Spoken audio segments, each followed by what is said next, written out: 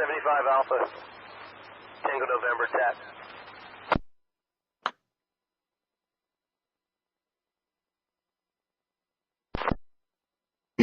Excuse me, friends. I'll talk in a sec.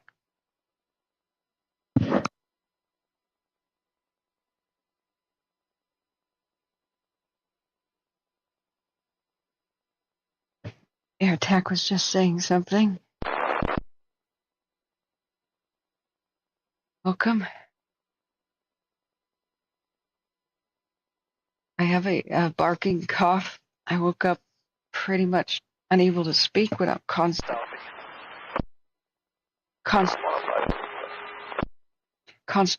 throat clearing. So my mods volunteered to help people. Oh wow, look at that one. The top center is Kern County, where things are not going great down there either. Most of these camera views are from the park fire. Yeah, hey Christopher, you're first. Welcome. Small Wildlife, you're second. You get the silver medal. Thank you everybody, first of all, for the outpouring of support. I'm really humbled, and thank you for patting me on the head. This has been brutal for all of us, of course, but also my speaking voice is really shot, and I need to hydrate. I've been barely able to sleep due to my sinus infection problem, which can only be corrected by nasal passage surgery, which I scheduled for November instead of summertime, because I knew I had to be able to speak at least. Go ahead. Do we have a contact phone number for supply orders since we're having a hard time hitting communications? Affirmative, it's in your IAP. Thank you. I do some time lapses. Okay, good. I apologize, friends. Exhaustion just hit me. I had an alarm set to wake up and at least put the stream on for the radio, and I don't know how I slept through it. I'm just not getting quality sleep. 01, can I have higher than 4? Yeah, Not being able to breathe. Hi, Lady Bird, everybody. Kathleen, welcome. Carrie, hi. 500 will be good. I can't even count the amount of donations, big and small. Thank you so much. Mostly small, and that really helps, though, even the small ones, guys.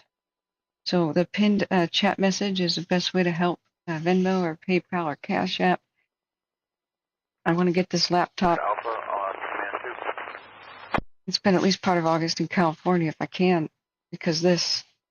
I mean, just look at this monster, you know. So I'm looking at my options. The thing about dozer situations, there are no dozer lines around the Boy Scout camp. However, there are plenty of roads within it that are dirt. no dozers around the Boy Scout camp, but there are plenty. But there's plenty of what? Retardant? I don't know what he said. Things have been a bit crackly. I'm sorry, I've delayed a little bit here. I'm a bit out of it. I'm taking some Sudafed, and I'm going to take a lot of honey and eat and drink some soothing stuff. Yeah, my eyes pet her. Thank you. That was random. I apologize, friends. I guess. After doing a couple of 18 and 22-hour shifts on this. Go ahead. Oh, update on the spot. One spot, 2 to 3 acres. The other one was 50 by 50. They've both been rung by a dozer line and tied back into the main dozer line. And then we got crews going in there to mop those ones up. Oh, thank God. Both of them have dozer lines around them. Okay, one was 2-3 acres. Another one was just 50 by 50 feet. I copy and confirming those are directly tied into the dozer line, so it's black across that dozer line and around both them spots. So technically it's a slop, or are they actual slop fires? No, I was just saying that they tied all their dozer line back into the main dozer line to encompass it. Let's make sure that there's direct line all the way around the 3-acre spot. They have direct line all the way around the spots and then tied those lines into the main line. Oh, awesome. Oh, cool. With let's get all the horsepower in there and get that handled. Oh, thank God. Okay. That means I can take a dinner break. Operation Ranch 10. Command. I think they're talking about here.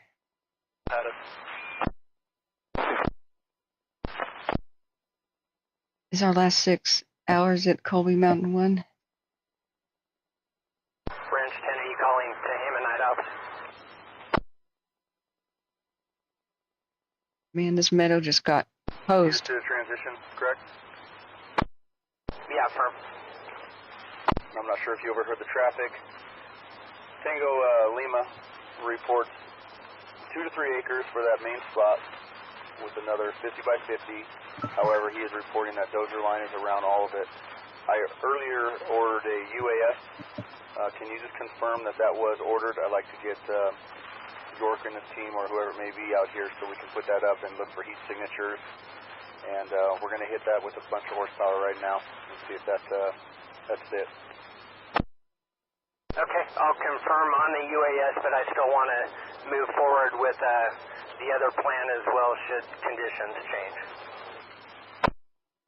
Absolutely affirmative. I'll meet you here at 2030, and we'll give you an update then. Copy, thanks. Okay. All right, it's hard for me to get a word in, and I want to go rest my voice. But okay, at 6:20 p.m. You just heard what we wanted to hear. The two and operations on command. friends are. Thank you, Tammy, for the advice. Let me write that down. How are you guys? I hear they reduced some evacuations. Thank you all for the support. Please hit that like button and share the stream with anybody you think can use this info. Of course, there's not that much aircraft, mostly a bunch of copters. A Lakota copter, that's an interesting one. But I think the 2 spot fires that got over by Butte Meadows are contained right now with dozer around them. And then they tied the dozer line back in with the main one. So that's all sounding awesome. One is around 3 acres and one's just 50. On command. One's only 50 feet by 50. 6-7 Lima, go ahead. Lima. Information, one of your dozers, T-132, has thrown its traps. He's got a mechanic standing here with him, and I've got the GPS coordinates if you're interested. Oh no. One dozer broke down. Confirm the E number. E-132. They're trying to get a mechanic en route. Now, the good news about the northern battle, we're hearing the eastern battle right now by Butte Meadows, I believe. The thing about the northern battle is that there's 4 Type 6 teams en route to Sky Ranch and Ponderosa Way. Tehema Night Operations on command. His location, so I'll take that lat long. Yeah, hi, Rathal. 1850 Alpha, Ranch 12, command. I believe the 2 spots over 32 are contained right now by dozer line. That's what they were just talking about. So,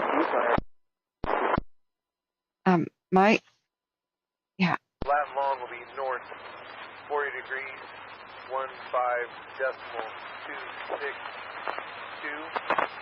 West, 122 degrees, 2.532.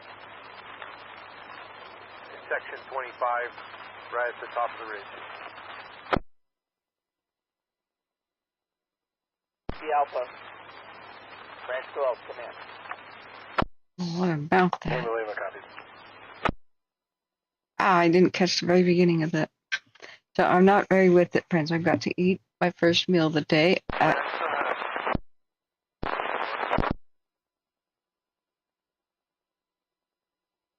Yeah, they have to They have 2 spot fires now contained, a 50 by 50 foot and a 3 acre. And I believe that's over there by the Butte Meadows battle area, like right here. So our camera is here at Colby Mountain, just looking over. And so that's looking great, except a dozer through a track. So they're getting a mechanic. I believe this is, this is right by Butte Meadows. We have to look at the other cams to see if we've got some,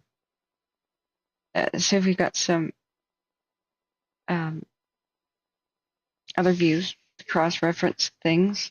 Now up here, up by Sky Ranch, off of 36, they've got 6 Type T. 4 Type 6s on the way to help. Now my voice is shut. I've got to rest at least an hour, I hope. But that's the latest. And thank you all for being here. What is near paradise? As far as I know, these things are going all right. There's a lot of helicopters helping. It's tenuous. I mean, we know what fire is capable of doing here.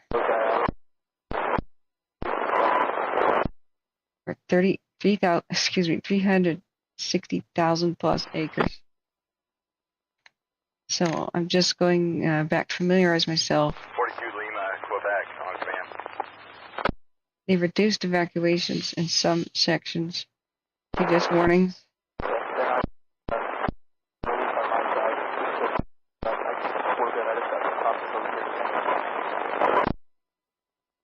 Some of this is just scratchy to make out. Last bit.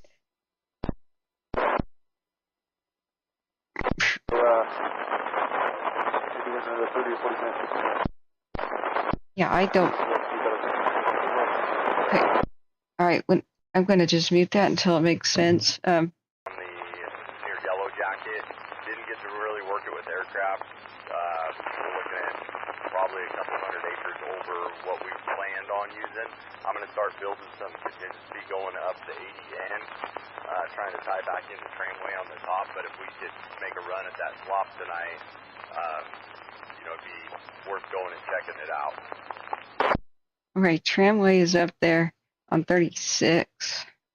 That's the road up there on the far northern flank.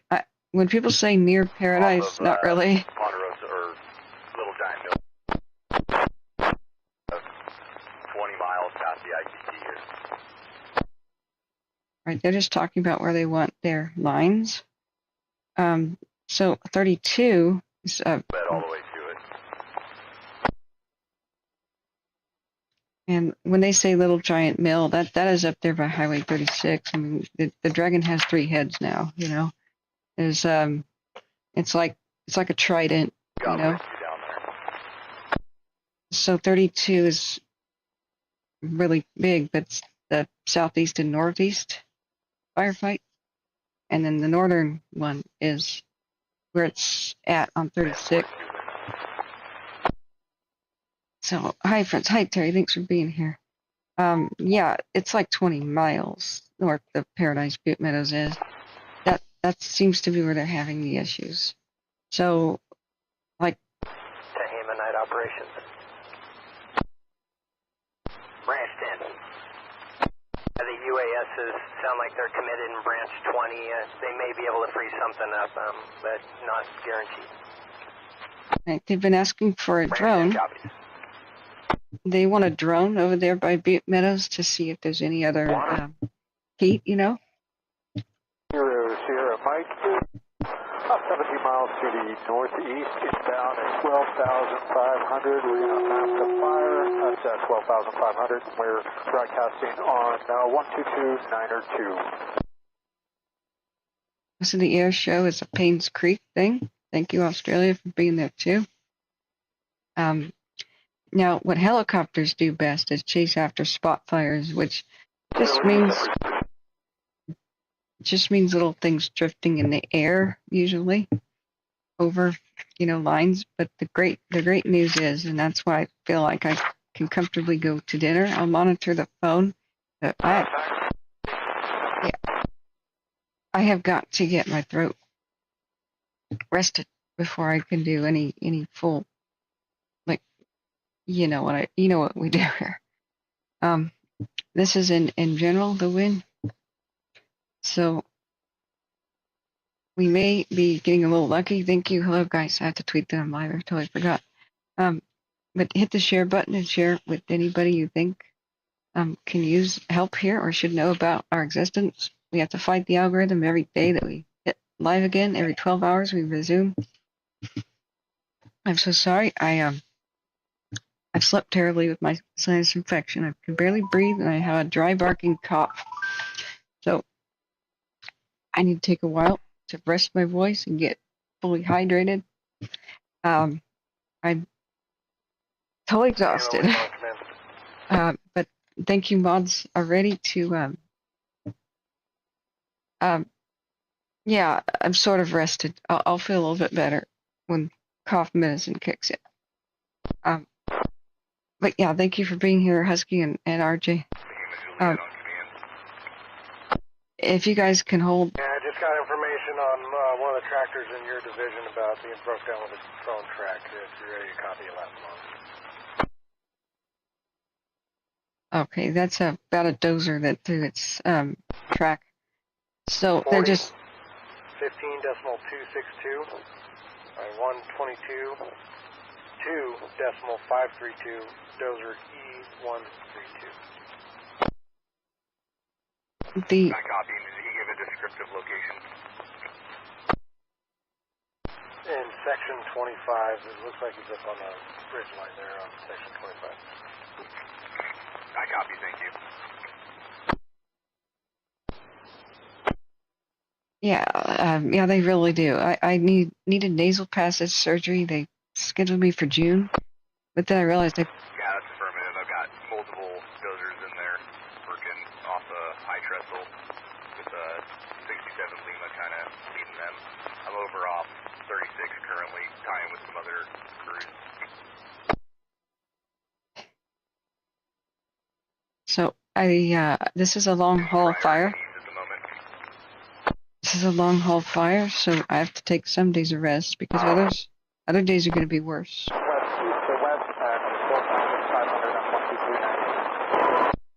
So there are three things going on with the radio. If you hear Tramway, Paynes Creek, Ponderosa Way, 36, that's all up there, the far north. If you hear words like Butte Meadows, 32, and all that, and much of the aircraft, that's to the northeast, part of the fire in general. So pretty mild winds compared to what they could be. Closer to the flatlands and Los Molinos and Red Bluff, 16 mile an hour wind gusts, but up in the mountains, 8 to 9. So there's air attack in those two main areas. And random pilots checking in, so it's a little chaotic on this channel.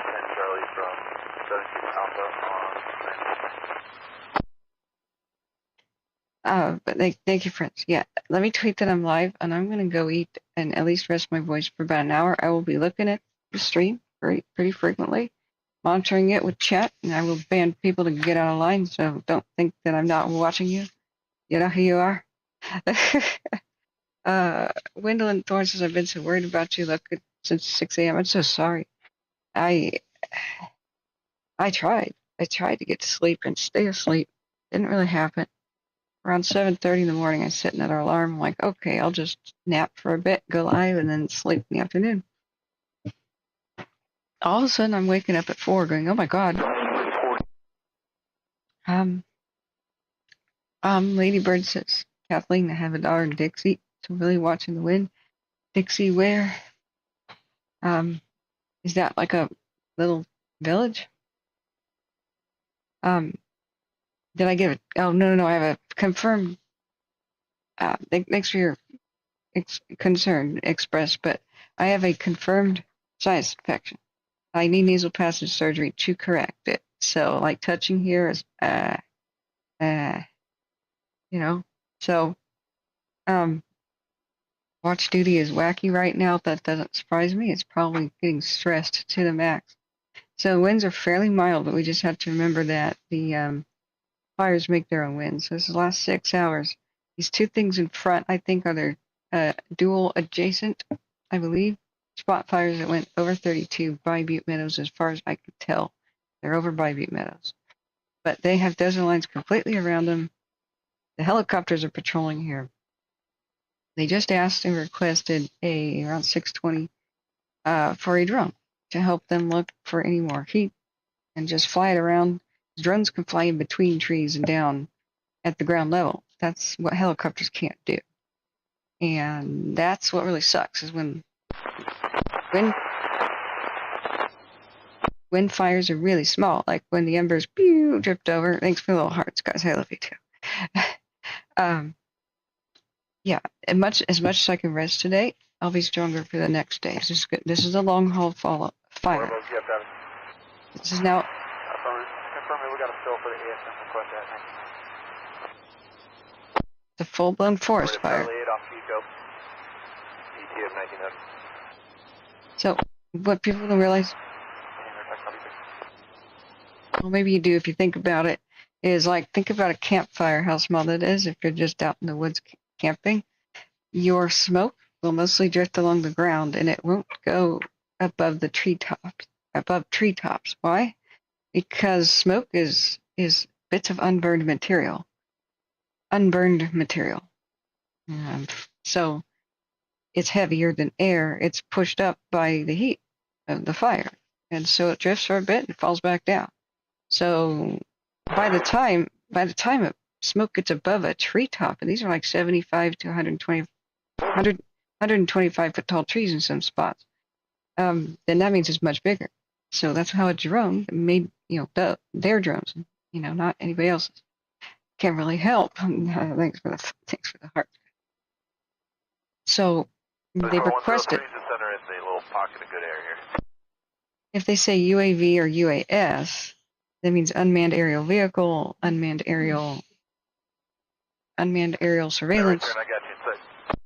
It's like a heat vision drone, So they said, we don't know if one is available. Whoa, was that an airplane? Let's go back. This is a 6-hour time lapse. You guys are wonderful with your little hearts. Woohoo! Like a DC-10 or something right there. I'm going to take a screenshot of that. So right now, helicopters are the best use to help them chase around the spot fires and stuff. So they are hanging out by Butte Meadows. They said they do not have a dozer line around the Boy Scout camp. I believe that's what they said. But they had plenty of, and then it was crackly. Air 0 Mike is departing the area to the north, 12,500, climbing 16.5. I think they said plenty of retardant. So it's skin of their teeth, but they pulled it off. So Angela says, I'm waiting for UFO footage to come out of this. Yeah, Lady Bird says, sorry guys, I met Chica. Oh, that's okay. That's okay. Don't worry. Casey says, learned so much for you. Thank you, friends. Somebody had a garlic recipe for soothing throat. Let me check. I hate garlic. So the little town in the gorge by the sea, Isabella. You're afraid that it's gone? Where is that, Kathleen? And Charlie from 2276 Alpha on command. You mean Havila? So, sorry, I was writing this down, this throat recipe. Please, whenever you guys say a fire or this or that, let me know. Where? Mullion Lung Com. Yeah, joined up nicely. Or I can look over at the job. and then garlic caps. Yeah, and I I make silver colloid, colloidal silver. I haven't made a batch recently. I don't have a good way to test its purity, but that is super medicine. So you guys are still at the hearts. You're so wonderful. Let me text C-probe. The more I'm speaking, the more it hurts. We got lots of retardant. Ew, look at how it looks there. Remember, that's the sun. The sun is on the horizon, and so if you see an optical illusion. Hold on a second. Go ahead. Hang on. Remember, if it looks like flames are like 400 feet tall in the sky, Branch team, go ahead. Or 1,000. All right, just getting up on Inskip. I spoke with Charlie 4, and he's advised me of, we got a spot that's about 20 acres outside the line. He's working on giving me a location on it. Yeah. Copy. 20 acres outside the line. Okay, is he talking about Inskip camera? Remember, Inskip camera does not mean Inskip the town. That's going to be super confusing and scare people. Totally different areas, guys. So, wherever Charlie 4 is. So, yeah. Let's see here.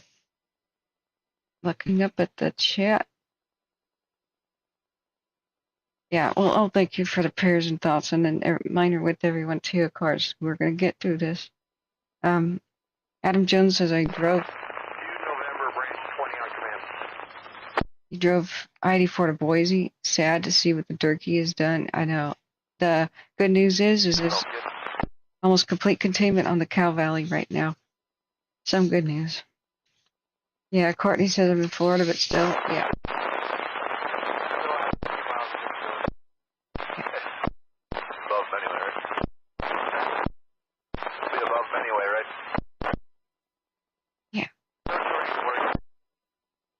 But I'm sorry, friends. I passed out day after day of doing like 20-hour shifts. Yeah, and I woke up again and passed out. It's named after the hill, but the camera is not over by it. Unless I'm smoking crack, it's not over by it. There's an Inskip camera that's.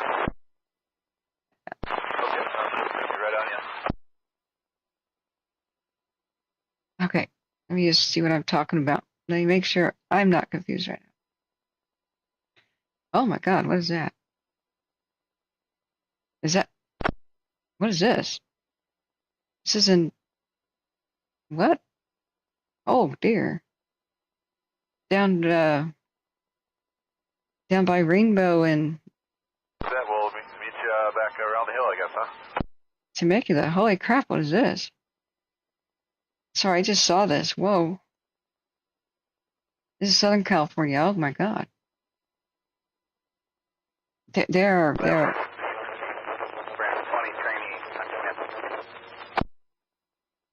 Yeah, the Inskip camera is not by the town. I have no idea why they named it that. I don't believe the camera. It is on the knobs out here. This just happened. This is Southern California. I thought you said go around. That's my fault. In the last 10 minutes. Somebody's backyard fire on a hill. That looks. Yeah, I thought you said take it around, so we just started going. That's. Going last. That's nasty. Prayer sent for these guys too. This is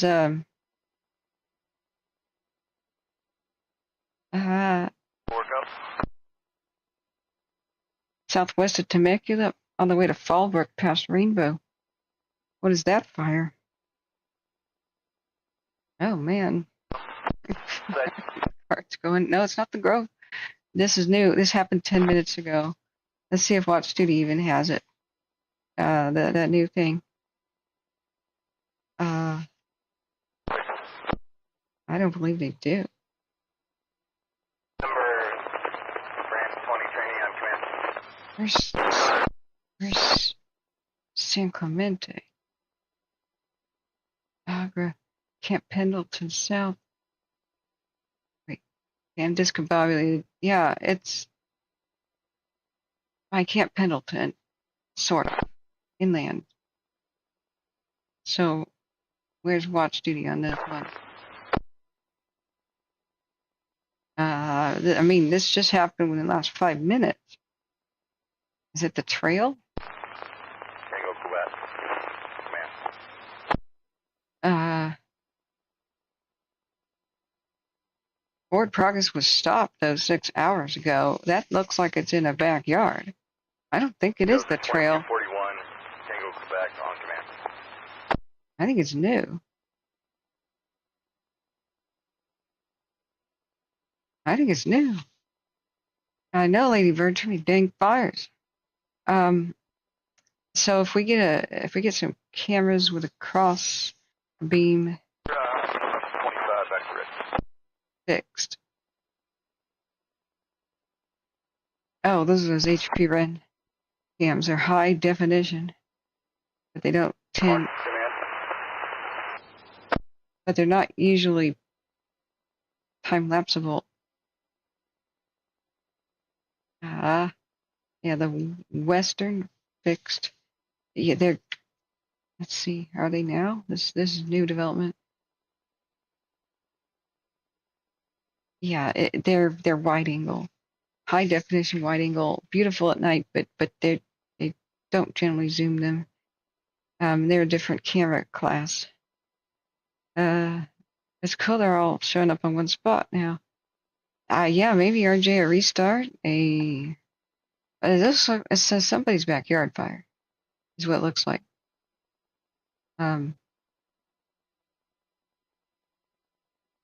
What? The camera just moved away from it. What?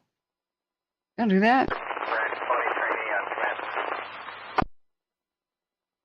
What? Why did it just move away? Oh, man. So it's Red Mountain SD North. At first I thought it was South Dakota. Let me just... SD, I don't know what that is. See? This is a 5-minute time lapse. That is somebody's backyard 41. Fire. Go back on command. Hey, Luca. Yeah, here's a here's an image of it. It's not named. Right now it's a backyard fire, a vegetation fire. Confined to somebody's yard at the moment. And it's on like 5 and 10-minute time lapses, but not 30. So yeah, it's San Diego County, isn't it? Yikes. At least it's like no grass to short grass. The camera's rotating around. All right, prayer sent for them. Hopefully they make it fine and that does not spread. It's not part of that trail fire, I don't think. But if people are on the trail fire, maybe they're close by and they can slam it with resources. That sure doesn't look fun. Yeah, it's too many fires today, man. Constant heart spam. Okay, friends. We are listening to Northern California major incident.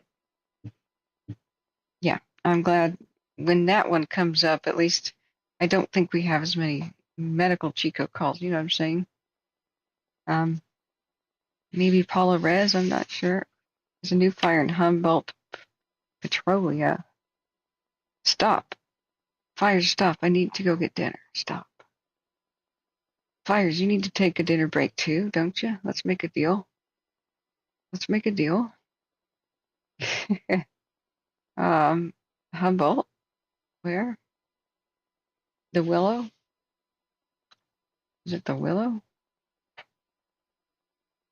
Air attack has been canceled. An hour ago, vegetation fire by the side of the roadway. Okay. Yay. Quebec, how do you copy? Multiple resources are at scene. It's a quarter of an acre. West of Willow Creek.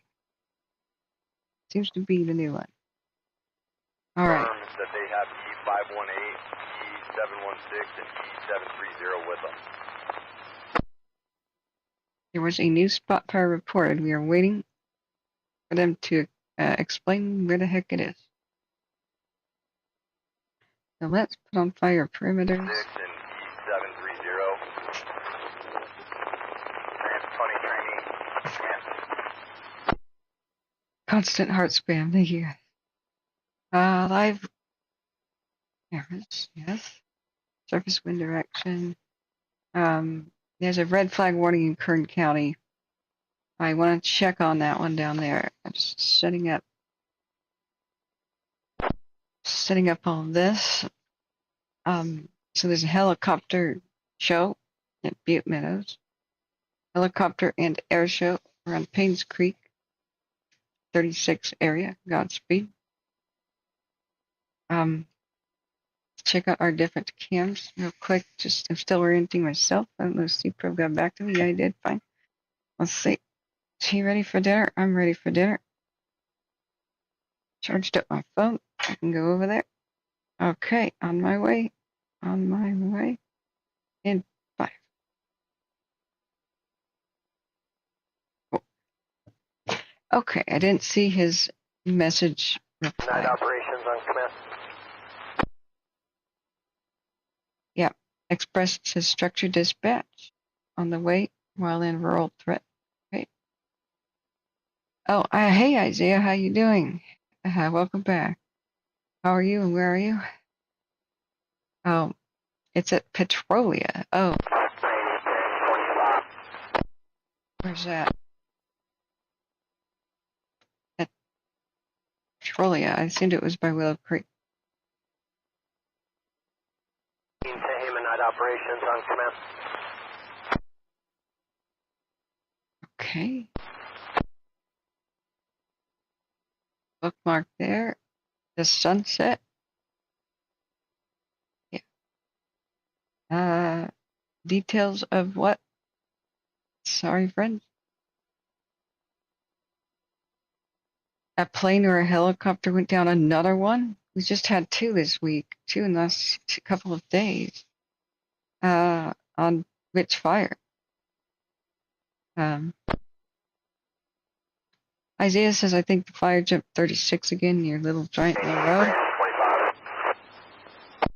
Yeah, that I think is probably where they're talking about. So they're trying to get a drone over by Butte Meadows to make sure that they have all the spots already while they're tiny. They said most of them are tied up right now. We'll try. But the ones at Butte Meadows, which were 50 by 50 and a 3 acre that I could tell, are totally tied up in dozer line. They're surrounded by dozer. It's the sunset one. Yeah. Well, it's okay. Fires are upsetting. Being in the dark and finding out much later is worse. So, just do you know what fire or what state like if we search breaking news, firefighting aircraft. Well, 102 is coming into the clear air. I mean, there was one at Eastern Oregon 2 days ago, a crop duster plane at the Falls Fire. 2 CAL FIRE contractors are killed in a plane Not crash exactly sure where the highway is. in Humboldt County like 4 days ago. So, did something else happen today? And then on July 11th, somebody crashed working the Helena fire. So,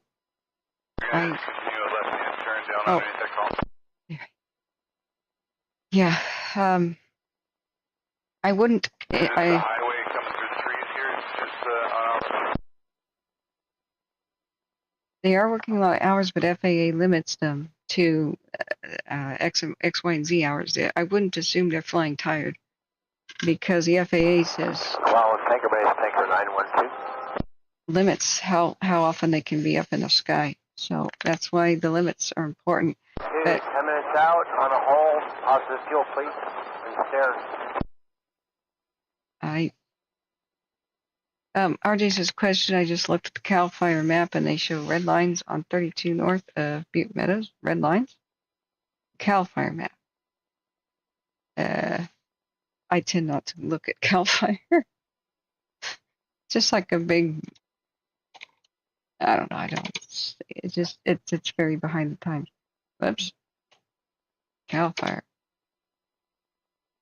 Whoops. Nope. Park fire. Boom. Okay. You mean like their perimeter maps? Those are something they create at midnight usually. Red lines north of 32 on Butte Meadows. Well, in the early afternoon, before I passed out again on accident,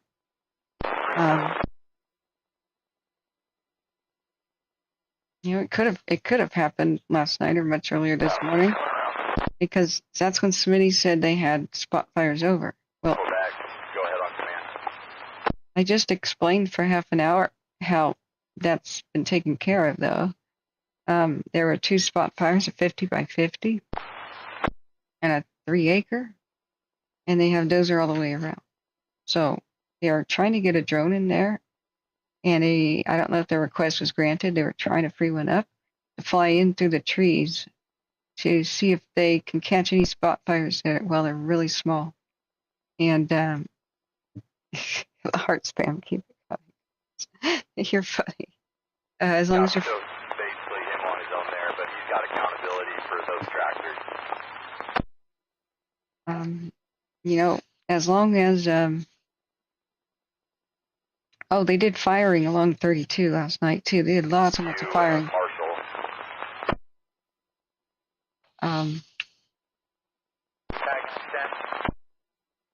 I wouldn't worry too much. We watched the cameras till around 2:30 in the morning or so, and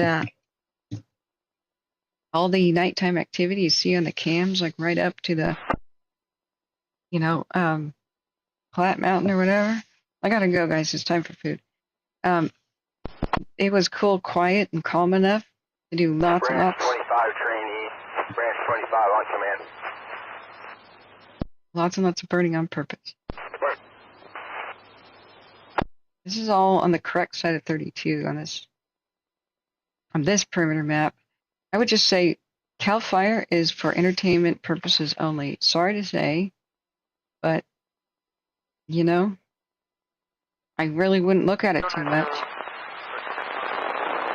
This seems to be like some database for like the use of this random and fuzzy statistics and fuzzy maps for the press.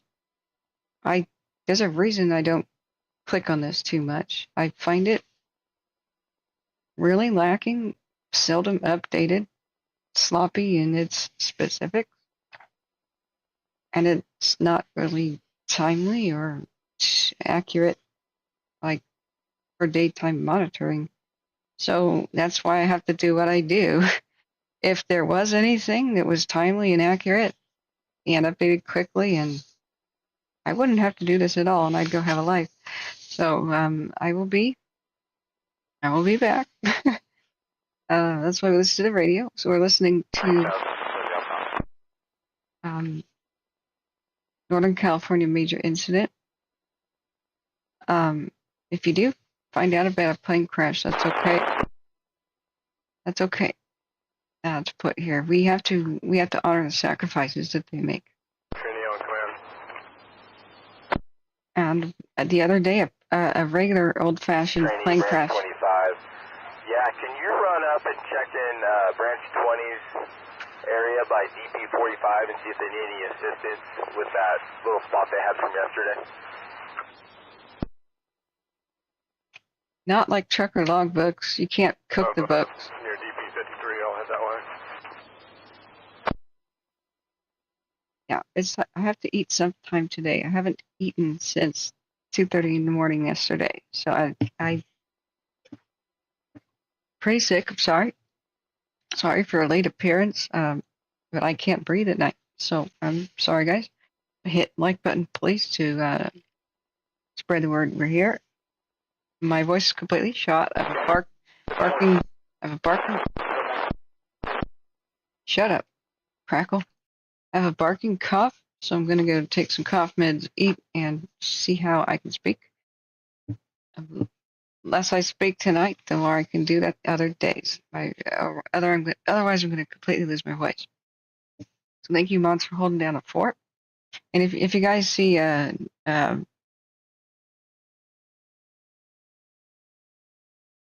I do. So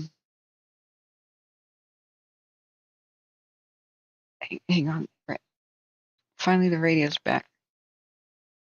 I'll be back later. Can you please place a phone call?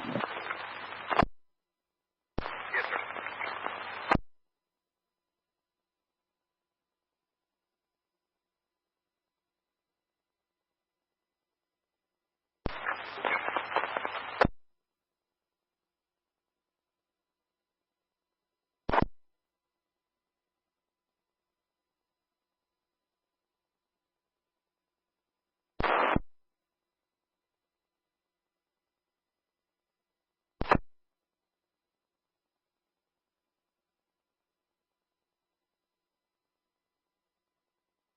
Main line to branch 10, and then I'll work on that for you.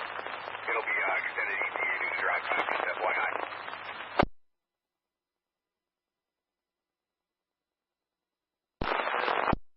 Yeah, I heard that.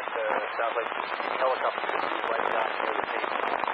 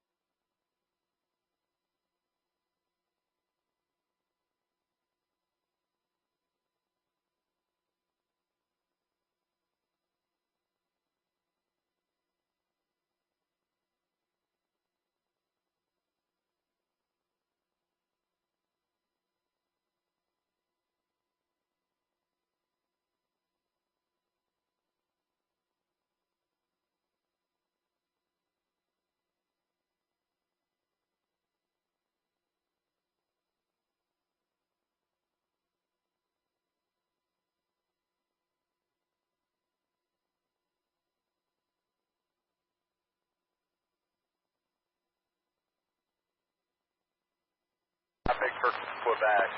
Come up on command.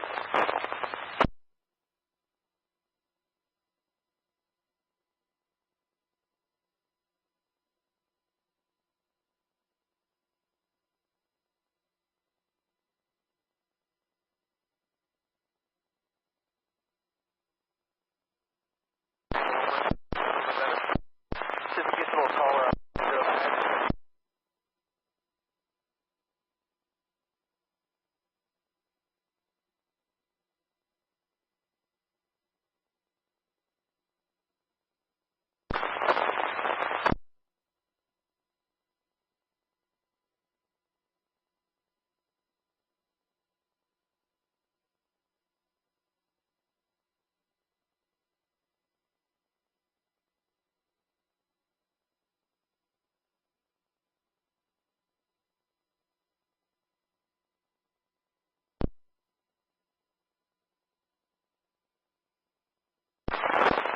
Notes on Sky Ranch. What's your tail number?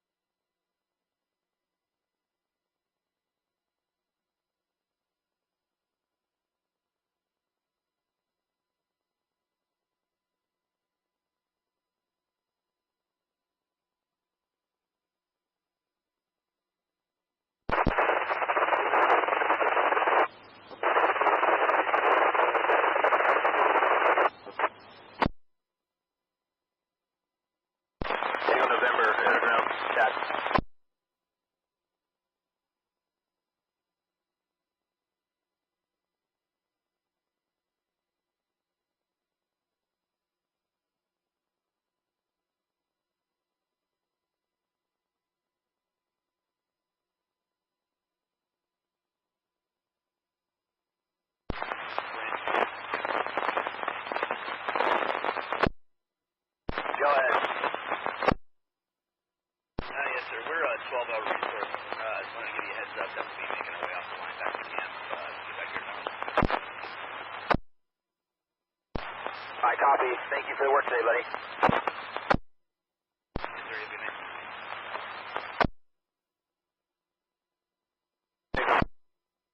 Our communications branched in on command.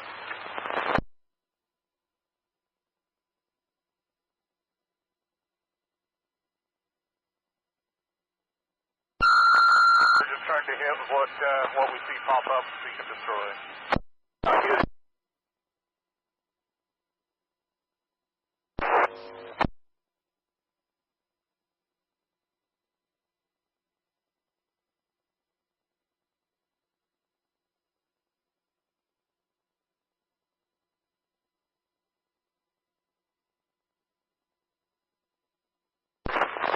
Whiskey Town 380.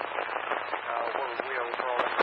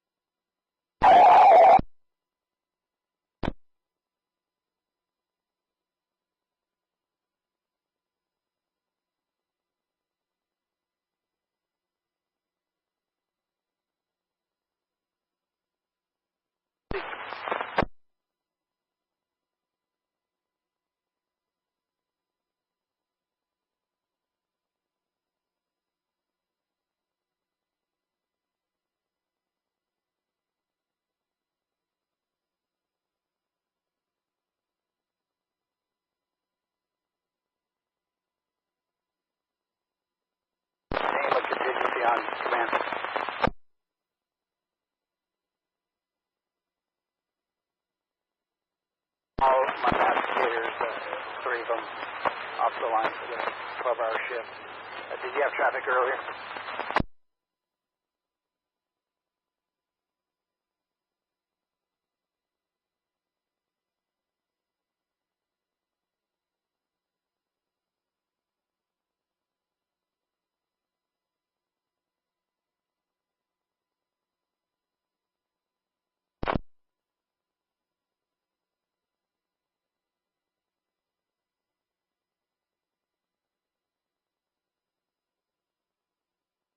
Pull back, 616, command 2.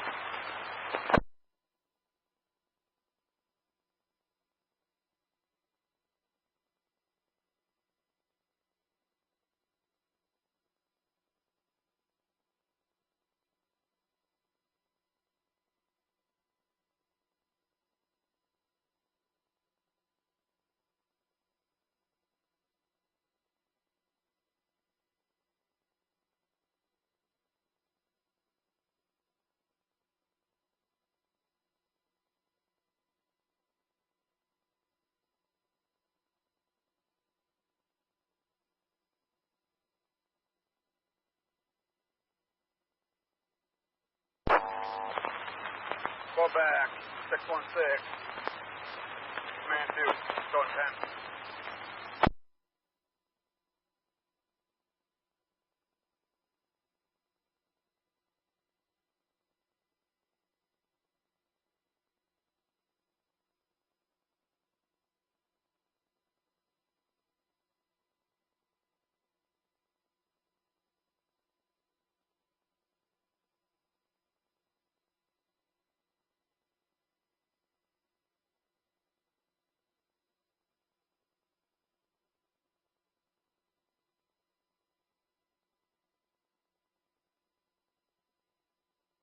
Power line, we'll cross the power lines around 2000.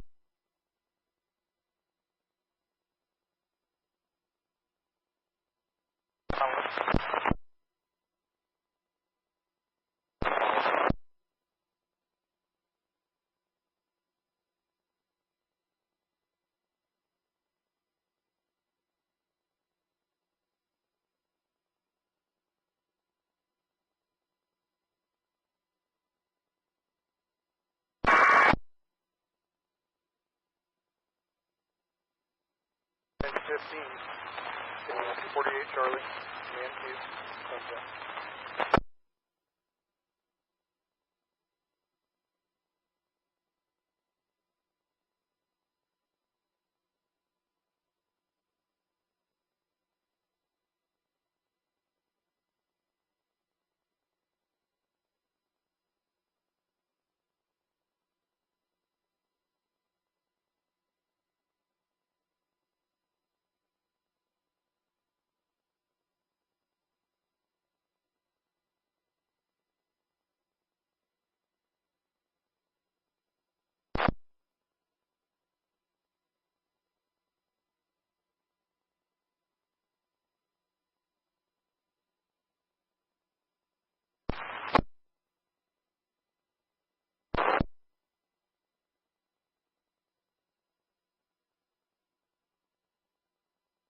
Still in sight, yes.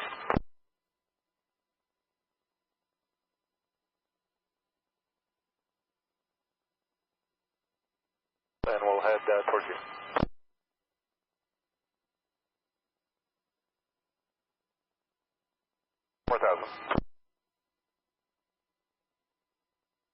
Drove down here a lot.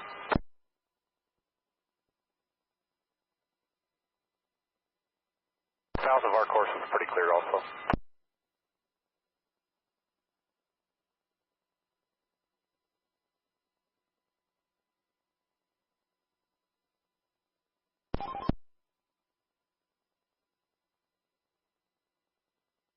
Number 4.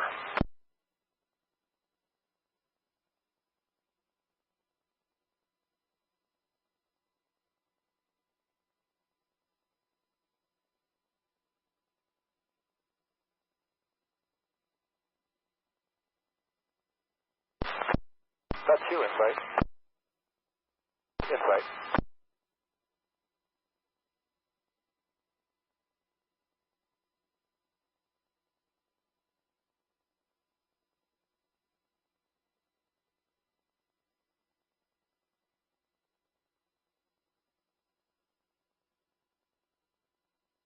drop. Not sure where you're going from there.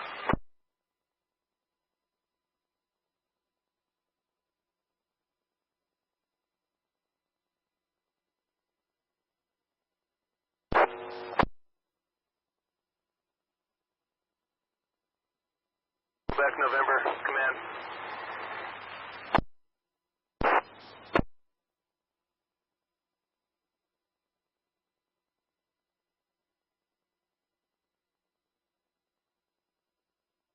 For command.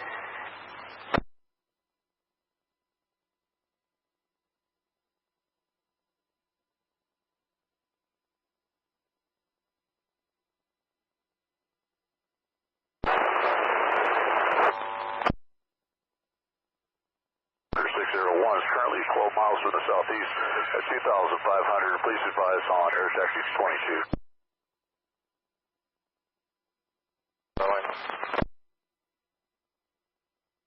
Currently 12 miles to the southeast at 2,500 en route on 122.92.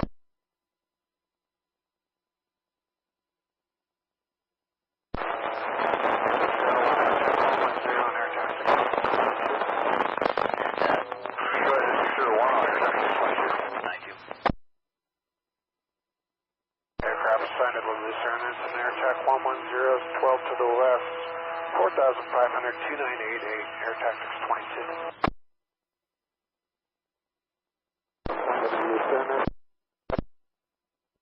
West 4,500.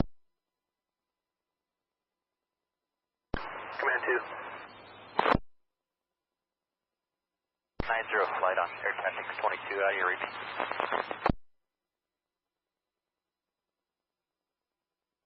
Attack 110, air tactics. Air tac 110, copter 601 on air tactics, copy altimeter 29.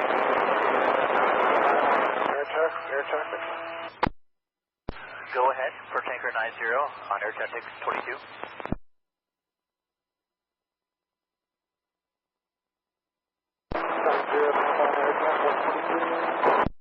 Nine zero's up on 12292. Did you hear me on air traffic 22?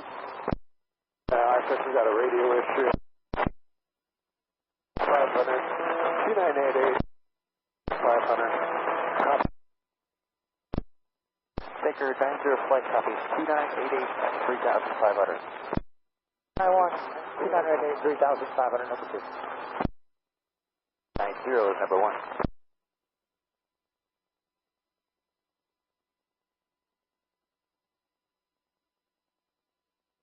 Attack on 122.92. Roger, copter 601 on 122.925.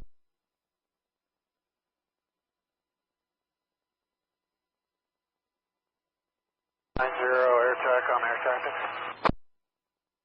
Go ahead for 90 on air tactics. Zero Tanker 90. I tried you once on air tactics 22. Did you hear me? Responding are at scene to the Lucerne incident, copter 601, currently 7 miles from the southeast at 2,500 on air tactics 22. Responding are at scene to the Lucerne incident, copter 601 is currently 7 miles from the southeast at 2,500. Please advise on 122.92.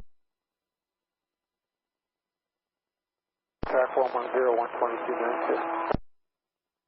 601 on 122.92. Coming up on 2, I got the tanker 9091. That's 3,500, I'm 4,500. Cleared in 2,500 and below. I got a issue with my air tactics, so I might be on 122 here.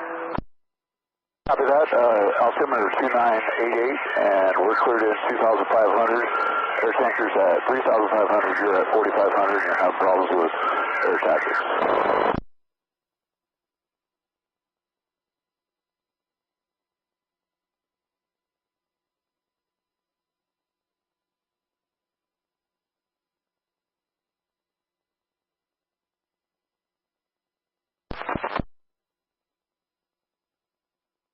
You flew a little bit past the fire. above the big white hotel in Lucerne.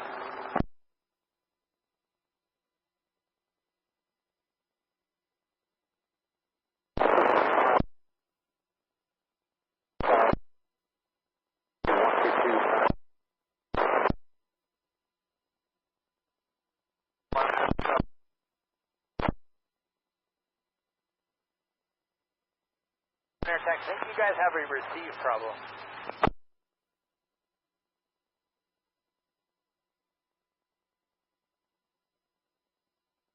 Here, just stand by. We're busy fighting fire here. You're fine at 16,000.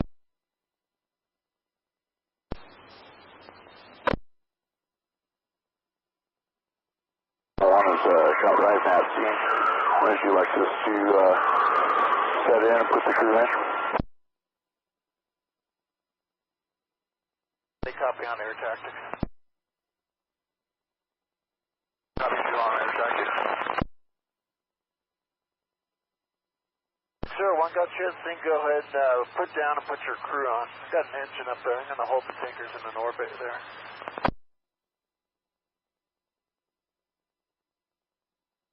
9091, copy you.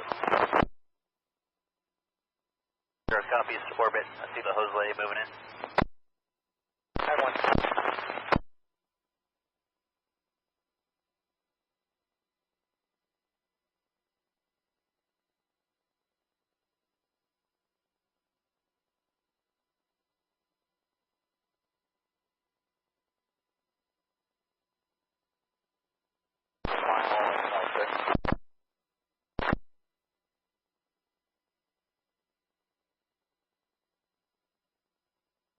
Transmission lines 9091 and 601.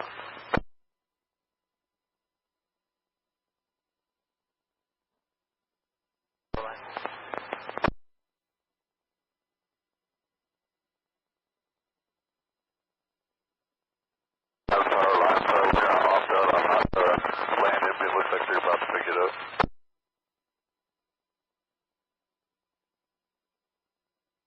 90 has power line.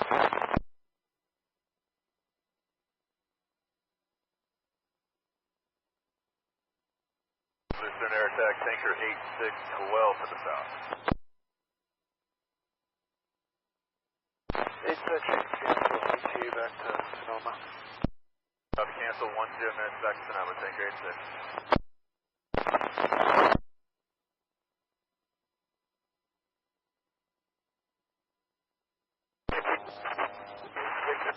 All 12 hours supposed to drop.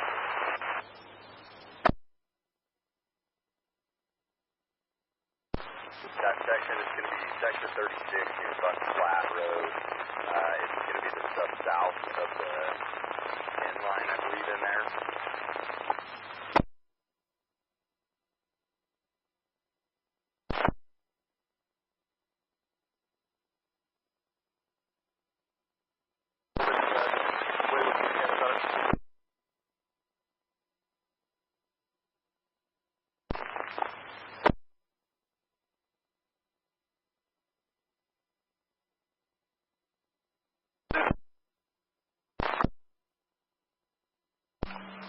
Lucerne Air Attack.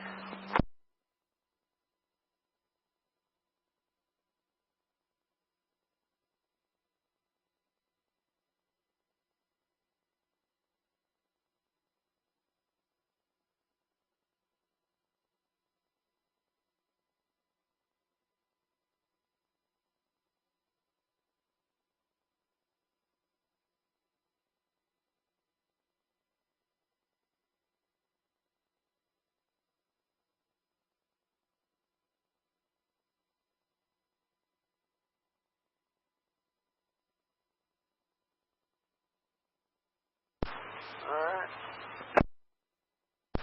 Let me talk to the IC here, see if he wants to do it.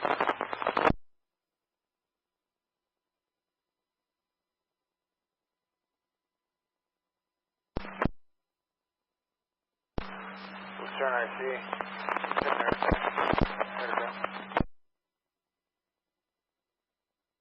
Nothing visible on the Lucerne area. I got good eyes up here. It looks like you got line all the way around the fire. What you need for the fixed wing and rotor wing.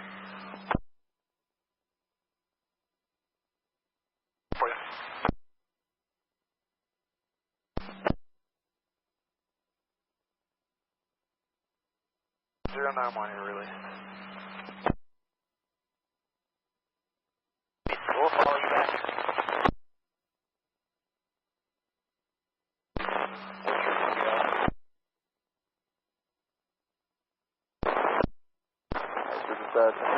We've still got quite a bit of work to do up here, and I said some priorities. So I think, as you said, we have the one air pack coming up here.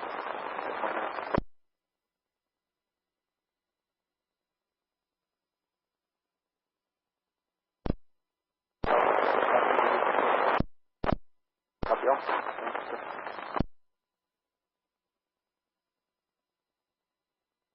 Get it coming. And we're looking. Yeah. Loaded. Negative.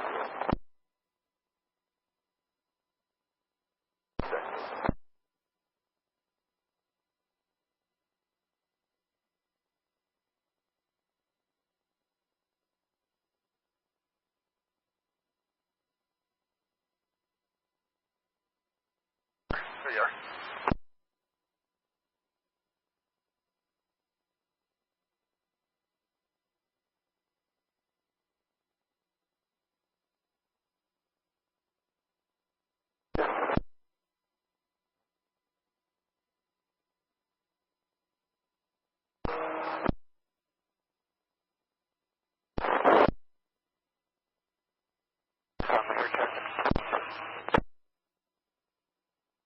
Air tactics 22. Okay. Got gremlins.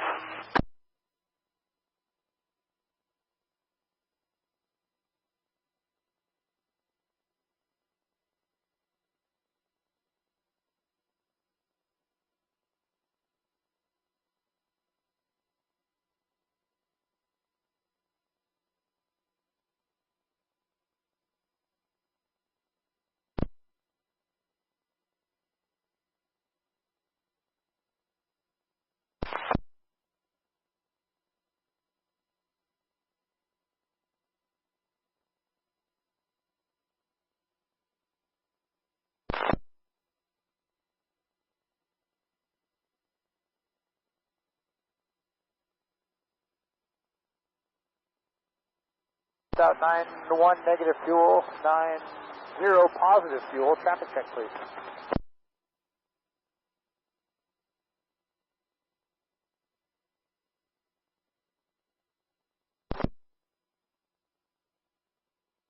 Word's passed. I've got the weather variable at 5 knots. You want to go 3-3?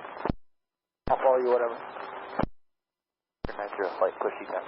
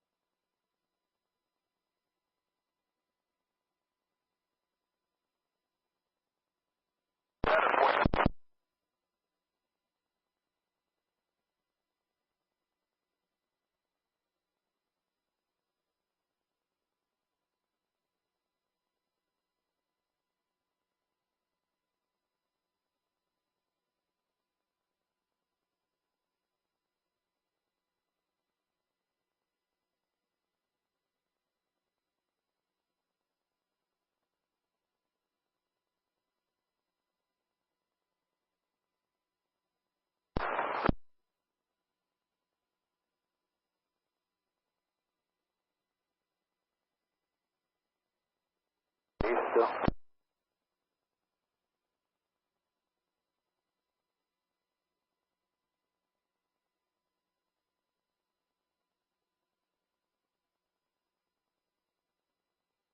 Brent 10.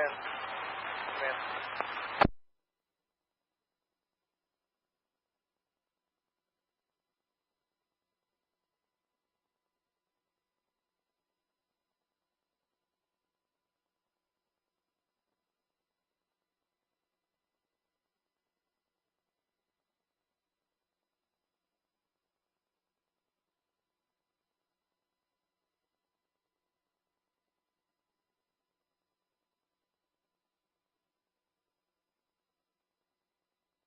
Together 0 Sierra Mike, Harney, your area to the east, 16,500. That's 0 Sierra Mike.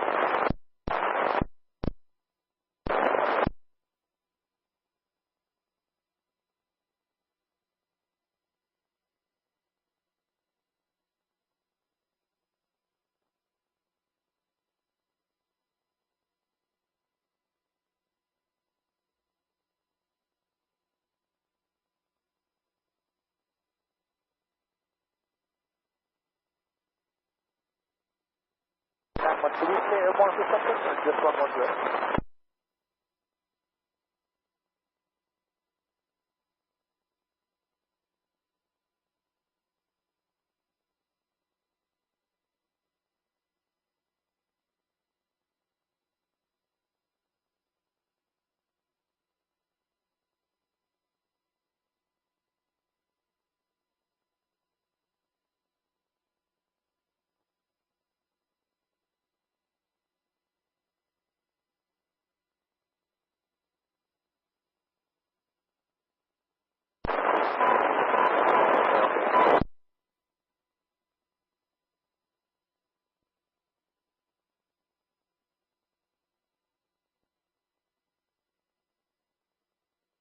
D111 on command.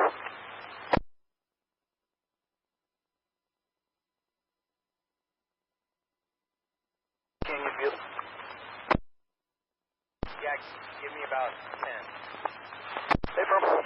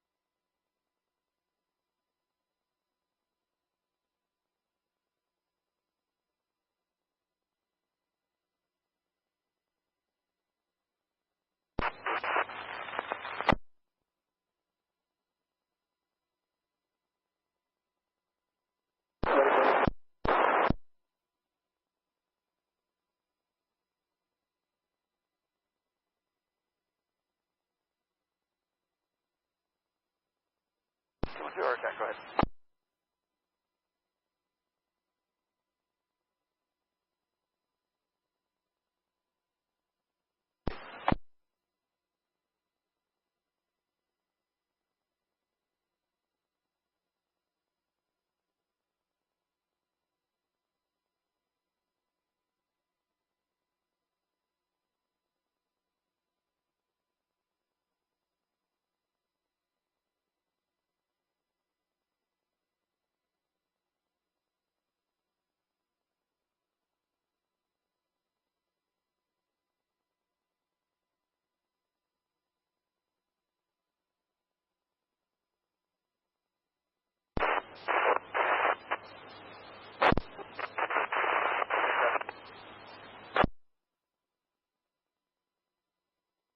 Back Orville.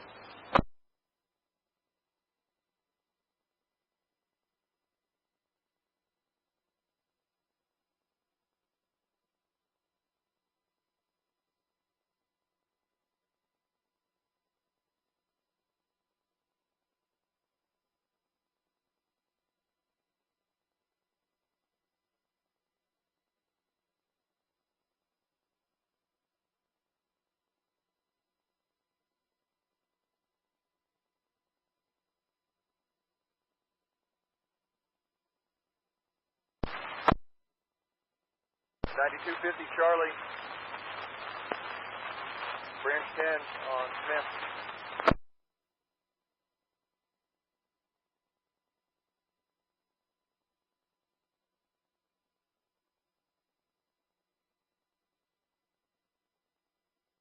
You have traffic.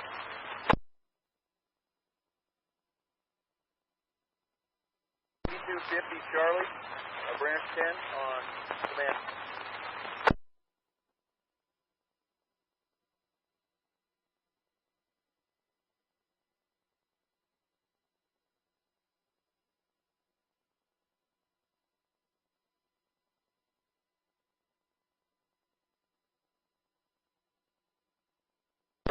Branch 10, command.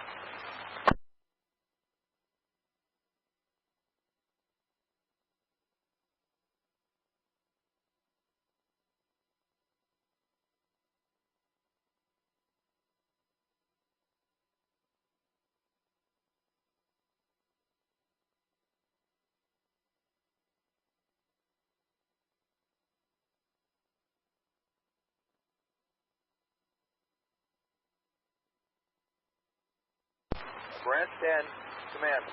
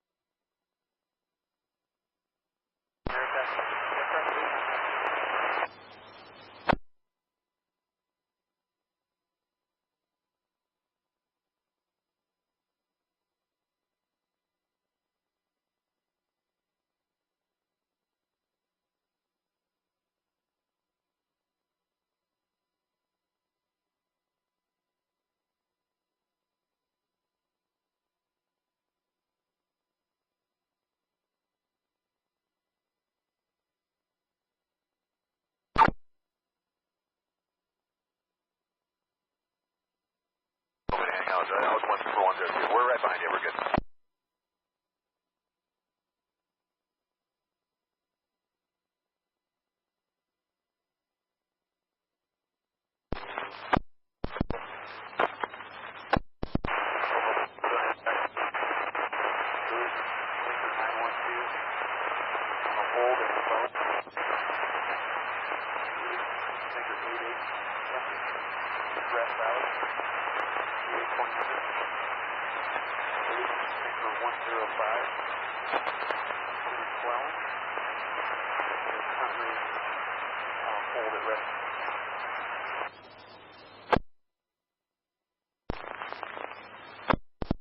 Your entire message was walked on.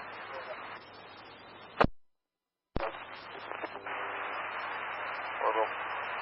Hammer back releasing tanker 88 to Grass Valley. Empty. 800. Releasing tanker 912. On a hold at the phone. Releasing tanker 105. 12.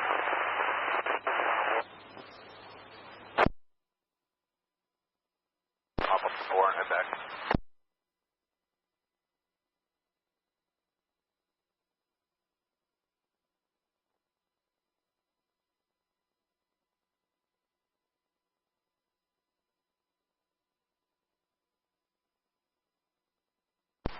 Branch 10.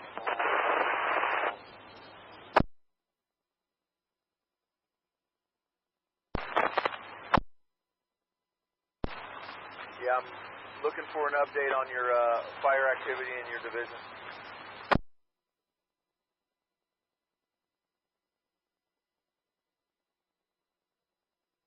This afternoon, a couple drainages, including Dye Creek and then to the north.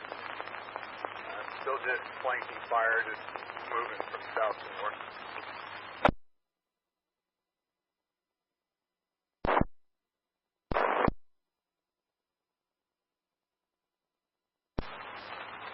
Operations was inquiring if the fire activity is worth changing the warning to an order, the evacuation warning to an order to your west.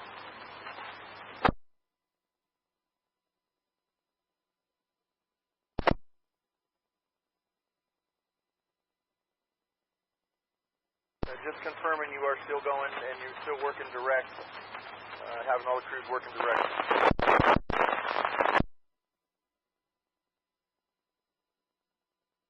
And around that Dye Creek area, and I have my golf engaged on a couple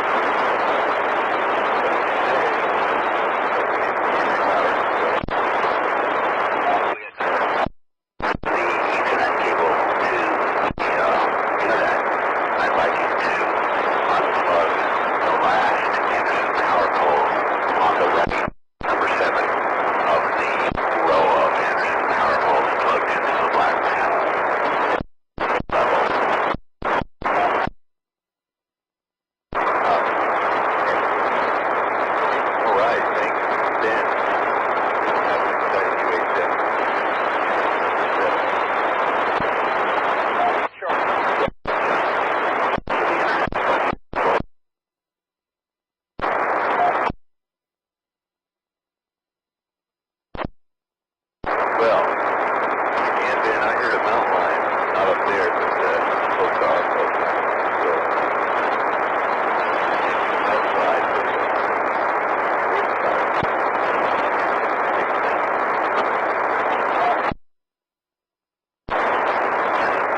I didn't type the ball, didn't read it.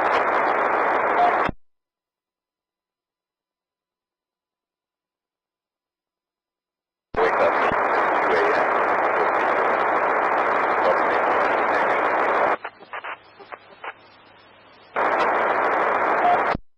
I might be late. Amazon air attack orbital.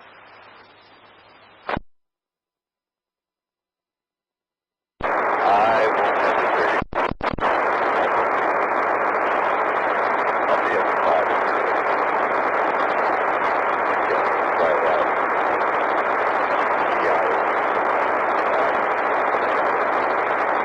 And Ben, do you have a radio up there with you?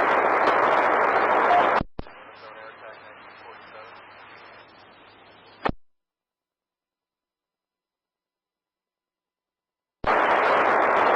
All right, exciting times.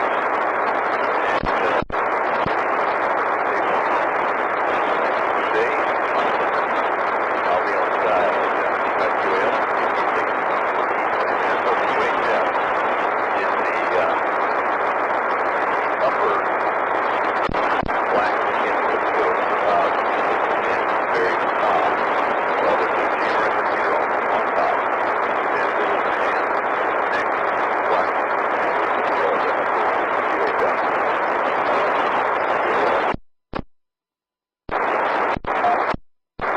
that is totally correct.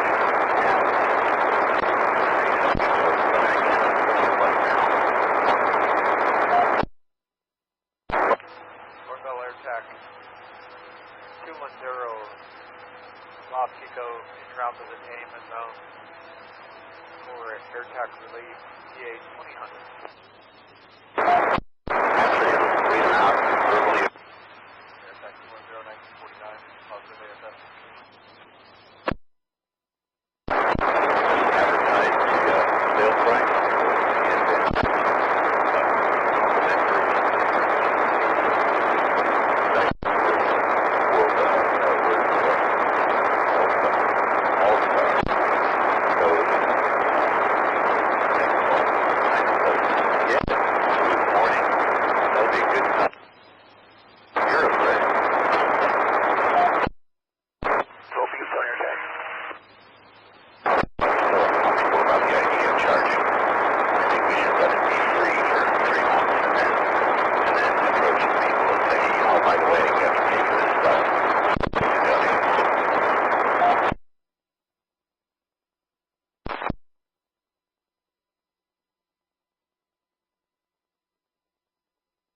Air attack orbital.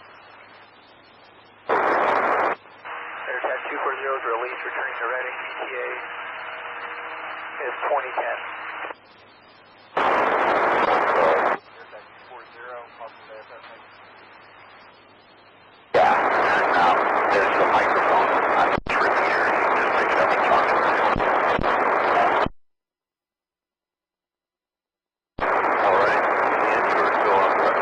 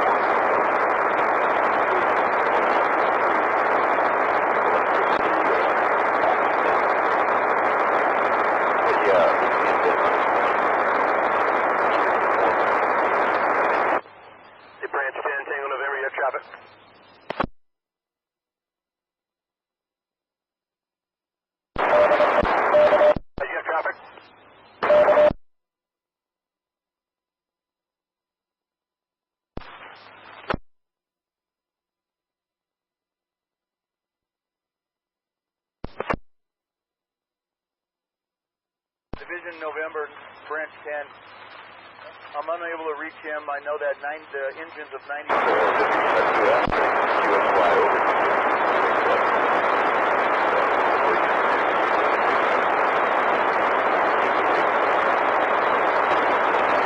can get a hold of Charlie and let him know. You can contact me later. I'll be in the area. Copy that. Just to be clear, they're on loan until it's mitigated.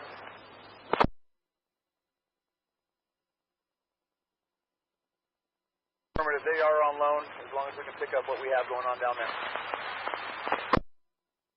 Take November.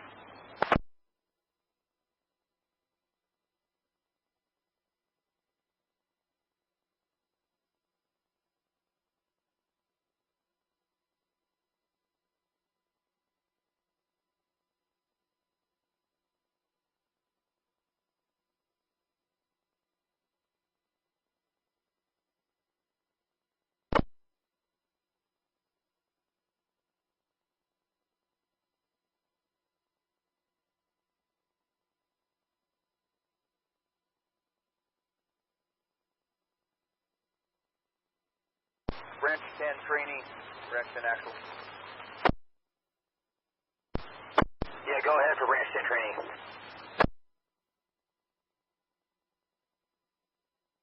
The ops at Manton and Lanes Valley for our meeting, and you handle that down on there, and just give me an update when you can. Okay, copy that. I'm gonna get him in play, and then I'm gonna take a drive down and around, and I'll just meet back up with you at Manton Road in Lanes Valley.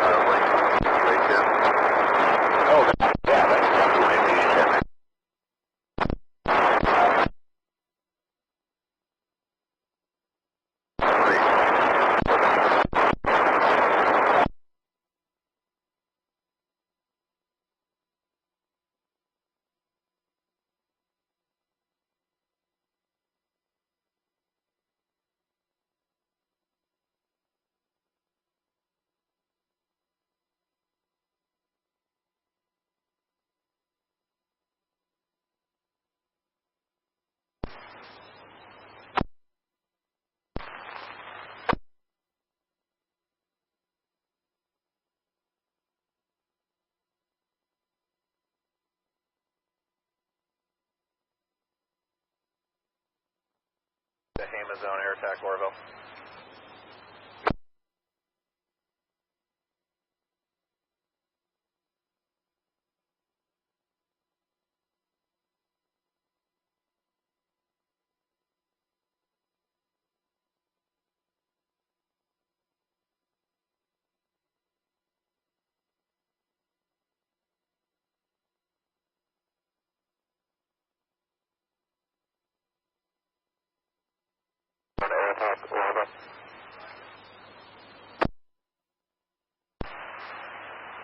Tehema Air Taxi, you have traffic. Affirmative, confirming destination for Charlie 8 for the night. Charlie 8, still on the ready. Good night.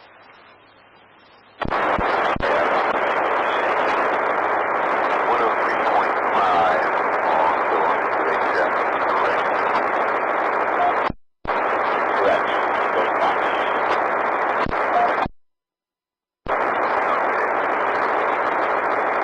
All right. Dinner time.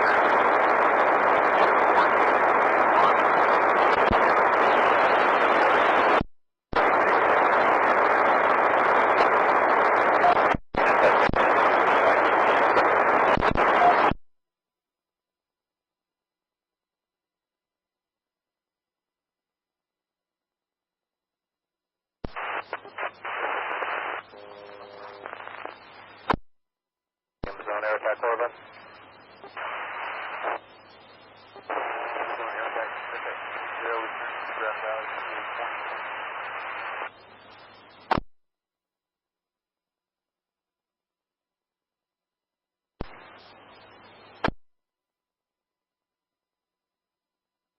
Those are 2544 in.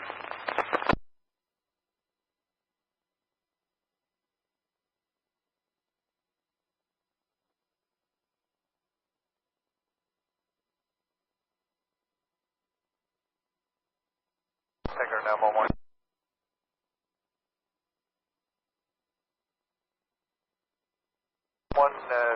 About 12 minutes out on a hold and positive fuel, positive stairs.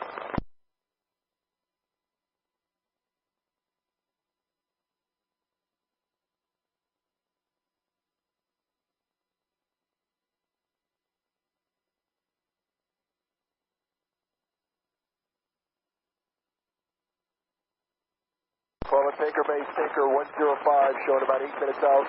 On a hold, we need a pit to wash.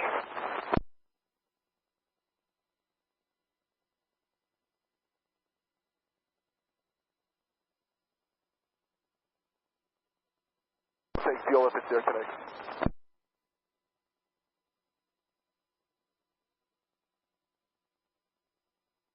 Tanker base, Tanker 10250, release and fuel tonight. Whichever one. Good in the evening, we'll possibly do most of it tomorrow morning.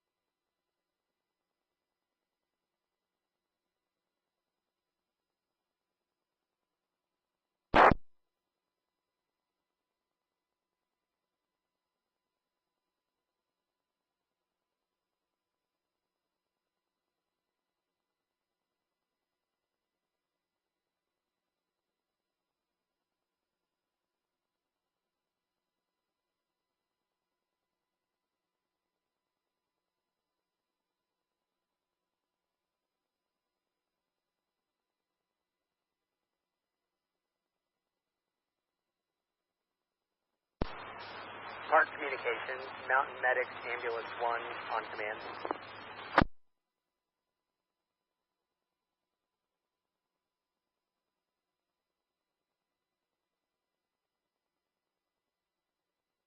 Mountain Medics, Ambulance 1 in service and stationed at Payne Creek Cal Fire Station.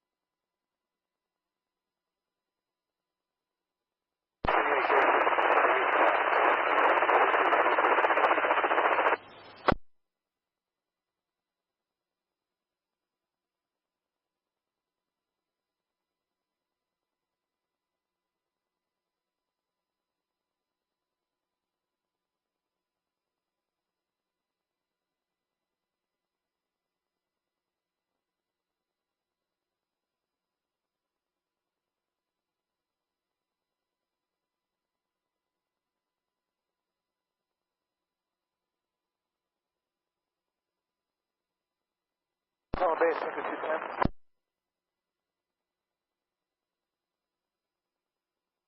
And release MC, about 5 minutes out. Positive fuel, about 10 until there. We'll take the road.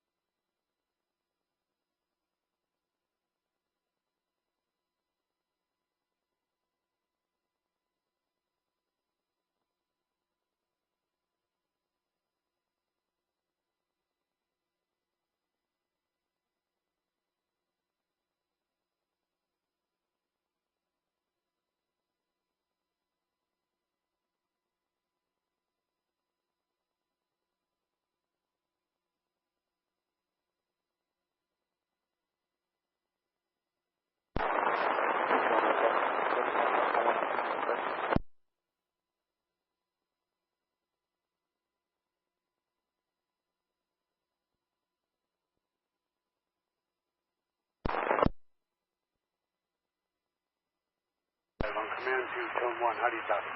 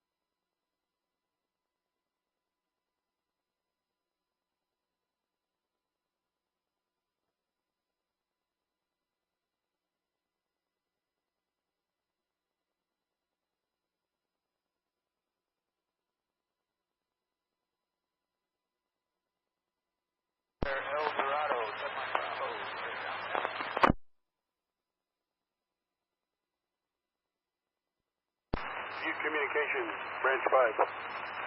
Command to Tone 1.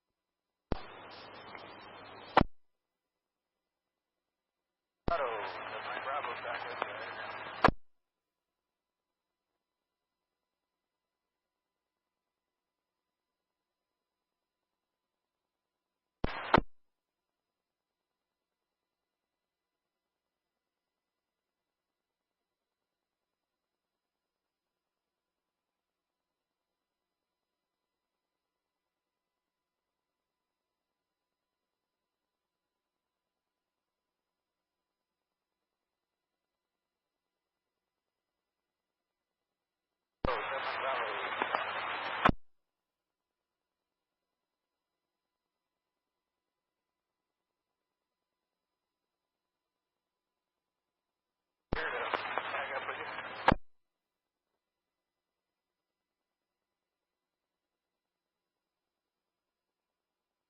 I was out here before working this side.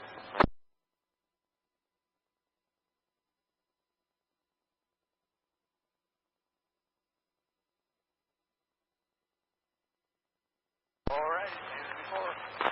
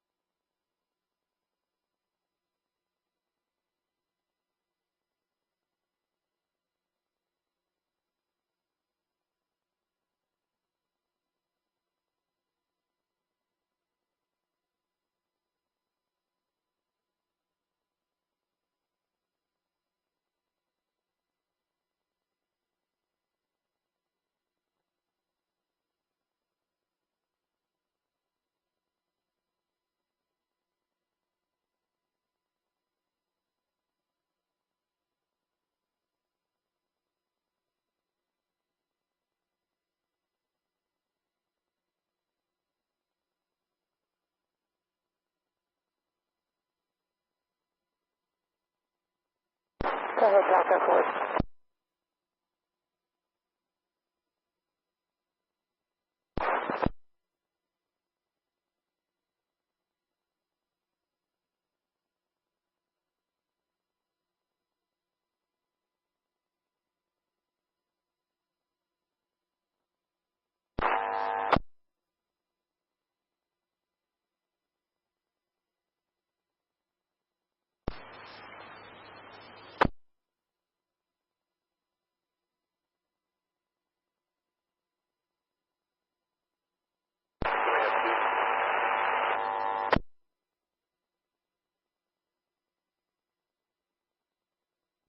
Command 2, scratchy unreadable.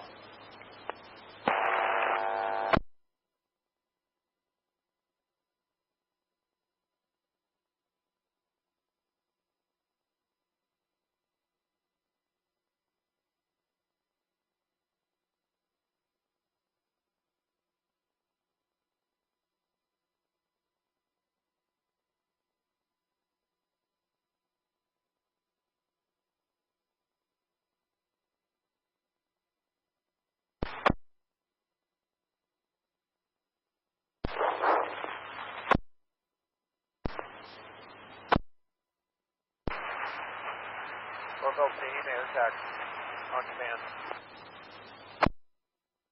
Tehena's on air attack over. Air taxi 210 is released, returning Chico, ETA 2025.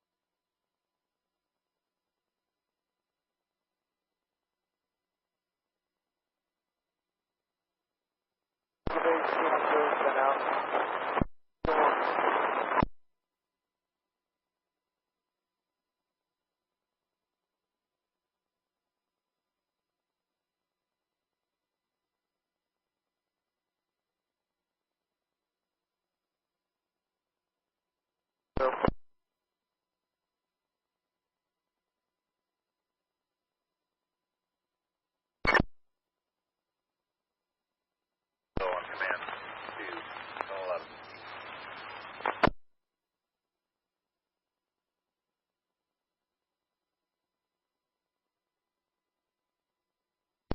Raise operation regarding a possible slop in his area.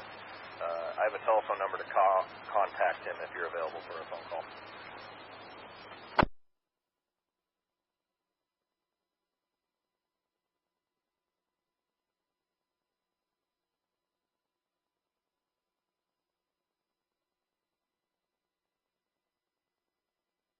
Area code 831-254-1704.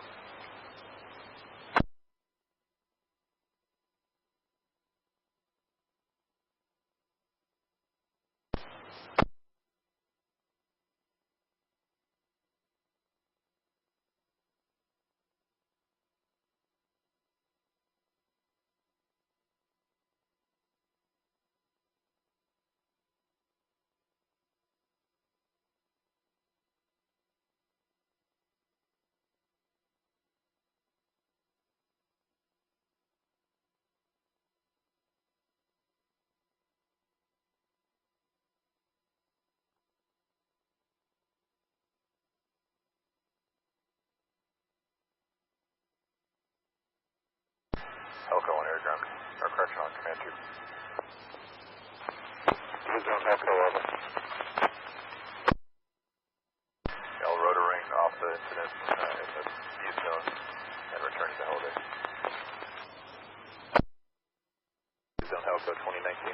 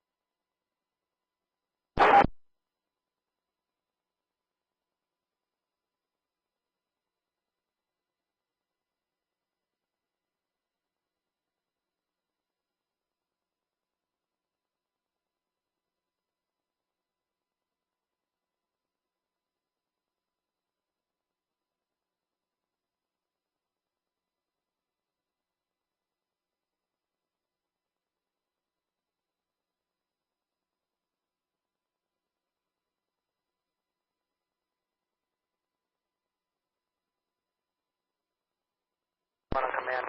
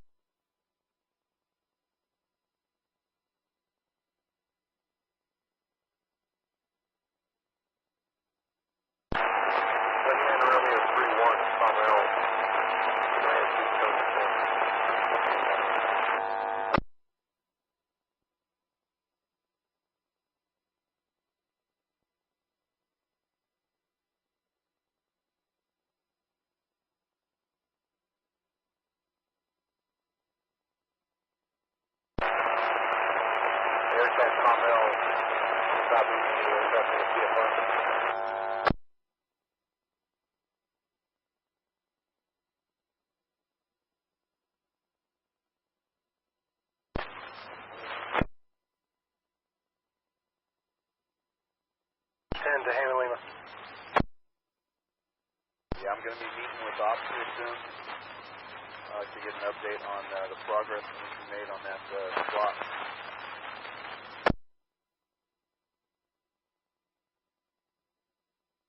To the swap. I got crews running up the power line access road there. Just rough going for them to get in there.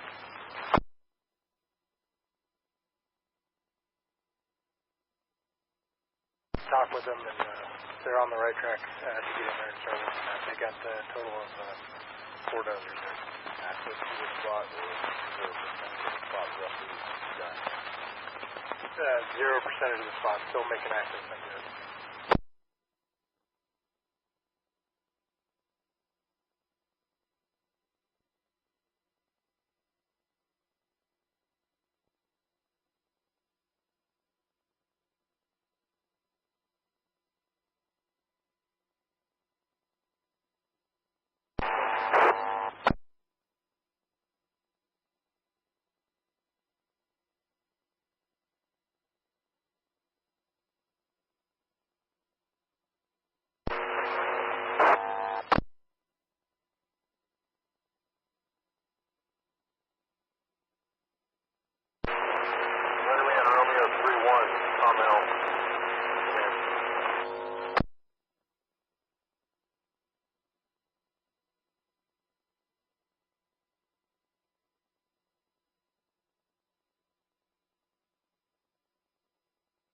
Tehema Night Ops, come in.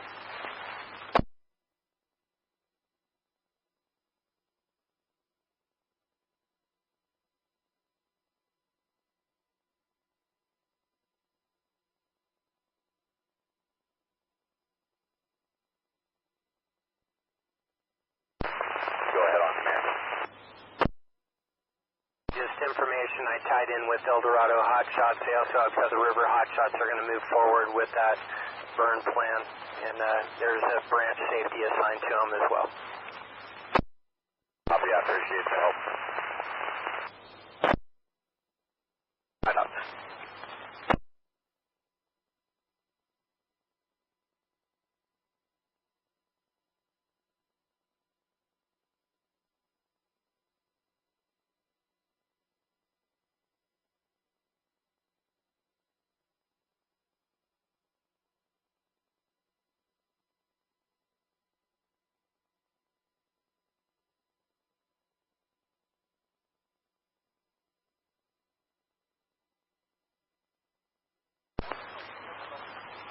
No, I'm going to get a hold of you.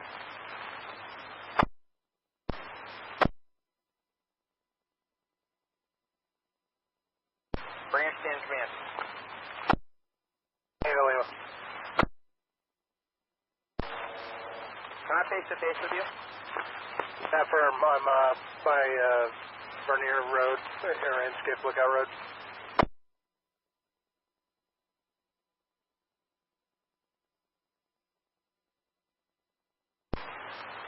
I'll meet you at Molten Loop in Lane Valley. Copy.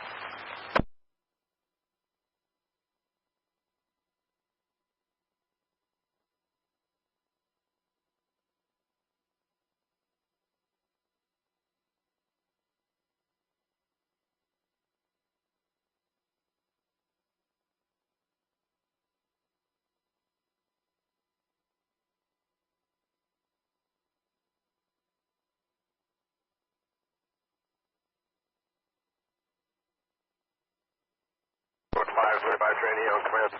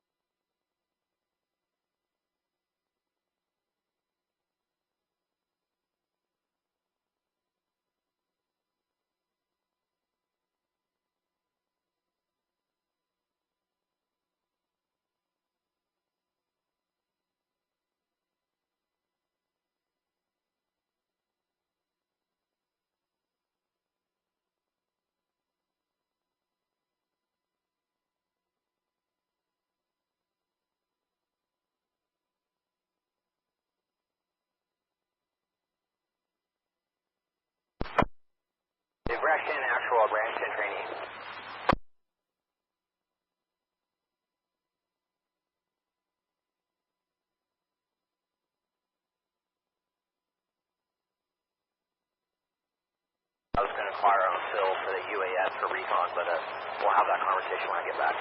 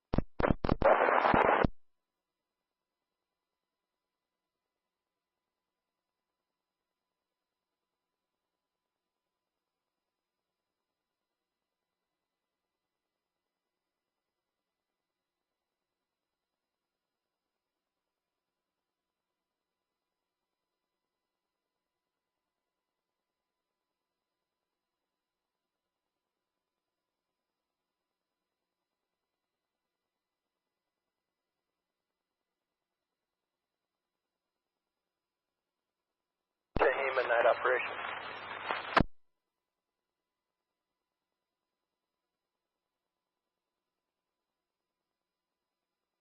Thank you.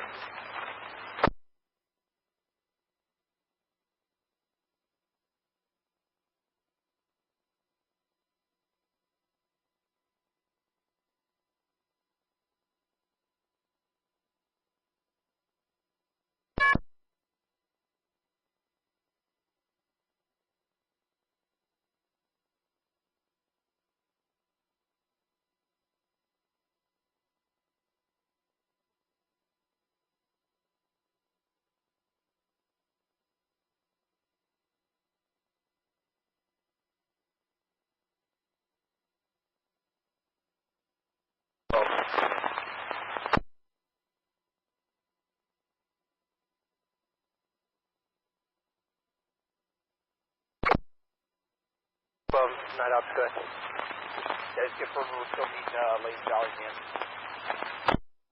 Yeah, I'm at Lanes Valley and Bolton, tying in with the division. I'll head that way.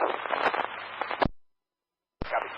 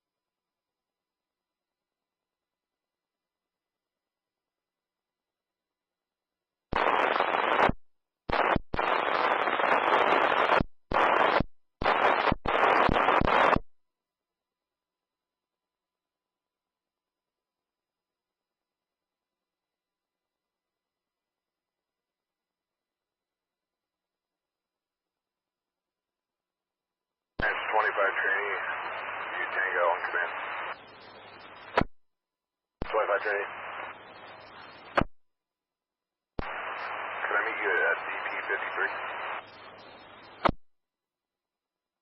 Yeah, affirmative. I'm down at cell service, dealing with communications at the moment. I'll be up there in about 10:15. Copy.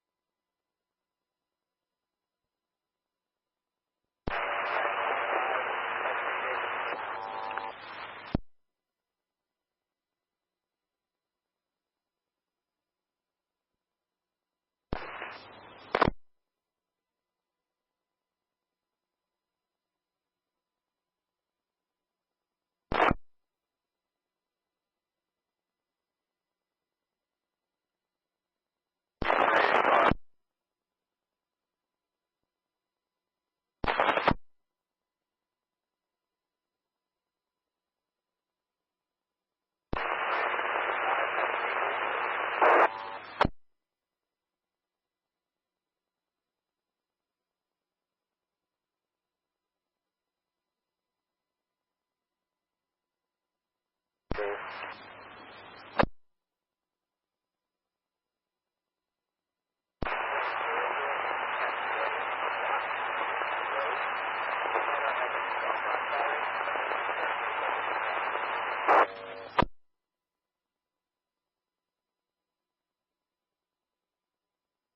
Confirming address 20 Rock Creek Road.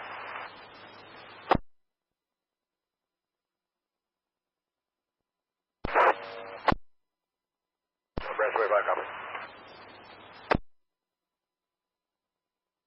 Back.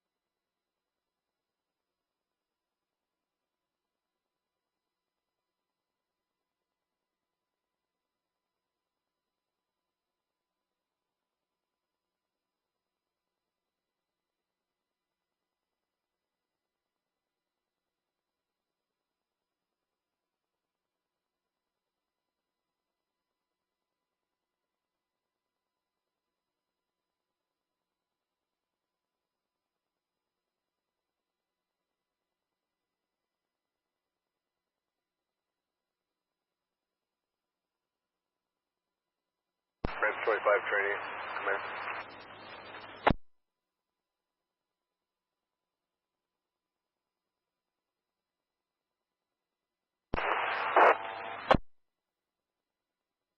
Communications, Branch 25 training. I showed 20 Rock Creek Road in the Cohasset area, and that'll be access through Branch 5.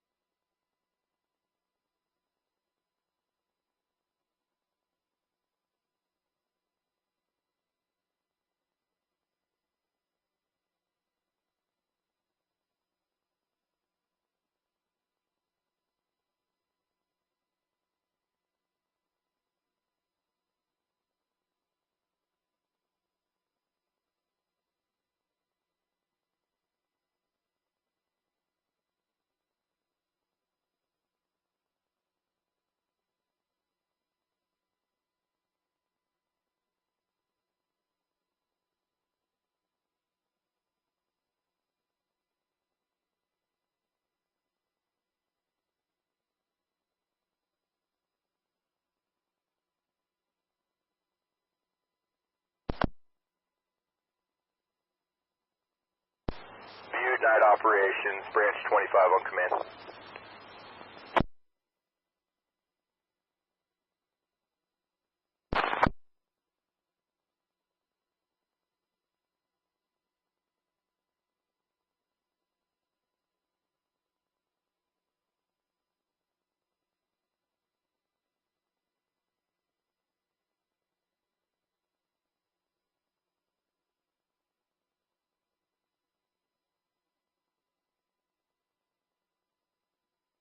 Branch 25 on command.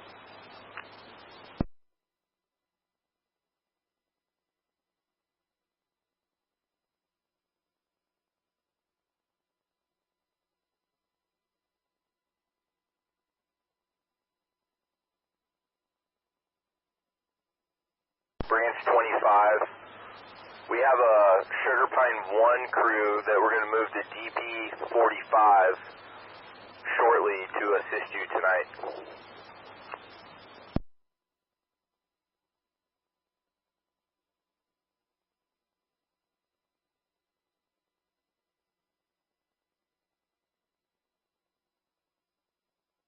We have a single crew, Sugar Pine Crew 1. I was going to have them report to DP 25 unless you had another reporting location to help you out tonight.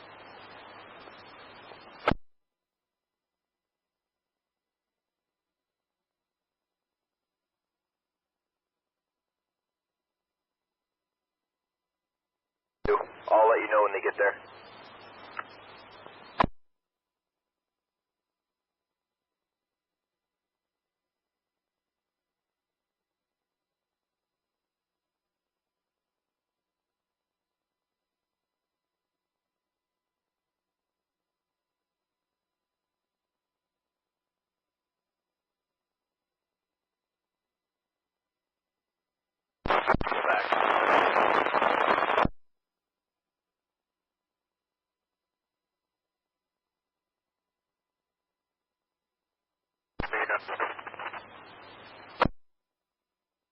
Go ahead for branch 25.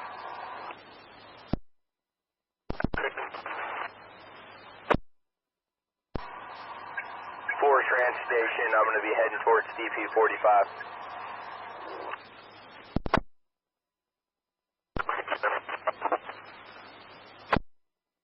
Copy, I'll wait for you at Forest Ranch.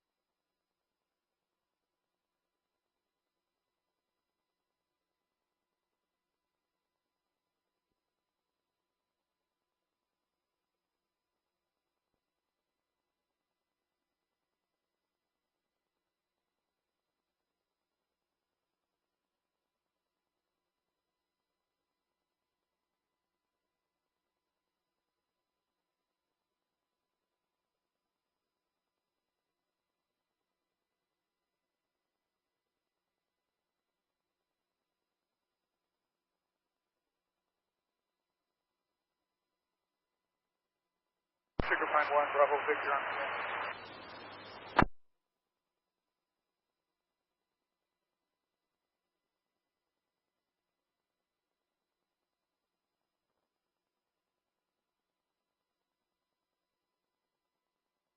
Plane 1, Bravo Victor, got a new assignment for you. Report to drop point 4545. And your contact will be branch 25. Thank you.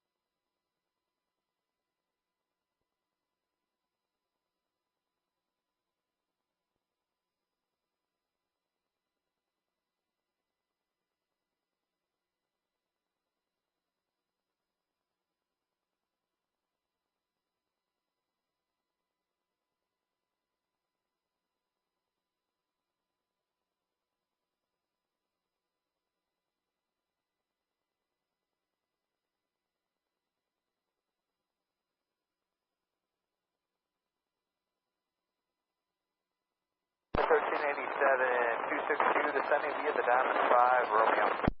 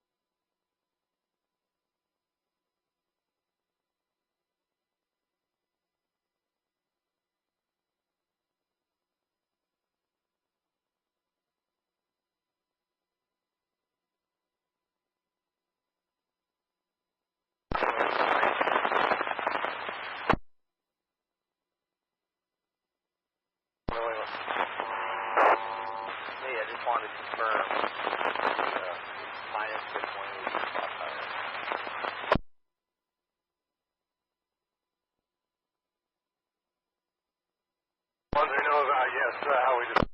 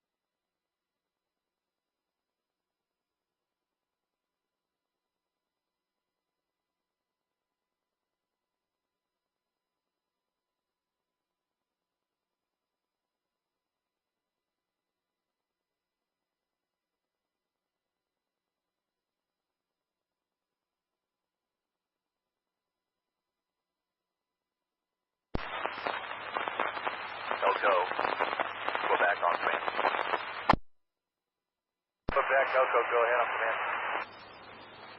Hey, obviously, you're probably starting to see the glow. We've got a firing off going on in Quebec this evening. Highway 36, Little Giant Mill Road, black. If there's an opportunity to IR it after, it'd be pretty late. We're just getting started. We got about a mile and a half to go.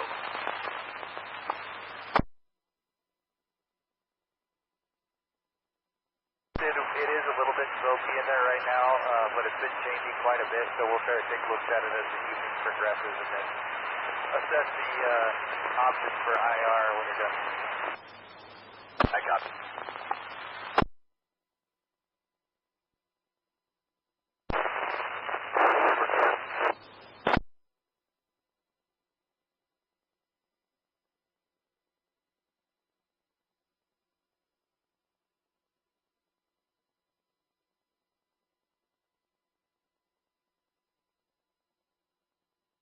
Division Quebec, go ahead. Hey, look, you guys good? Forces over there for that.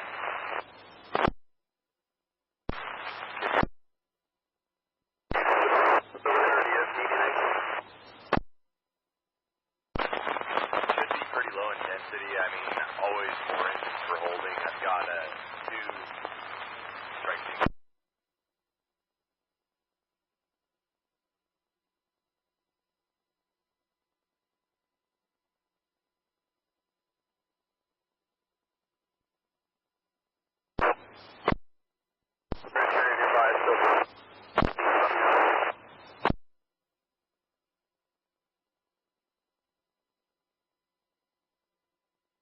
Your elevation, I'll just take these things, they were extra.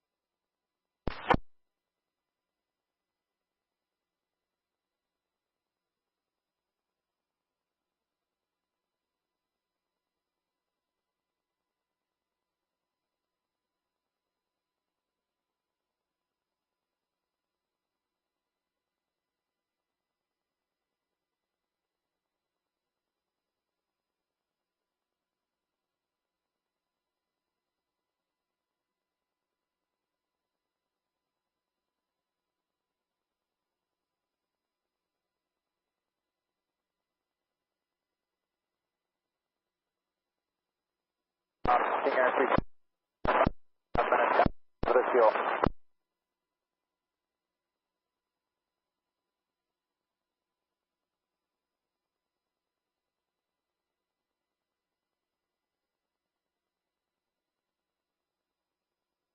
Butte operation, Helco on command.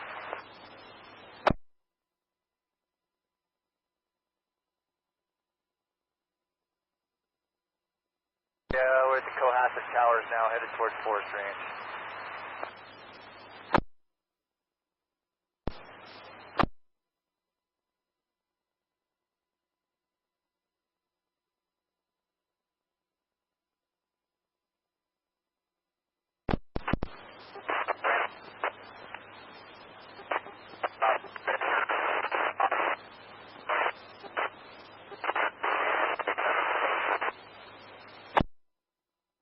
Copy.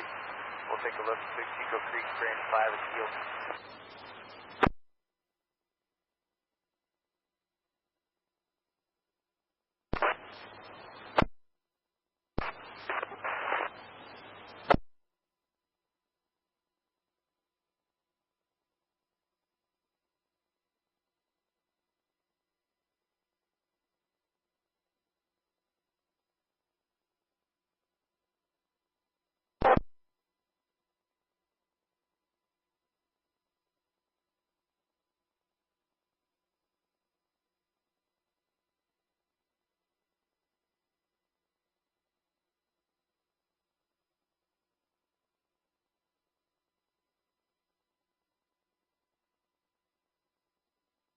Right there, Sierra Mike is 5 minutes out, requesting fuel.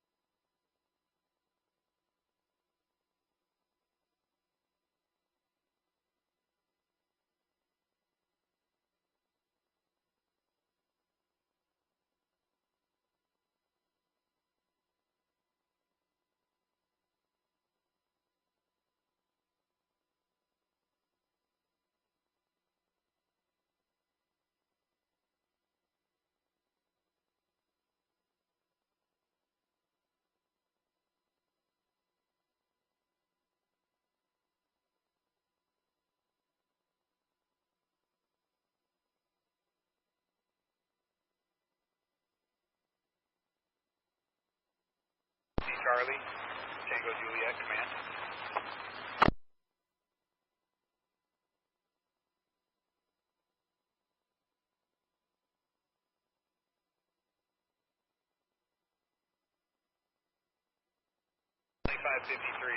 Tango Juliet, command.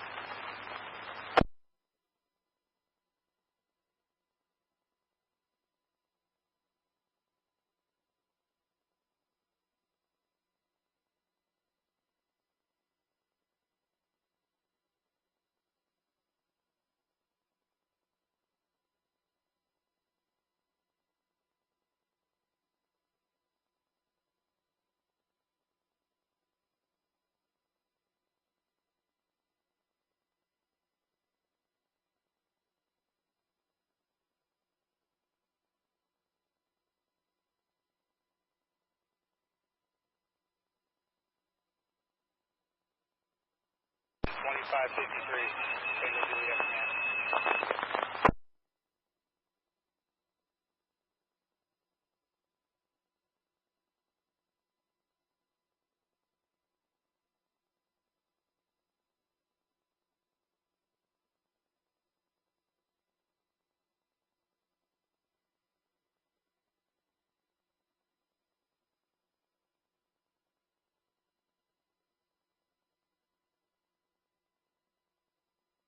Charlie, Tango Juliet on command.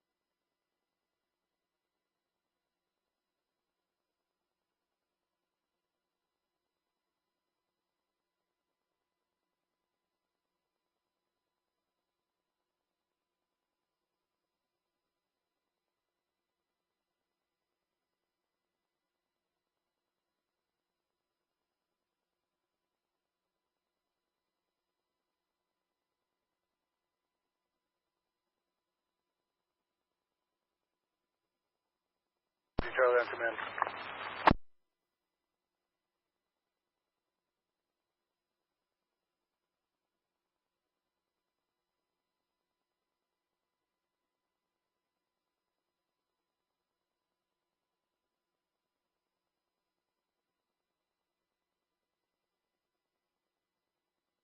Charlie on command.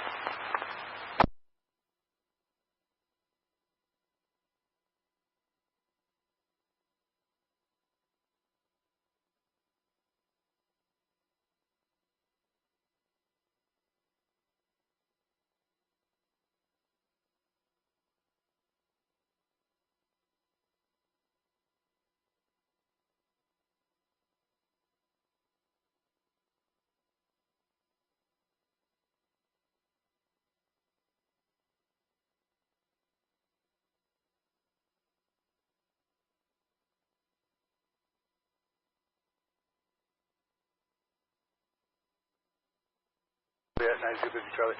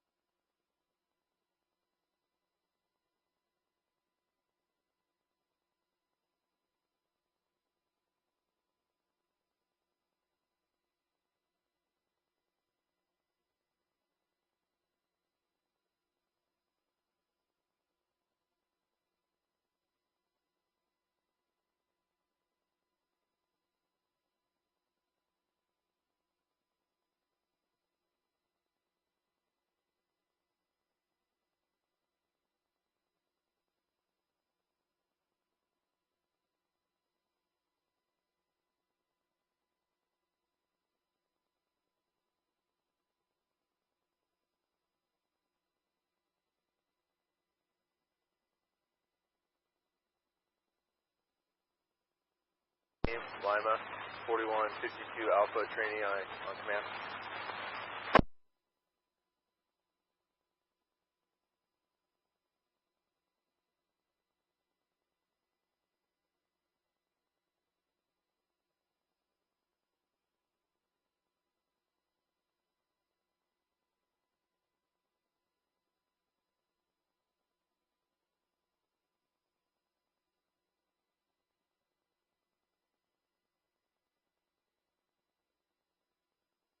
Lima, 4152 Alpha on command.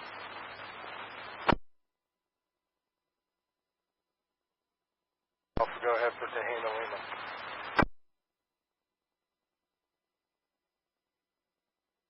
Meet up face to face at 36 in the desert. So, Affirm, I'm headed there now. alright, let me sit there.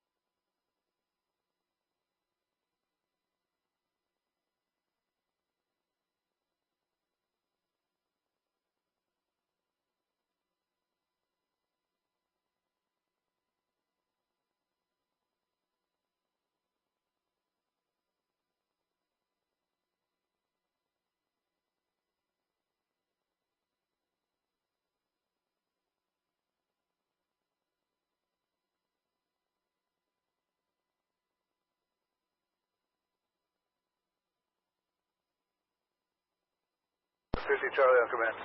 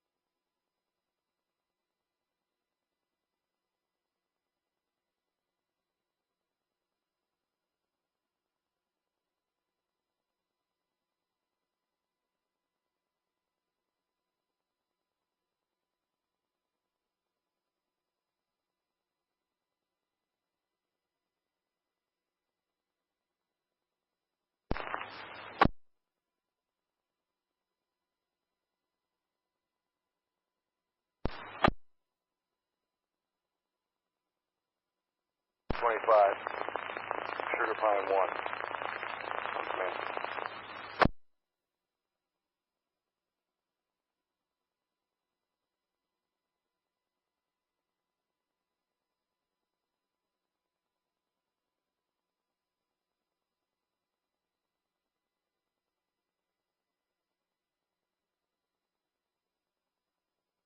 Sugar Pine 1 on command.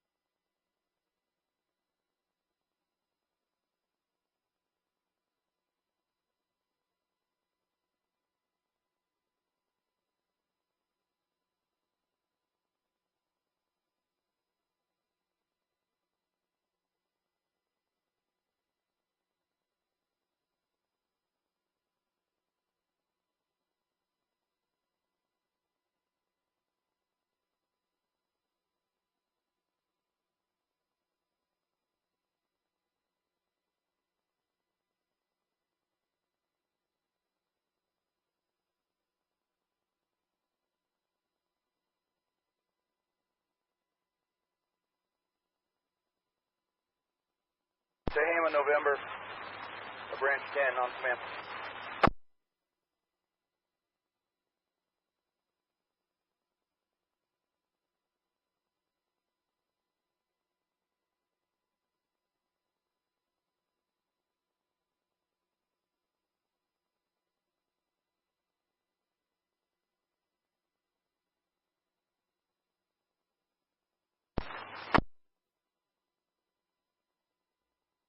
November, branch 10, command.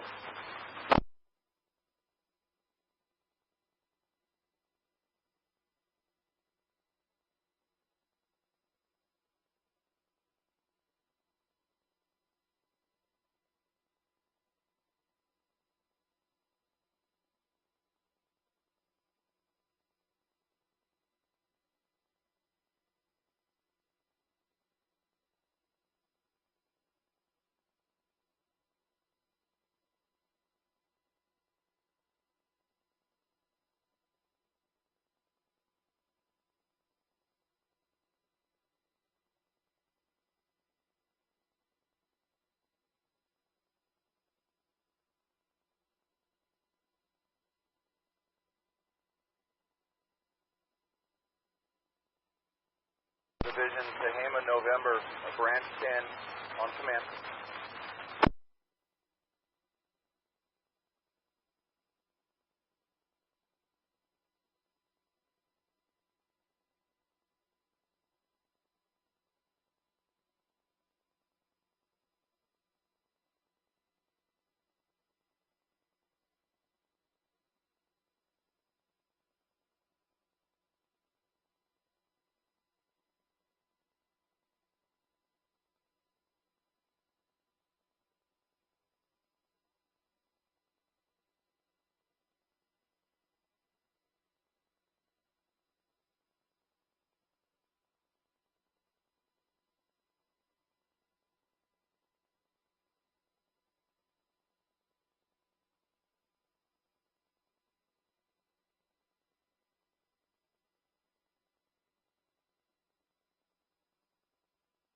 Division, Tehema, November, branch 10 on command.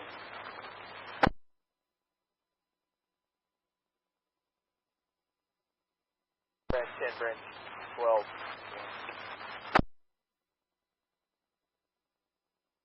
With November, so we can use these resources with 2809 Alpha. Are you good with me using them? Hey, firm, I'll go time with them after I run this road, let them know that you're using it.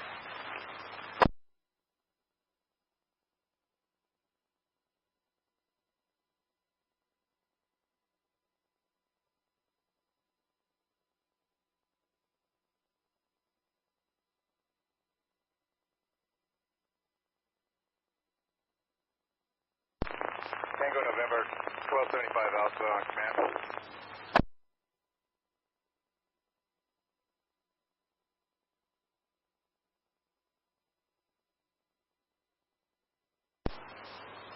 Division Tehema Lima, branch 10 on command. Tehema Lima. Yeah, if you can come down here and meet with me face to face at the fish farm off of Lanes Valley. I've got an assignment here for 2809 Alpha I'd like for you to be involved with. Copy that. That's at the intersection of Manton and Lanes Valley. It's that direction, but not all the way up to the intersection. You'll see me, I'm off to this side. Copy.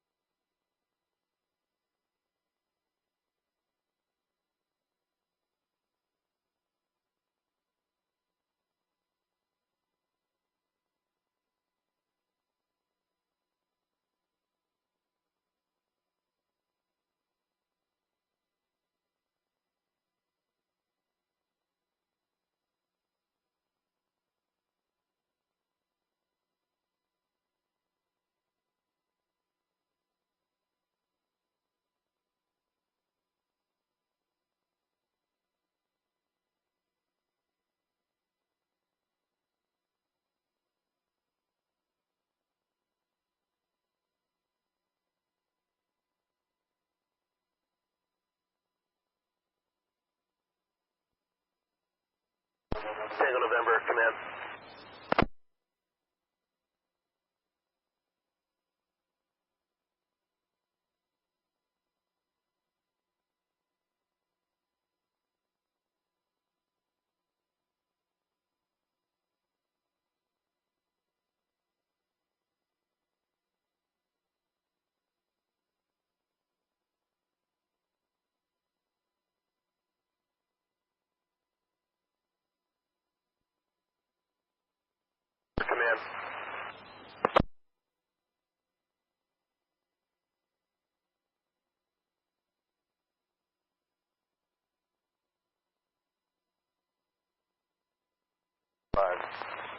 Certifying 1.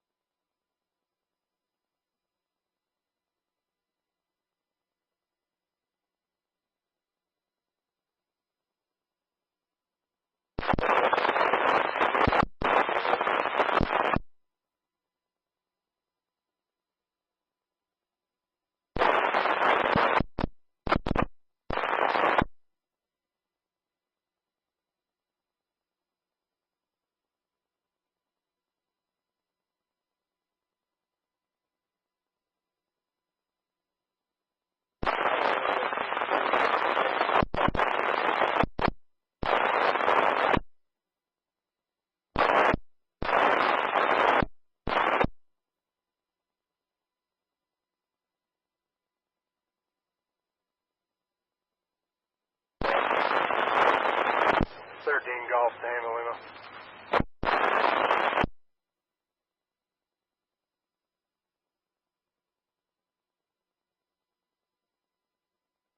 The spot fire you guys are working, when you guys get some good work on that, just go back on the main line and do what we can there to hold what we have.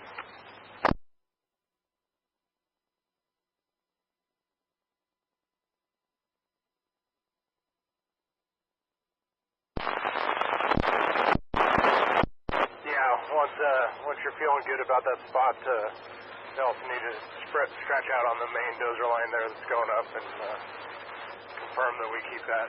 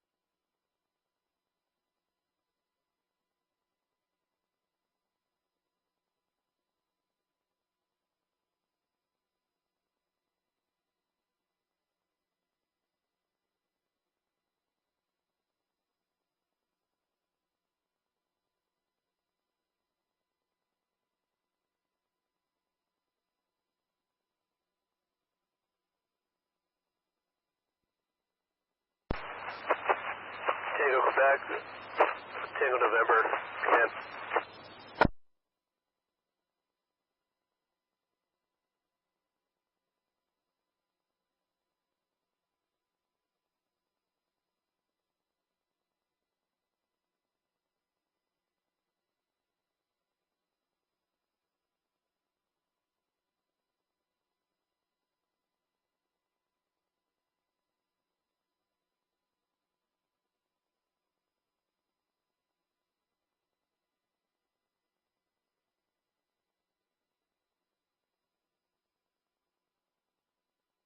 Charlie on command, radio check. 50 Charlie, got you loud and clear. Kevin.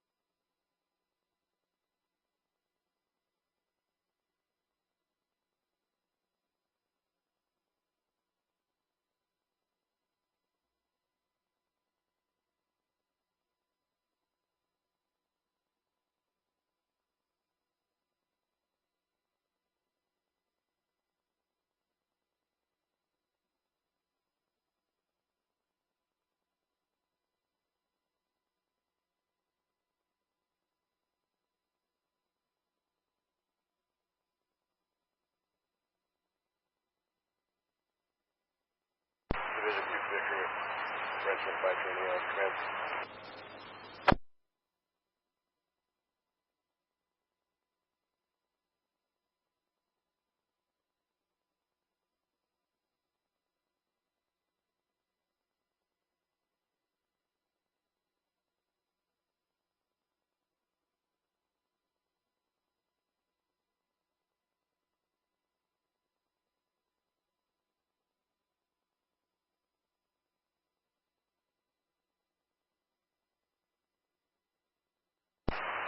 Victor, Brent 25 Trinity, go ahead.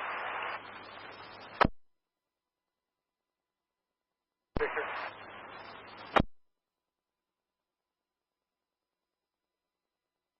4760 Eagle Ridge, RP calling on a stuff on fire.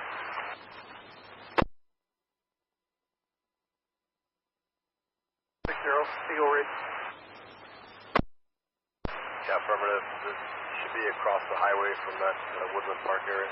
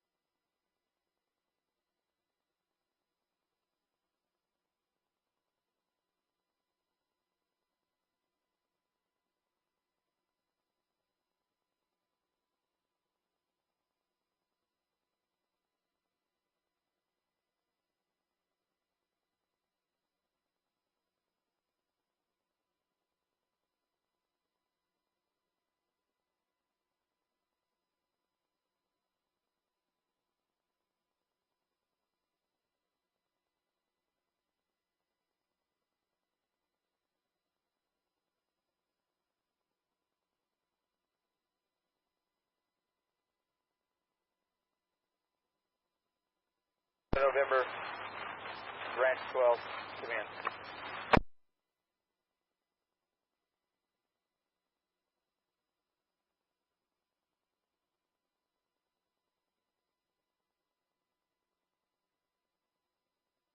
Command.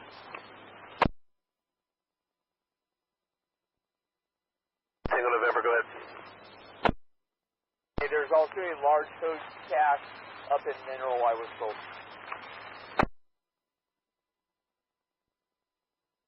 Additionally, sounds like the fuel truck got moved from Mineral. Do you know the location? I do not.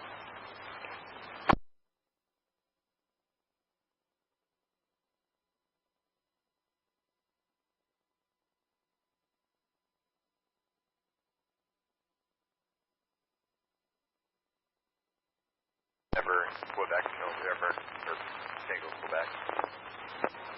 This is Tango, Quebec, go ahead. I'm back. Hey, are you looking for fuel for your pickup or engine? Bear with How me. many engines up here? Bear with me, friends. I have tea and some honey for my throat. C-Pro is... Engine? Affirmative engines. C-Bro just brought... Copy. I don't know what's left at Main Creek. Pick up fuel. That copy, it's not a problem. I'll probably just shuffle a couple in for fuel and Red Bluff.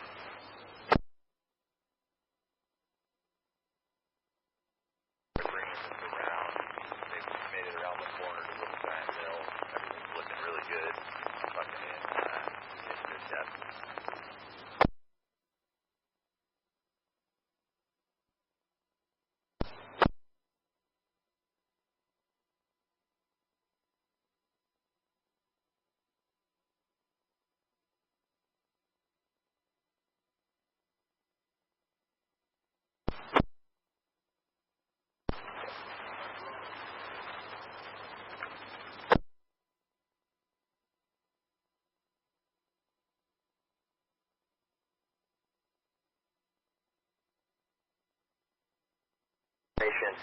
Branch 10 on command.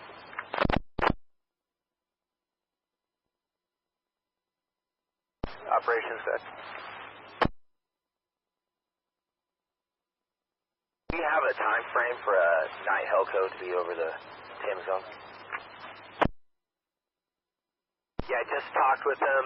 He was out looking in Division Lima, found the slop, put it on the 29 North 1 West kind of box in there. He said it was hard to gauge the size, but he called it 120 acres. It was too smoky to work. He's going to come back in an hour and reassess.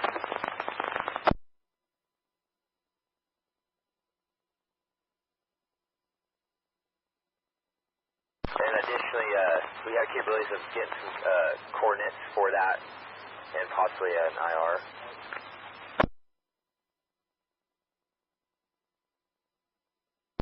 Courtney's ship was going to be out here.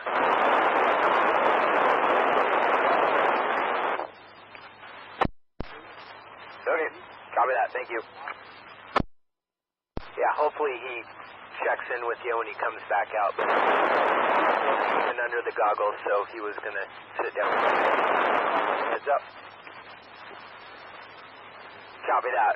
I'm just trying to pin that down so we can get resources going to the exact location. I appreciate it.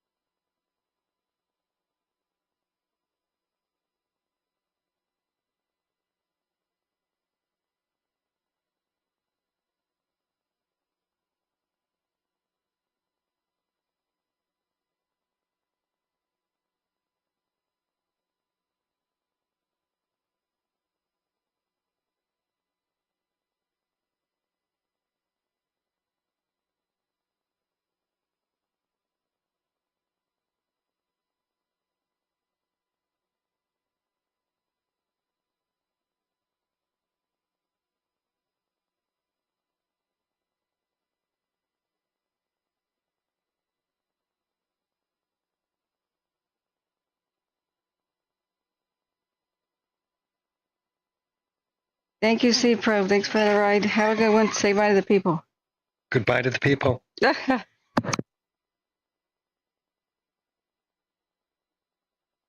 Okay, forgive me, guys. I'm so stuffed up. We had some success with getting some Sudafed in me, and I'm getting some honey and some tea. I rested my voice now for a couple hours and tried to hydrate up. Okay. All right, I'm back. How was it going? I see there are new evacuations. I have a English breakfast decaf tea. See how this works. I've been covering this so long and speaking so many hours. Well, whilst having a sinus infection, and I woke today dry as a desert with a barking cough just because my throat was so dry and the post needle. Oh my God, look at Colby Mountain. I just try to remedy that because hopefully I restock the eye drops. No, I gotta order. Thank you, Mods, for holding down the fort. Thank you, viewers, for helping keep people informed. We'll get through this together. This night may be pretty active. We'll see. But thanks for welcome back, and thank you. Everyone who's contributed to helping here. So now it's hot in here because I ran the kettle and left the computer on the molten computer. Let me open some windows.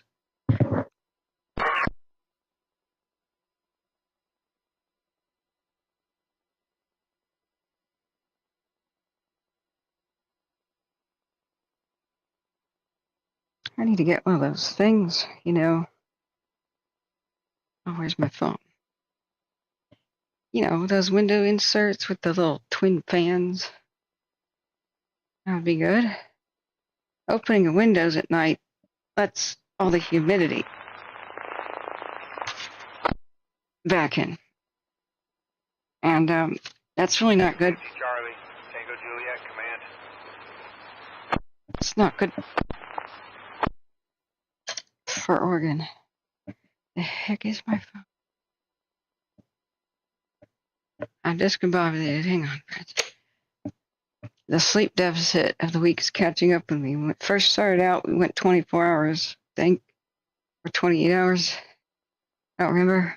Got a little bit of sleep. Did 24 more hours, I think. Then I did 18 hours yesterday. Non-stop talking most of the If I time. could get through your engines and come up Meadowbrook to the fire's edge. 9255 Golf could use some help. 9250 Golf needs help at Meadowbrook. That sounds... They're currently working on some of it. As soon as they're done with this little brush in this road, I'll get them headed that way. Copy that. That's Tango Juliet, Tango November. Swamp or Goodwill. Or branch 10 on command. Golf needs help at Meadowbrook. Okay, where in Tehema County do they have new evacuations? Let's try to find out. Hey, thank you, TFOB, for the kind wishes. I just... Tuscan Butte, I heard that being spoken about. Yeah, I had a hard choice. I really tried to get my nasal passage surgery. That's the only thing that's wrong with me, really. I mean, other than fatigue and, you know, it's not COVID or anything like that. This happens a lot. And so anytime it gets really hot, pollinated, we get a heat wave in Portland, and there's just the pollen is out of control without any rain that sucks it down. I get these bad chronic sinus infections and double nostril nosebleed type things. It clogs my ears. Okay. Oh, wow. That scared me to death. Juliet, Tango November, command. causes vertigo. I thought that was a spider. It's a freaking fruit fly. I thought there was a little Miss Muffet style spider like coming down off of the chandelier again. One tried to land on my head. Screamed one night. Oh my god. Yeah. So any kind of tea. I mean, I got the honey. Reports of a house on fire, Eagle Ridge Drive. Hey, Courtney, where's that? I have diamonds since I've been to a lot of high brush. California. Tuscan Butte 1 and 2 are both near your backyard, and it's heating up. Okay. First, we gotta find out exactly where the new Tehema County evacuation zones are. 694A. My advice to watch duty would be to put giant purple outlines on the newest evacuation orders. Something that distinguishes them so that people see it, find it. 694A.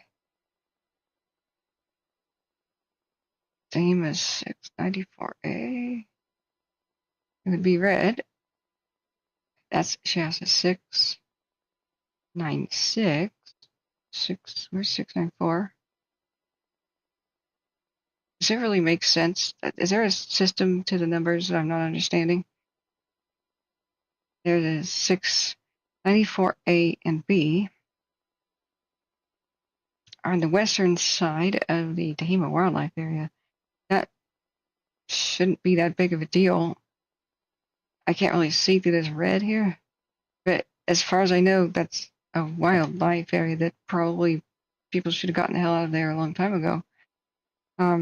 Hikers and stuff. So 694A, 3, and so Tehema 498C, 498C. Also remote, maybe a ranch or two that I can tell. Correct me if I'm wrong. 496B.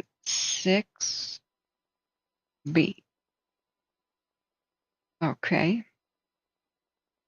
I wish we could see this stuff. Like should be a transparency slider for the evacuation zone or on off, or for the perimeter. Let's see, so we can see under here.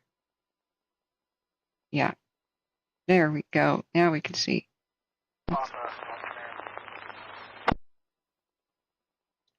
Okay, that's quite remote. But what is this road?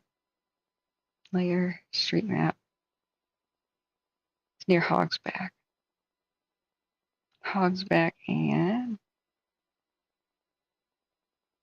20 from Papa on command. And hell is this road? Oh, that's a zone boundary. Okay, it's not a road. Okay. But the Hogsback Road is a zone boundary. But what is this one? The Haven Gulch Loop Jeep Trail. Yeah, well, I'm sure the thick plumes of smoke and what look like volcanoes near them gave hikers a clue and recreationists that they should have gotten out of here quite a long time ago. 496C and 466A. 466A. That's in Skip, which already burned over before. So remember, Inskip Hill has nothing to do with Inskip the town. Different counties. That's North 36. Tango Juliet, Tango November,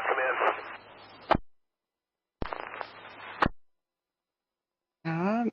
Crap, we lost it. There we go.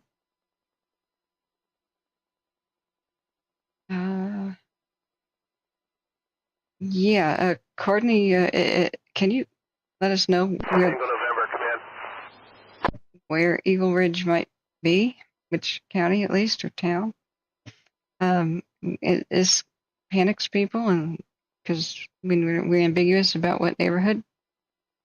Tango Juliet, go ahead. These counties are huge. 6948.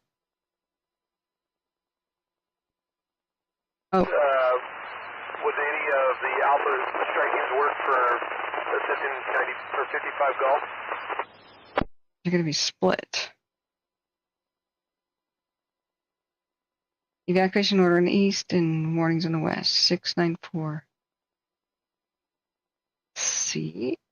694A. 694B. You go CAB. Okay, there is no rhyme or reason to this. You know, should it be like reading from left to the right of the page or right to the left of the page alphabetically? Or like in columns, like north to south? Like 1, 2, 3, 4, 5 going down? I'm just gonna. Okay, I need a tea bag holder. Hang on. So do they expect it to go a little bit to the west?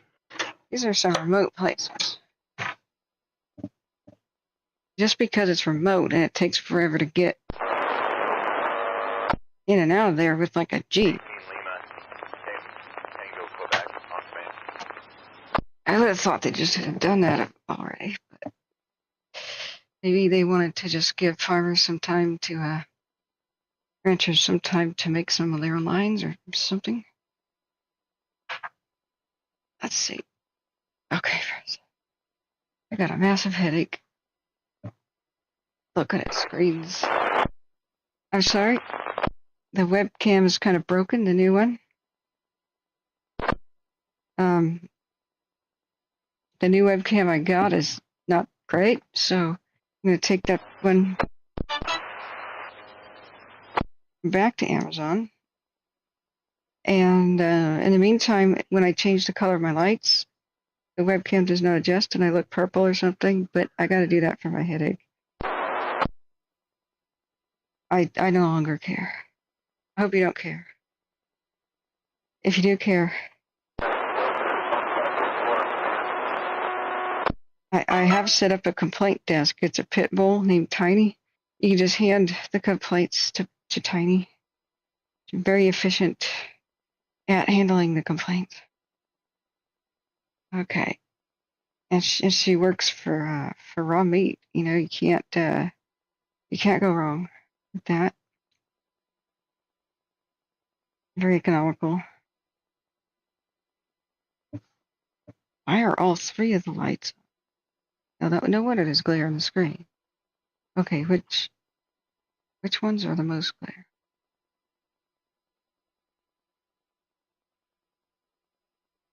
No.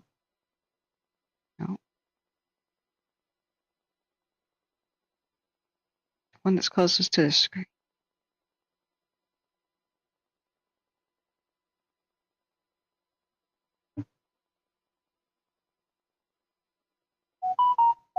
Okay.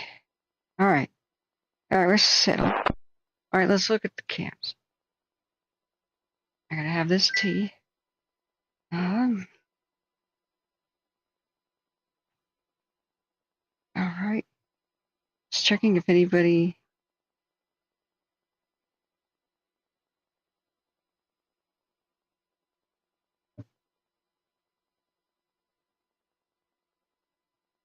I shut my own phone up. Sorry. I was monitoring chat via the phone. Looks like that situation down there in that was a house fire confirmed, a yard fire down there in that we first saw before it became a watch duty thing. Where's Tuscan Butte? Tuscan Butte. Sorry, friends. I'm a lot more familiar with actual Lewis County. Are we gonna have another cam burn over, or is it just looking bad? The Dales area, it seems to be the place of inhabitation that is being evacuated. And why is that? This is Inks. 44, Dozer 2440 on command.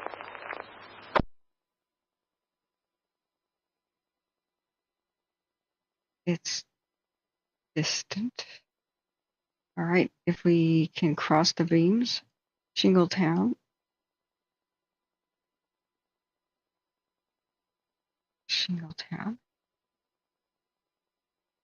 We'll use the panoramic. Panoramic, we'll check to see the extent. There.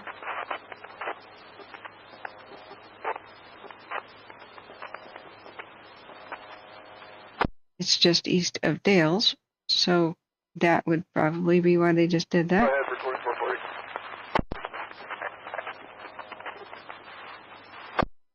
Okay. Negative. 2544 is looking for 51 Lima.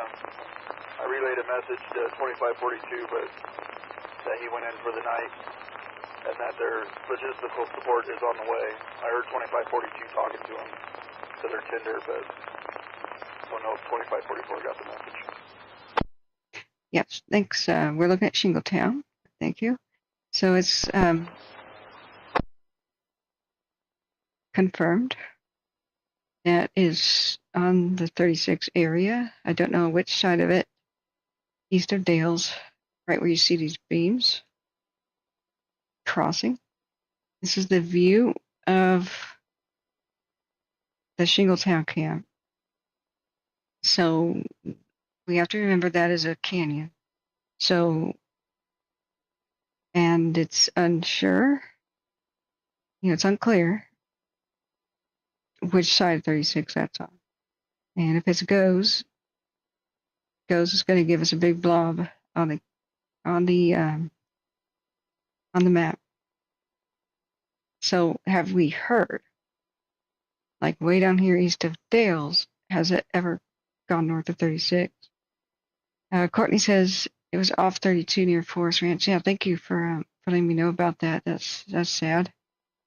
Itor Navarro says you can use eyeglasses with lenses that protect against blue light. I tried a few and they didn't do anything. I don't know if the particular ones I got were a scam. What I found out is this. I have light-induced migraines. So there's couple of factors there at play.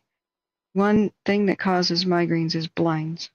Strips of dark, strips of bright white. Strip of dark, strip of light coming into the window. So that's one thing. So I'm starting to replace my blinds with curtains, but that's been a bit of an endeavor. So with my windows having to be replaced, I didn't really want to do all of that. Just to take them down again, to drill the wall again, to put them back up. So I sort of have drapes like over blinds, and it's not perfect. I found out OLED TVs, which is what I'm using for a monitor, and monitors are headache-inducing. Especially their whites are just like an arc welder. And many people like us, we just, it is like just painful to look at. So I've been really depressed because for the most part, for the last 8 years, OLEDs dominated. But there's a new technology called mini LED. I never had this problem on an LED. That's what I want.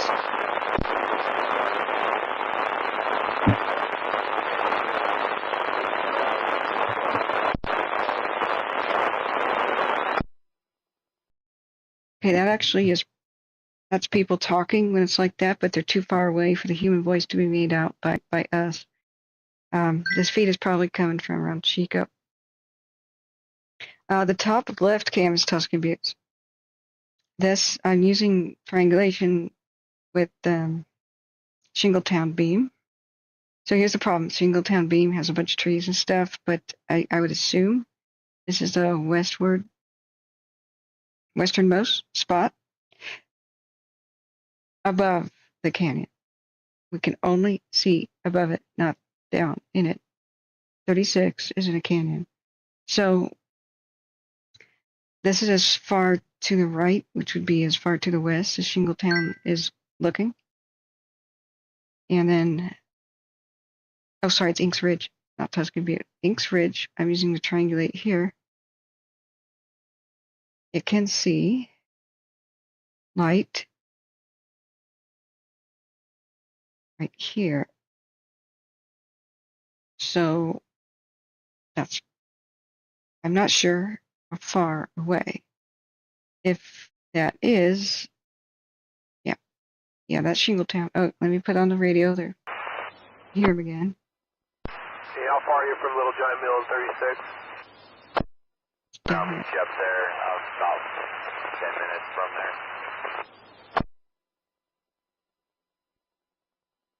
there. Okay, so that's actually much further away from 36 than we knew. I was hoping to drink tea before we had any conversations. Hang on, JB is calling. Hey. Are you alive and well? No, I'm calling you from, I've answered the phone in heaven. How are you? It's nice up here. I'll be there shortly. Okay, you're on the air, JB. Thanks for calling us. How are you? Well, you're up tonight doing your job, huh? Okay, well, thank you very much. 29 people watching. Yeah, 131, I think. Well, maybe 130. But yes, everybody push that like button, please. So, what do you have for us, JB? I was incapacitated too much of the afternoon. I got some nice tea here. Well, I've been consulting with my retired fire behavior analysts, and we're talking about a 24-hour period of time, 48 hours ago, where the fire burned almost, over 5,000 acres an hour for 24 hours, and today, by a chainsaw in the last 24 would change, besides the temperatures of the day. We were talking about when this thing really got with the program. There was about a 48-hour, 72-hour period of time when it really moved out, the third day being the most active as far as acres per hour. Some things some folks need to remember about this country, and this is what the F-band, the fire behavior analyst guys, they call them F-bands. That's the mnemonic. That area is inundated with a lot of lava rock, round rocks, maybe 12 or 15 inches in diameter, that were thrown in the 1915 eruption of the Lassen volcanic volcano. Yeah, all the way from Lassen to Paynes Creek? Yes. Oh, whoa. Even more so. Seriously? Yeah, there's sprinkled rock. If people who've ever driven the 36 corridor, you can see it. It might be like every 5 to 10 feet, sprinkled like pepper on cottage cheese, okay? And so those rocks, when they receive solar energy and solar heat, they get very, very hot. And we had an extremely wet 2 winters, so we have a good crop of fine fuels, 1 hour, 10-hour fuels, we call them. Grass and shrubbery, herbaceous fuels. Those rocks receive the heat, and they radiate even more so heat, and how can I say this, they somewhat preheat the fuel around the rocks. And so now you throw some wind on it in the right direction, a southwest wind, and it's already going into a southwest to northeast drainage or slope. And boy, that's what happened. And then, of course, as it gets bigger, it needs more oxygen. It draws it into base. And that's when you see those pyro, all that energy kicking way, way up in the sky, and get the ice capping, and it collapses and it builds again, collapses and builds again. There's nothing you can do as a firefighter but get out of its way. A pyro cloud. Yeah, roaring somewhere. Yeah. So what's going on, that people were talking about, so I wasn't around. I was kind of off the grid, but I was listening remotely. Spot fires occurring here and there, a lot of spot fires taking off, because this thing threw out a horrendous amount of embercast, and that embercast is embedded in a receptive fuel bed, and it's kind of almost like lightning. You get these holdovers, and so they start blowing up and blowing out, and that's why you get these spot fires occurring. They're going to deal with that all week for the next 5 to 7 days. And the thing is if it starts and takes off, in a critical time in the afternoon with the wind, it's gonna really challenge challenge folks because it's off to the races. It's like a new start of a new fire. I mean, these guys are getting 5,000 and 10,000 acre spot fires. Well, on any given fire, on any given day, that would be a major fire. But you've got a 353,000 acre fire now. So to have 40 or 50 acres as a spot fire is not uncommon. Then there's a lot of islands, and the islands haven't burnt initially, but now they can reburn. And when the islands burn, if they're adjacent to the perimeter of the line, they can throw out new embers too and start spot fires as well. There's a horrendous amount of work that has to. Once they do get this thing contained, when it will be, when they get a line around it, which is probably going to be another week, maybe shorter. They do have an unprecedented amount of resources this time of year, but they have 163 dozer companies, 406 engine companies now, and those dozers are, this is a lot of dozer country. So anyway, that I think that's what contributed, and we had a heck of a 2-winter crop of light fuels. I mean, they were even saying that the deserts of Southern California had an extreme amount of grass and right. annual. Yeah, I'm sorry. Flowers. I don't mean to cut you off, but they've just called for new evacuations by Dales, so we were hoping to listen to the radio to figure that out. Okay. But I'm not. That's I don't want to be happening. We're not out of the woods yet in any way, shape, or form. But it was a good day of They did accomplish a lot today. First, again, next day. Well, next day or two is going to be important. Yeah, last night they did amazing because they had just blissful, peaceful weather, and they had a really good firing operations like everywhere. And it was going on, and they were starting new ones well past 2:30 in the morning. It was absolutely cool, quiet, and calm last night up until 2:30 when I got off. Today, of course, I missed some afternoon things. It didn't seem imperative that I get on for any reason to, rest my voice. Yes. So right now they're just calling for the evacuation of Dales. We could see that just southeast of it, kind of on a plateau, is the fire. It's right on the 36 corridor. Yes. So, I mean, canyons are wind tunnels, and Dales is at the end of one. And we see a little bit of puffy behavior here starting around 10. It looks like it's about 10 mile an hour constant winds and not much gusting, just kind of constant. And I can see why they want it evacuated because the fire's to the southeast and the wind is from the southeast. So it's aiming at the town, and it'd be easier for them to defend it. I don't know how much of a town it is. I'm not familiar with the area. It's just a little rural community. I mean, if you blink, you miss it kind of thing. But still, there's a lot of rural residential folks, ranches, and residentials in there. Yeah, I wouldn't say it's a town proper, but community. Yeah. It's not even a town. It's just it's a community area. Mm. The Dales. I think years ago that was a watering hole for horses going up toward Lassen back in the day. Yes, I have a word for that class of ghost town, and I never really settled on it, that type of ghost town. But it's the one where, horses needed refueling or rest going to mountains. My fire station was called, my fire station that I worked at for many years in Cal Fire was called Diddy Wells. The Diddy family owned it, and they had a natural spring with a well, and the horses in those stages, they used to travel from Shasta up to Alturas 150 years ago.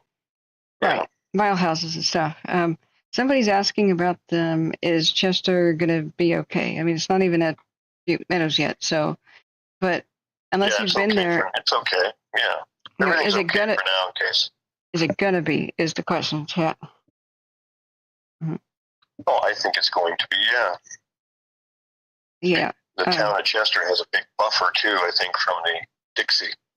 Only if they salvage log, but people are saying that they did. I just can't confirm that because I haven't been there since 2022, and I barely. I'll bet you everything in the world SPI salvage log, but not the Forest Service lands, just the private lands.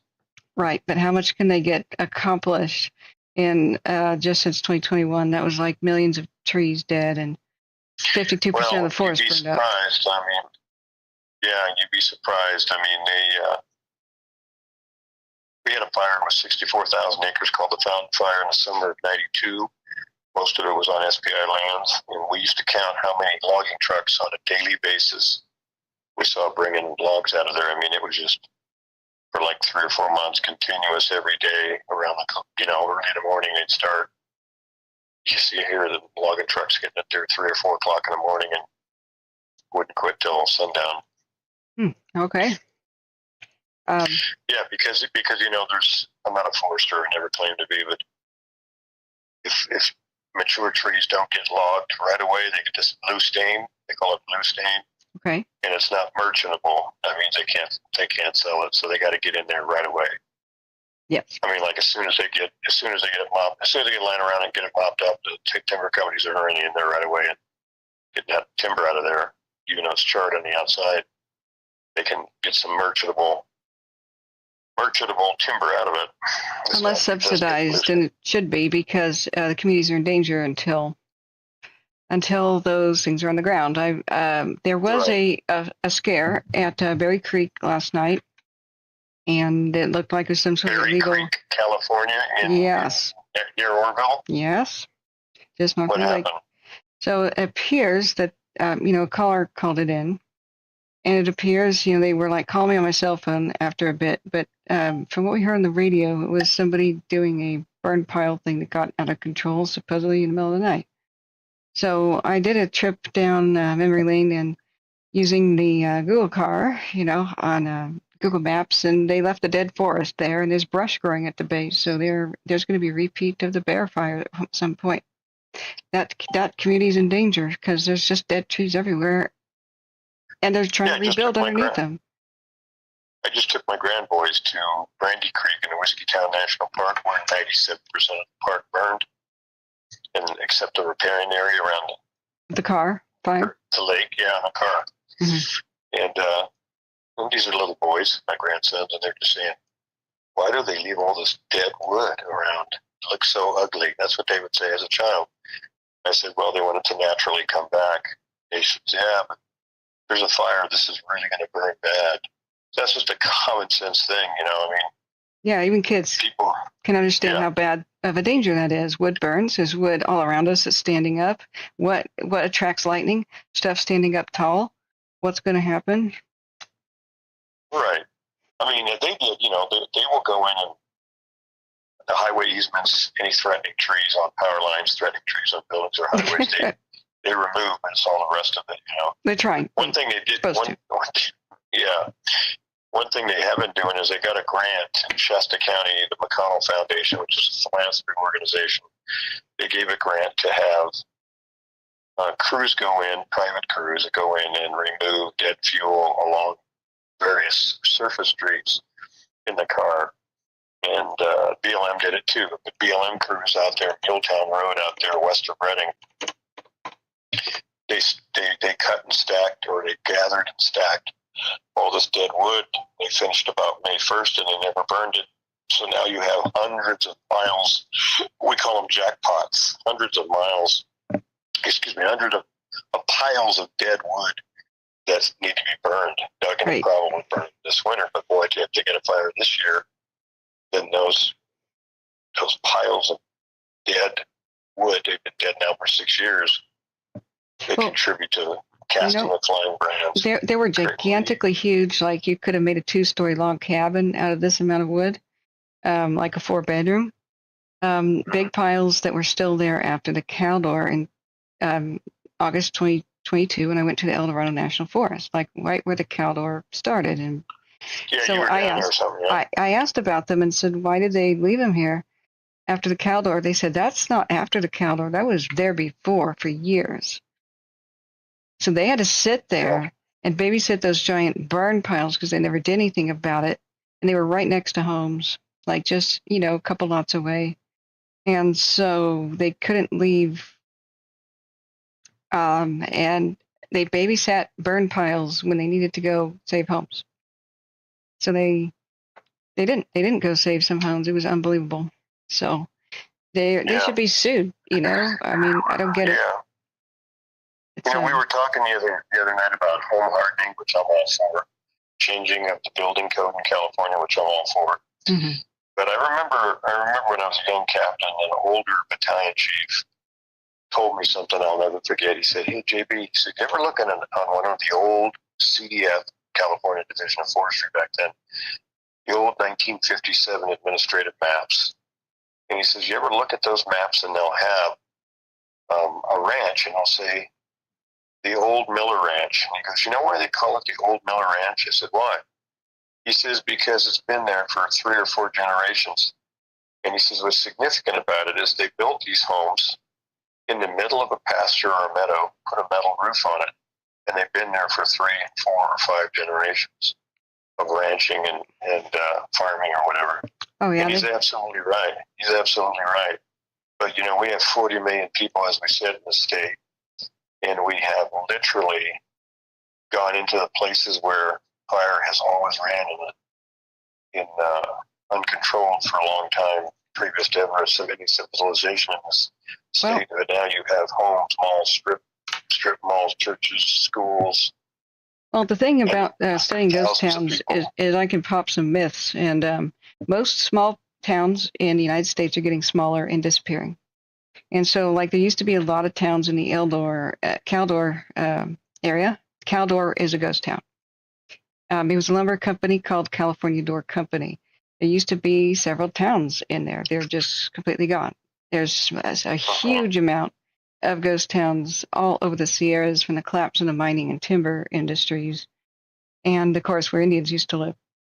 So unfortunately, just what's happening though is a couple of resort areas and a couple of towns that are adjacent to, you know, places that people want to live, like Chico, are sprawling. But for the most part, everywhere else is shrinking. The bigger cities are getting bigger, and small towns are getting smaller, and that's the vast majority of the cases in the country. So more of the wild is taking the land back than ever before.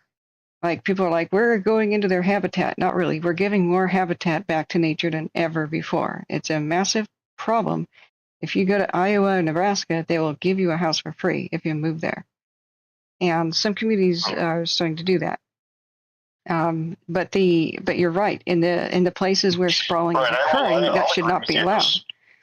Especially those small towns where they had log mills that they're closed down. Yeah. But I'm talking about the, how can I say this? I'm talking about the upper middle class, Placer County, for example. Sure. You know, the town of Auburn, California. You know, everybody who retires, everybody who vacationed in Tahoe that lived in the San Francisco Bay Area, now they're retiring and they want to live up there. Well, there's just literally thousands and thousands of homes sprinkled all over the Tahoe Basin. Yes. People want to be as close as they can to some pretty lucrative spots. And then elsewhere, it's crickets and tumbleweeds, and the last doctor just left, and there's no store.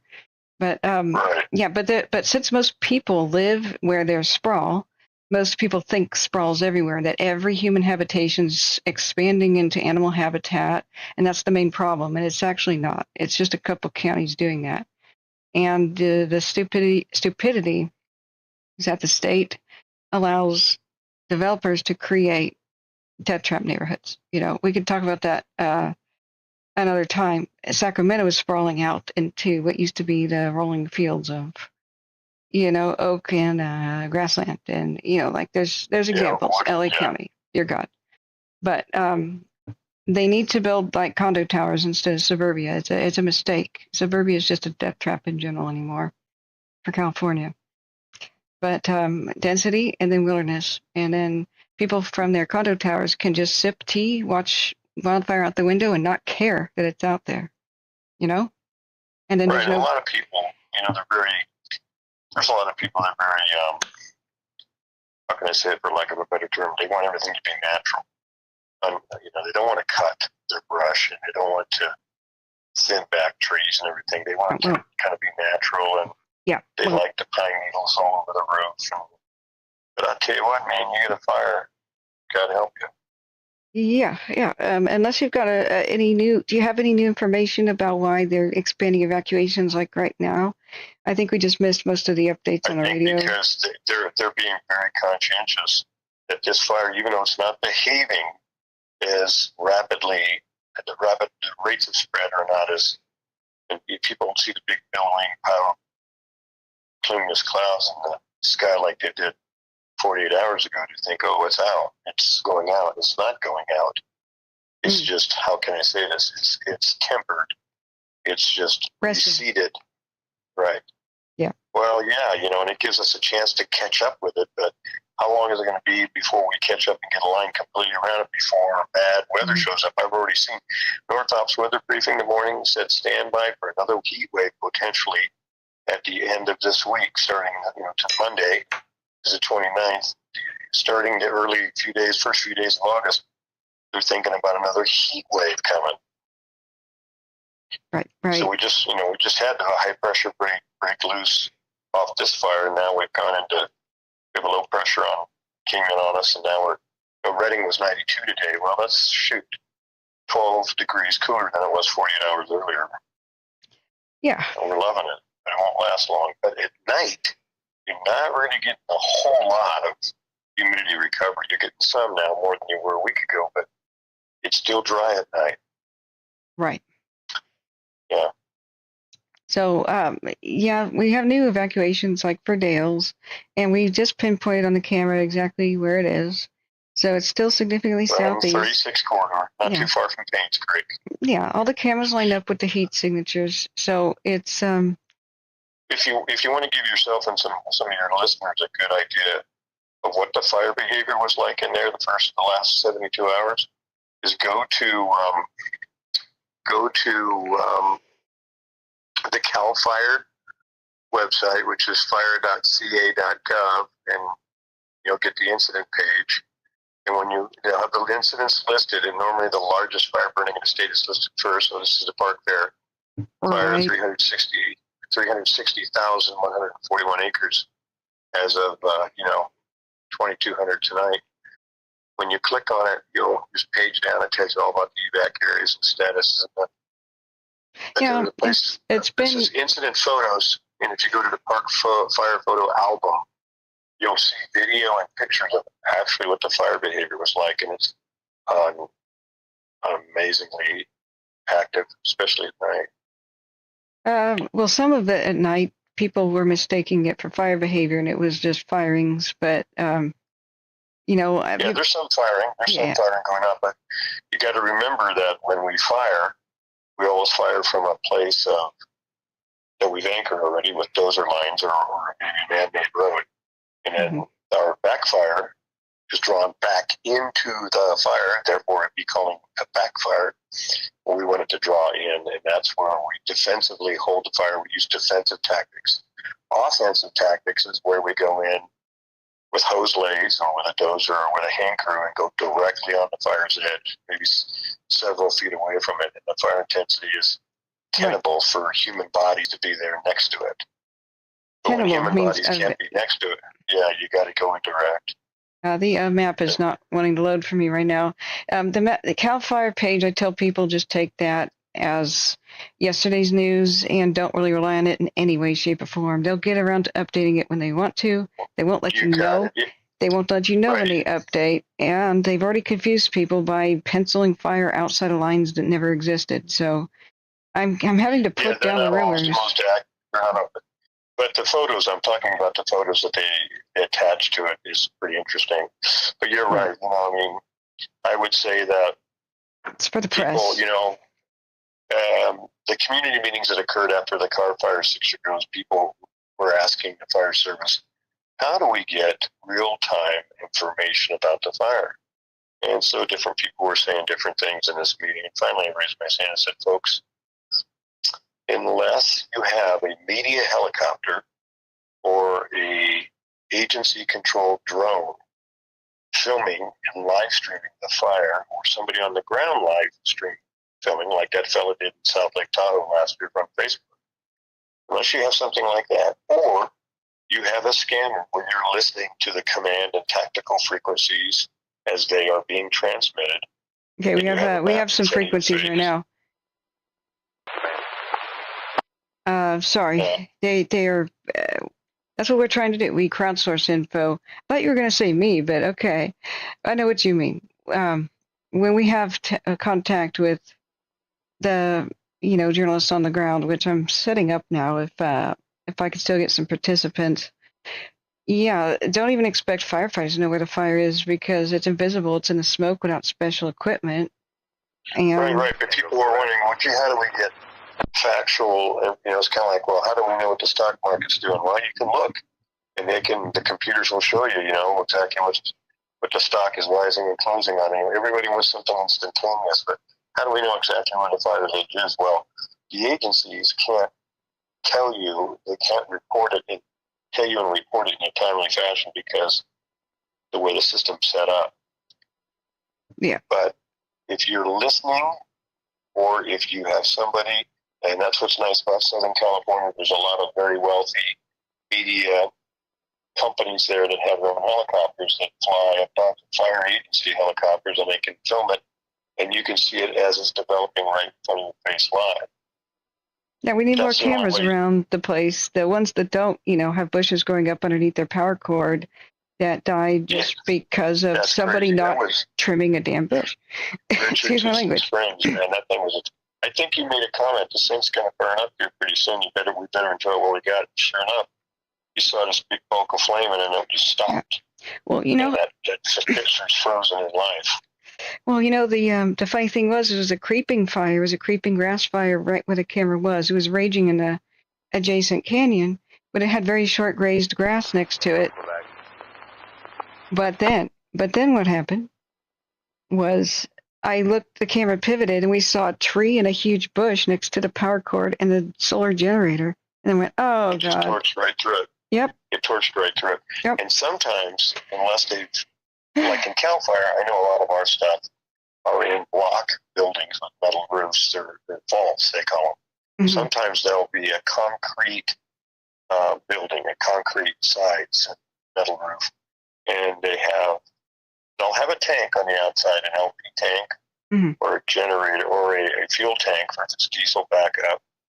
They're normally electrically powered, and then they'll have diesel backup, or they'll have LP backup. But the LP tank doesn't have any fuel around it, so liquid propane. Yeah, liquid petroleum gas, propane or butane. But yeah, they're really clear. They're kind of there's a lot of mineral soil. Yeah, that's what we saw. You'll get heat in there, but boy, I tell you that fried some cables and wires or something, and the thing went off. Well, right now they're doing a great job bulldozing the brush and stuff away from the Colby cam. The Colby cam pivoted around, and we saw huge quad propane tanks on the ground. And it just goes to show, like, this should have been done already. At these, they're wasting all these resources. They're redirecting planes. They're spending dozers there to protect what should have already been protected, the firehouse next to the one cam, the Platte Mountain. And Platte Mountain, they let trees grow up right next to it. And they're doing all this and redirecting the resources. Meanwhile, homes are burning down. And, they could have been, if this was done ahead of time, just maintained, they could have been at Butte Meadows and Mineral and anywhere else. I don't know who owns those towers, but whoever's responsible for them needs to have a crew go in there in the springtime and clean that place up and maintain it. No, I thought you meant like we talked about. A firing and clean house and responsible people put in their place. No, but okay. Well, yeah, that too, but I'm talking about the education. Yeah. Now, here's the deal, man. The infrastructure of PG&E in that area there's a huge WAPA, Western Area Power Authority, or Power Administration, 500 kVs that went right through the middle of that thing, and I don't know what their status is, what the damage was, but I know that there's a horrendous amount of PG&E infrastructure burned up. Finally PG&E's figured it out. They put in non-flammable poles now. No way. You don't. Yeah. No way. They finally figured out that California is flammable? Say again? They finally figured out that California in general is flammable and maybe they shouldn't use wooden poles? Well, they had those like Peeler Core pressure treated poles for years, and they had the creosote poles, and creosote poles should have nothing but oil in them, so that when they burn really intense. I'm sorry. The sterilization. That's right. The sterilization. Yeah. I can only deal with them with humor, otherwise I will cry. So, sorry, I don't mean to be a jerk. Well, like I say, you probably within your organization need to have vegetation management crews. That's all they do is clear brush for their infrastructure. I mean, they used to contract it out, and they still do now more than ever. But I remember when they were back in the early '80s, mid '80s, they used to have people go in and survey their lines and threatening trees and branches, and they had contractors, and they wanted to make more of a profit, so they cut that out of their overhead. It's like saying, well, I'm only going to get an oil change every 20,000 instead of every 5,000, so I can save money, but in the long run, it's going to blow the engine out because it has too much dirty oil for too long a time. True. Yeah. Anyway, I don't want to get into PG&E. I got to sleep tonight. Yeah, yeah. I've got to boogie, but keep up the good work and be vigilant because this thing is going to be long term. Right. And get your rest, and I pray you'll stay very healthy in days ahead. I know it's been tough for you, but you hang in there, okay? Yeah, thank you for your kind support and telling people, trying to answer their questions. What is safe and what isn't is ultimately determined by the wind, and how many resources can they get here, and how fast can they work, and how much they're allowed to by the weather. Yeah, I've been tracking that lately, and I know what's going on. As resources get demobilized, that means they get released from these other fires. If they're not timed out, that means they've been there longer than like 14 days. Don't give them 2 days of rest before they send them anywhere. But they've been diverting them to the park, and then the park is also getting resources coming in from other venues, federal government and contract people, I think, are coming in. But, like, for example, in the last 24 hours, or in the last 12 hours since this morning, they've increased by 60 engines. They've got 60 additional engines coming in. So that's like, 12 strike teams right there. They doubled their helicopter capacity. They've got 35 helicopters. I remember at a time one time I had 18 helicopters in one base. They probably have 3 or 4 bases. They've got 33 helicopters. That's probably including the National Guard, the Chinooks, and the Blackhawks. And they have 163 dozers. Most of those, not all, but most of them are probably hired dozers. 113 water tenders. They're coming off of other incidents. That's where these resources are coming from. I think the word got out through the chief officers. The top chiefs in each organization got together, and they have this multi-agency coordination meeting on a daily basis. And they said, okay, all you other fires, keep what you absolutely need in order to not lose what you're mopping up. But whatever you don't need, you need to cut loose. We need it over here at Park. So somebody in authority, normally it's an agency head, a duty chief, a top chief, will tell his agency to do that. His ICs, the ICs in other places. They got 2 teams on this thing too, by the way. Really? 2 CAL FIRE incident management teams. Not just on the same fire. Okay. That's very unique. It's big. But you have a 360,000 acre fire now. It's probably going to go over 400. Right. It's a long-term forest fire. What'd you say, man? I'm telling people it's a long-term forest fire where the forest is, and it's going to be a very short-term grass fire where the grass is, because grass just doesn't burn forever. So either it continues moving around rapidly, or it immediately, or it winks out. Yeah, there won't be any mop-up down in the cow pie country, but boy, when you get into the areas where there's handline and dozer line, where the brush and the timber is, there's a lot of mop-up. Right. And the rehab will be unreal. The rehabilitation after this will be horrendous. All the dozer lines have to be water barred, and they have to mop-up could be clean up the water courses. They've done a lot of drainages. They probably damaged. Those all have to be done. So there'll be months and months and months and months of rehab work afterwards. Right. So, well, I was hoping you knew more about where this was going and what evacuations were called. I had just walked back in from being absent today for 2 hours trying to figure out for myself what's going on, but we'll try. if you hear something, can you let us know? Like, are you still checking skeeter? Well, Or are I'm you pretty going to much hit the here hay? what you hear. You're pretty good Okay. about researching everything on the internet you can. And the best thing, or the only way to really know what's going on, not being there, is listening to the radio traffic. Now, if something comes up and somebody uses an acronym for word, that's where you can call or text me anytime, and I'll try to help you out. A lot of people Yeah, in public, Yeah, there like was you were mentioning something the other day about rollout. no. You said they ought to call it roll down.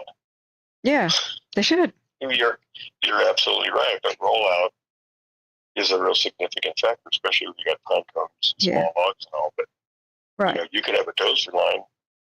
You could be mid-sloping, and you could have material roll down, hit the road, and cross it, and now start a slop over. A slop over is not sloppy Joe's, but a slop over is like it's a minor breach in the line for now, and if it gets bigger, then it's like a big spot, right? Yeah, a slop over. Well, spot fire is normally a fire that starts distal from the fire's edge. So if you have a bulldozer line or hand line and the fire's there, and then like a crossing. comes out of it. Like a crossing. It starts a crossing. It starts a new fire, but it could be 5 feet away or it could be 500 feet away, and they're getting 5,000 and 6,000 acre spot fires every day. That's probably what's going on down there in the Dales.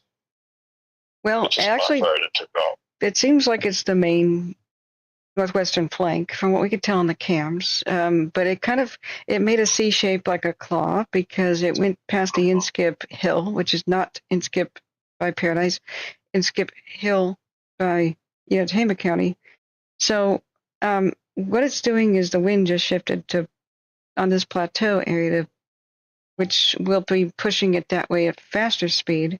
So I bet they want people out so they can just work on building a line in front of it and not worry about anybody being in the town behind it, So it. When you get a slop over or you get a spot fire, they're both threatening because they're outside the line, whether it's a wet line, dozer line, or hand line. It just seems to be the actual moving northwestern section, which they didn't pay much attention to because it's in the Tehema County wasteland, wilderness, and they had to save Paynes Creek, right? So this is west of Paynes Creek, or what they could have Paynes Creek, and they need to push it back south of 36, which seems like they're doing a great job of to save Manton. But now it's getting closer to Dales, so time to call that area right there, the 36 corridor from the metropolitan Red Bluff area.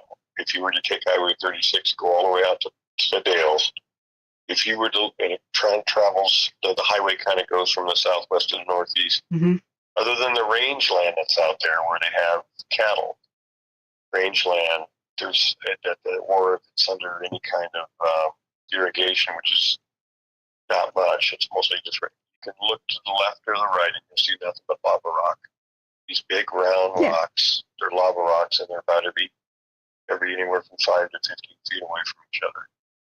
Yes, that's why it's called the wasteland. Hundreds of thousands of rocks.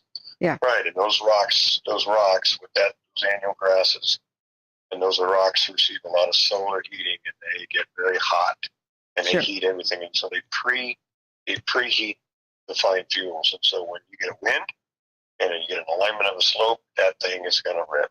That's why it did what it did, I think.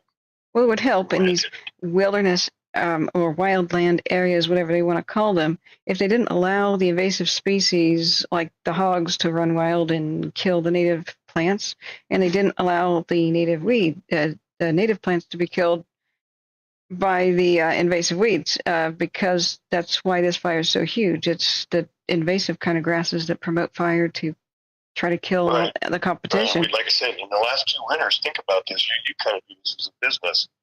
In California, at least, fire season 2023 and fire season 2022 were below average, especially last year, below average years with the number of fires and the total acreage, mostly in the total acreage.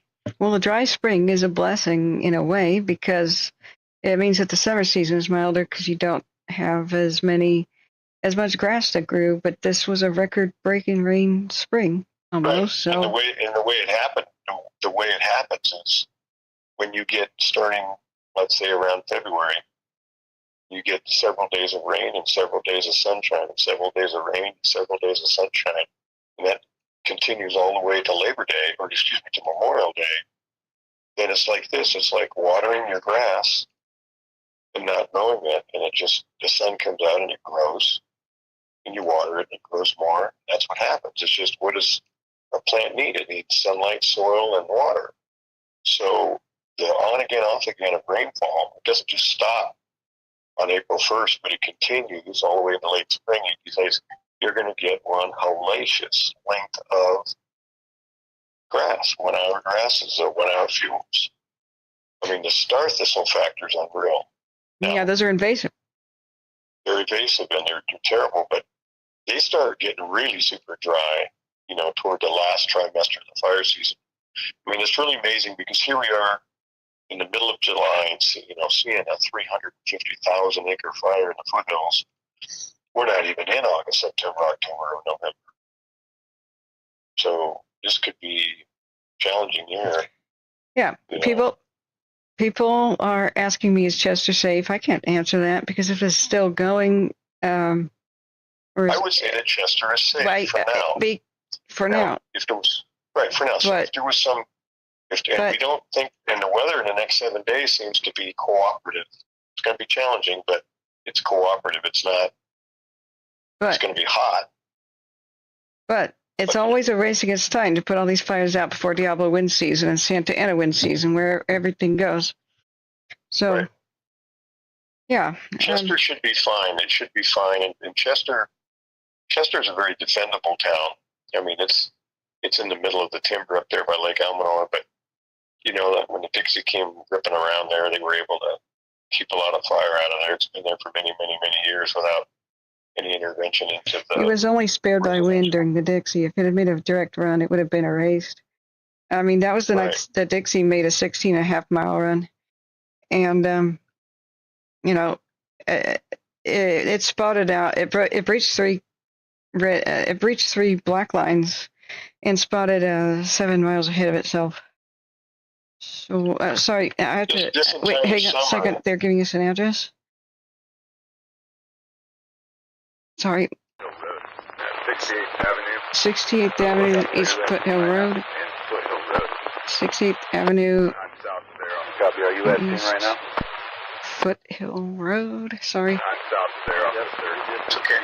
I think. Yep. Keep your distance and get a description if you can. I'll make contact. Break. Keep your distance. Operation. Bridge 10. Hey, 1 second. It hasn't said much on the radio for a bit. Just give a brief description. 68th Avenue, Las Molinas, SEMRV.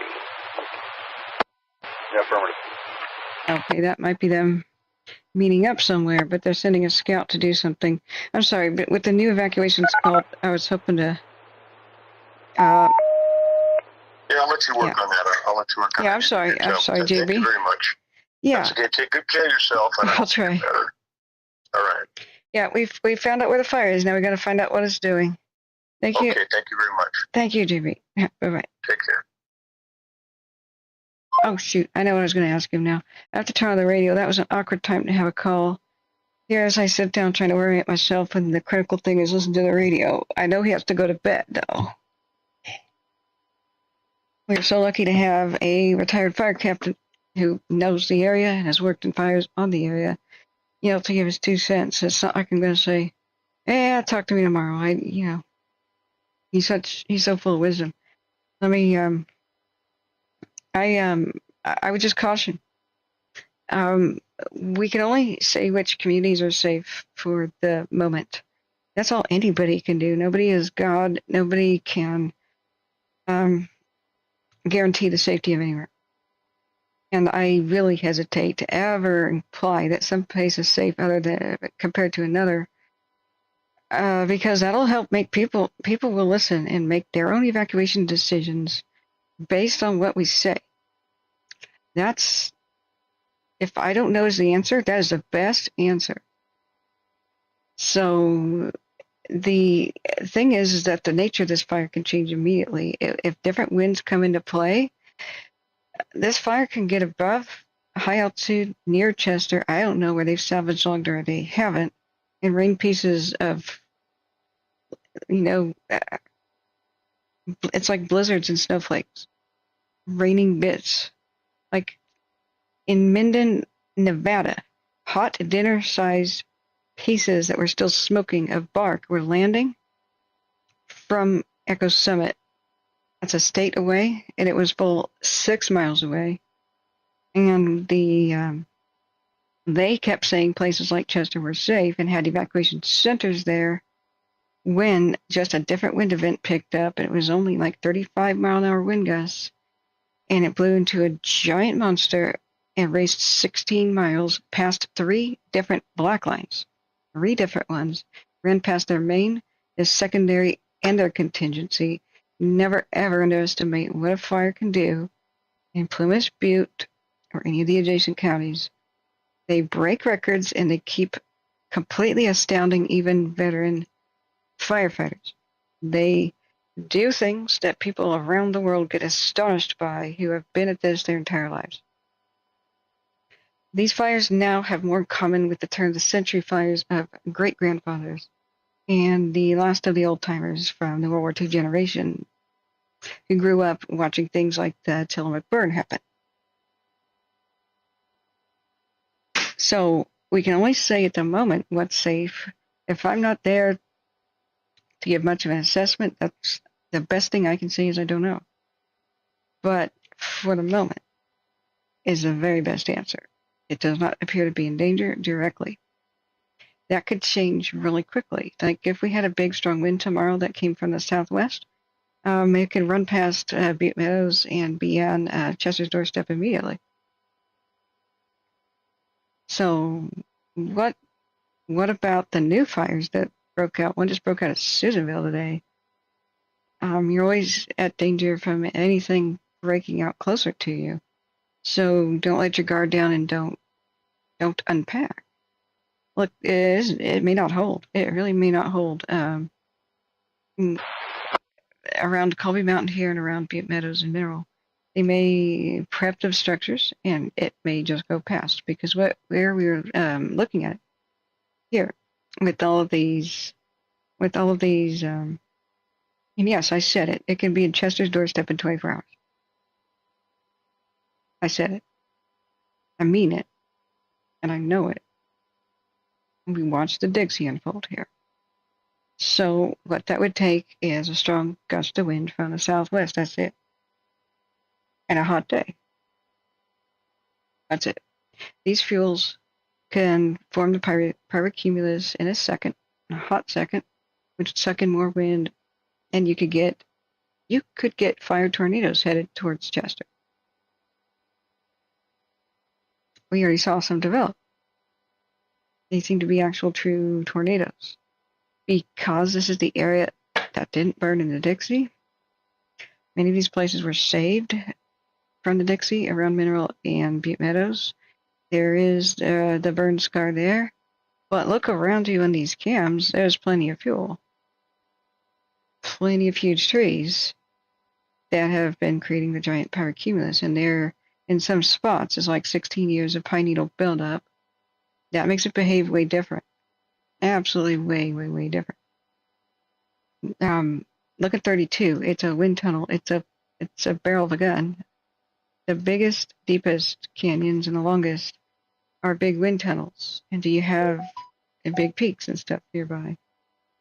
So I never would want to give people a false sense of security. That's kind of criminal. So we say for the moment, we mean for the moment, and that means like, looking tonight at it. Seems like it's safe tonight. The distance is not safety. How prepped is the community?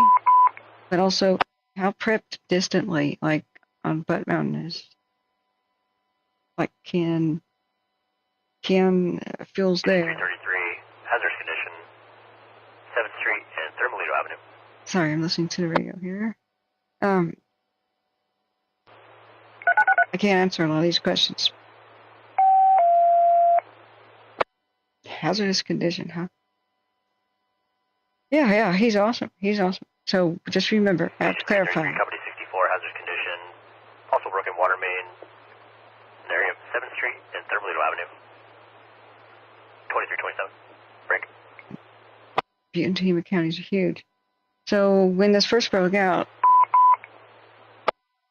I said it could go to Shingletown and it could go to Mineral. Paramedics at scene. Cancel. Return to quarters. Engine 72. Don't tell them to go anywhere. 72, 2328. Cool breeze. Tehema night out. Message relayed to SO. Patricia says Branch 10 copies. Patricia, yeah.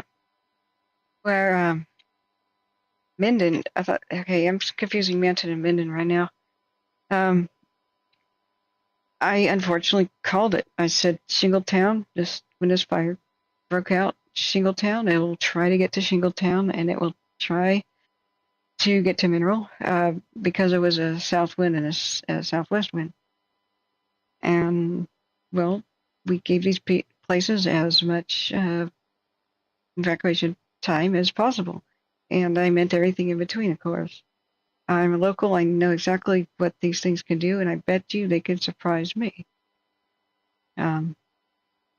So I've saw enough dead forest in 2022 to know that they can't possibly have gotten rid of all of it. What we have to remember is this. If there's any brush at the base of the standing dead trees, Dixie Fire 1.0 was bad enough. It was record-breaking and broke the minds of everybody involved. It just broke the laws of every physical thing we thought fire could kind of do. And reminded us that Butte and Plymouth County is the seventh circle of hell, one of the actual most brutal, worst places in the entire world to have a fire.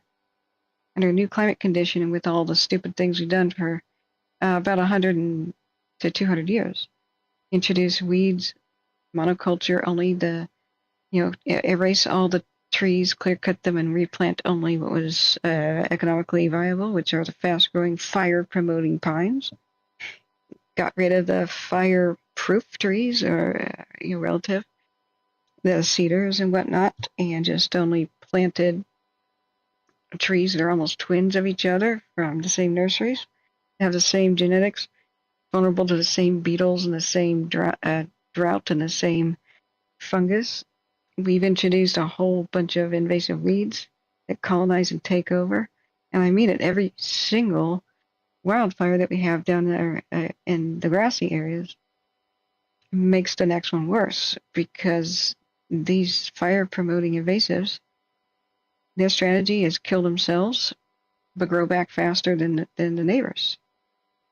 And that's how they destroy and make endangered and, if not later, extinct our wildflowers that burn pretty low-key, and our native wild grasses that burn pretty low-key. So every time they have a successful big fire, it primes the landscape for one that's worse.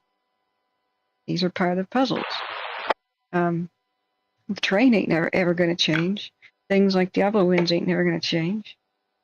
That's just what the jet stream does with the terrain. We have to adapt. We have made this. It has never been worse, probably in the last 12-ish thousand years, to have fire right here because of what was introduced. And 12,000 years ago, it was glaciers, so that's why I say that.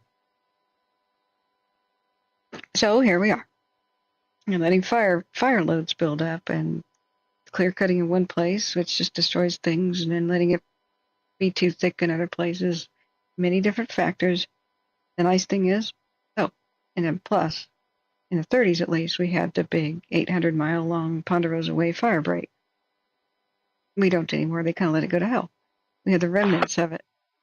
We're trying to rebuild it. Too late. So we've let our guard down.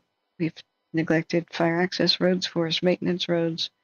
All these factors mean this is the seventh circle of hell. What it means, it can only get better.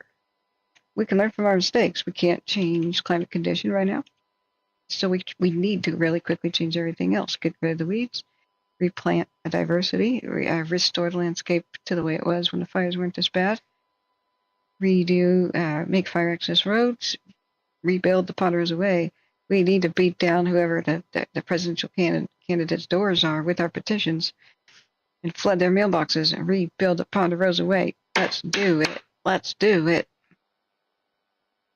The great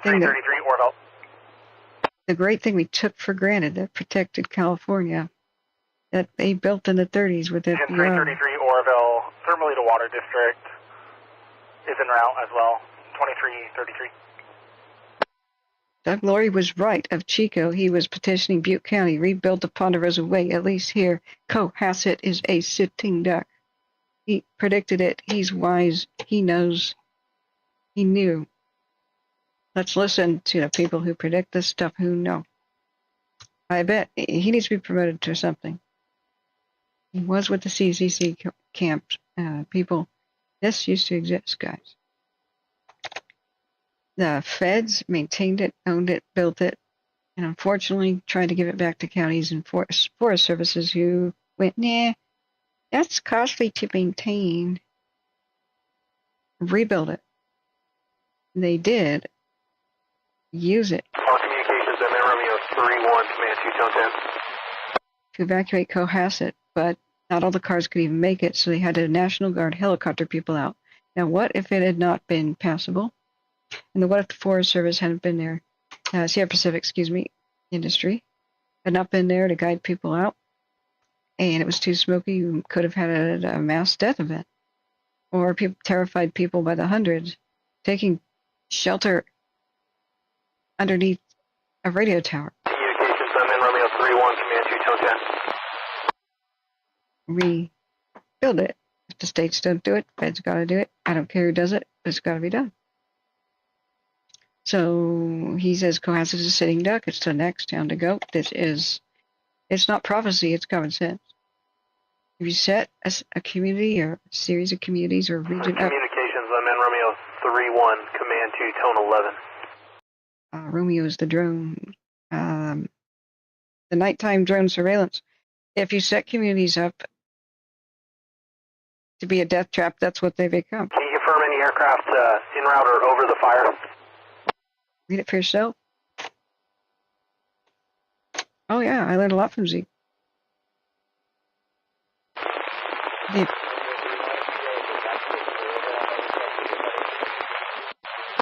Zeke worked here for like 20 years, though, guys. I don't care where he lives now. He's wise. Listen to him. Romeo 31, you're unreadable. He's wise. Listen to him.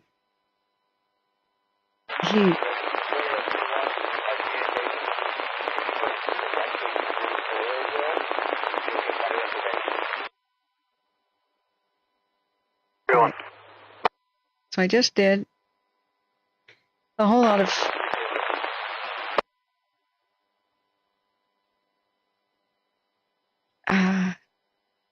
let me look back up at the chat. Yeah, and I hope you're safe, Patricia. I'm glad that you are, actually. Good seeing you again. I wanted to make sure that people just expressing fearful thoughts aren't like timed out or banned or something. Chris Jones was making good observations that there's so many steep ridges in between Lomo and Butte Meadows. That's true. And he says, I'd be afraid to go camping in the hills of California. Yeah, that's rightful. That's rightfully so. That's not negative. I don't know. Don't know. It's timed out. Saying that Canada's having problems too. Yep, that's true. He's hoping that people will get tired of the wildfires to take action. Yep, I do too. I don't know.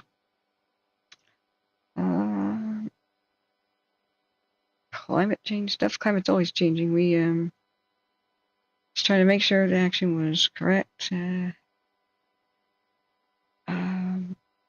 It's true. The land's going to burn. Oh. No, arsonists are not doing a favor. That's a favor. Okay. It was cool to yeah. Yeah, go ahead and time him out. Arsonists are not doing us a favor. Just don't you dare say that. What would you feel like if people are dead and they start finding their bodies? Arsonists are doing us a goddamn favor? No, they're not. They absolutely are not. Warville, engine 333 is to be assured off hydrant to be committed. Don't say stuff like that. The rest was all right. See? 33, 23, 37.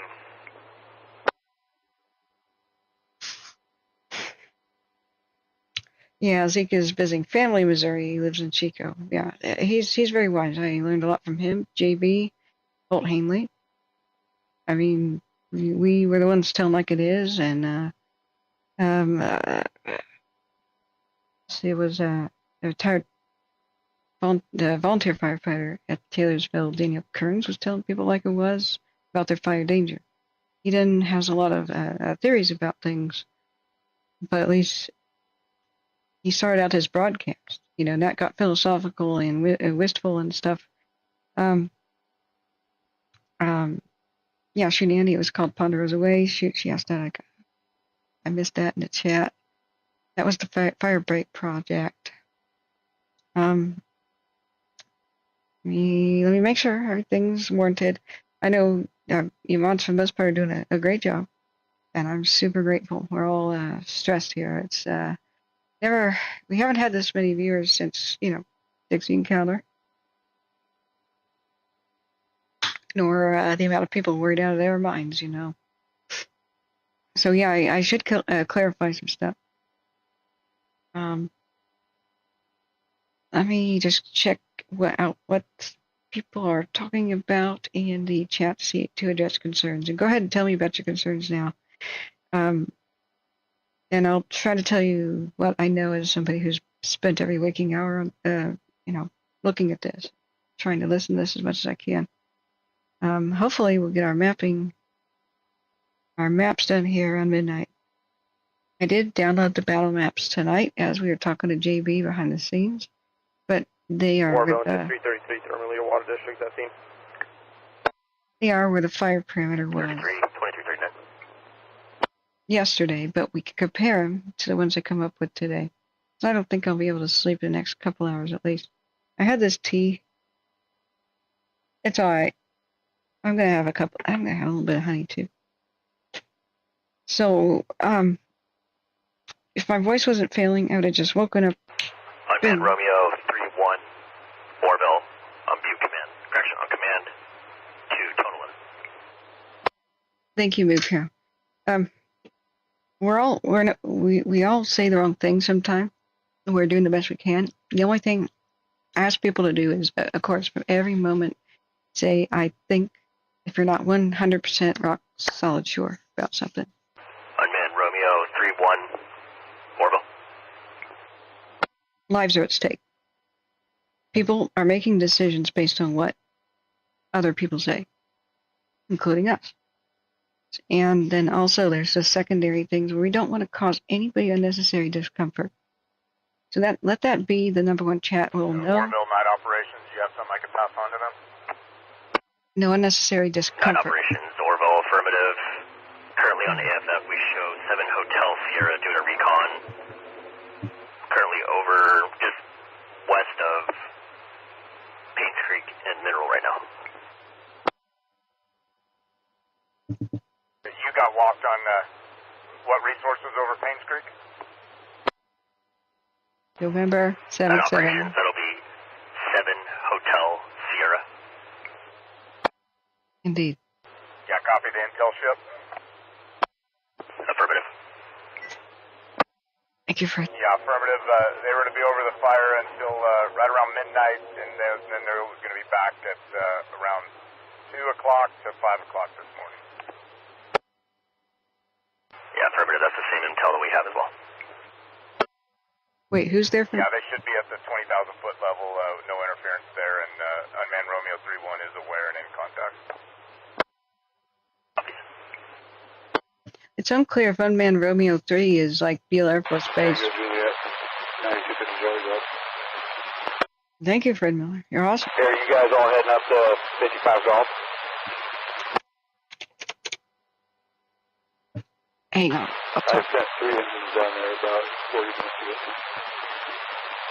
Perfect. What's your other 2 engines doing? They were finishing up brushing the road. What do you got going on down there? Okay. The winds are just shifting and starting to push toward Gale Station. I don't think it's going to impact it tonight, but if it does, I think it's a good idea once you're done with that project, bring them down to the green gate, and we'll stage them in here to the Dale station here. I copy. Great. 2582. We just copy that traffic. Great. So this is what we listened for. So 11:46 p.m. The winds are pushing. I believe he said the fire towards Dale's station. Whenever you guys are good in there, let's go ahead and head down to Dale station. Great. Tehema, November. 50 Charlie. Tehema, November. Sorry, copied that traffic, but we're going to be moving over to that division to do those good things. No, it's not the hot shots. They just said it was the mapping plane. Hot shots don't jump out at 22,000 feet. Are you nuts? I mean, you could, but woo, wouldn't that be a ride? Now that's a thrill ride. Sorry, maybe you can't see it. That's 22,000 feet they're at. And they just said the mapping plane is above us.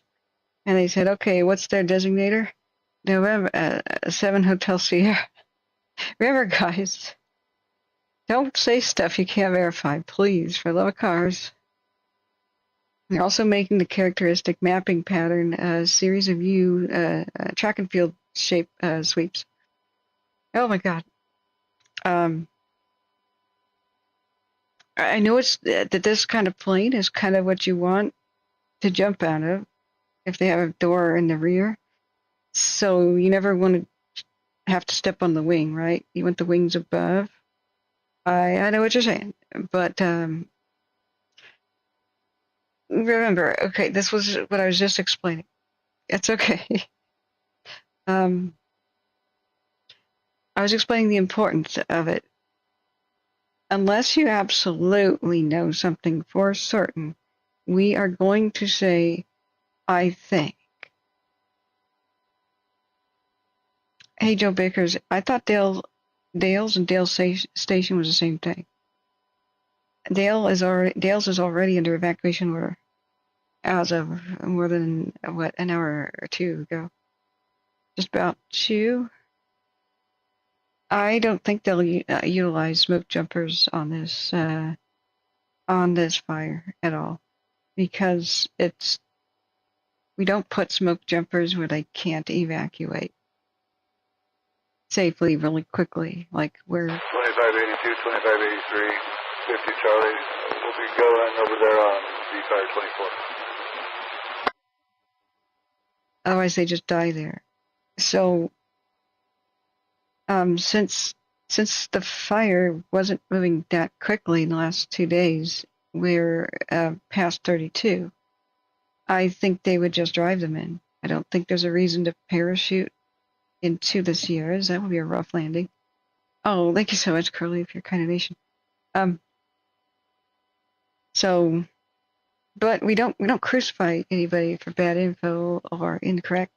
We just correct and move on. You know, we are crowdsourcing it. I don't want anybody to be afraid of anything. Engine 333 hasn't been mitigated. Engine 333 available response area. But we just need. 2346. We need. Engine 333. To communicate. We're speaking to the world. You in chat are not speaking to me. You're speaking to the world, and that's a privilege. I want you to have it, but you must fall in line with the rules. Otherwise, because this is a life and death situation, we do not want to cause anybody extra discomfort at all. Don't give them even a momentary heart attack or concern, because saying, oops, you've already done the damage, right? I mean, we have already done the damage when we screw up. So we need to absolutely keep it to, unless you absolutely know what the heck's going on for certain, and you would bet your own life on it. Okay? Think of it this way. You're so certain you can defuse a bomb that you would cut Branch 25 Division B Tango Command. That you would cut the green wire. Okay? If you say, I think the green, the green wire is the way to defuse the bomb, I will tell you cut it then, or shut up. Right? Just think about that level of seriousness. 25 training, copy. Because we've had a couple of panics start from people with good intentions, but if the next person who says Paradise is evacuating, I'm going to just kick them out for good. Like, just don't do that to people. People watching the TV and watching them pre-evacuate just on precaution, the elderly and the sick from like the hospitals. That does not mean Paradise is being evacuated, because the only reason that Paradise would be evacuated is if the fire jumped a line, and it did not jump a line. So that would have caused a massive stampede panic. And it took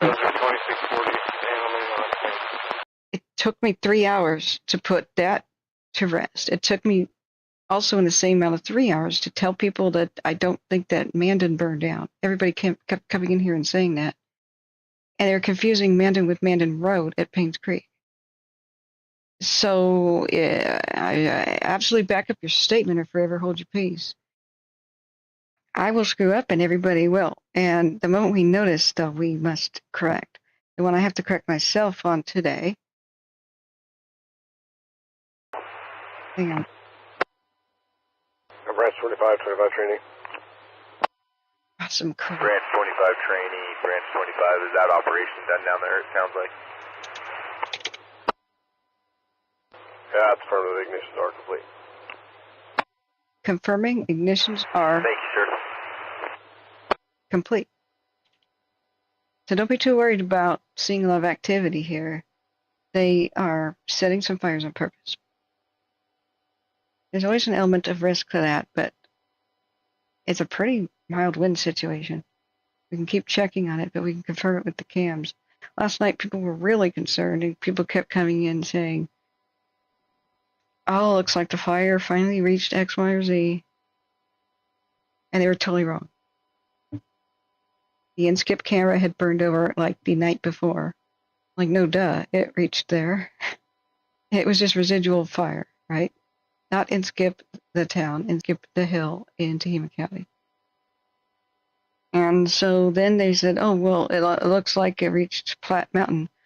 Well, no, they were burning off the pine needles there on purpose. And so we confirmed that on the radio. It was always a low-key thing with a fire truck sitting in front of it. And people confused the light of the pine needles burning really softly and gently, by the Platte Mountain camera with the trees going up on fire, because that was just reflected light. So I don't care what it looks like. If you're not there to verify or you haven't just heard something on the radio or something, I think, I think or make a question that we will go and we will go ahead and check it out for you. A lot of people think about the deaf too. People hearing impaired, those who can't even make anything out with the radio. My dad listening to this with harder hearing, he can't even understand anything anybody says on the radio because he was in the Air Force, right? So that, Sarah says, it sounds like they're using drones to drop the fireballs for the backfires. No, I don't know about that. Romeo has been a surveillance drone, as far as I can tell. Working down low and looking in amongst the trees where the mapping planes, of course, can't fly in, and where helicopters can't see from above. They were calling for some of these when it was too windy to do anything of the sort. When the slopovers and stuff were occurring, right? So I don't know, though. I'm unsure. But Romeo has been taking off at night in conjunction with the mapping plane. So I think part of it's on Seek and Destroy mission. Thank you for your kind donations. You're awesome. Just remember, though, if you use YouTube, they take 30%, and I don't get it till like about a month later or 2 months later, depending on the cutoff date. So what's 30%? 50 times 0.3. So they just took $15 of that. So 50 minus 50. That's okay, but thank you for the $35. The cutoff dates, I'm not sure what they are, but everybody who donated to YouTube through YouTube with Super Chat and Super Sticker, I don't have access to that until August 21st or August 23rd. YouTube holds it for 30 days and or beyond what cutoff date. So I do appreciate donations from all places. I super appreciate the ones also coming in from PayPal Cash App, because I have to come back from my nasal passage surgery from any trip I make in August to California. So by the end of August, I have to come back to Oregon. So if I can't get access to this money until the 23rd of August, I mean, it helps me pay the bills, but you know what I'm saying. So that's the best way. You don't need a PayPal account. It's Cash App and Venmo links in the chat. Those are the links in the chat. And I think it'll be really good if I can add the Amazon Pay, Samsung Pay, and Apple Pay or whatever I can too. I've just been so dang busy, guys. So hey, no worries. Don't worry. I appreciate it. I super do. Thank you. Because we will have expenses in August, that's for sure. And the bad thing that happens is we may have just smaller fires. We won't have nearly the traffic. And so asking, for $1 and $5 right now is my suggested donation. Don't sweat it if you can't do it. If 20% of the viewers in these big fires do it, we'll make it, But like last year was a disaster where all fires are pretty low key and localized. So we always had like 30 viewers. And it was the same 30 people trying to help out and just keeping me alive, and I didn't break even. And we went from June to December 15th. That was Ventura County's last fire. And there was plenty of people in Ventura County who wanted to know we existed but just never found out. That's it is so. Yeah, Cash App, I get everything. So it's the same thing with PayPal and Venmo. PayPal occasionally has a weird fee, and I think I'm not sure what causes them, but they're really minimal. I've never seen a fee over $2.50 on PayPal, and I don't care about it. That's fine. I just hit a button. The minute I get it, I hit a button, transfer to True Bank account, because PayPal is not a bank account. I have a PayPal debit card, but it's not a bank, So then it takes 3 days to transfer, and we get it. I could even pay for a purchase with PayPal, like a laptop or so. But I prefer it to be in an account, so I keep track of things. Because PayPal is not FDIC insured, I don't think, because it's not truly a bank. It doesn't play by the same rules of a bank. So I'm just uncomfortable with it, So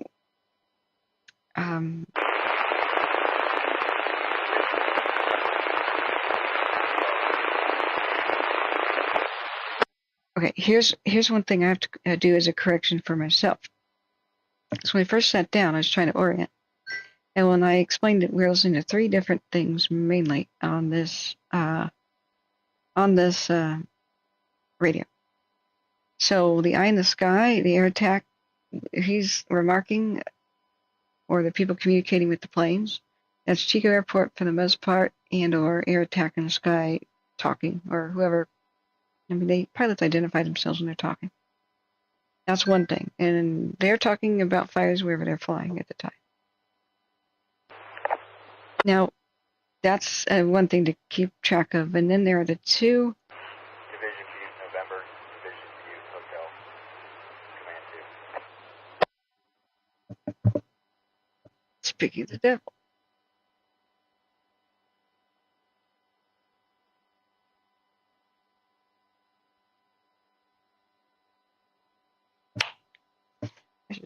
I should start writing down who does the donations in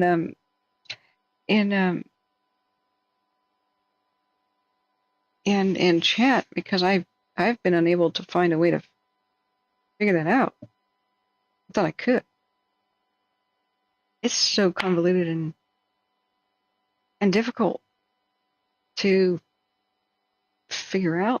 Welcome to what is it, Wednesday? I don't even know what day it is. It's Tuesday. What?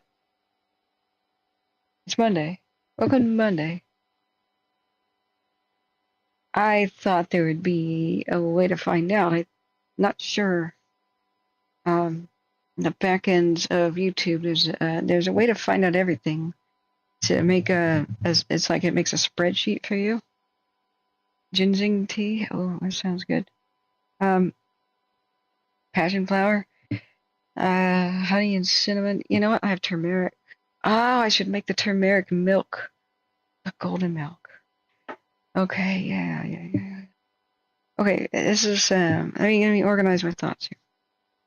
With ADD and the sleep deprivation, it's hard to do A, B, C, D, E.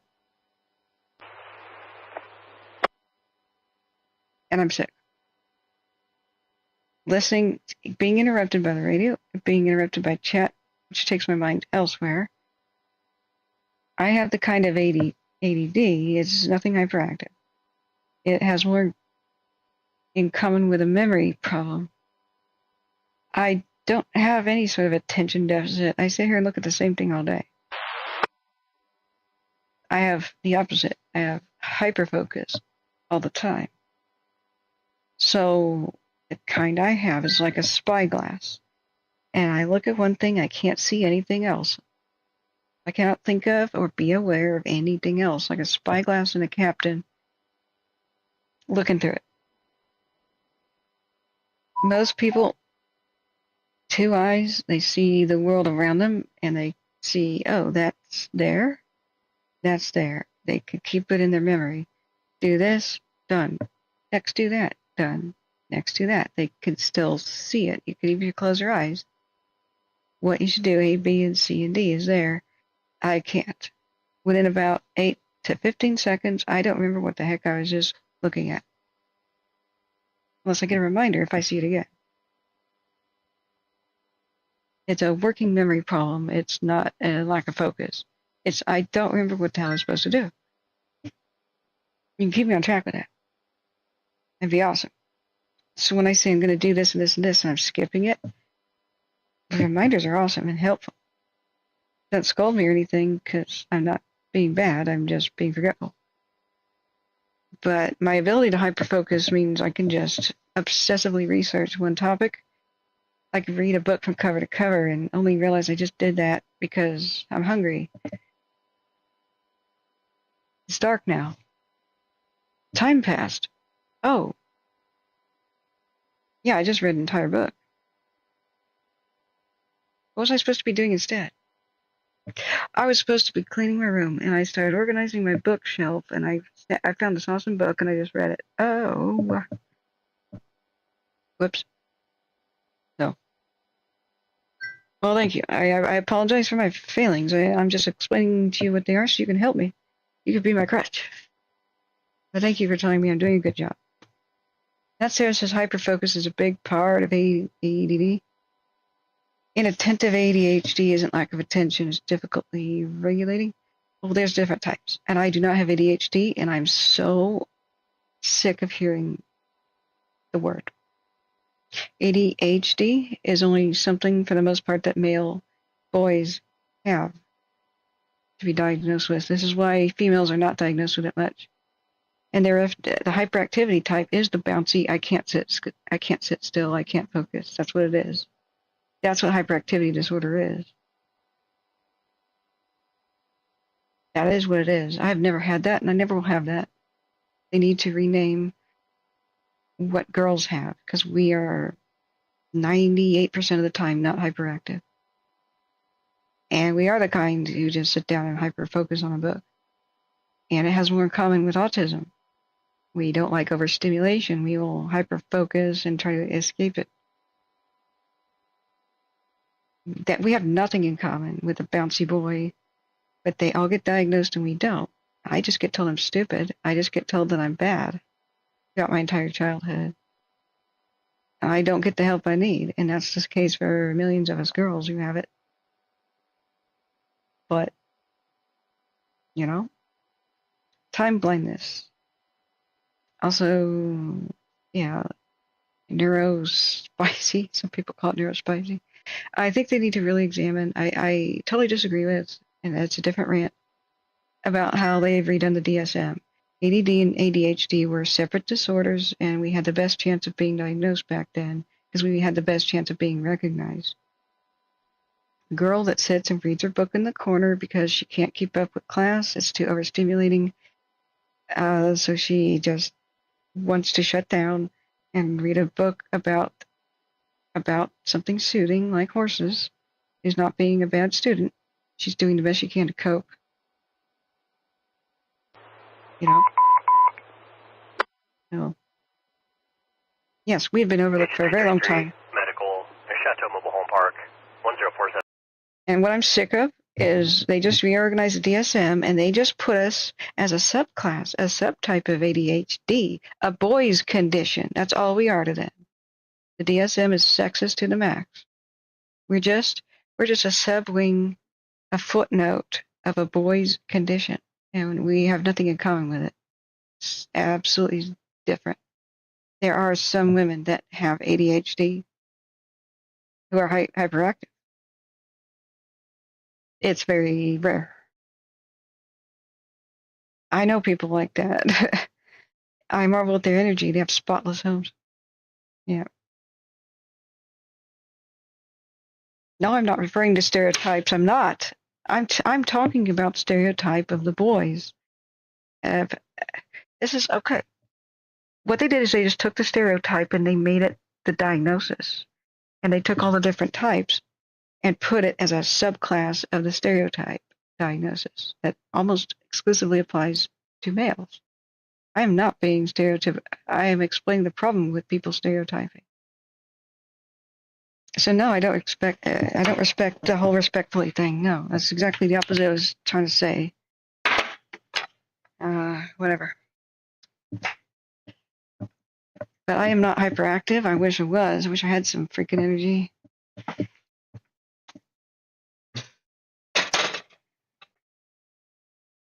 Because I didn't look hyperactive and exhibited nothing of the sort. I was a bad kid. I was a bad girl. I got held back in class or this or that, or made to be in detention, just trying to deal with this squirming, hyperactive boy screaming in my ear, pulling my pigtails, and I couldn't stand it.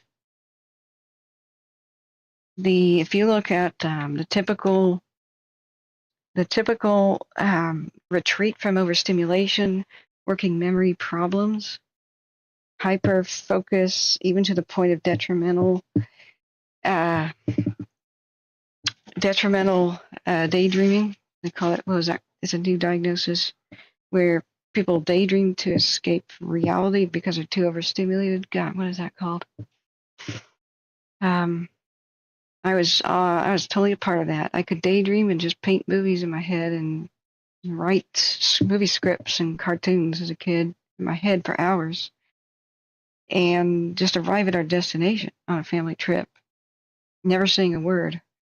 And I wouldn't even remember getting to our destination. I don't remember a thing about the drive, just staring out the window. And so I had to resort to that in class to even keep my sanity, to stop from clapping my ears over my hands and screaming, "Shut up!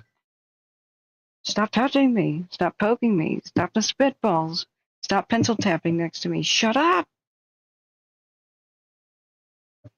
And, but California had circuses where they cut the budget for education. So my teacher was juggling, I counted 57 students. I was the 57th. Man, it was a freaking circus.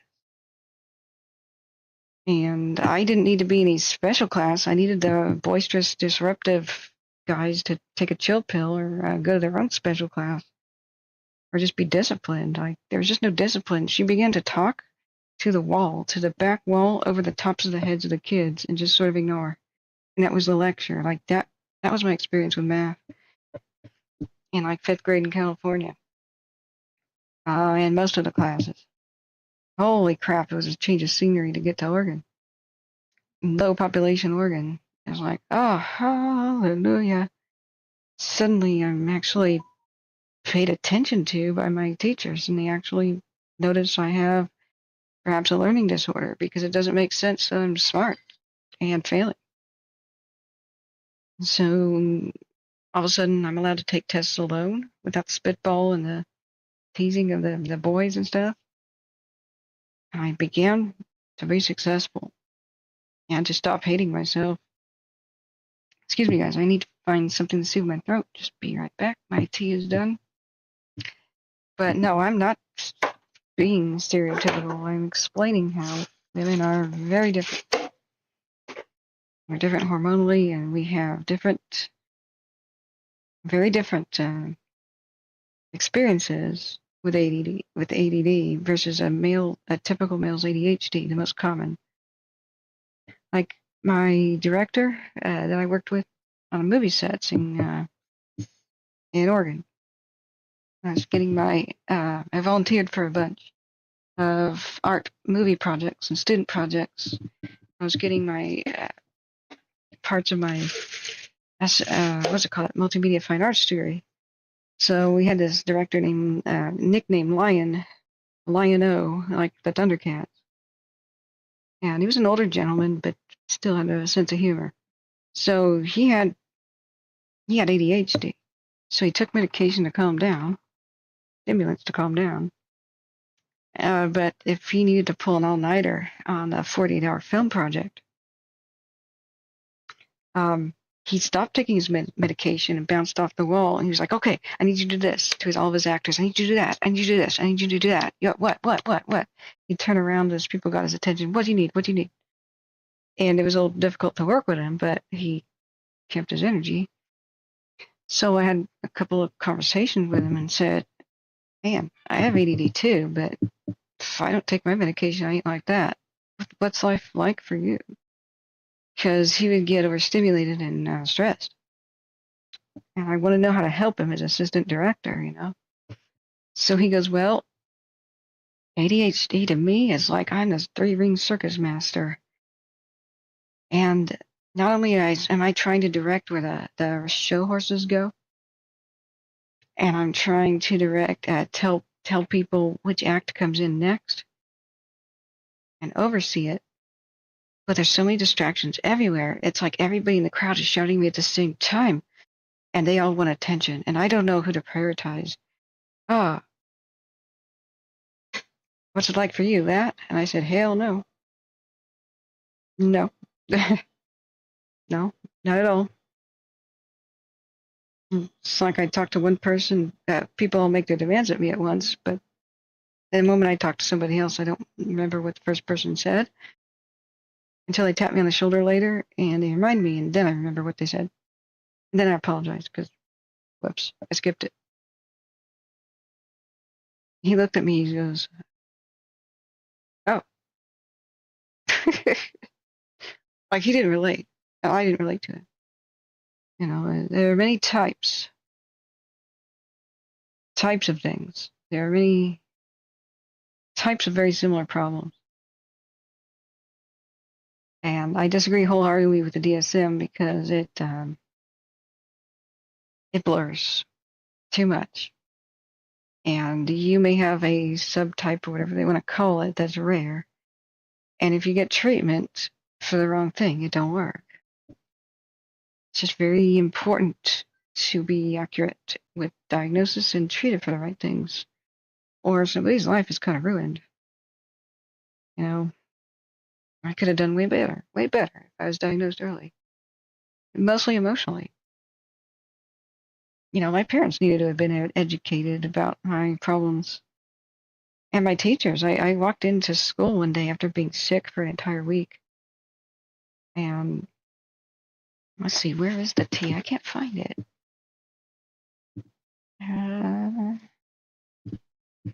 See, I do this thing. I'm talking to you guys, forgetting that I'm looking for tea. And so I just looked at my pantry. Wait a second. That's right, I was looking for tea.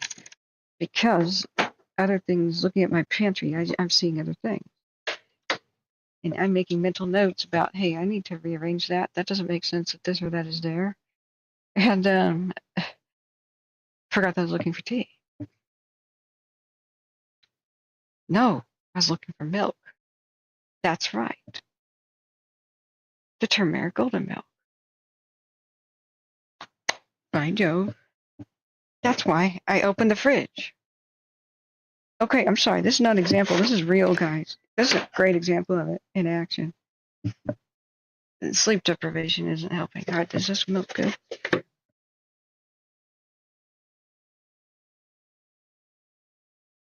Sort of. No, it's not. If there's any doubt, there's no doubt.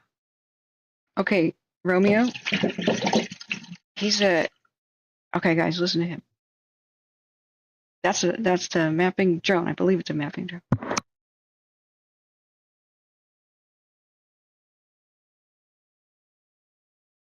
Or it's a fireball drone. It's unclear. Maybe it has dual roles. Maybe we're both correct.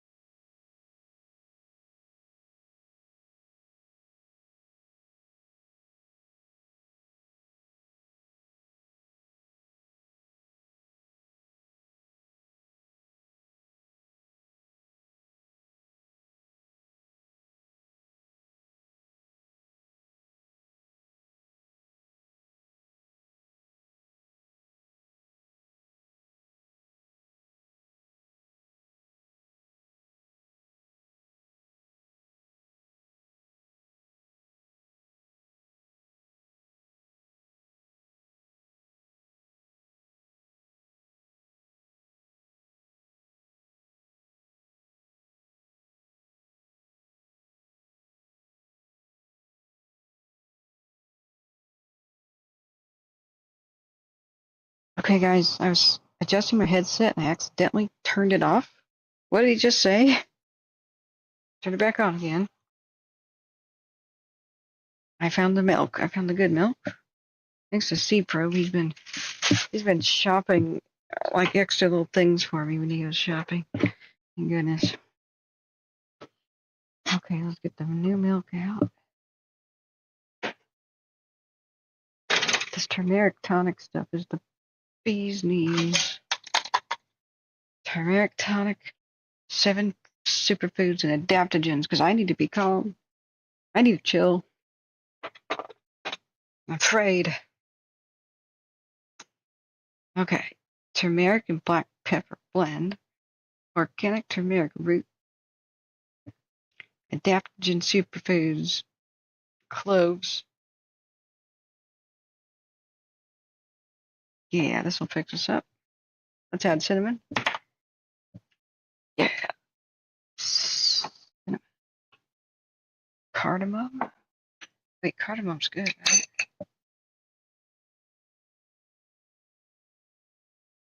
Watermelon and cardamom. Sounds good. Cinnamon. Cinnamon. Where is cinnamon? Now, I'll tell you what, Mike, I haven't,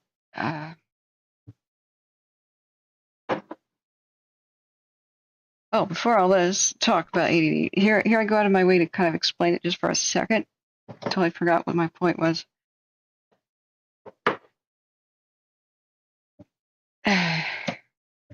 One moment.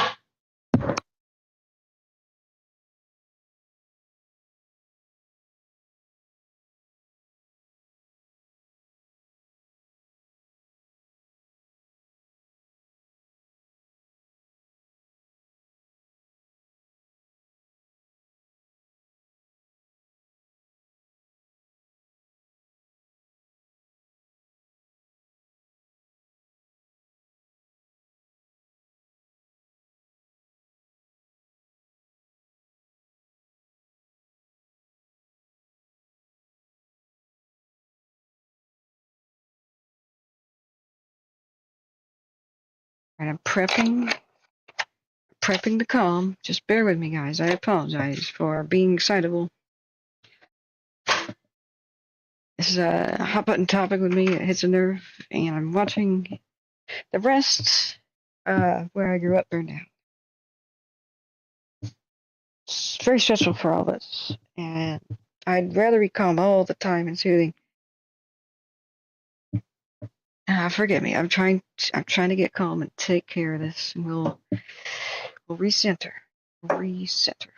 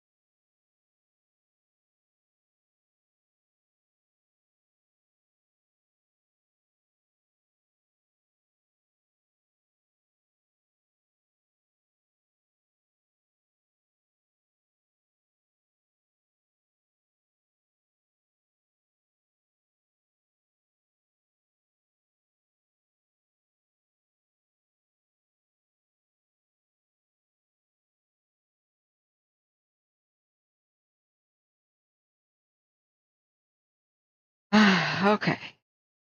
And refresh. Let's get this tea. So I can get messages on my wristwatch. Apparently there's somebody impatient for me to return. Like I'm not allowed to have breaks. Like they're my boss, something like that. Like they get to control the topics that I speak about, something like that. Now what's happening? Can't really reply on my wristwatch and I can't see the details. I can't wait to come back and just see what that's all about.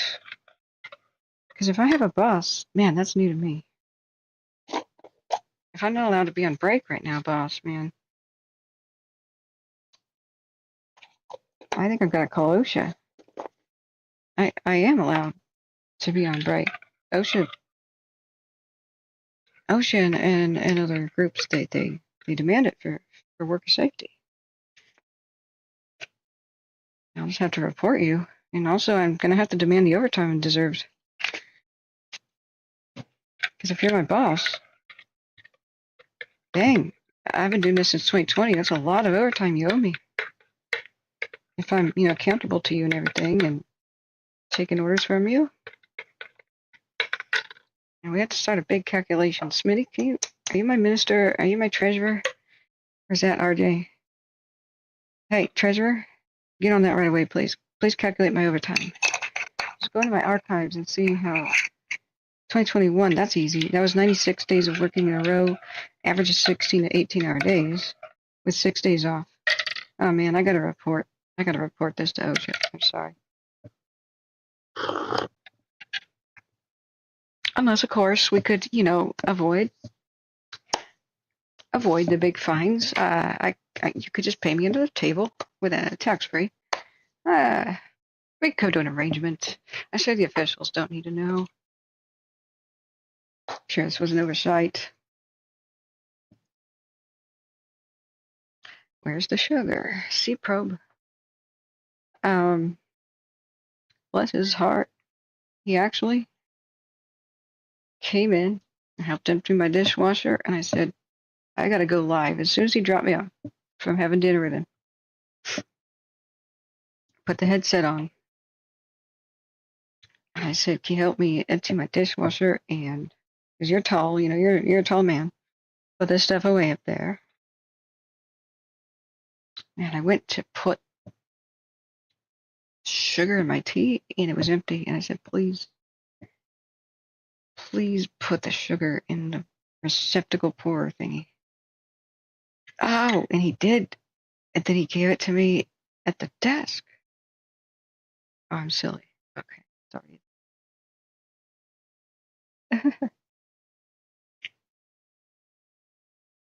Okay, let's return.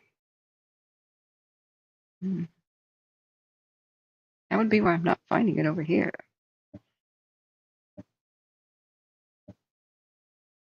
Oh, the reason I babble about stuff is because I can't see what you're saying in the kitchen, friends. So, most people are listening to the stream, and statistically, more than 1 minute of dead air means about 25% of people tune out and think the broadcast is over. So I talk about whatever the hell comes to mind when I'm in the kitchen. Or I lose the viewers. They think it's over. But I can't see chat. I don't know what you're saying.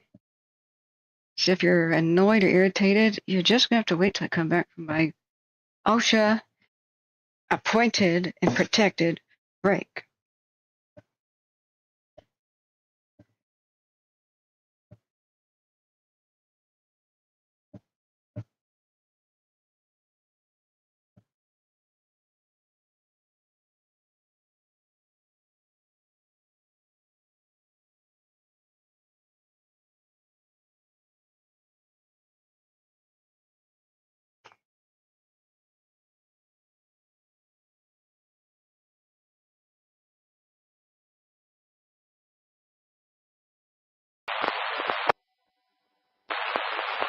Have you driven out that high trestle road there, Tuscan Springs Road? Yeah, not today, but I'm very familiar with that area. Okay, I won't have any issues driving out there in my pickup truck. Nope, negative. You won't have any issues. It'll just be slow going. Copy.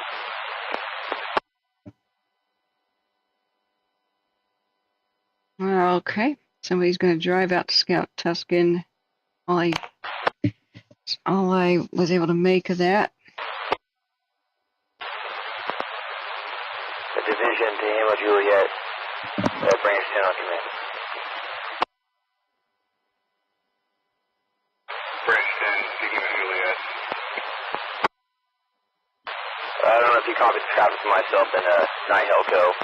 He's going to get the water droppers and stuff working in Lima, and he's going to try to come over there eventually and take a peek at where you guys go and see maybe try to help you out also. That's firm. We copied the traffic. Tango Juliet actually will be the point of contact. Okay, copy that.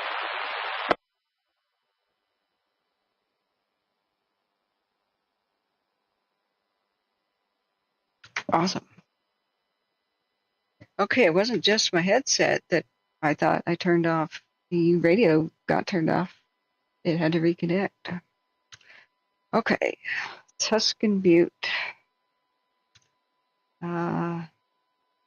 Take a look at these things in a second. Man, Mons, you are raunchy. Things you don't say in chat. Okay.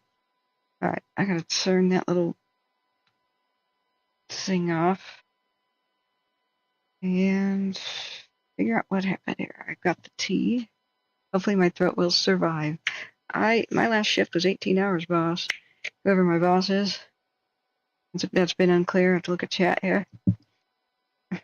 Thanks. Sorry. I do have to take breaks and actually, use the bathroom, and I was pretty sure you didn't want to hear that part. Okay. We'll look at it. We already pinpointed where the fire was on the northwest side first. And that was here, and I dropped in the... shoot, gotta mute that, friends.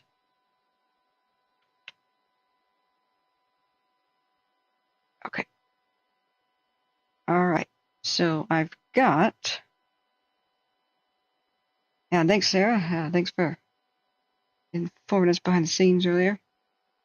I don't know if she's still watching. Yeah, Mods, if you want to get my attention, use the one I did not mute right now. Thanks. We already identified. Hey, Bugs, how you doing? Where the fire was. It matched up with all the cameras. Northwest section, because that was where they called for the newest evacuations. It's Tehema County. It's by Dales. Now, is Dales and Dales Station the same thing? If somebody put that in the chat, I do want to know about it. What do you mean go to bed? Why go to bed? Slept until like 4:30 on accident. So, I don't know, you wake up at almost 5 p.m. and then try to go to bed now. It doesn't work, but I was kind of too weak to rise from bed because I could barely sleep with a sinus infection.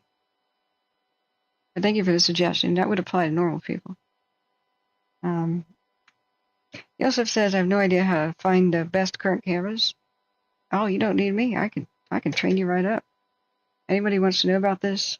In the quiet, cool of the night, that's the time I can train you. Originally, after the 2020 chaos, I just wanted to make instructional videos so everybody could find out the stuff for themselves. So I should probably still do that. And if somebody else wants to take over my job, oh my God, I would just shake your hand and kiss your ring. Because I don't want to do this. It's not my job. I hate it. This is really hard on me. But somebody's got to do it. Sometimes we are the only people talking to the public and giving them the real beep, the real information. There's something very flawed with the evacuation notification system. It's just completely broken. Sorry, but it's true. The residents of California will be very lucky if you get a notification at all that fire is on your doorstep.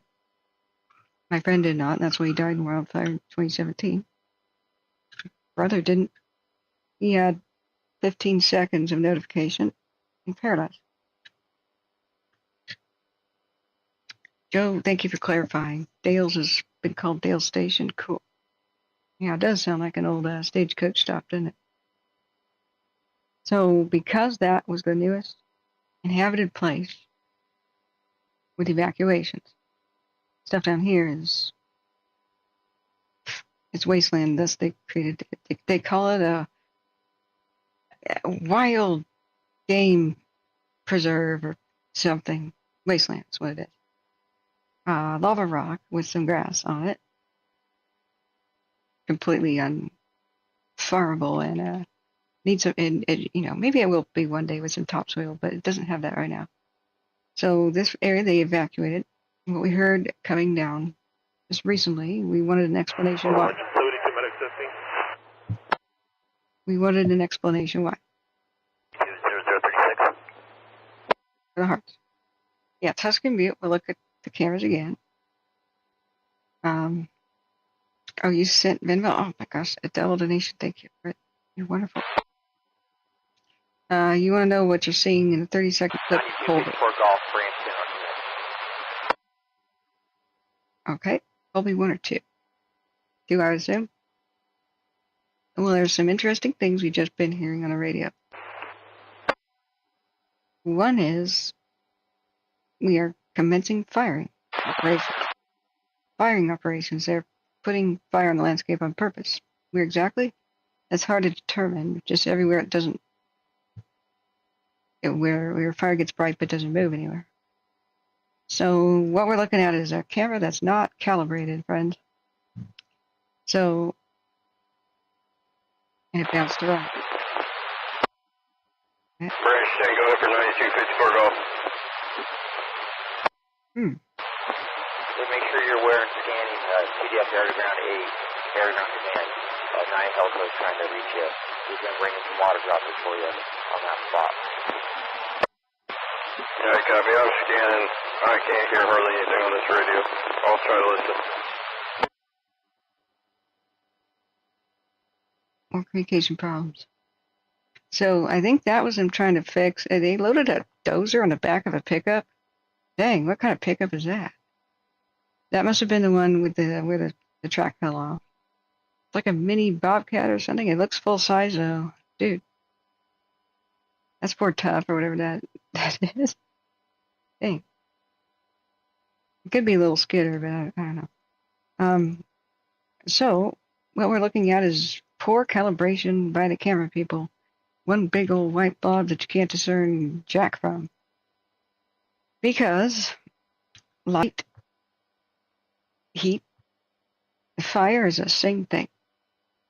To an infrared, I mean, look at the stars. It's light. The stars are not hot by any means. So what you see is before it goes into nighttime mode, you see how that's a lot of smoke. It's all hot, and when it goes into nighttime mode, what you got to remember is the heat of the hot smoke rising. The secondary thing, you see this oval shape, that is the light reflecting up off the clouds, and pretty irritating because it rotates, but right before it goes into black and white mode, you get a realistic image of what the flames are actually doing. Well, at least on one of these cams. What, Cold Mountain 1? Which one wasn't rotating? Is this rotating? Yeah, let's go like a 6 hour. There we go. Yeah, that one was stationary. This is what is basically still happening. You see how the light from the fire is up in the clouds? The heat is invisible to our eyes, but you see the light factor. So as soon, right before it flips to infrared, you can see just how much is exaggerated by infrared that's not calibrated well. When you have, this is in photography world, it's called washout. Washout is a big white spot.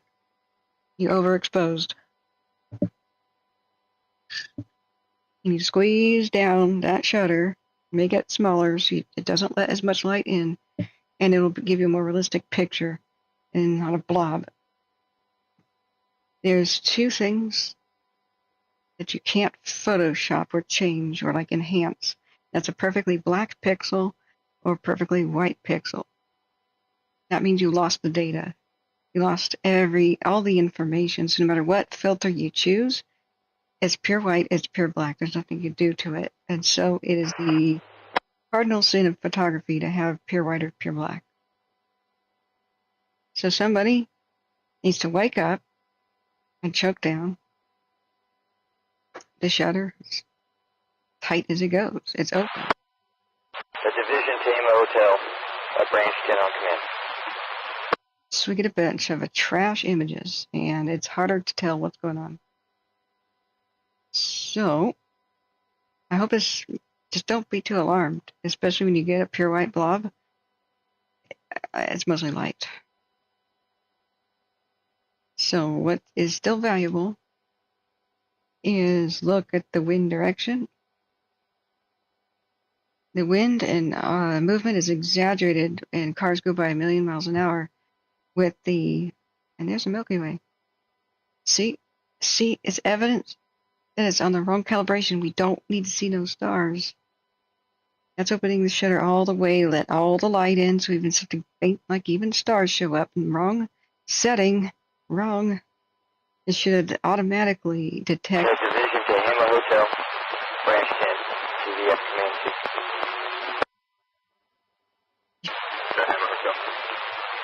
The more you can see the shadows and the stars, the more screwed we are observing. The more details you could see in the shadows, individual trees, the more screwed we are. Because we don't need to see that. We need to monitor a fire. And what that does is means we can see what we don't need to, and we can't see what we do.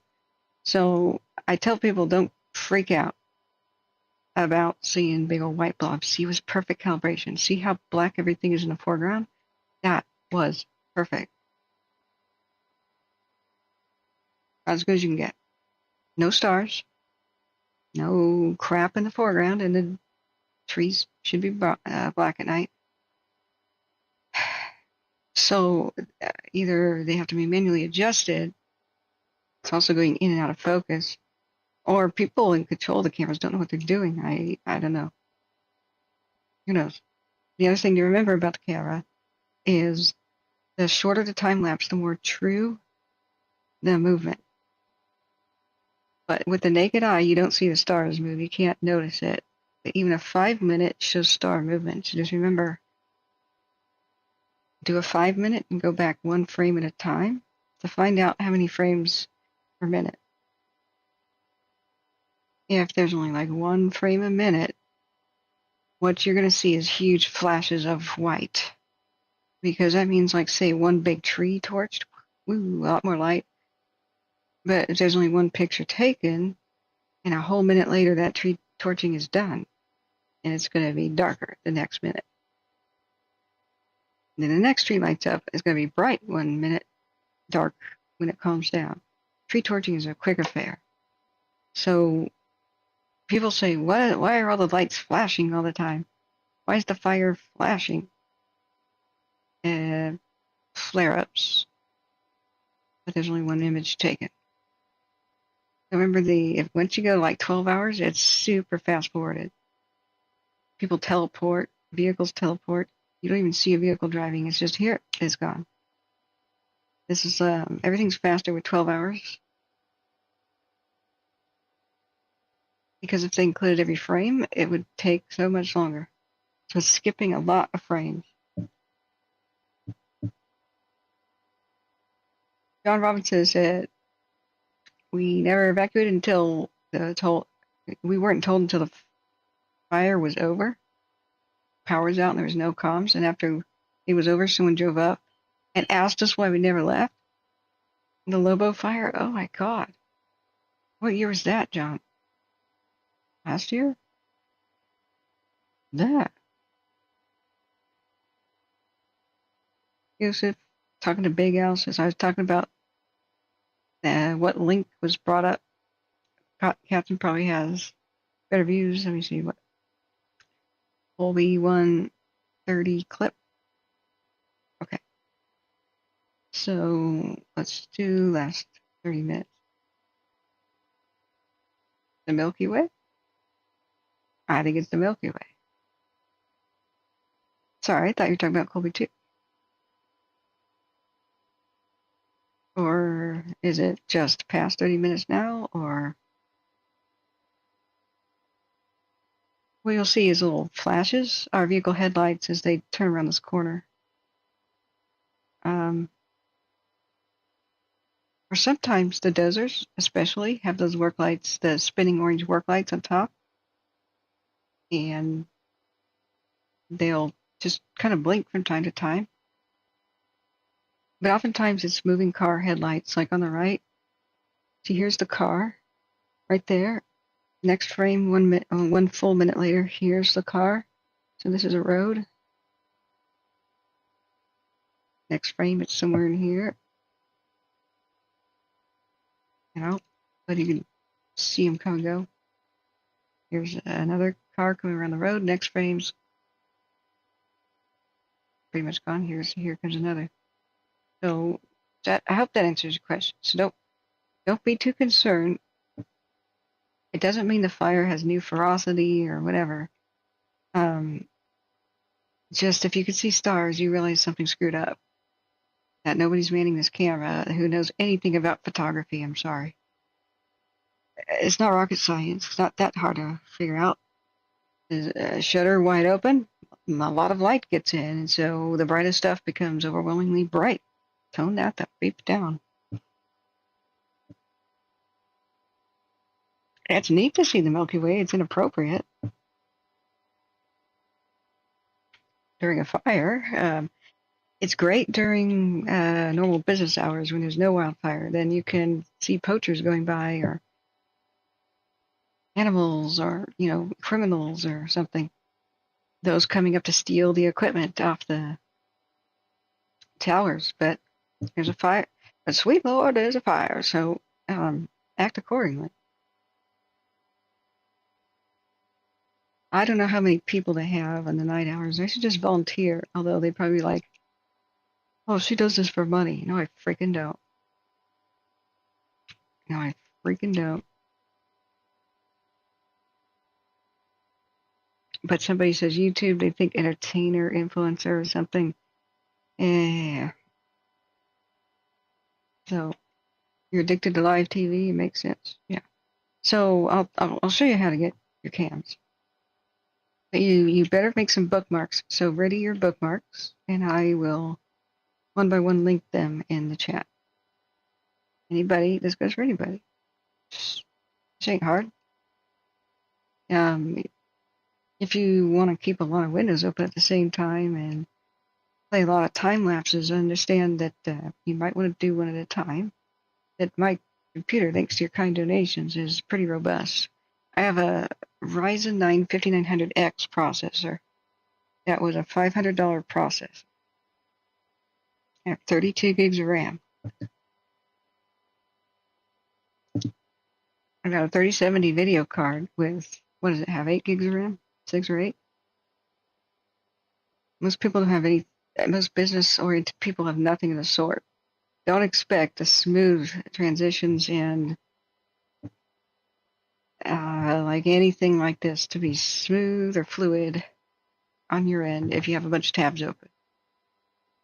RAM is the biggest thing, but a processor, an i7 or a Ryzen 7 or better with plenty of RAM is ideal. And with a video card, it's mostly RAM. VRAM, video card RAM. That's actually hard to come by because it's made out of almost solid gold. I'm using that word really loosely, but RAM is gold. Processor pins are too, and processors, there's a lot of gold in them, and as the wars and stuff started and the Great Recession thing we currently are in started, the price of gold skyrocketed. That's because it's a hedge to inflation. The more the dollar is worthless, the more that metals are worth more, because the metals, gold, copper, and silver, are your three basic currencies before paper money, and they still are. I mean, yeah, copper being the least valuable, but kind of different now. The electronic age makes that different now. Now we have zinc pennies instead of copper. Pennies were copper, dimes were silver, and thus the difference in the weight, the difference in the price of the metals, the difference in the size and weight of the coin. Silver being a lot more expensive, a dime is a lot thinner and smaller.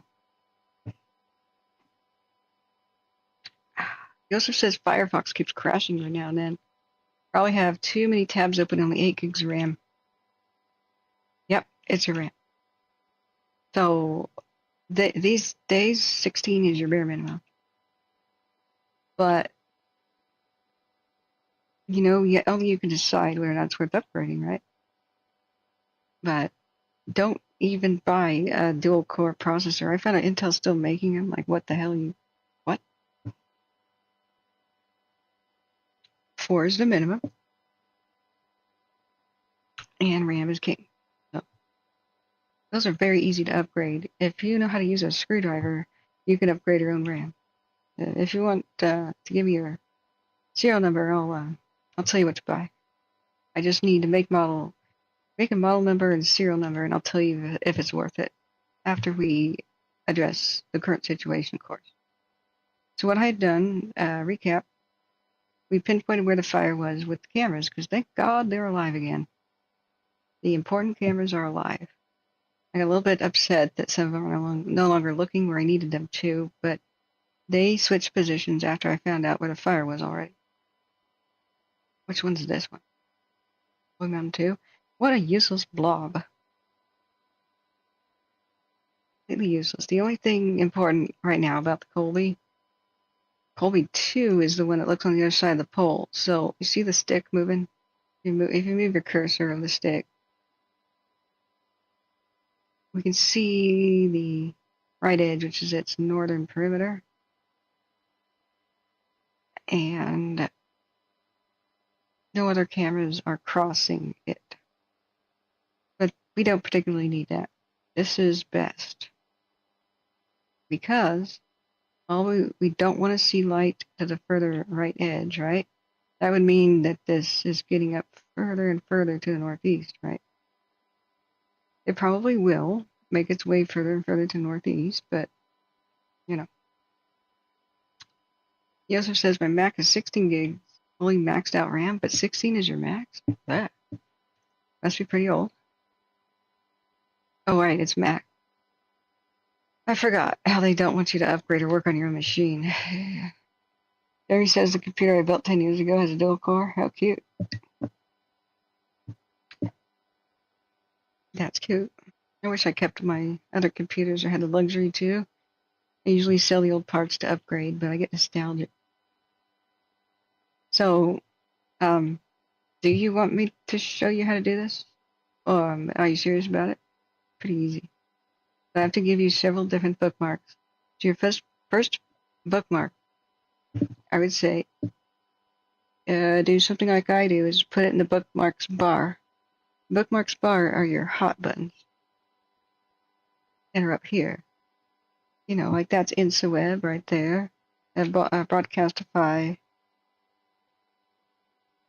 I don't think you can see. There, now you can see my cursor up there. Maybe I can make my cursor bigger. Let me see. Totally just occurred to me. Change cursor thick. I guess cursor is technically not the mouse. It's the one that blinks when you're writing mouse pointer. Change mouse pointer size.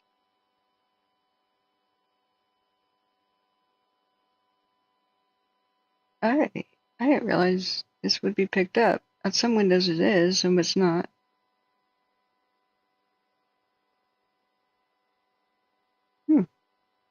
I tried this once before. It didn't particularly work, so. Hey, maybe Windows 10 update changed this. This easier to see. I bet it is. At least over some windows. Yeah, that better?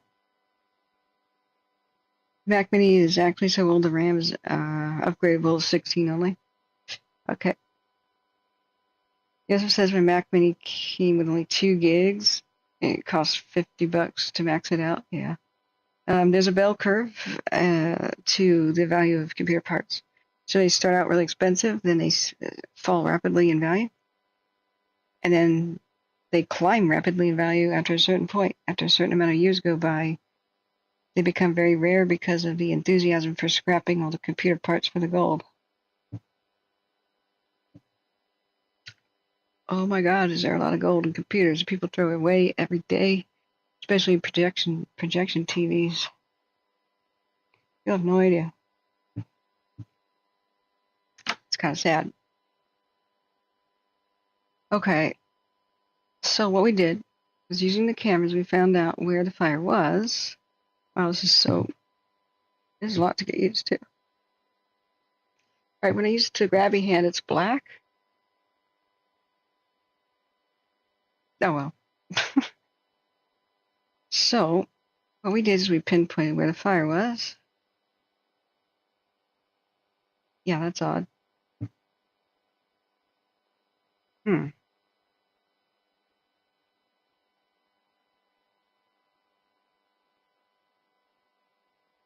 just made the pointer magenta, but it's only magenta. No matter what I do, it distorts. Yeah, whatever. This is about the best I can do. I hope it helps.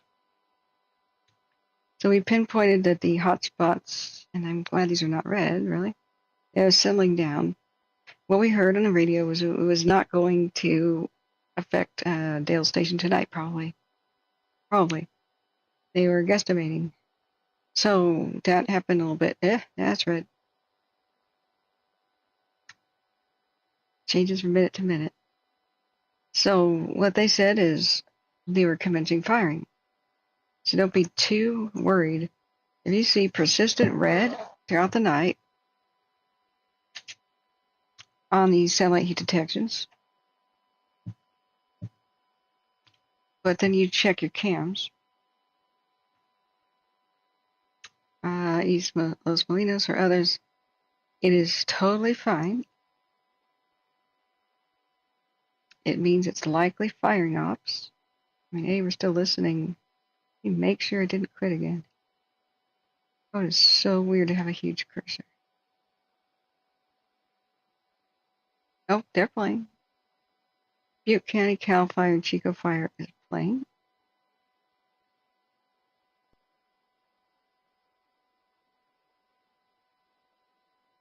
So is Northern California major incident right now, and I'll just turn one off. Yeah, they're both on in case one fails. The way you can kind of tell about if they're doing firing ops is if there's a big flare up or appears to be like a big sudden new thing of fire somewhere, well, watch it. If it's big and they don't want that to occur, they're gonna say something on the radio about it. That's why we listen. If another clue, it's a firing operation. Even if they don't say exactly where, and oftentimes they don't. They just tell the aircraft, will you go to our sector and look? We're going to be firing in X, Y, and Z sector or section, and yeah, so we have vague ideas, right? Another clue is you might see a vehicle babysitting the fire.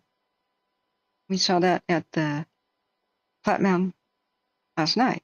Even though it was super bright, it was just once again poorly calibrated camera work. So the light from the fire, even though the flames were probably only about 4, 2 to 4 feet tall at the most likely 6 inches, as it ate up pine needles by the Platte Mountain fire station and camera. The light from the fire reflected up into the trees, and it made it blinding white. I bet we can do a 24-hour time lapse. I can give you an example about what people were confused about. So people came in and said, looks like the fire reached Platte Mountain. And I said, nope. Hey, it was like already there, and they successfully herded the fire past. As it went up the canyon, went past there on 32, they had dumped all kinds of retardant to protect the camera, even though it's really stupid to allow trees to grow up next to your fire lookout and radio towers. It's just stupid. But look how old these trees are. That's how long stupidity has reigned. I asked JB, like, why do they do this? You know, whenever they stop what they're doing to protect a radio tower, these units are not protecting homes. I think everybody should be rightfully enraged about that. I'm sure we lost some homes because we can't lose our radio comms. So we let a tree grow here for 55 years. Whoopsie, let's fix that. Now I have to put retardant on it so that the radio tower doesn't burn up and the cameras don't burn up and our firehouse right next to it doesn't burn up.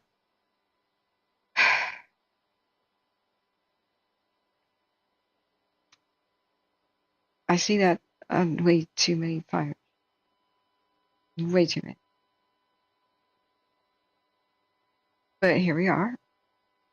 So see how this is currently going. You see how the tree is like bright white? It's just a couple little fires on the ground still burning up the pine cones and the pine needles. That's making this place safer. And that's work lights and or fire reflection. So if we do our actual 24-hour time lapse, people are like, yep, looks like the fire got here. And I'm like, no, they wanted it to. They just lit that. And somebody says, looks like the trees are killed by the beetles. And I said, no, that's retardant. Why do I know this? We watched the planes drop the retardant here. I know they look kind of dark brown, but these are not the highest quality cameras ever. Retardant does change colors as it dries up. But we got all kinds of screenshots that were cool. The reason I know this is I was covering this for 18 hours in a row, so I saw a change from one moment to the next. We saw the dozer crews working around this place around the clock and working around Colby Mountain around the clock to make it defensible. And these crews, they actually worked completely without food, a 48-hour shift at least. They probably worked a 72-hour shift. The food never reached them. Twitter is abuzz with rage at that. There's no excuse for that. If the National Guard can airlift people out, they can give our heroes some freaking meals. They can't just deplete their bodies like that to sheer exhaustion. They deserve a freaking chicken dinner. The new Mac Minis have soldered in RAM. Well, sorry you bought a Mac, bro. They do that. It's a disturbing trend, even for Windows and Linux PCs, you know, the non-Macs, the normal ones. Right to repair, right to replace parts. We need that enshrined into the damn Constitution. We don't have an overpopulation problem, we have an overconsumption problem. We need to remove RAM, replace it, cycle it.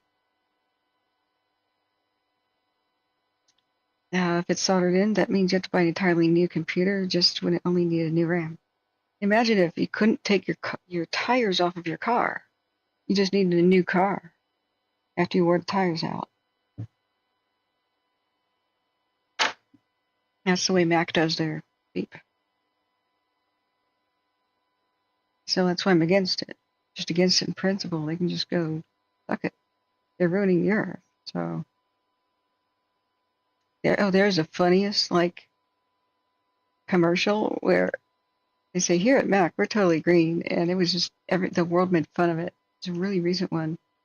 They actually got a woman, I think she's a black, jolly fat woman or something like that. I can't remember, or a lady from India, and she sat down and her name was Gaia, and they actually treated her like she was Mother Earth, and she was on the board of Apple, excuse me. And they were like, "How could we treat you better, Mother Earth?" You know? She's like, "You're doing a great job."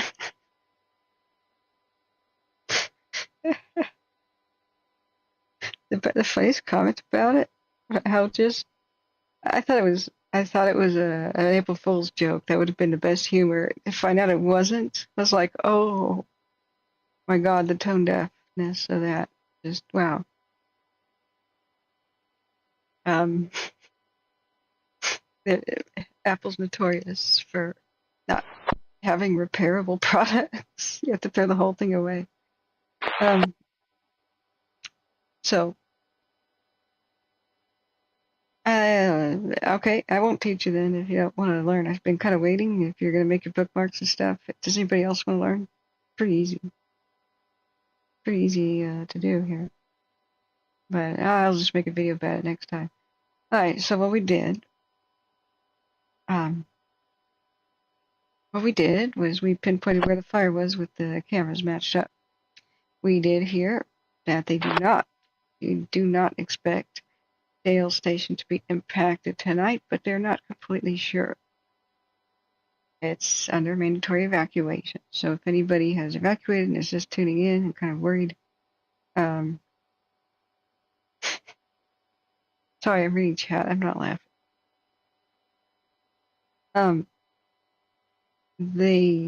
I think it was a cautionary thing. I don't see flames marching quickly to it.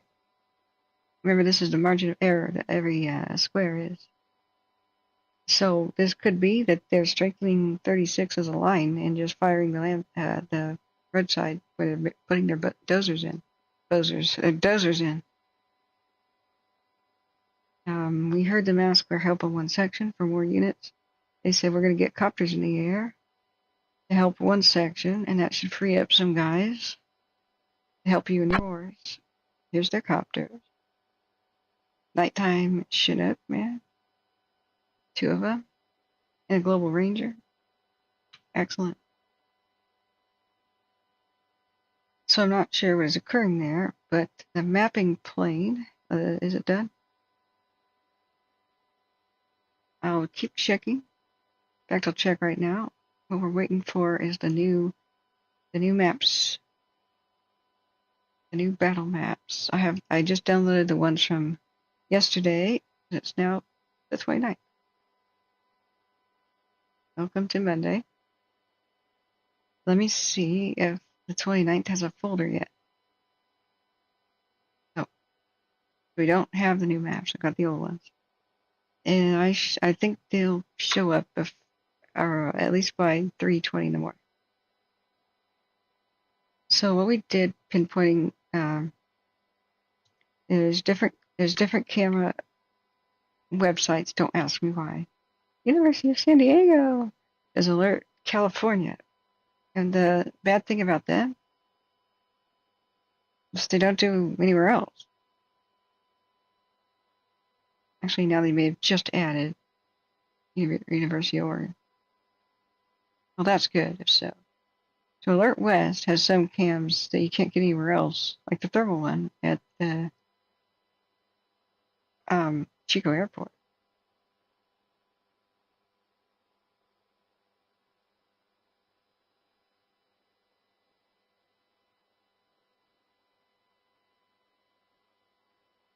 Yep, come on. Oh, it was just lagging. I was like, come on, mouse over. Mouse over. The weird thing is I can't really go back to the full camera view without going to this stupid page. You know, like this one is like choose the cams on the right. I don't know what I'm doing wrong. It's not intuitive. But you just zoom in on your area of interest. Where's the thermal cam?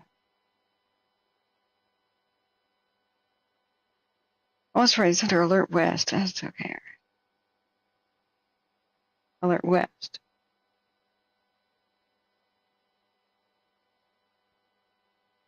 They look very similar. They're not the same.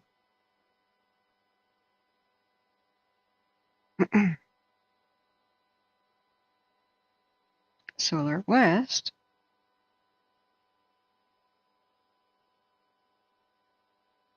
And the thermal camp. See? The Air Park one.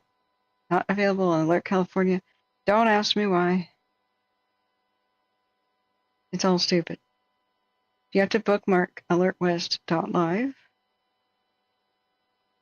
You have to bookmark Alert California. And there's a third thing you need.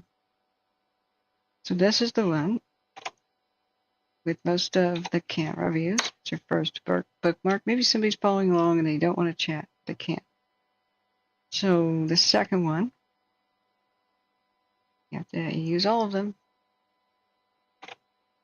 is cameras.alertcalifornia.org.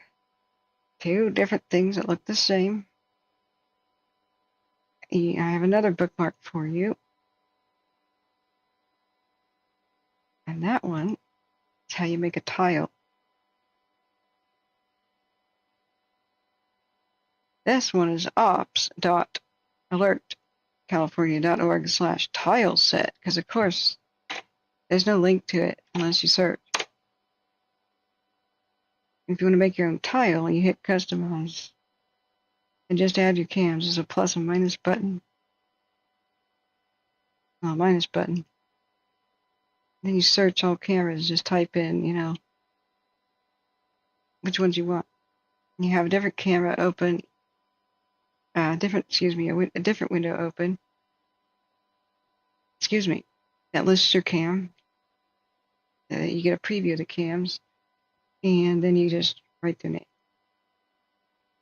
Once you add your cameras, you hit save, and then you can do a time lapse of all of them, unless the web page refuses to. You put a lot in there, it'll probably refuse.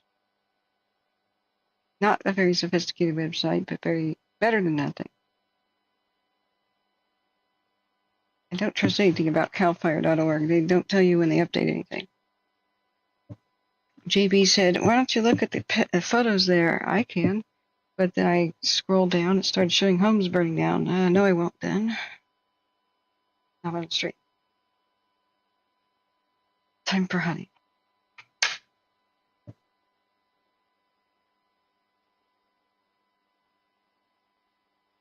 Yeah, you agree there's no overpopulation? Okay, we try not to get political like that, because not the hair trigger topics.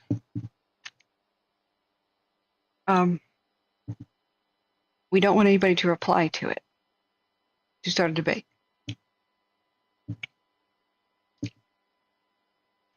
That will happen. Somebody, it'll be respectful for a bit, and then some radical will come in and cause a scene. I would, try to be delicate with the way you put things, such as, I am for human proliferation. You know what I mean? Not the political, this side or that side term. That'll be helpful.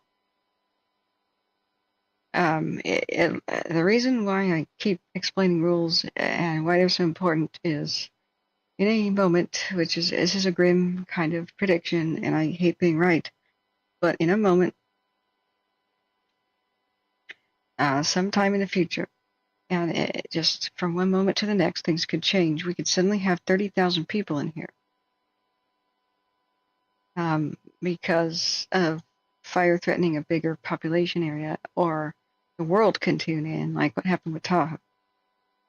We had 30,000 people in the chat, and I had 8 moderators to control that circus. With 240 average in the last few days, it has started to get ugly from time to time. Gene G says some of us are the mini U's in training.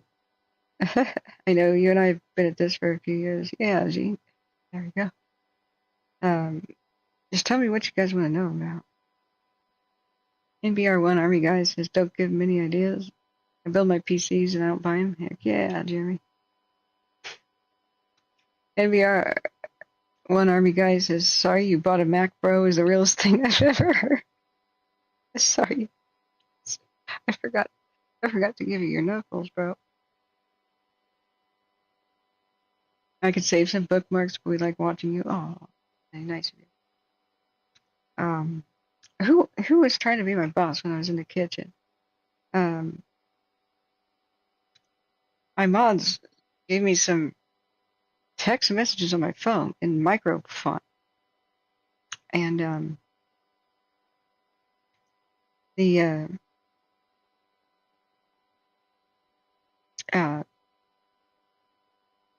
were like taking a screenshot and asking me if so and so's out of line. I'm like, I can't see. My watch is at like a quarter in size. I can't see. Hey, Oregon. Oh, Oregon firefighter checked in. I missed it. I was gonna say hi. He was so wonderful. He came in during the Shelley. Says headed to another fire tomorrow. I will hopefully find time to pass a check soon. Hopefully, oh man, it is the thing. If there's any question about can you donate, really, don't worry about it. Just find a creative way to spread the word about the channel. You know, we will survive better once we get past 10,000 subs. YouTube opens up more ways to get money that are not advertisement based. I'm locked behind that door. So once you reach 10,000, we can sell t-shirts and mugs and tie pins and stuff and bumper stickers or whatever.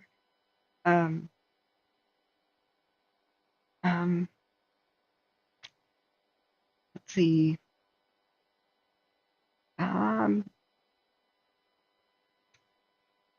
See. Yeah, I think I caught up with chat. Should have done it.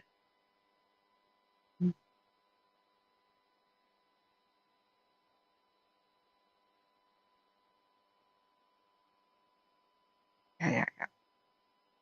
I hope I didn't freak anybody out, but I do get really, really upset. I should have a much better education. You can tell I'm a quick learner, right? For some things. I'm a little slow on others, especially social stuff. But I wish I had pushed for more help for myself so that I didn't get blocked out of furthering my education, especially when I had things like part of my education was subsidized because of my dad being a veteran, a disabled veteran. And so I was too sick. Carlos Chavez? Okay, I thought that was a good person from before. It's hard to remember. Should I be able to scroll up? Take a chill pill, love? That's what I was describing. That's not out of line. Wait, was somebody out? I thought somebody was out of line, guys.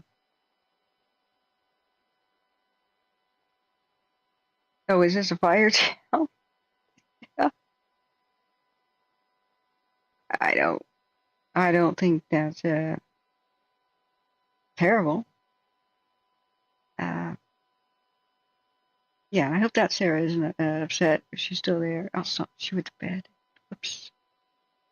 I thought I had caught up with chat. I missed more.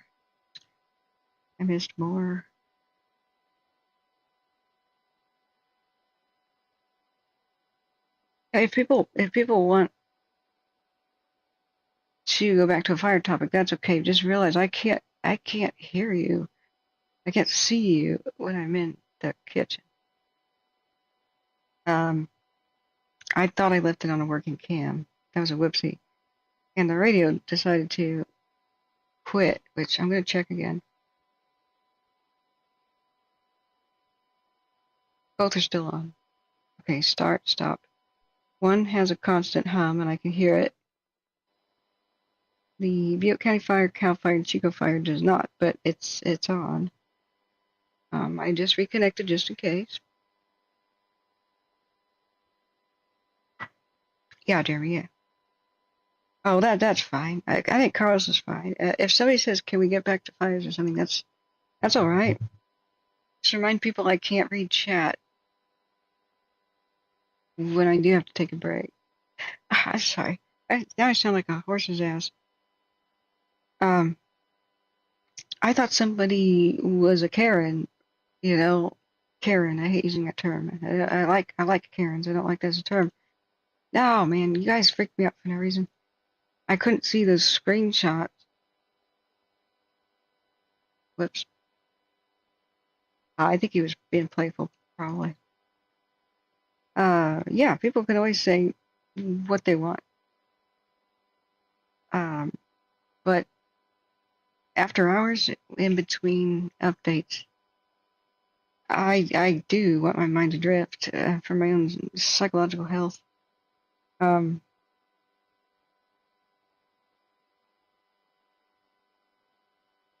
It's pretty mild. We just have a little bit more activity right here.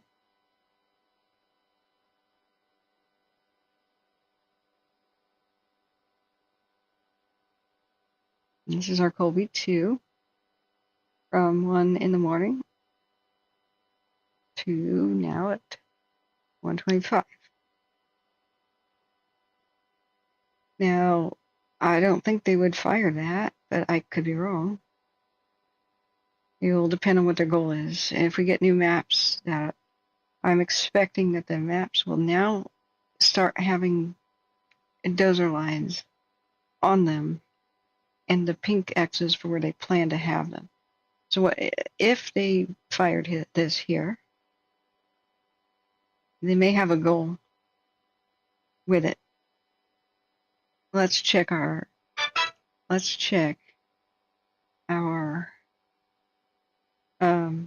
topo. This I'm not too worried about either. Why? Because the red square over here by Dale's Station is right next to their Highway 36. They said they were going to do firing. That's probably it. Because wouldn't it be odd if the back here doesn't have any activity and that doesn't have any real new activity? Just here, if the wind had picked up. Yeah, the radio works, okay. If the wind had picked up, I would expect more than one red. Give me a phone call when you get a chance.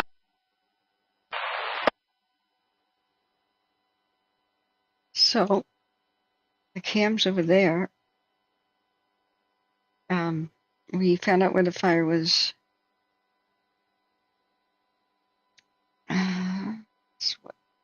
Where the hell is this? Oh, this is Platte Mountain. Okay. Yeah, that was my example from earlier. That thing at Colby Mountain 2, if that wasn't a firing, they should be chattering about it any minute. They should be observing new activity and reporting it. Like I said, Cal Topo, here's where it comes in. Let's go see if there are any logging roads over there. Up the hill. Yes, confirmed. Where they may want to get the pine needles off the ground. In between roads. Now, the best thing for firing, if you have a steep hill or any kind of hill, is you want more and more roads that go up to the top. You want to fire in between them. So like if they set fire here, down here on 32, you know how fire loves to race uphill. It'll go all the way up if there's no other road there. But to keep it nice and low key, they would have units on a road above with water ready to catch it. So it's just one little place at a time. That's safest. They just want one little place at a time So they have all their units there ready to deal with any little mishap. If they did them all at the same time and they had a mishap in 2 different places, that would really suck. And the smaller and more compact it is, the easier it is to handle in general. So in prep for firing, they'll usually be at the next road up, and they'll go, like say down here where this tree is in that shadow, and they'll pre-burn this stuff to here, like a strip. All the way to the road, it's already done. And then that burns up real quick. Then they say, Freddie, light her up. Freddie down at the highway. Then lights down here. And it goes up the hill, whoosh. And it thinks it's going places. It's like, all right, it's got its luggage packed. It's got its visa. It's headed for Belize for vacation. In this case, it's headed for Canada. And he goes, oh man, because it stops right up here, 20 feet away from the road, probably because they already burnt that part of the pine needles off. So it's safely back there in the center going, son of a... I wanted to go to Canada to be with my other fire friends. So they might do that one parcel, just depending on where it is. I'm sure these logging roads extend. Some you can't see, and tree line. And or old gold mining type roads or old roads to cabins, and they'll utilize everything. You can't see them all. But it's nice and easy step by step. This is the importance of fire access roads. Now here's a historical one. Soda Springs and Butte Meadows and a ranger station here. That's up to 1945. Here's the map before 1945.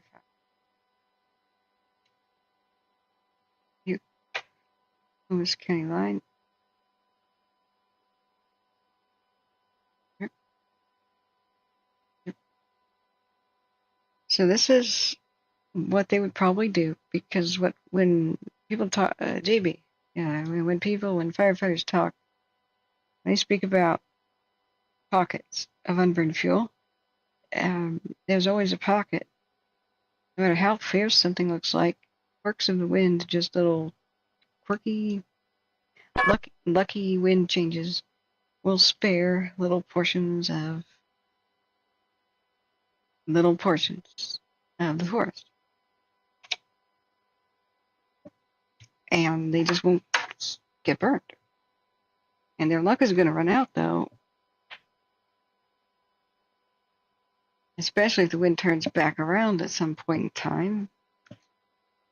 And so if fire just wasn't there at all, that means all the pine needles and crap is still on the ground. So in order to keep holding this 32, it'll be important to fire the unburned portions of the hillside. So to conclude this little lesson here, these are the ways you can try to think for yourself. What are they doing? What am I seeing in the cam? Why is it brighter? Do I have to be worried about this? Are they not remarking about it on the radio? Then they probably don't care. It's probably going according to plan, especially if we know people are there to see it. There's tons of people there. You see them on the cams. There's multiple cameras looking at it, and there's a lot of people in the area. Plus aircraft. There's no way they don't know about it. They're not remarking about it on the radio, and we have a radio. Yeah, it's probably a firing op. B, is it a line they're trying to thicken and hold? Yeah, it's probably a firing op. Ooh, I have bagels. Let's make salmon and bagel. Yeah. Salmon, cream cheese, and bagels. Let's do it.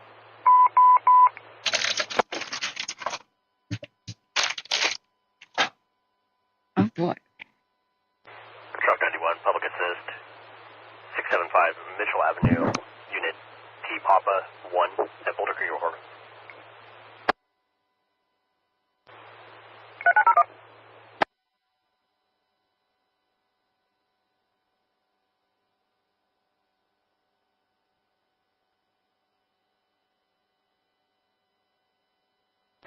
Truck 91, public assist.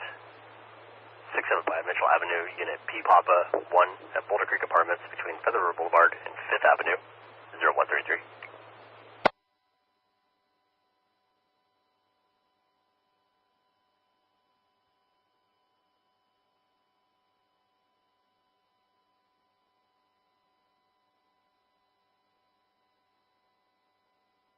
Yeah, we got the bagel. What I like to do with bagels, remember, I have to babble in here. Or people think the stream ended. What I like to do with bagels, so I don't toast. I got a toaster oven, it will never see the toaster oven. You know why? I like it soft. I want to gum this thing. Savor it. Who else likes a soft bagel? That crunch? You can keep it. I like that soft salmon, that soft bagel.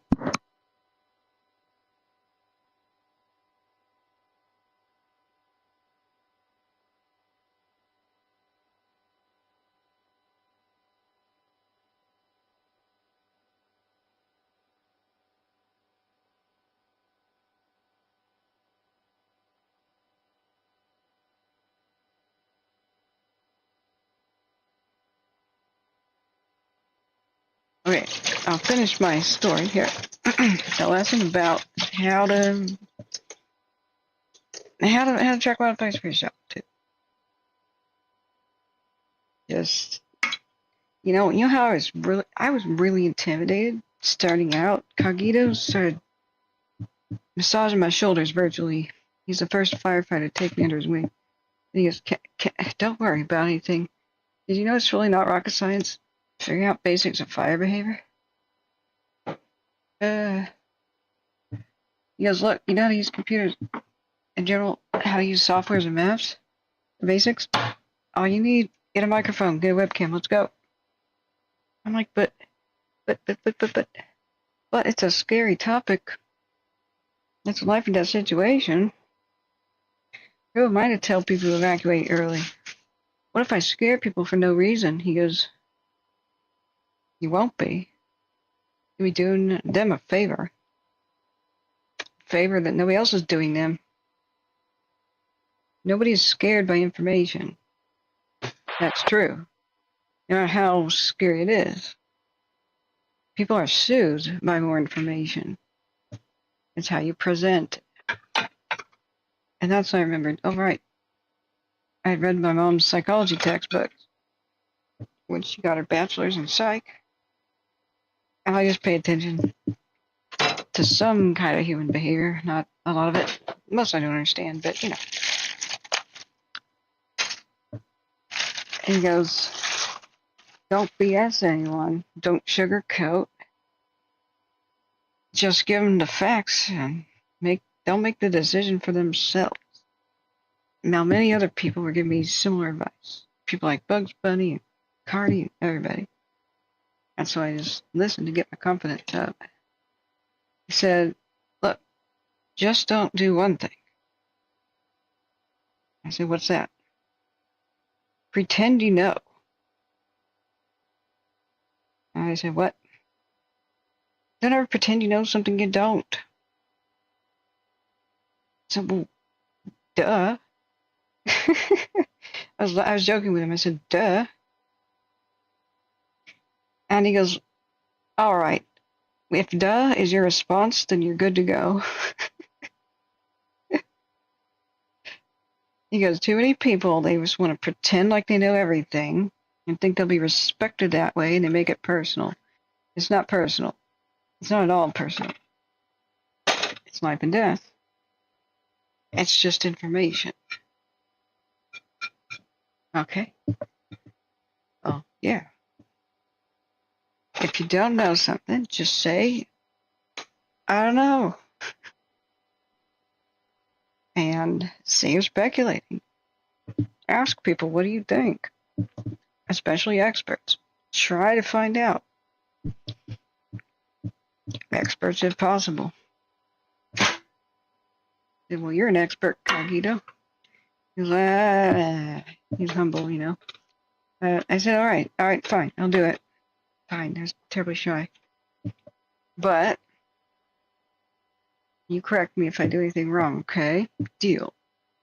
So Cogito was there day after day, showing me the ropes. He's like, lesson number 1, fire goes where the wind blows.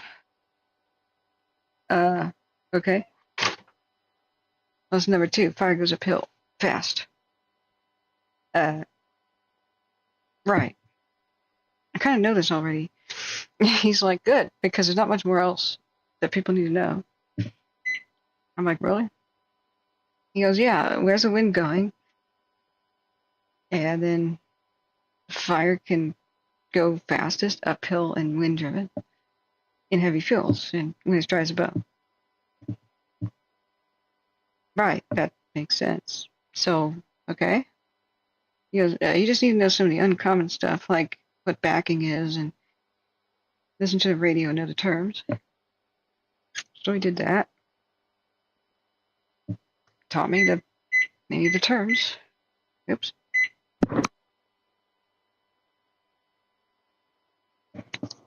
Sorry, I meant to mute that.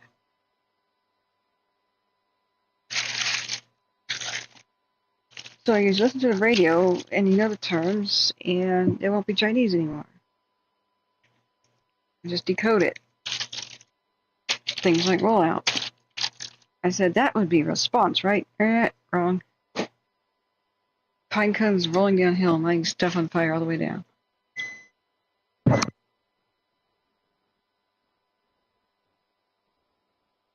Oh. Okay. You know, it went like that. Now people don't realize that debris rolling downhill can set the base of a canyon on fire, or the base of the next hill on fire. It can race up the other side. No? Okay. So it went like that, just gradually, day by day. I realized it's not rocket science. The stuff that the public needs to know is not rocket science. In any way, shape, or form. He goes, remember, you're just speaking to the public. You're not giving a dissertation on fire behavior for your bachelor's. If there's high winds headed that direction, fuels, you can just kind of see how fast it's moving, tell people to get out of its way, check the weather, and then tell people it can do X, Y, or Z depending on the weather. Okay? So look ahead of it on the map and then tell those places ahead of it on the map. Be prepping. Oh, okay. He also taught me some advanced stuff. The College of DuPage satellite filters and stuff. We should play with that again. Because that is like Chinese. It was just like satellite view, integral 51B, IR 69C, Q10, vegetation, filter mode. Of course, they just can't put in layman's terms like vegetation shows up as red in this mode, and you can see through the canopy. Ground vegetation. Oh, why don't they call it ground vegetation mode? You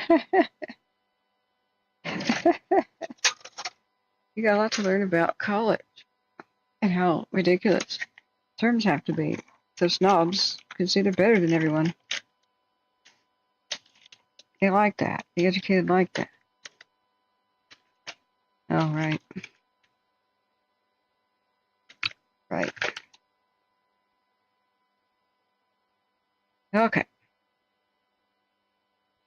Never underestimate how the educated sometimes just want to look down on people.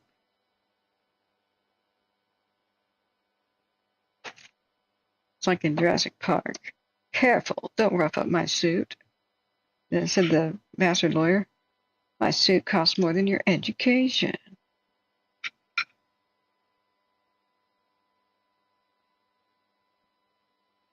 You can always tell somebody's insecure and kind of an idiot when they keep talking about their degree as a qualification.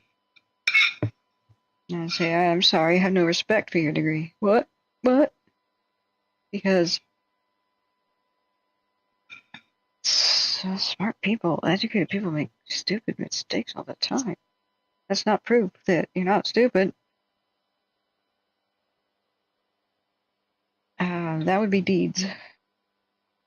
And what you're saying. Anybody can memorize facts and information. That's how you sail through college. You regurgitate and parrot right back to your professor what they want to hear. In fact, academia kind of benefits the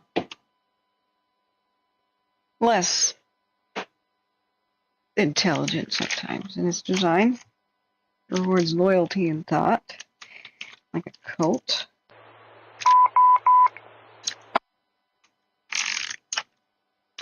Thermalito, structure, 740, Plymouth Avenue. I mean, nuclear scientists are pretty smart, but why do we have nuclear accidents? Just saying.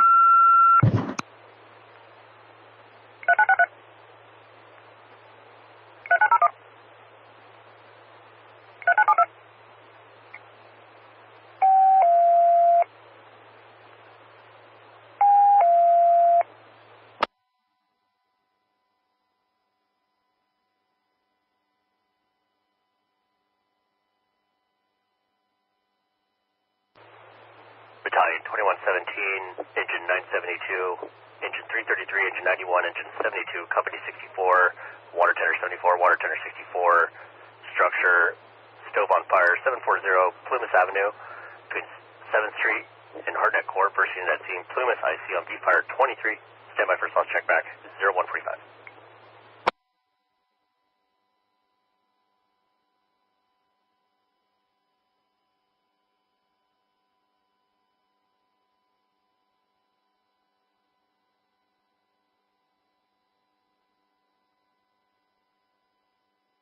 Okay. Right, Curly. Oh, sorry, I left you without a camera. I keep doing that. My bad. My mistake. Now, if you are evacuated, don't watch the cameras all night. That doesn't do you any good. It's mesmerizing and eerie, yet your rest is my best advice. You know, the experts are watching the cameras for you, and they exaggerate and leave big question marks about what the fire's behavior is doing. And, I mean, it really exaggerates what's going on. As soon as dawn hits and these cameras go back to normal, it's like, oh, it wasn't that bad. Because light is white. I mean, look at that's the moon. It's like a blinding spotlight. It's kind of a trash image, really. It's only the basic idea. I mean, in just 50 years from now, they're going to be like, why did people of the earlier 21st century tolerate pixelated garbage? They had better cameras at the time. Yeah, Tabby. Yeah, I got salmon, power food.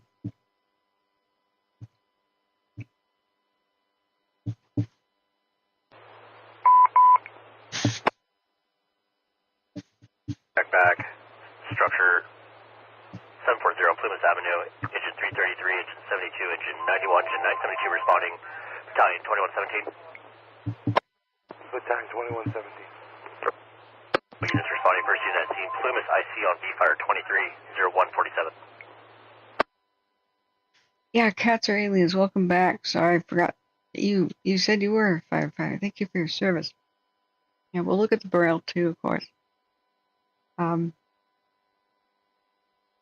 missed some sort of a. I heard my phone ding from across the room.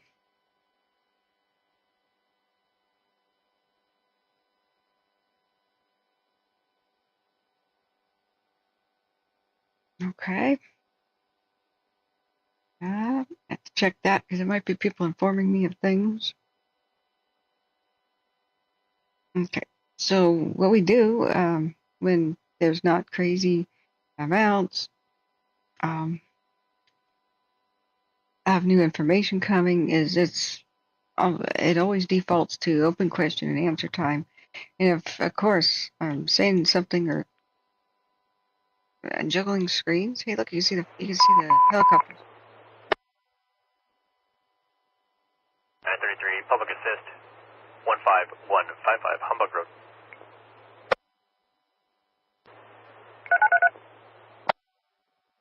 Humbug. Okay. Agent 933, public assist, help up, 15155, Humbug Road between Palms Trail and Powerhouse Road, 0149. Okay. Yeah, thank God there's a lot of logging roads there. They are fire access roads. What's really cool is I can show you guys the battle map, but it shows all the SPI shaded fuel breaks and pre-existing fuel breaks. There's a lot here. I'm sure that's why Butte Meadows and Mineral are still standing. This would be on the doorstep of Shasta right now without it. So let me show you some of the battle maps, and we'll go looking down at. Truck 91, Orville, status. Tan still attempting to figure out the issue. We do have that was the ceiling. Have to pull the ceiling. I see. 30 by 40 single story residential structure. Nothing shown from the exterior engine. 972 investigate.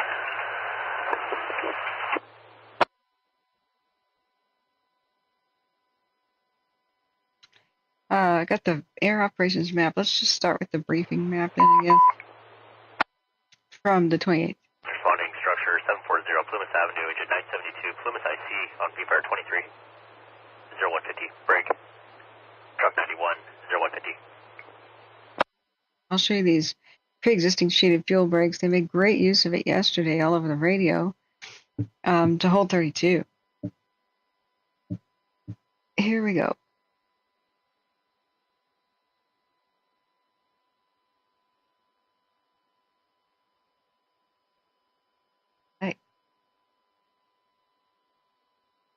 Alright. Yes, that PDF reader. What other PDF reader? Origin 970. Can handle with 2 inches at has about small fire on the kit. Confined to the contain. Yay. Plymouth IC Orville, we show yourself at scene. You identified the second resource at scene with you. Affirmative with 972 and engine 333. IC 0151, break.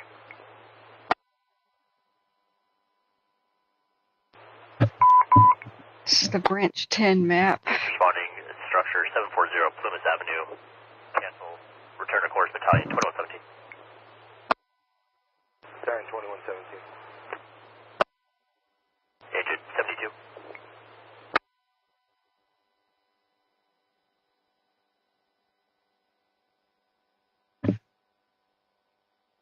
Okay. Agent 72, Orville. All this green. Pre-existing Sierra Pacific Industries. Agent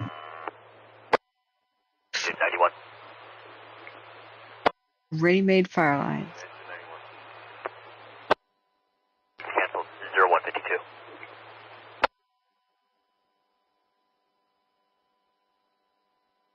What the hell is that? So the fire never. Oh yeah. The fire never made it to this little pocket in here because they were originally trying to protect Cohasset on Musty Buck Road because it actually came up Big Chico Creek from the south. And it ran up the hill. So here's where they put a whole bunch of lines to protect the town. And Woodhaven Drive right here, above where it says Cohasset, is where they were holding it and keeping it out of the town for a good period of time on day one. Eventually, it just had to go past the town, which really sucked. But they kept reporting really good work around here. Okay. Don't crash. I know it's a big file. This PDF reader was not built for maps. I wonder if it's geotagged and everything. That'd be neat.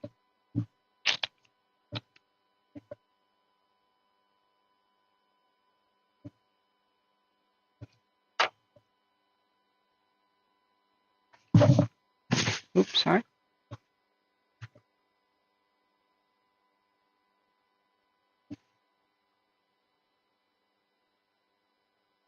So ironically, they saved a creek bed from having the fire get in. But in general, the fire perimeter went up on and around the town. Doesn't reflect individual structures they were able to save, but damn. The thing is, when it got into Big Chico Creek, that is one hell of a canyon, one hell of a chasm, and one hell of a wind tunnel. And the Ponderosa Way bridge is broken, I believe, or there used to be one, to connect it on over to Forest Ranch. I have no idea how you get from Ponderosa Way the heck up there. That looks really steep and crazy. Man, we gotta love our Civilian Conservation Corps and the hard work they did. Wow. Orbital Track 91. That's why some vehicles couldn't make it and had to be helicoptered out by the National Guard. Located the source of the water. It was coming from the unit above, the overflowing toilet. Hazard's been secured. Property owner's been notified to contact property maintenance. This Track 91 is available response area. 91, 0155. Track 91. Does anybody have questions about this stuff? Just want to show the shitted fuel brakes. I don't think a lot of pre-existing lines. I think there have been so much more damage.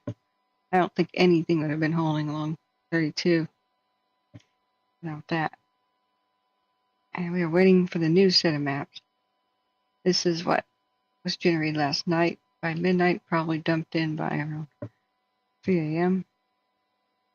And this is only one partial.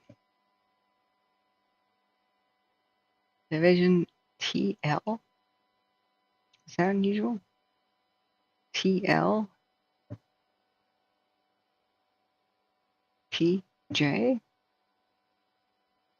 Tango Juliet? I don't recall that. Seeing much of that.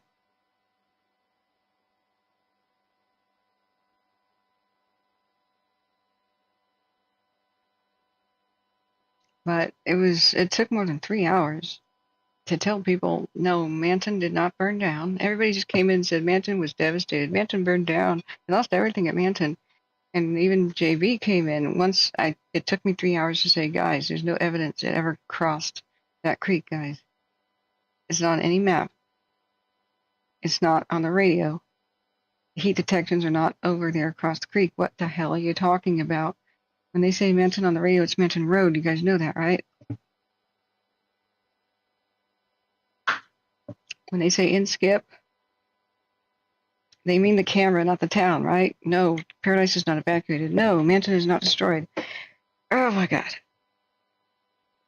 It's so ironically, just as I finally got word to everybody and calmed everybody the beep down about Manton and about Paradise. No, it's not at Inskip, but it reached Inskip. The camera burned over last night. Did you notice the camera is in Tehema County?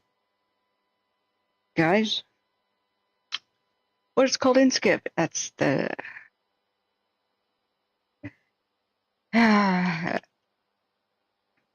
I mean, there's a Lassen Trail, a Lassen Peak, and a Lassen County. They're three different things. It's hard to control a river mill.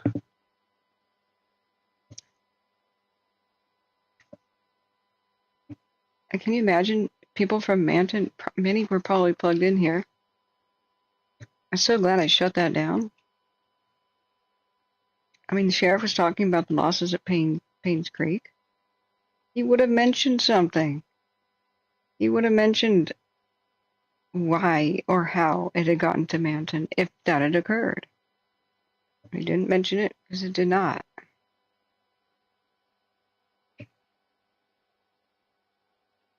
So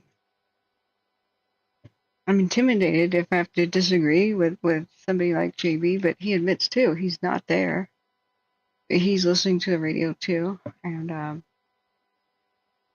this is obscure California. Unfortunately, it's sorry to use that term. Not that many people are familiar with this area. It's not very inhabited. But I have to work on growing a set, you know? I have to grow my own set and be able to say to people I respect, I think you may be incorrect. And people like JB and anybody mature, though, don't mind that. Because they understand we have to be correct. We can't, it's nothing personal. Yeah. So we will all make mistakes. It doesn't mean we're not experts and we're not good, you know? He's a fountain of knowledge. He's got all kinds of knowledge. I learned a lot from him. But little mistakes happen. So the thing I have to correct is I thought the spot fires off 32 were the ones completely surrounded by a dozer. As they were checking with that branch, and the next thing on the radio was that the spot fires are completely surrounded. And there were two stopovers.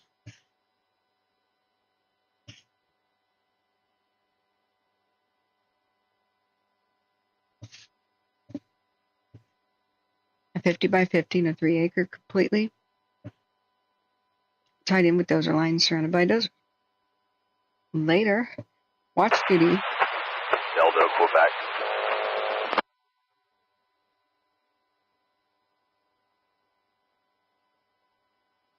Delta, Quebec. Why have they gone to a 2? Did they combine units? I mean, is that what happened?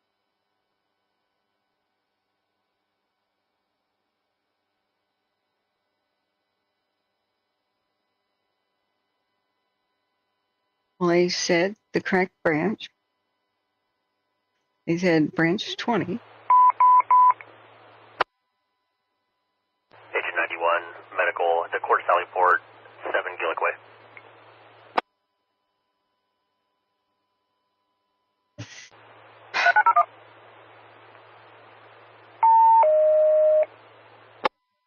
A Sally Port, huh? Ooh, there's a thing of dozer lines. Agent 91, biomedics, medical, seizures at the Court Sally Port, 7 Gilliam Way, between County Center Drive, the dead end, 0202.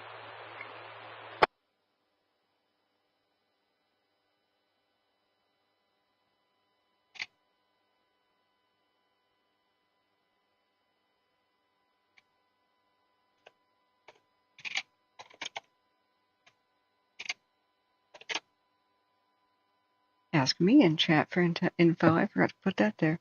Northern California major incident is down again. Reconnecting.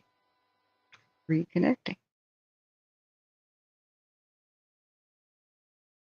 I refreshed the page. And we are connected again. We're listening to both that And Butte County Fire. Cal Fire Chico. Is anybody awake? Because I'll start doing some accounting and stuff, and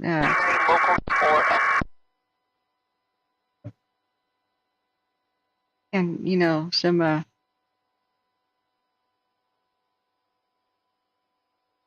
shopping for laptops and stuff if nobody's awake watching.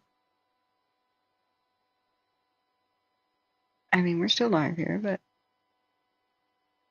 Operation. Tehema night operation. Quebec. Quebec, Tehema night up Quebec, Tehema night up Firing complete. Very good consumption. Lots of depth. Staffing it tonight. Mopping up here shortly. And looking real good. mopping up shortly and looking real good. Great news, thank you. Is El Dorado going to try and get some sleep and come on mid-morning for their shift, or they spent for tomorrow? They're going to be spent for tomorrow. I spoke with them. They're going to hang in and make sure, you saw where we cut that draw off, make sure we have plenty of bodies in there, plenty of bodies out in the green, but we only picked up one balled upper outside. Copy, some good news, thank you.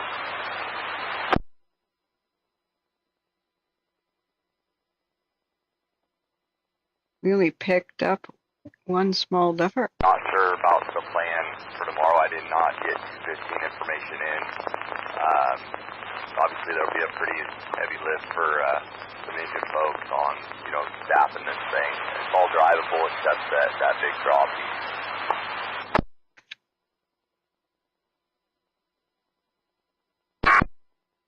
Get in early and take a look at the 204 for it.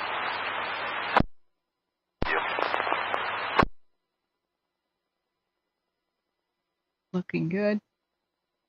Thanks for checking in. It must have been El Dorado Hotshots. He was talking about they're not going to work tomorrow. They're done. They are spent. But something is looking good somewhere. Good.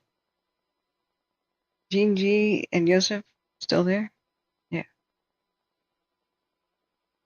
Yeah, it is Flight Radar 24 to see the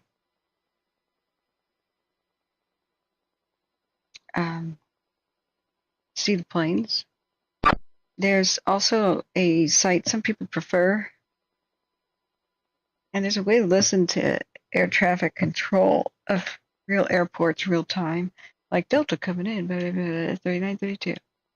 And whenever there's aircraft in trouble,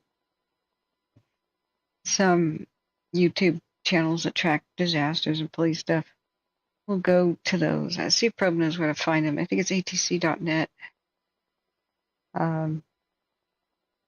We could try to find, like, Chico Airport. Oh my God. All right. Thanks for being here, friends. When I'm just talking to myself, it's a bit awkward. So,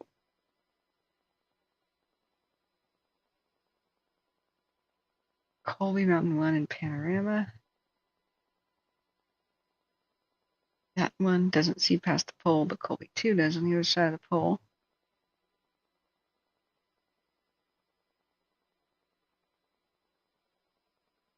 I'd love for these guys to check in, but I'm sure that's just some firing. Hey, there's a bulldozer down there. Branch 10, training and command.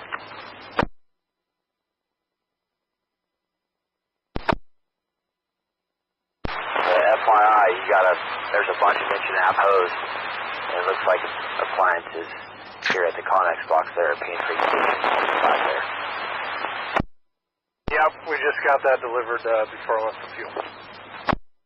Okay, copy that. Just want to make sure that you're aware of it to support your operation up there.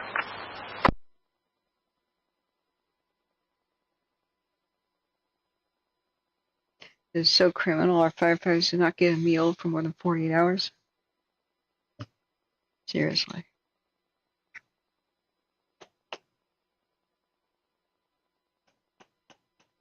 airlift them some goddamn food. It would be great military exercise. Call up Beale. Get some Pop-Tarts out of the commissary. Better get some roast chickens and stuff.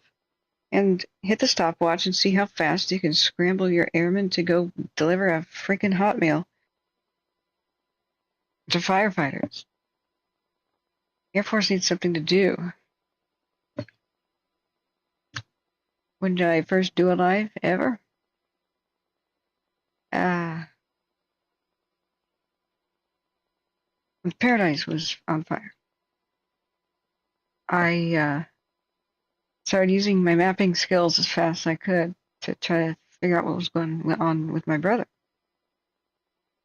I was taking the classes at the time for filming and multimedia fine arts, you know.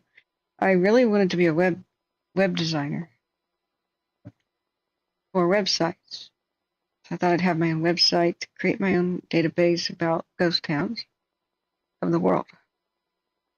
And not paranormal crap. I don't believe in that. Sorry to call it crap for those that do, but I'm sorry, it's crap.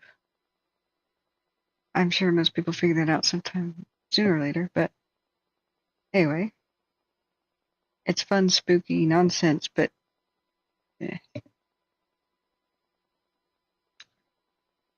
I just like the way that it's those that pass it off as a science or something when it's just more of the same thing. Like Harry Houdini debunked all the time. It's a seance. You know. It's photography trickery and fooling the public.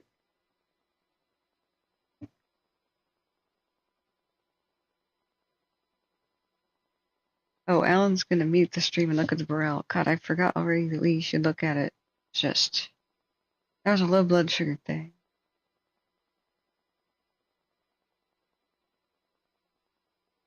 Trout the Burrell along.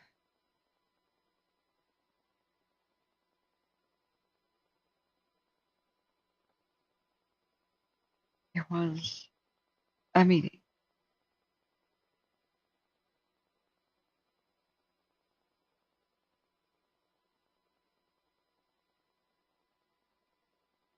Sure. Yeah. Hey, everyone, how are you?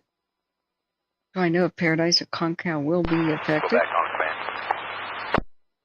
I can tell you what scenario would have to happen for that to occur.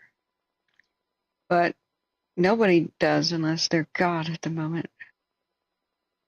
Let me just see about something here real quick. Go back on command.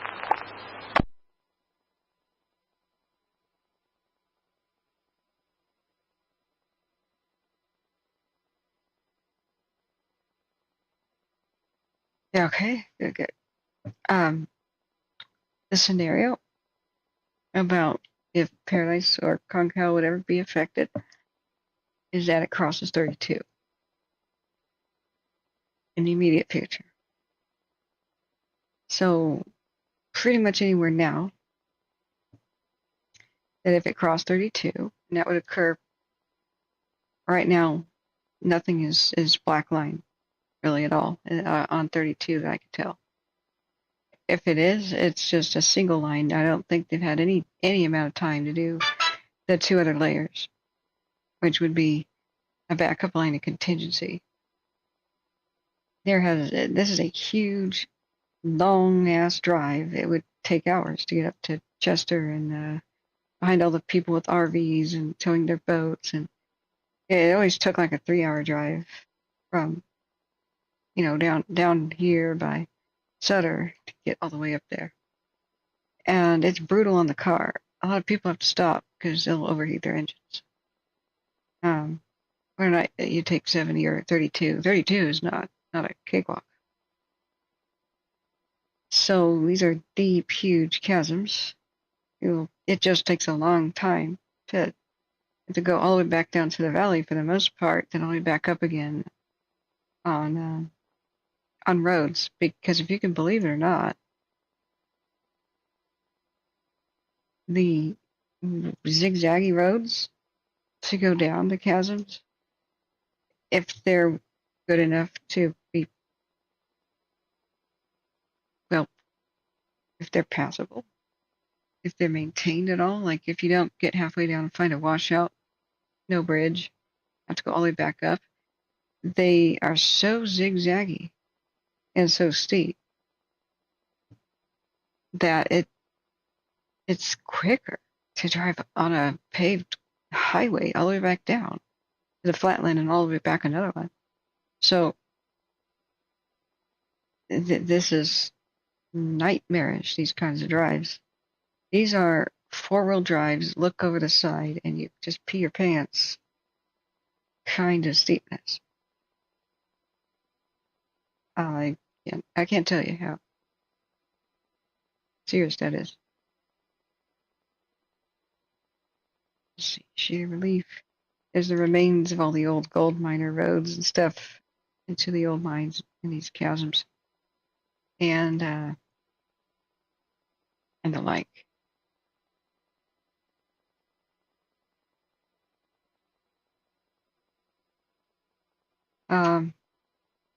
Rushing rapids sometimes. Very few bridges that go across. I mean, a couple do. I think I recognize this one. Maybe I should get out my photo album. But I don't know if I have that hard drive connected. Let me see. I can show you some of this region.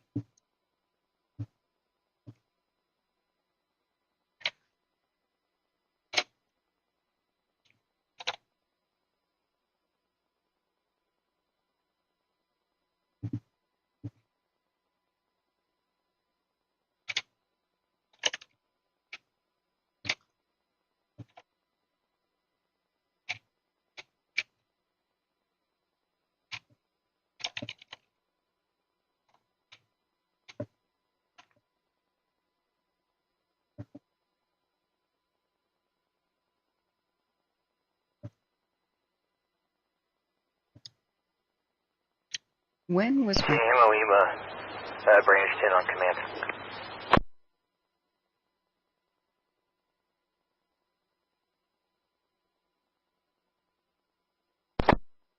I couldn't copy any of the traffic from heavy equipment boss Felix. Do you have a update on what he's got going with that spot? They were working right flank. They got rocked out, so they're working around the left flank, not around the head yet. Okay, copy that. Show you Kern County real quick now.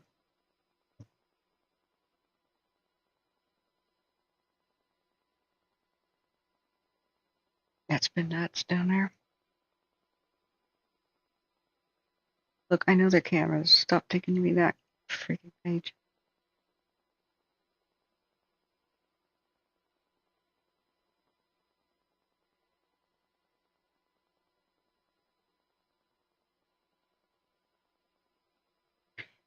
They didn't ever evacuate Lake Isabella, did they?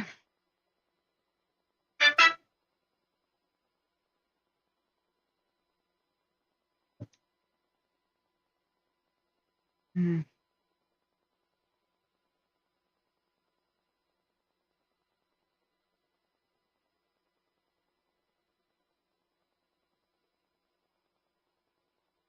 See, Shirley Peak.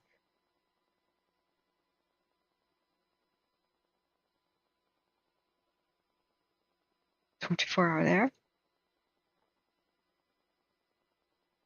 I'm trying to figure out when my cousin's wedding was. It was post Paradise.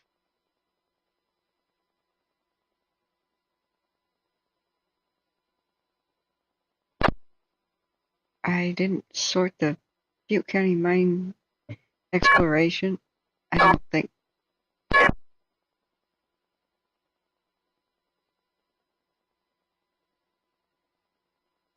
That's annoying.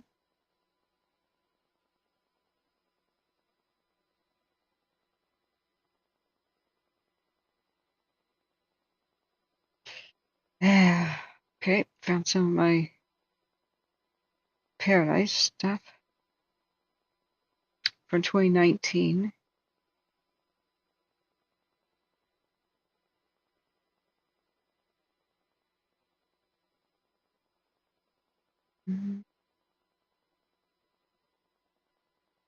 May 2019 California trip. Could have been.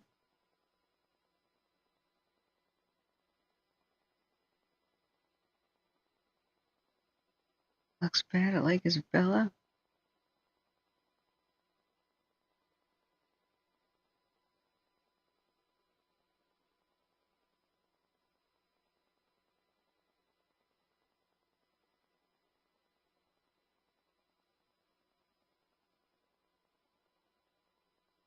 So apparently we can't get a radio down here for Kern County, unfortunately. I'd play at the same time since there's not much chatter.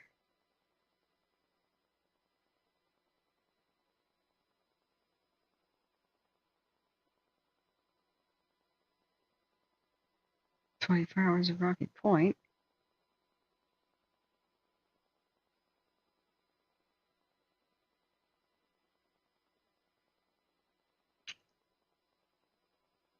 Dry grass up in there. It's more defensible than we usually see.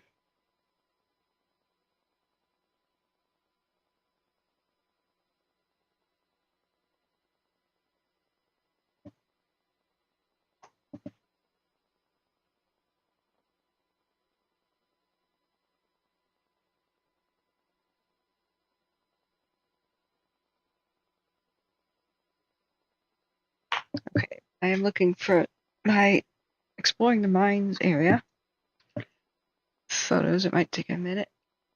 I did go up and down some of those canyons, and boy, some of the roads are okay, some really are not okay.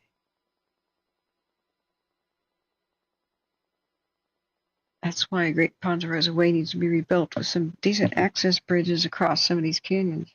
They'll be expensive, but you know what? Priceless. Quick response time for firefighters.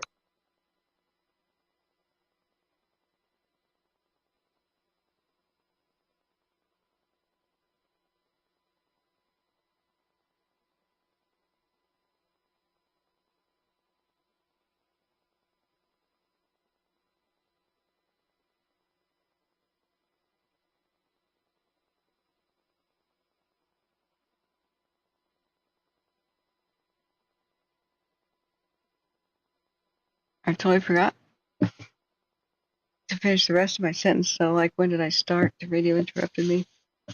Technically it was during Paradise, but I don't think on this channel I have any videos older than Red Monday, Labor Day 2020. And that's when I started it for real. You can go back to almost any date, and I'll probably be covering the fires of that date the last several years. I had thought that the 2020 fires were a one-time, once-in-a-lifetime deal.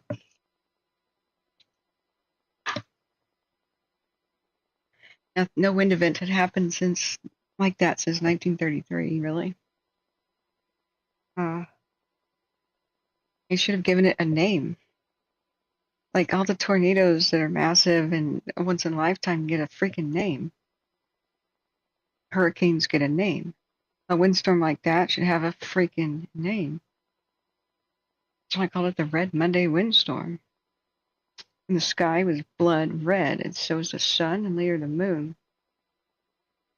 From so much black wildfire smoke burning up the majority of the forest of the Cascades of Oregon, much of Washington, and much of the Sierras of California at the same time. I lost track of how many towns were erased. It was like a town every hour. We lost Brush Creek and Berry Creek, the historic run of the Bear Claremont fire in California. In Oregon, we lost Detroit Lake, and down the line, Edinha, I believe, Warm Springs Indian Reservation was devastated. Lyons, Tehema, Gates, Java Flats, and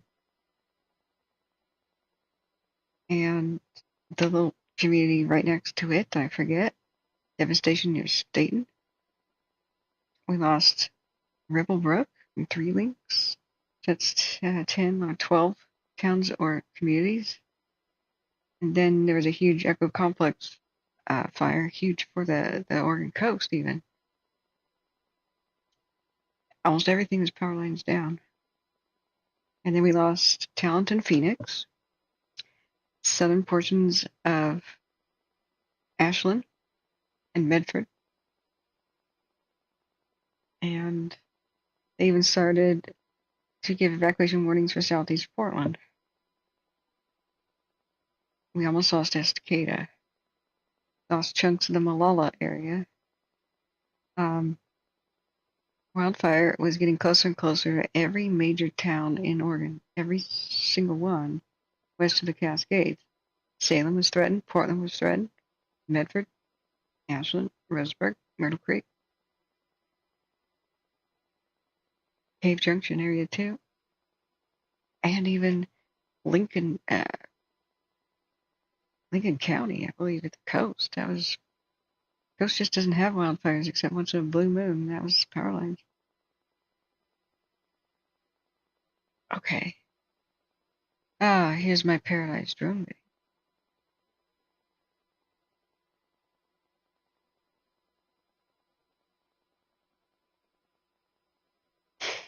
Do you even know what you're looking at?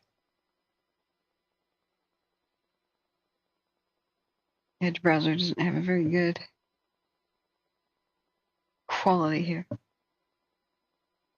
It's 4K, but I don't want to play that on a watermark or something so people steal my videos. Do you know what we're looking at in Paradise?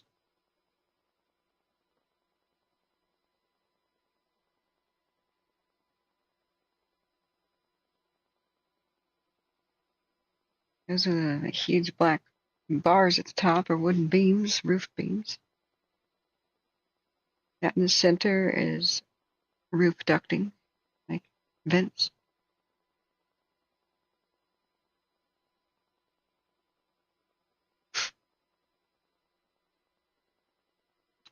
You know, fire's bad, and it's really hard to identify what kind of building you could possibly be looking at.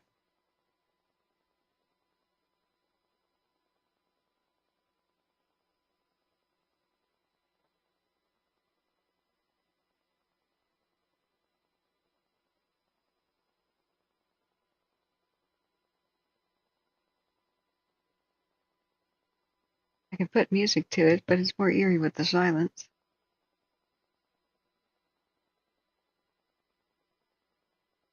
One thing that drives me nuts when my drone is high enough to be hit by the wind, trying to line up angles and stuff nice and straight, and then go straight left or straight right without drifting. The controls are so freaking touchy. I wish there was a setting on my drone that made the controls sluggish and not responsive, because I don't want to whip the camera around. What nice fluid movement, but my drone's not that fancy. Do you know what you might be looking at now in Paradise?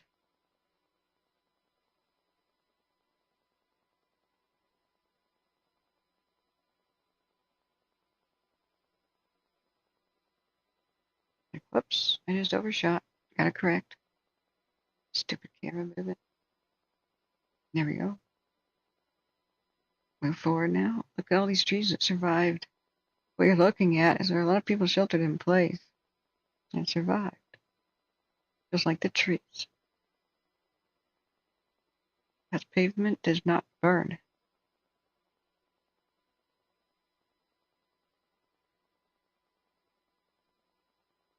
What are we looking at?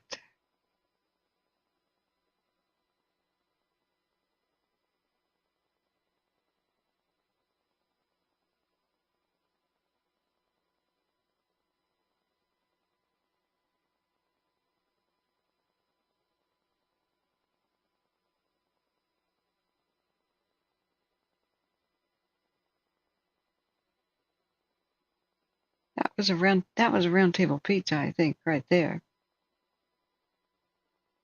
I don't know what was adjacent. Used to eat there.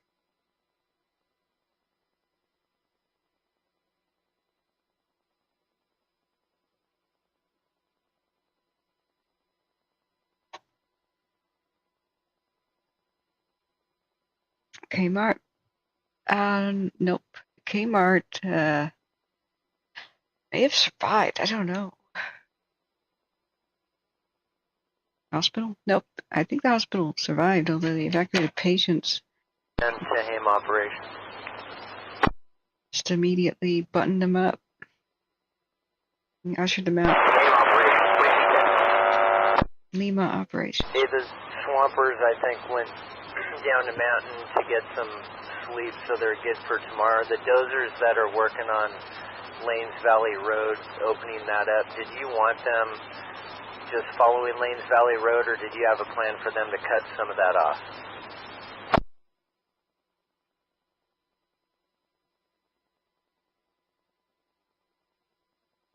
The Lanes Valley Road, if possible, working north towards that continuous line that we have going from going west off of Lanes Valley.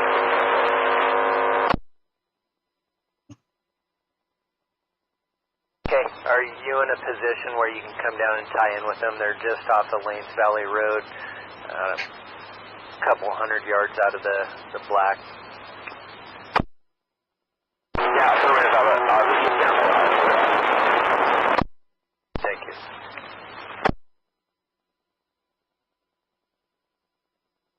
Awesome.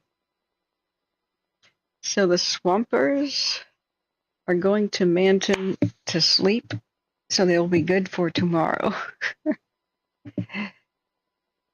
The strip mall of Skyway, I get a little confused about the roads. At this point, we're looking west. That is Grocery Outlet and Safeway, and they shared a wall. And the huge black beams of the bow truss roof are sitting on top of the rubble where they fell. And even though the same creek was behind it as the Ace Hardware, these huge black beams, I don't know how well you can see it, but I can't really change the... I can use the other player, but I don't want to dwell too much on destruction. A bow truss roof is unstable. This is the side of the wall. It's like a bow, like an actual a weapon bow, not like a ribbon. You would think, they're flat out, and maybe you've probably seen them before. They're real popular from the turn of the century till well through somewhat recent times, through the 80s construction. You'll still find them sometimes. They make an area really expansive with a high ceiling, allowing for high racks and stuff, and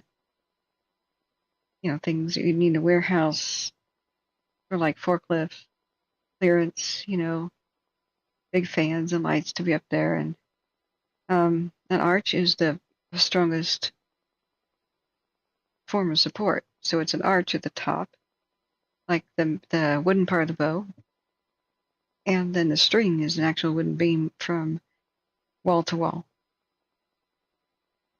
It doesn't need any columns in the center. But there's a terrible design flaw with the whole thing, which makes me think that are morons at work sometimes with architecture. It doesn't sit on top of the wall, which is masonry. That's pretty strong. I'm horrified to learn that the reason why firefighters absolutely hate with a passion, a bow truss roof, is because the vast majority of them, they sit on the inside of the wall and get on a flimsy beam that's like bolted to the side of the wall, underneath the top of the wall. That's the remnants of it there. These are bolts here and here. So why you don't see a wooden beam bolted to the side of the wall, it'll get burned down, and then that's why the roof caved in. It's just like, the hell.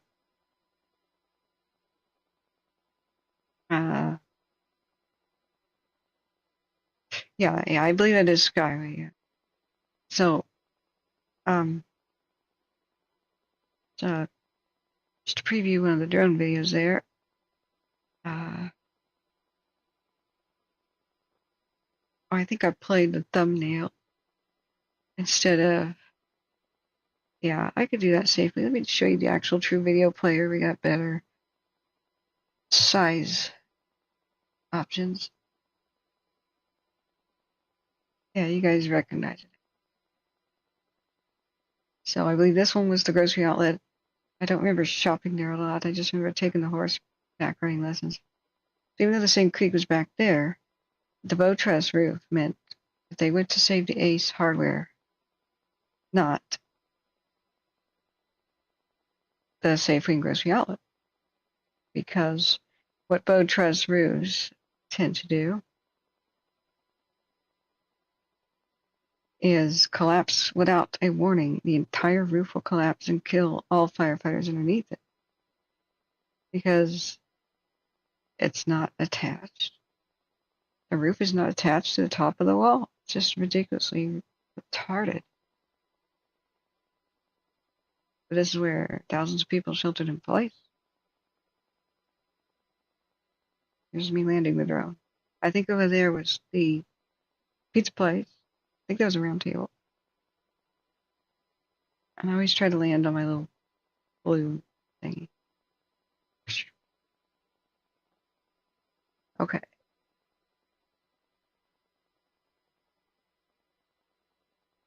Oh, I didn't want to open a new window. There. It was really windy, and so I couldn't take much more footage of anywhere else. I really should have stayed and done that, but I thought I'd be right back. I was there for a wedding. So a lot of people were like, why did these gas pumps stay? And why were they okay? And why was the gas pumps right there? Why were the gas pumps okay, but not the store behind it? You know, the conspiracy nuts. That's real simple, Halon. Especially older gas stations.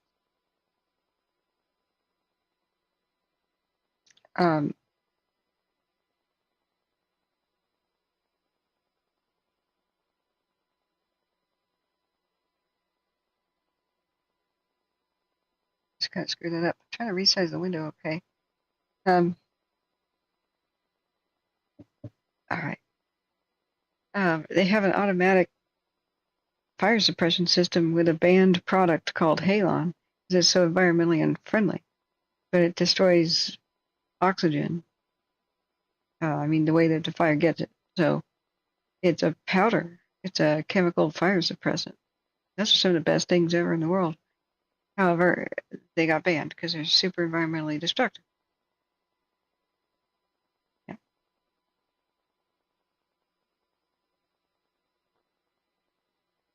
What? Oh, yeah, Yosef, what you're talking about is prescribed fire and letting some natural fires go. That's done all the time. It really is. Prescribed fire is making a comeback. It's just that there were air quality issues with California because California's valley is a bowl. And so, especially in the days where cars polluted like crazy and the diesel engines and the airplanes especially polluted just like crazy. Plus agriculture. It was common practice to burn the rice field stubble after harvest, and dominating the north part of the state is rice. So it would be planted, irrigated, with water, just like ponds. Billions of birds would be there. It was cool. Then they would harvest it, drain it, dry it, harvest it, burn it to refertilize the land. And that mimicked California's natural ecology, even though, not rice isn't native to California. It mimicked exactly what the birds need for their billions of migratory birds that go up and down the flyway from Alaska to the tip of South America. farmers just allowed all the ducks and geese to eat whatever they want because they also ate the pests. So it mimicked what happened in California before the dams, which is part of the year in the wet season. The valley was more of a bog with the Southern Buttes and other places like little islands. And then it dried out, and the bog grasses and natural grasses fed herds of deer that wandered in from the mountains. Once the birds were done with it in spring, the spring runoff from the snow, the flood season. So then it got drier, and the grasses took over. The deer came out of the mountains and the hills and feasted and fattened up, and so did, of course, the bear and everything else, and roamed around by the millions. And lightning struck the California native grasses, and it just fertilized the land, and it was a repeat cycle. So rice harvest is actually pretty symbiotic, pretty similar. And the difference between then and now is California native grasses don't burn as intense. What's on fire with the Park Fire and the Paradise Fire and every other one pretty much since the 20th century is Johnson grass, which promotes fire, and it's an invasive weed. Cheatgrass, which promotes intense, crazy fire, and it's an invasive weed. The sticker burr stuff, whatever that stuff is, star thistle, it all is an invasive stuff that promotes. You can go on and on and on about that stuff. Some of it was some of it was added to the landscape on purpose, where people just didn't know the fire danger. Like they first introduced Johnson grass back east, which is called sorghum, or it's in the sorghum family, as fodder for cattle, because cattle kind of struggled back east in the early colonial days. And the sorghum grew back real fast after being eaten. But it kills all other competitive plants, and that wasn't they weren't aware of that yet, how it was starting to take over the East Coast when trains allowed a lot of, and the gold rush of 49 pushed so many people, to California. All right, that's a video. Let's go to photos. But Halon, the reason to finish that sentence, they used to burn the rice fields, and then there's, may have found some of these. I think I did. Yeah. It's Butte County remnants of gold mines. And we had to go through some pretty serious zigzaggy roads.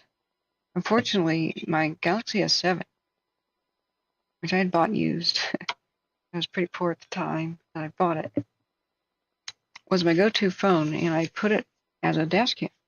So I had dash cam footage of all these driving to these remote gold mines. Look how thick the brush is at Butte County. You want to know why the fire is that bad? Look at it. Just look at it. We're losing history like this. I wonder if this is still there. May not be. But the reason they stopped the burning of the rice fields, which mimicked California's,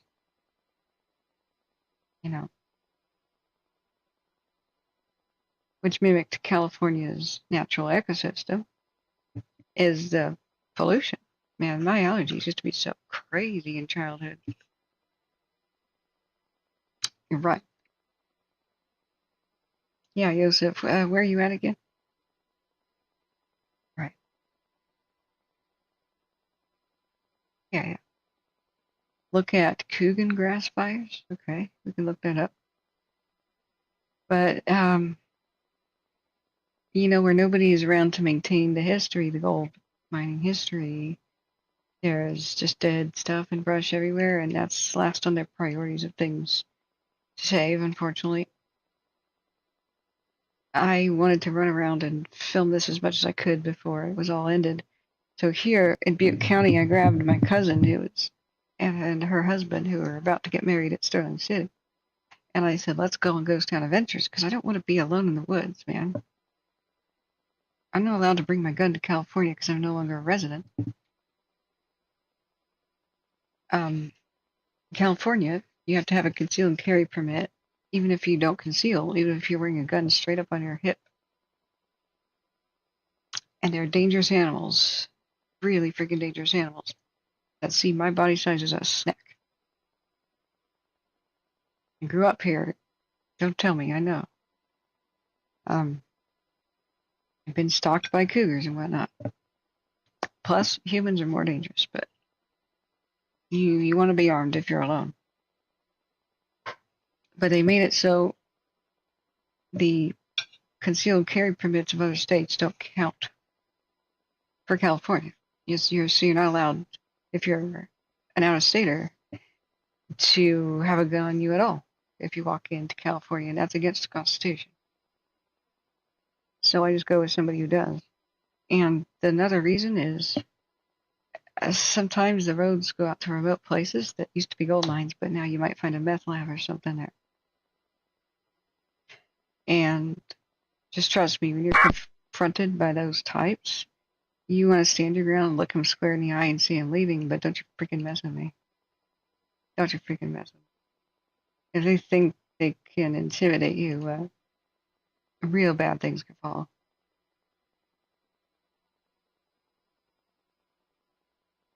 They're not thinking right. Meth makes people paranoid to the max. They don't believe you that you're there they don't believe you that you're there to document history. They're like, where are you really here? You knew about my stash, didn't you? You know that I've just buried $300,000 in the backyard, don't you? You know where it is, don't you? Who sent you? They're toothless, trigger-happy bastards.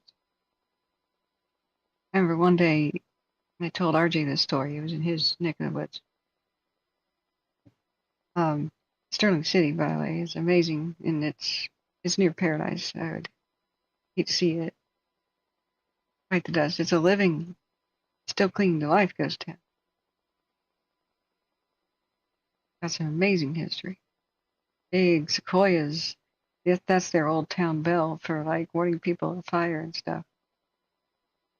It's evacuated warning right now, but a lot of people left already. It's difficult to defend. So this is north of Paradise. Little bit. They need to rethink a lot of things here to make their town defendable. Stuff like these invasive weeds, they gotta go. They'll just swallow buildings and crawl up into the roof. That's got to go. They have a wooden sidewalk still from the pioneer days. Oh, this poor building should be spruced up. It's an old general store. I'd buy it and spruce it up. Let's see, where's an example of their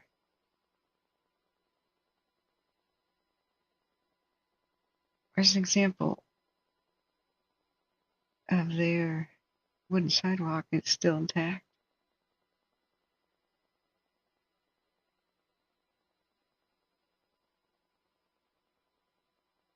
I found it. Like, here's part of it. It's original. That's one of the main things. It was first gold mining, next lumber, and the lumber is kind of dead. So that's their wooden sidewalk from the pioneer days. It's incredible. Hard to protect, though. One of the very last remnants. Wow.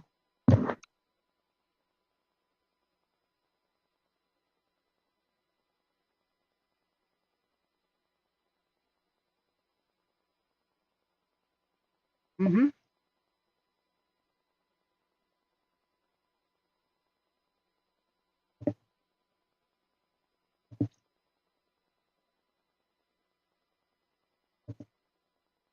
Paradise Fire, the camp almost took it out. Oh, sorry, I keep almost finishing my thought. They stopped the rice field burning because of the air pollution. California's a big bowl, and very seldom does any breeze get strong enough to push the air pollution up and over the Sierras back to the rest of the country. The rest of the country is producing a lot of pollution too. It just goes and circulates. The jet stream pushes it out to sea and around, and it's dispersed, to other forests and stuff. But with California, it's a giant bowl. It's always been hard for air to pass the mountains. They are quite something, and there's a few ways for that to be done. Some places were unfortunately lost to fire, but this huge sequoia, and this may have been a town hall or visitor center, lovely old restored building. But Sterling City, I'd buy property there. I think these were slated to be cut down. Ponta Rosa Pine Plantation, Diamond Lands. They used to have a huge mill here. So this is a ghost town. Remember, that is a badge of honor. It's not an insult. It means your town had once a pretty glorious, bustling heyday and past to be proud of. And it doesn't mean that's the fate of your town. People don't understand that towns get established and then they die, people move on, then they get reestablished, then they grow, then they shrink, then they grow again, shrink again, depending on economic activity, then they get abandoned, then they get resettled. If you understand European history, it's the same settlement sites settled again and again and again. It's just layers of history in the soil,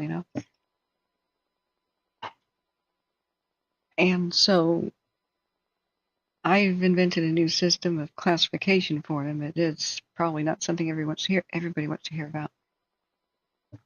And it's a timeline. Like towns have a birth, a middle age, an elderly stage, and a death, right? That's people think towns are instantly abandoned, and like a ghost town means nobody lives there.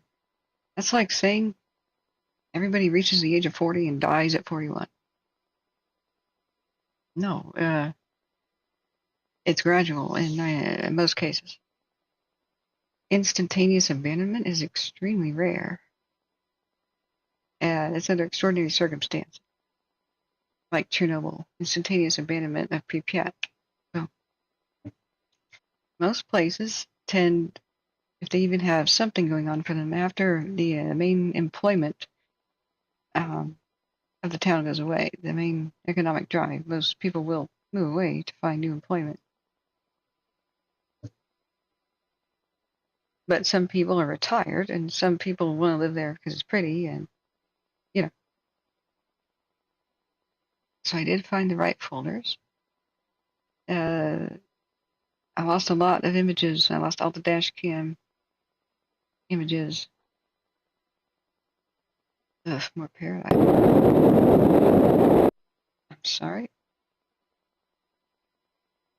The volume starts turned on these videos, and it's always maximum because nobody knows how to build freaking software worth a damn and solve the most annoying problem.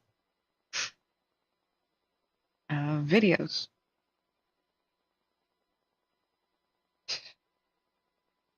That's pretty funny. It's me driving up to, let's see, where am I driving? Around Paradise. The GoPro on the side of the car. I didn't realize the shutter speed was too bad with the GoPro Hero 2 to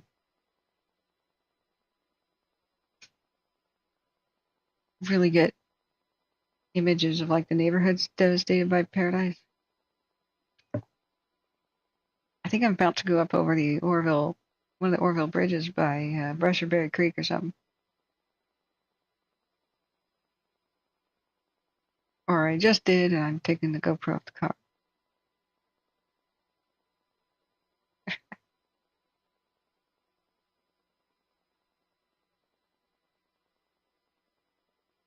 Yeah, Paradise.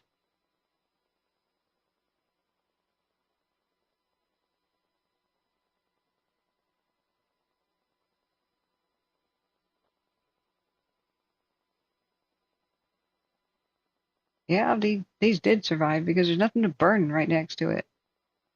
So yeah, but you can see how it's bubbled out from heat right here. When these get heated up, first of all, these recycle bins are totally impregnated with flame retardant because of the expected dumpster fires. There's a lot of fire in dumpsters, so their code is to make them fireproof. And so ABS plastic is super tough. You can hit a sledgehammer on the side of it, it's not going to crack. It's going to bounce off. Yeah, exactly, Gene. Hey, Rick, how are you doing? Yeah. Rice paddies had to go also so they could build more homes. Yeah. Hey, Rick says residents love having trees right next to their house. It's pretty, but pretty deadly. Yeah, it's free shade, but yeah. Yeah, it's kind of over by House sort of. So with these, whoops, I didn't mean to go past that. When they get heated up, and something on fire must have rolled up next to it. Just it had to have been pretty dang hot to keep it melt this. ABS plastic. There's different forms, different types, but it melts long before it burns. You have to get it up to extreme temperatures to actually get it to burn. This is proof that there are no freaking lasers in paradise. If they were extremely hot lasers, it would have burned and not just melted when he came into contact with it. So these were also deeper in the street. They pushed them to the side to drive past. You know, this is deep. This is well over a year. This is the cleanup. You know, they don't have the dumpsters in their original locations. They pushed them off the road, but they have to be about 4 feet into the street originally. So what they do is they bubble up and deform. ABS plastic is so expensive. If you have a recycling facility, they sell it back to the plastic manufacturers because it's super recyclable, has high value, it's tough, and it's in high demand. Think about all the lawn furniture and dumpsters like this, demand for that all over the world, and the dash of your car is probably made out of it. It doesn't matter on size, it's just not allowed. Now that California's cut other methods of pollution, they're starting to allow prescribed burns because nothing's quite as polluting as a damn forest fire. So, there you go. So they're happening again. On watch duty, you'll see green flames, and that's what that means. But it's done in a different season. It's done in spring and after autumn, wet season type stuff has happened. That's why you don't see them there now. But the Indians used to always do this. They would always light it on fire. Anytime they saw that fire did not hit the area for the year, they would worry about that. They wouldn't want more than 2 seasons of pine needles to build up in an area or 2 seasons of dead grass. They would take care of it themselves, and they maintained a low intensity prescribed fire. If lightning didn't do it, they did it. And they didn't want lightning to do it for them. They wanted to do it themselves. Because lightning is the wrong season. It's July and August. It'll rampage. They weren't everywhere, but they knew what to do and when to do it. And it also helped them hunt. People don't realize hunting rules are pretty new. Hunting without rules is pretty damned easy if it's cooperative. Things like animal drives, like hundreds of people get together and they walk side by side in the forest and make noise, drive all the animals towards a trap. That's pretty damn easy. Unleash dogs on creatures, it's pretty damn easy, and they had dogs. There's a bunch of big game in a meadow or whatever. Remember, the Indians don't have horses to chase down game. They don't want to shoot something and have it run off, like with a bow and arrow, and then track it for 5 miles with their dogs and have the elk half rotted by the time they get there and find the elk fell dead in a creek, and they can't get to it. It fell off a cliff. Like, that's a problem of modern hunters, for the most part. They can't pack it out on mules. There's no refrigeration. When it's dead, you quickly pounce on it, remove all the internal organs that are hot, and chill the meat down ASAP, or the meat spoils and immediately. And skin it real quick, get the meat off, quarter it, and dry it, and smoke it immediately. The bigger the game, the bigger the body heat in the core, the faster you have to work. You have to cooperatively work with assembly line efficiency. It's cooperative. So they would have to have a lot of people at once. Get the other, make a general plan. The fourth full moon of the 7th full moon of the year, we meet at this spot. Bunch of different tribes. Here we go. There's all our prey in the meadow. Wind's blowing. Test the wind. Wind is blowing out of southeast. Everybody, by evening, be in place on the other side of the valley. Sun just went down. Light it on fire. Light the grass on fire. Drive all the game towards where they're waiting, where the hunters are waiting in the northeast. Kill a bunch, slaughter a bunch, smoke it all, have a party. Hunting was pretty damn easy. It was an easy life. As long as you kept the environment in peak efficiency mode, or peak reproduction of game. Not too much. You want to hunt some, because if they overpopulate, then disease proliferates. If disease proliferates, then they have a population crash, and you have sick animals everywhere. Keep it in an ideal medium population. And if there's a gigantic forest fire, a devastating thing that destroys a forest, it doesn't grow back for, 40 years, it stopped producing food for you as a hunter-gatherer. Crap. Can't have this. Of course, they couldn't stop it all, but are we now allowing burning of brush in California? Yeah, right now? You have to ask each county, see if there's a burn ban in place. As soon as the wind stops, they try to tell people you can go ahead and do it. The backyard low-key stuff in a barrel, it's forbidden with red flag, and it's really forbidden if wind picks up. You're just not supposed to. With the triple digits, it's unlikely. It's very unlikely. With the south wind and stuff, it's unlikely. Kern County is in red flag, so it's completely forbidden. Yeah. Let me look back up.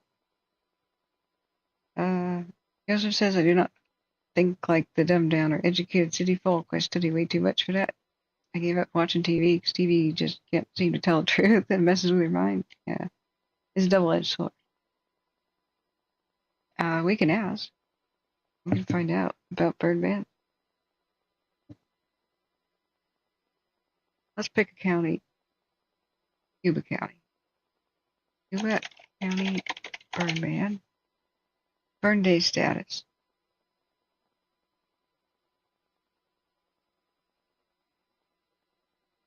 It's that time again when burn permits become a requirement for all residential burning.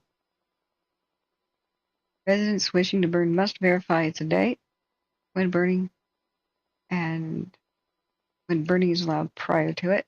Anyone wishing to conduct a burn should check with Feather River Air Quality Management District before proceeding. Dial this number. All burn permits are issued annually and must be obtained at burnpermit.fire.ca.gov or from your free local CAL FIRE station. They are issued free of charge. Please review the important requirements before seeking such a permit. Only dry vegetation material, leaves, pine needles, and tree trimmings, etc. may be burned. The burning of trash, painted wood, etc. Debris not allowed. Do not burn on windy days. Piles should be no larger than 4 feet in diameter and height. You can add to that pile as it burns down. Clear 10 feet down to bare soil around your piles. So 10 feet away in all directions, just soil. Don't put it by your deck. It shouldn't be 5 feet away from your deck or your gazebo, your boat or a vehicle. Nothing. Just dirt. You gotta rake it. So most people start out where they have their burn pile area and rake everything into a pile from 10 feet away, and they start with that. An adult is required to be in constant attendance of the fire. You will have a shovel and a water source nearby. Oops, that's too small for you to read. An adult is required. Safe residential pile burning of forest residue by landowners is a crucial tool in reducing fire hazards. State, federal, and local land management and fire agencies will be utilizing the same window of opportunity to construct the prescribed burns aimed at improving forest health and resiliency on the public and private lands. So you got a call, and the priority is the bigger,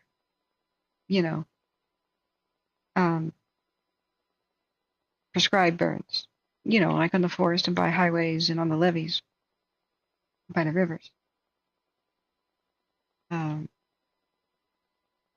That's Umatilla County right there. So that's just south of where Chico is.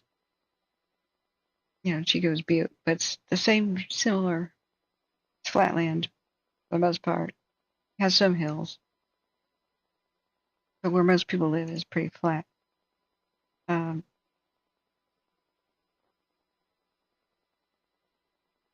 So for you, here's the burn day status of today. Pettit River Air Quality Management. You have to call because if the air quality starts to decline, they'll just tell people, hey, stop. The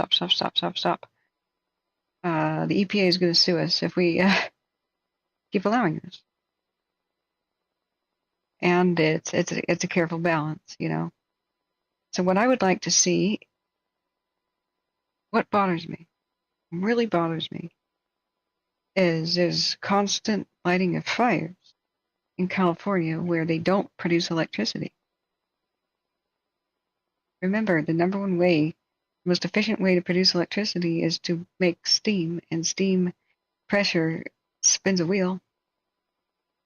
That's it. Spinning wheels is how you make electricity with the most efficiency. Or big blades in the case of, windmills. Same thing, So, hey, good night out. Thank you.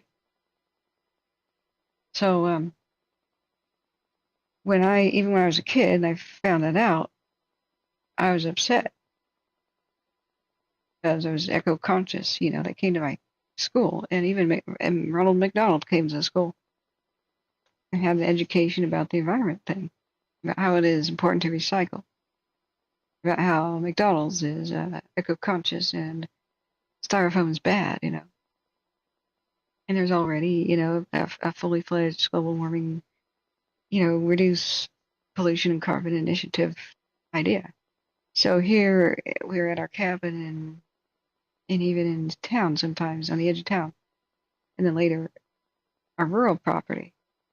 And I've found out that I was like, how did the earlier pioneers and just their recent next generation make their own electricity without power lines being everywhere, without the dams? And I found out, how did the gold mines have electricity before the cities and stuff? Some gold mines had electricity before San Francisco right here. Or even Sacramento, I should say. So Dad and others and, history teachers explain Pelton wheels. There'd be a creek or a waterfall, spinning a wheel. It's called a Pelton wheel. Early invention. You just spin wheels to make electricity. That's that. If you don't have a waterfall, and they've been using similar things to just grind grain, that's spinning the wheel to the grist mill wheel, the stone wheel to grind up grain. Hell, even the Romans had stuff like that. So it's not a new concept, but spinning with a generator is a new one, of course. And insert Tesla and other people, blah, blah, blah, blah, blah. I don't know if Tesla had anything to do with the Pelton wheel, but it probably inspired him. So if you don't have good stream flow for it,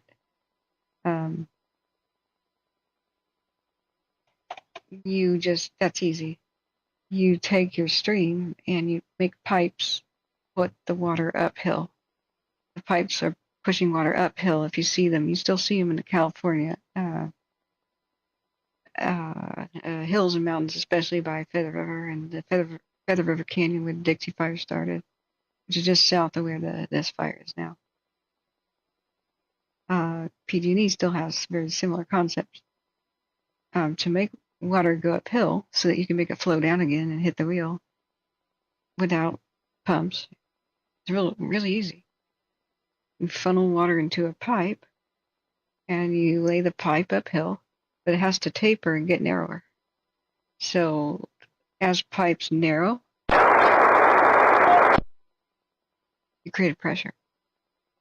So with many of these gold mines and then regular ranches or whatever you have, you take advantage of, even when there's not much flow, like in summer.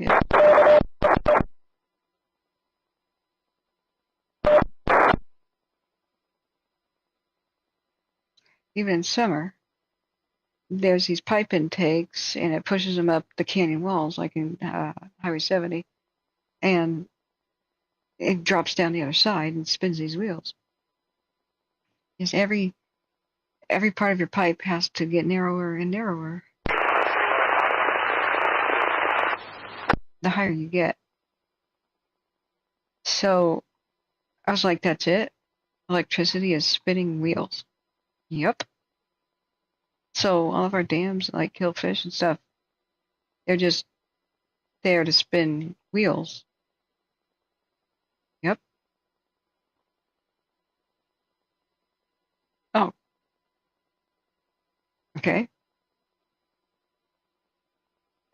So nuclear power and all the nuclear waste and the accidents is just there to spin a wheel. You're just making steam with nuclear waste.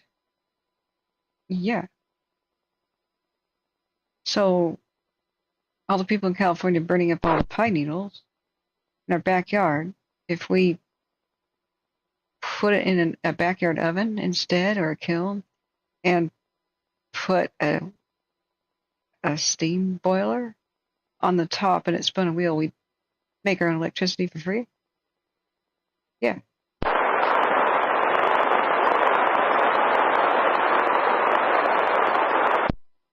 Why don't we do that instead of pumping oil out of the ground? I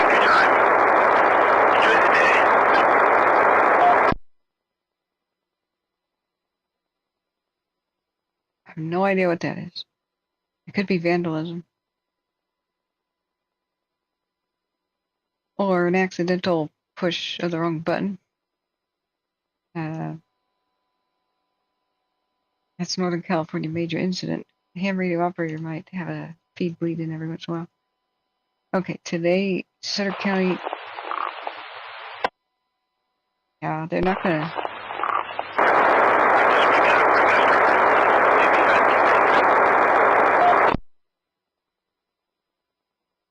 It's illegal to broadcast on this frequency, but we heard vandalism the other day where people were just shouting random nonsense and crap at the firefighters. It was similar. It was like, enjoy your day.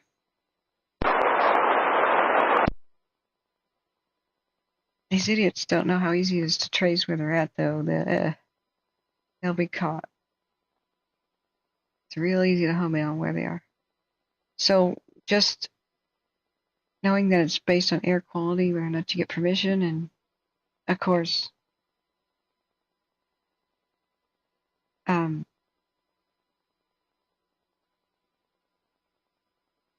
air quality is dog crap right now with the wildfires. It's just not going to be allowed right now. But you can get your permits and wait for when it will be. God knows when. This a-hole with the lighting his mom's car on fire, allegedly, is screwing up a lot of people defending their own home because they can't burn because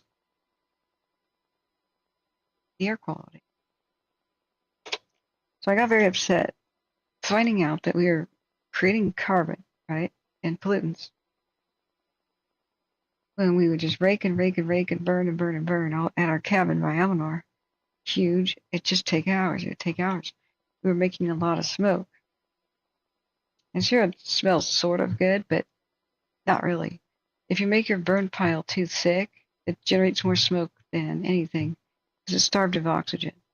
The way to create a lot less pollution, the fine particulates matter. It's the fine stuff that you can't really filter out very well unless you have very expensive air cleaners in your house. That stuff can pass blood-brain barrier and perhaps cause dementia. It's the stuff that causes the breathing problems, the asthma, the finer things, the hairs in your bronchial passages can't filter out. If you get a big mouthful of smoke as you cross the campfire and you cough it out, you're actually coughing out the soot and the particles and getting them out of you. It's irritating the hairs of your throat and it's making you eject, But the fine stuff goes right in. You don't really notice it, except if you noticed you're really ill and fuzzy and not feeling well and not thinking clear and tired. And over time, causes the asthma, the diseases. So here's an easy solution. Super easy. You don't just say nobody could ever burn. That's not something you can do.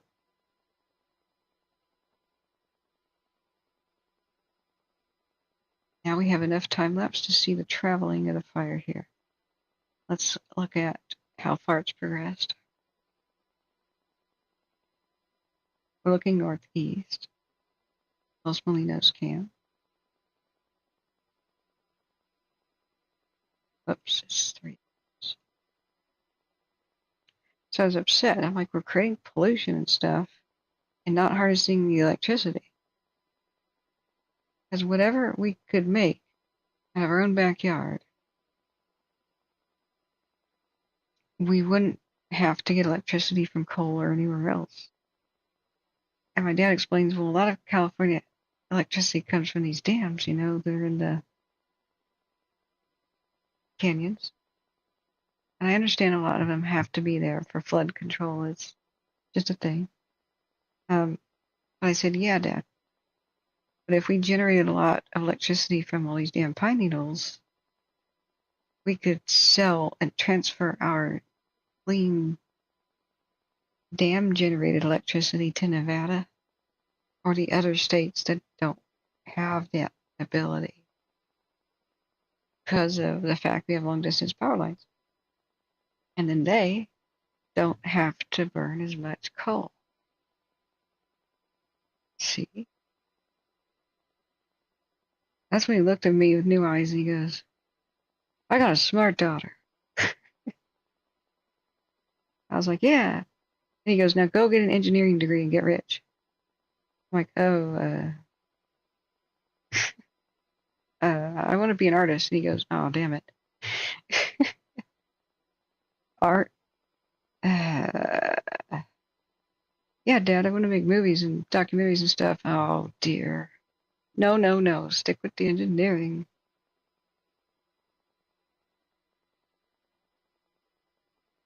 But it's true. People are not thinking. It's just engage your brain, guys. Don't just go, knee-jerk. Burning pine needles and pine cones for electricity. That makes carbon that bad. No. No. It reduces...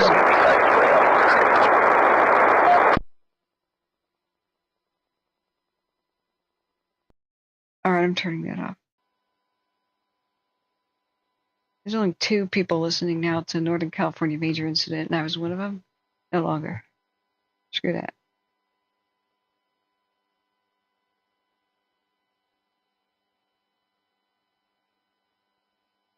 Okay. 3:20 a.m. I bet we got the new maps. Rain is expected this morning. Good. Uh-oh. Oh, I missed somebody's question. They asked me to ask JB about something. Whoopsie. I'll try to find out. I have to swipe away some watch duty detection. So, it is true. People who don't have a proper...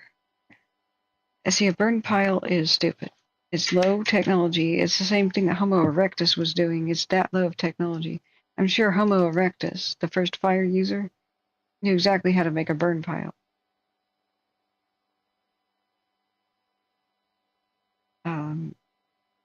Probably how he learned to cook, too.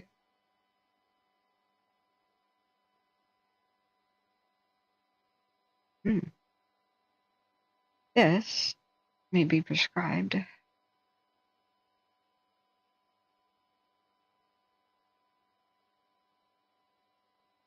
This could be one of their operations, even though it travels. Look how orderly it is. Nice and easy.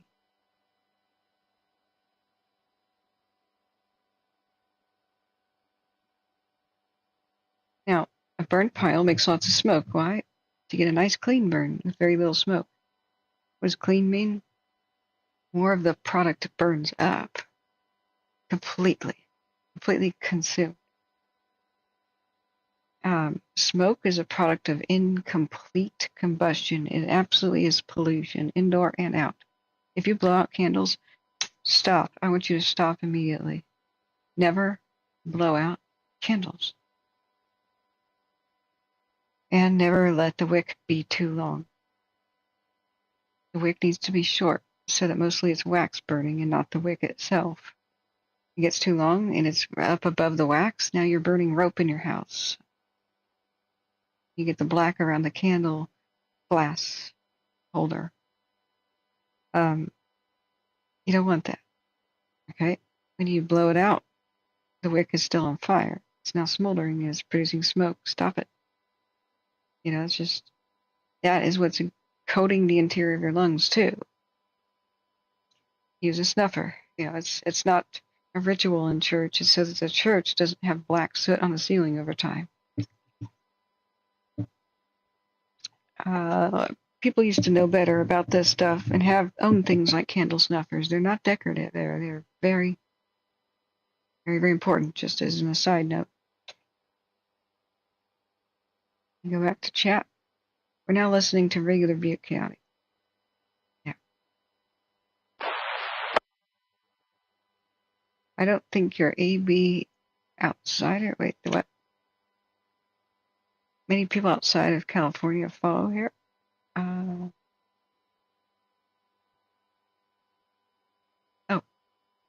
Yeah, he also says burning pine needles would probably fail some clean air standard. Right, this is what I'm about to tell you. That they don't need to. Nope, it doesn't cost. It doesn't need. You don't need that much human labor to tend it. That's the old days. Think about the new era. Think about new technologies and now reassess what you just said. Don't think about the old era. We don't want to repeat that. I was just as frustrated as a kid to see smoke in our burn pile. It's freaking Homo erectus level technology. It should be totally banned. It's about airflow. A pile produces a huge amount of smoke because it chokes. It doesn't have enough oxygen to do complete combustion. You want complete. That's clean. More of the product is consumed, a lot less smoke. Smoke is what wasn't able to be consumed but got thrown up in the air anyway. The black soot, like when people let the wick get too long in a candle.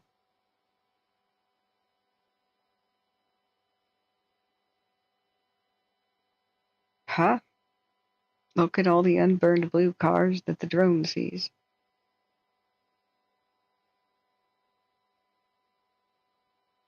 What? Now, thing about some, gas and oil products. This could be a prescribed burn right here, guys. This could be them strengthening their fire lines. It's so orderly. This is 3 hours. It doesn't get very far, and it seems to kind of be against the wind. Nice and orderly. This is probably one of the ways that they're protecting Dales. We are watching it. That's the beam. This is nice and orderly. It's still got a heat detection. I thought I knew where that was, like Urban. I was going to try to get you my pictures. They're mixed in. Might have Paradise images. And those are easier to find.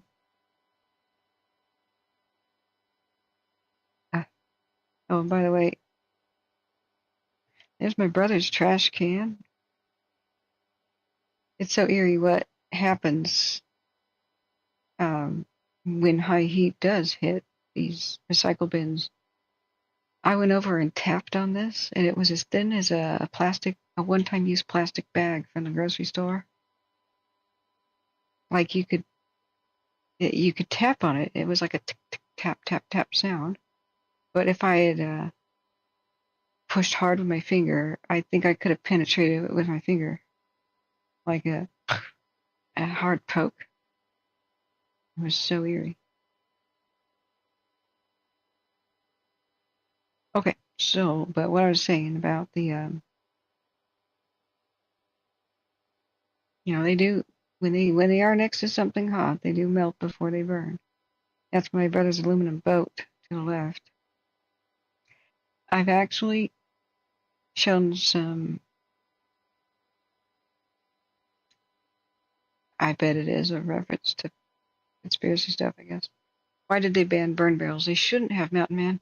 I was just about to explain that pine needles and stuff don't have to produce smoke, and burn piles should be banned except for where you absolutely have to, emergency basis. Burn barrels are extremely inefficient because they also deprive the fire of its airflow. So let me just get to the point real quick.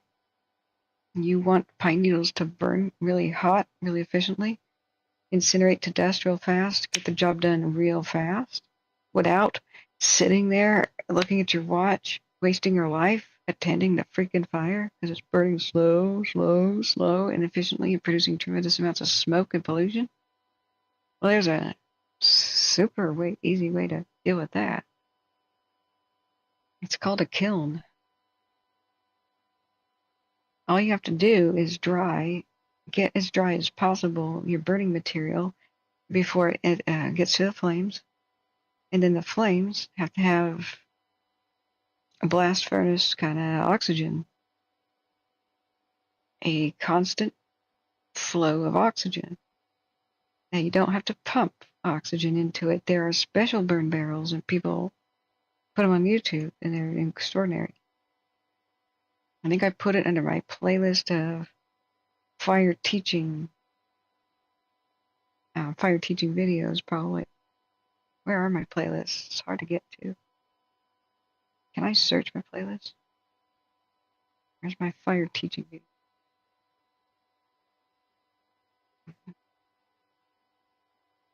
Let's see, fire teaching video.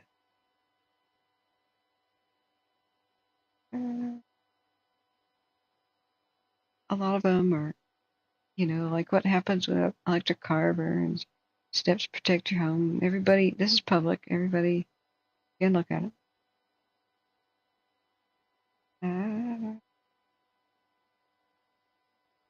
Carbon tetrachloride and why that's bad. I was fascinated by people explaining how to make your own super efficient burn barrel. Once you start to heat it, and my kiln idea is extra. My kiln idea would be married to this idea. If you double line your burn barrel and cut holes in the bottom, you can create a suction. The heat in there draws air, and it goes through a series of holes in a ring at the base and starts a spinning action. Remember, if a lot of heat has to rise, it has to create a vortex. So you create a small vortex within the burn barrel. You have safer burning, faster. It goes way the hell faster. There will still be some smoke, but God, it's reduced by like 80%, 90%. Yeah, where does it say burn barrel is a lot? I have 133 of these videos.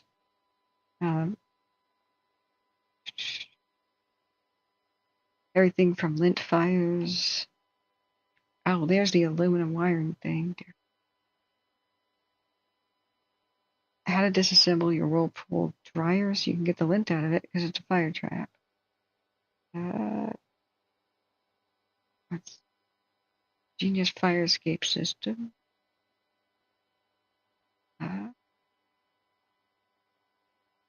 Getting trapped in front of tornado. Oh, designs for disaster. The story of the Bel Air fire, the 60s. That's interesting. 1960s fire documentary. 3 unavailable videos got hidden. It's not one of them.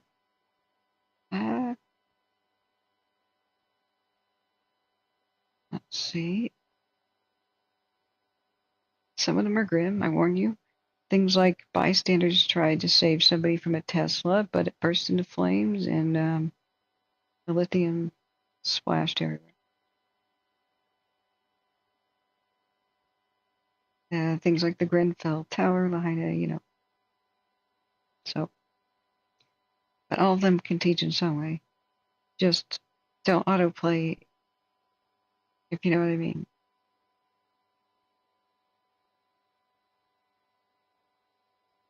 Close calls in the fire line, it's like for teaching firefighters about stuff. Caldor, this and that. Okay. Devastating fire at sea.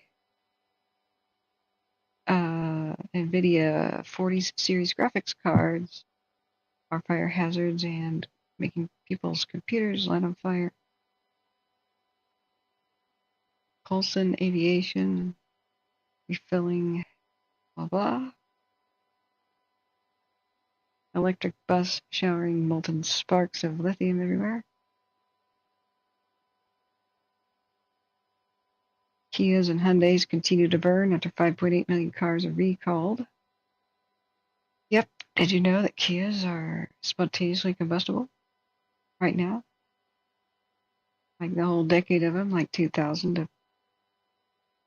think it was like 2008 to pretty much now. Shoot, I can't find my burn barrel one. I'll probably put it under survivalism. Let's just search for it. Make a better burn barrel. Yeah, this requires like... How was that? Screw you, don't want to play. Sorry, friends. Tap down that volume.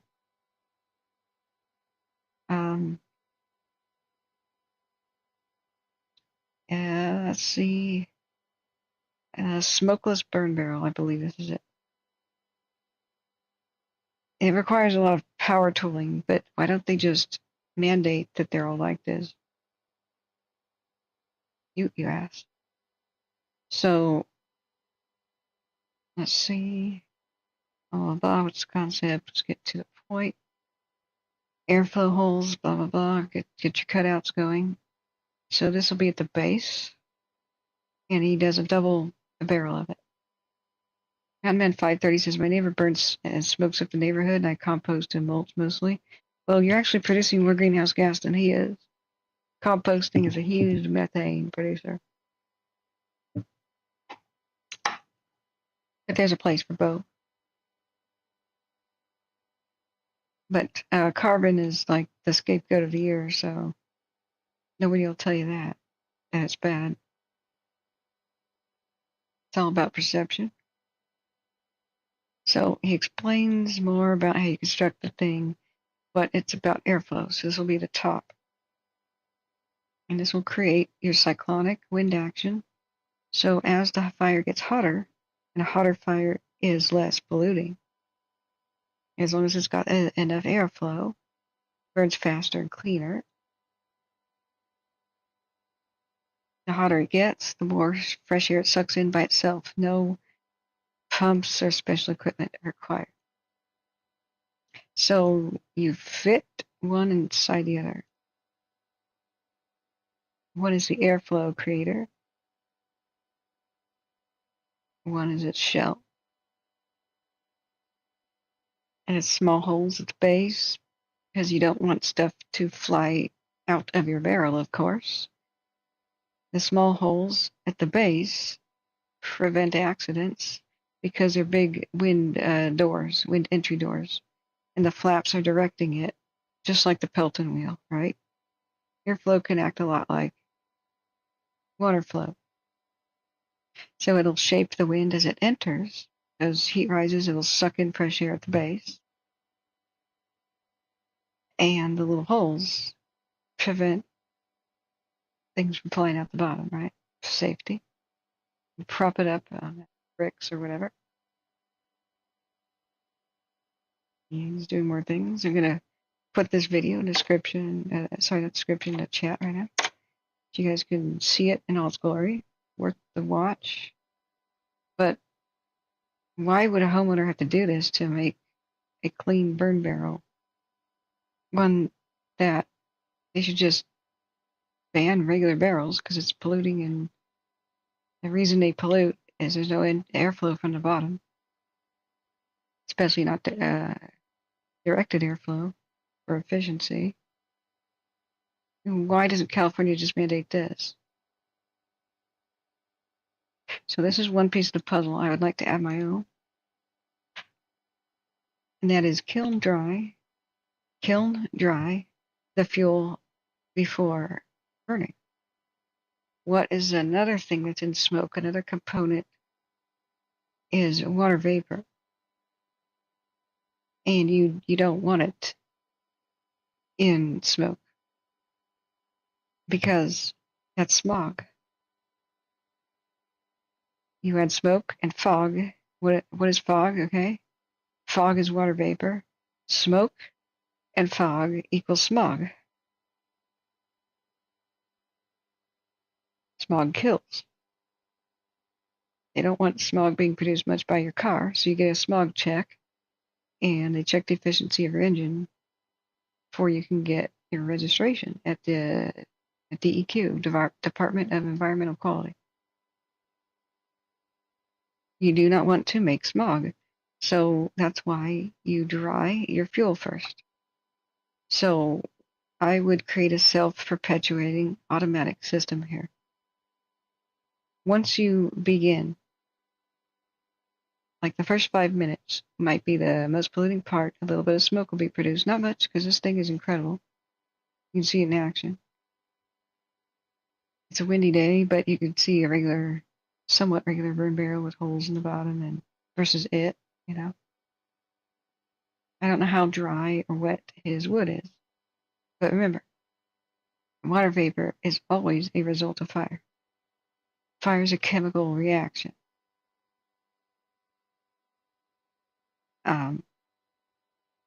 Nothing is ever like completely dehydrated except astronaut food or something, you know what I mean?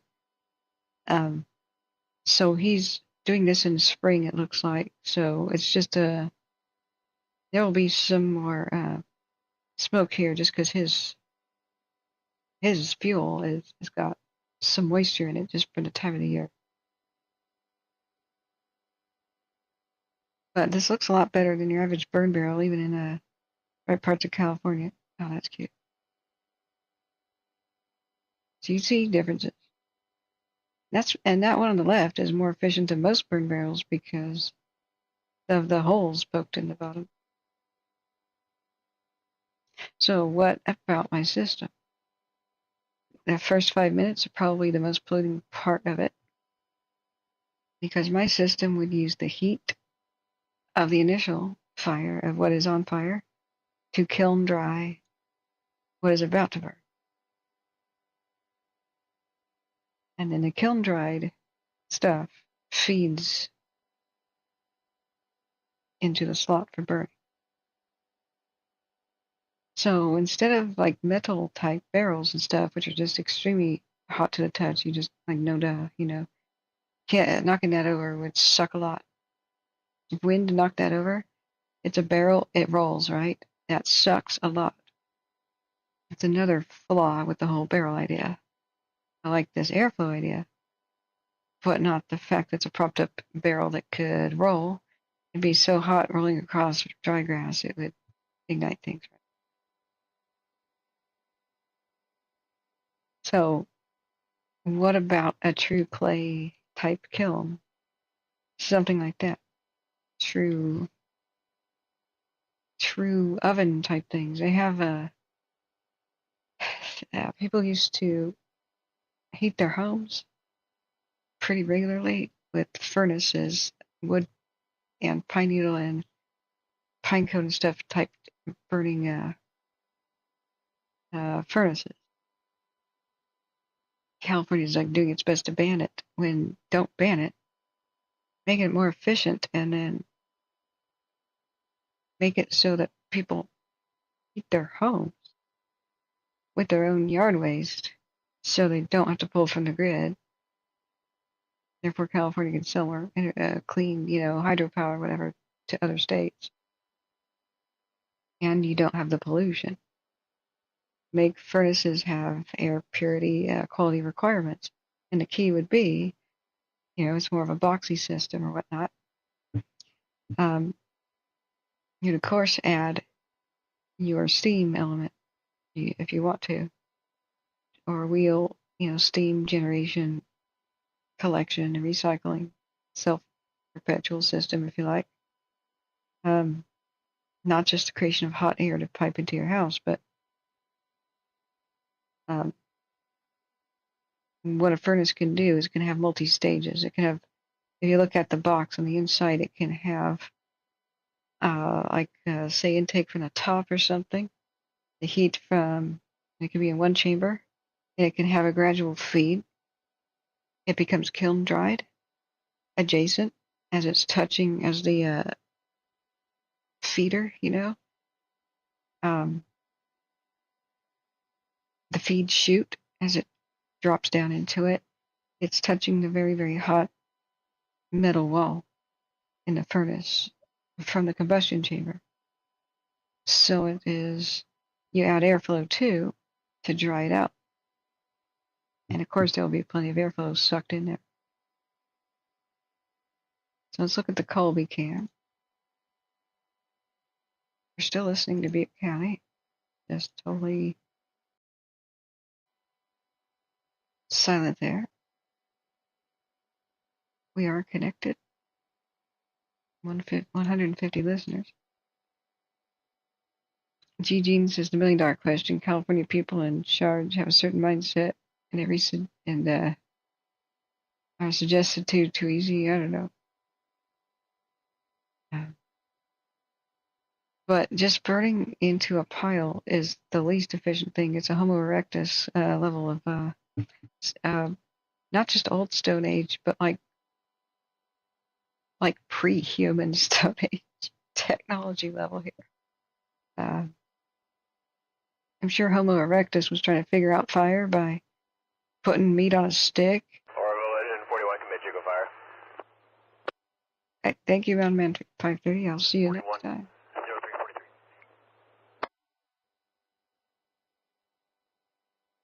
Yeah, it's all airflow, Yosef. It's all airflow. Yeah. You know, you can even put a spinning fan, as the heat rises from your burn barrel, furnace, or apparatus, whatever you're doing. What I would suggest is something like a pizza oven with a glass door, with a clay design type thing, Adobe, like a true kiln. Like, let me see it. They're all the rage now for brick pizza ovens in the backyard or backyard patio decoration. Like Adobe backyard oven, and you could stick a stovepipe in it. You're very close with these designs to a true kiln, one that would fire pottery. And in Egypt was one of the first places they ever created pottery.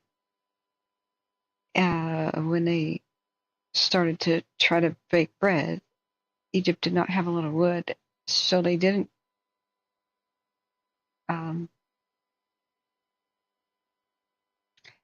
Like it. This is conceptual here. This you don't have to attend it, right? You would have a feeder chute, and you would set it and forget it, automated, etc. This, if it didn't produce much air pollution at all, Californians could take advantage much more frequently of days where they could get rid of the waste on their property. And if you are forced to sell electricity back in the grid, this is a generation of a lot of it. This could create a lot of steam. You could put water pipes adjacent to the stovepipe. They would free circulate and spin whatever you want. If you wanted to add a steam component, you don't really have to, though. As the air is leaving the column, you could put any kind of fan blade. 255 Golf, Tango Juliet, command. Yes, Quest for Fire, Rick Hop. Yes. Oh my God, where they've dressed up elephants in like big hairy costumes and they look like mammoths. That was excellent. That was so campy. It's so good. I haven't seen it recently, though. Have you?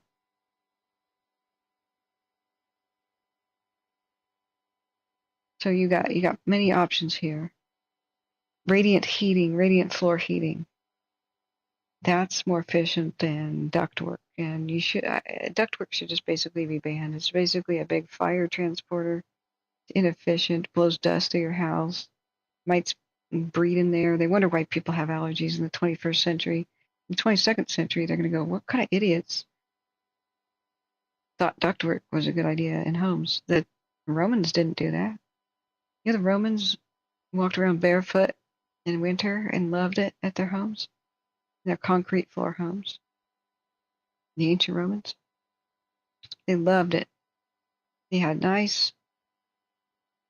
they put rugs on the floor. They had a nice, lovely experience there. And then they had a bathing room too, where their baths were heated from the floor, from radiant floor heat. They put steam pipes in their foundation, and they poured concrete and steam pipes in their walls. So in their little sub-basement area where they had a furnace, all their walls and floors is where the heat came from. Braziers and stuff were just mainly for light, and reading, candles and stuff. You had skylights. You haven't seen it since the 70s. Hey, good morning, Jim. So we could solve a lot of our problems here. The fact that California allows burning crap in a pile. Hey, there's a pickup truck there. Let's look at the other Cohasset cam and try to do a time lapse on it. I think East Los Molinos here. I think one of two things is happening. I think this is their, since it's nice, steady, and slow, this could be them firing on purpose. Or it could just be the fire's gradual, somewhat steady progress. It's probably here that we're looking at. I don't think the beam goes all the way there. We could try to cross reference, and only if another cam is looking that direction can we.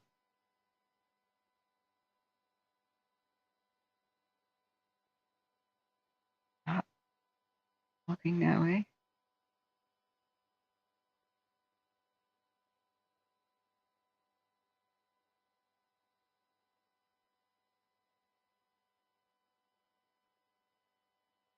So,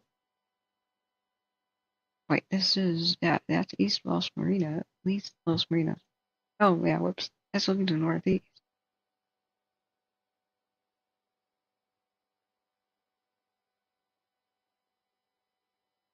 Okay, which one? I'm sorry, I thought we were on the one that was yellow.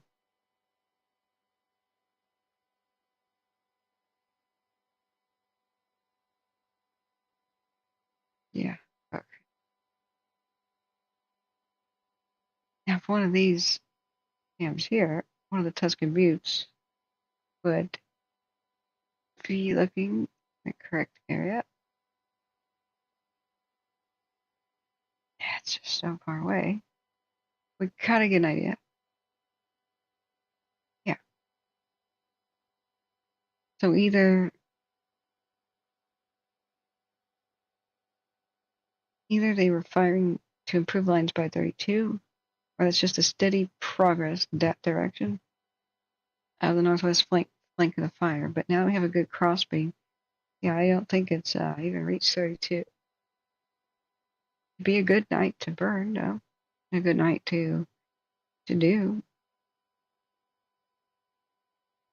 Firing in front of it. That's just slow and sluggish progression. So they said they didn't think it was going to be impacted tonight. Yeah, I can see why we would think that.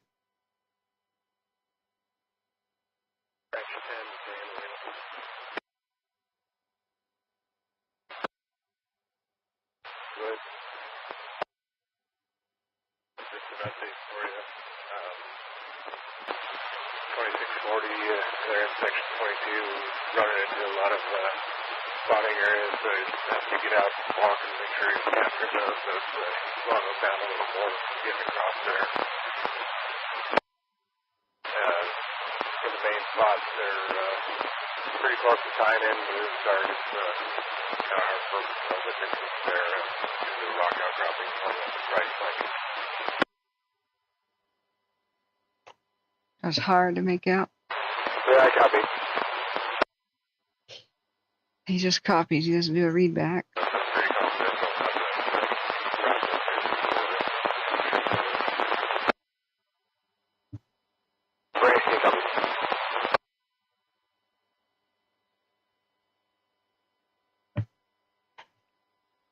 Hey, you're great.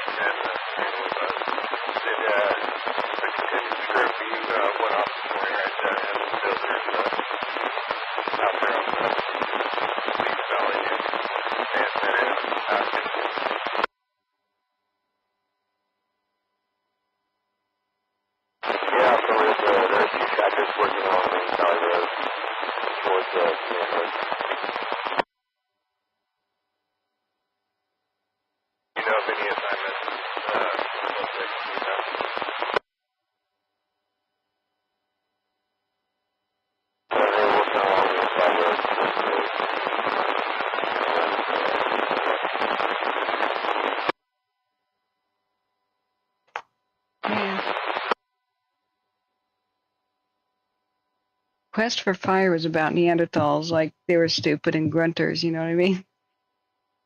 Or was it about Homo erectus? I don't think Homo erectus was around at the time, and the woolly mammoths were interacting with him, but hey, it's a movie. I think maybe they were just generic cavemen. Neanderthals are pretty damn sophisticated, though.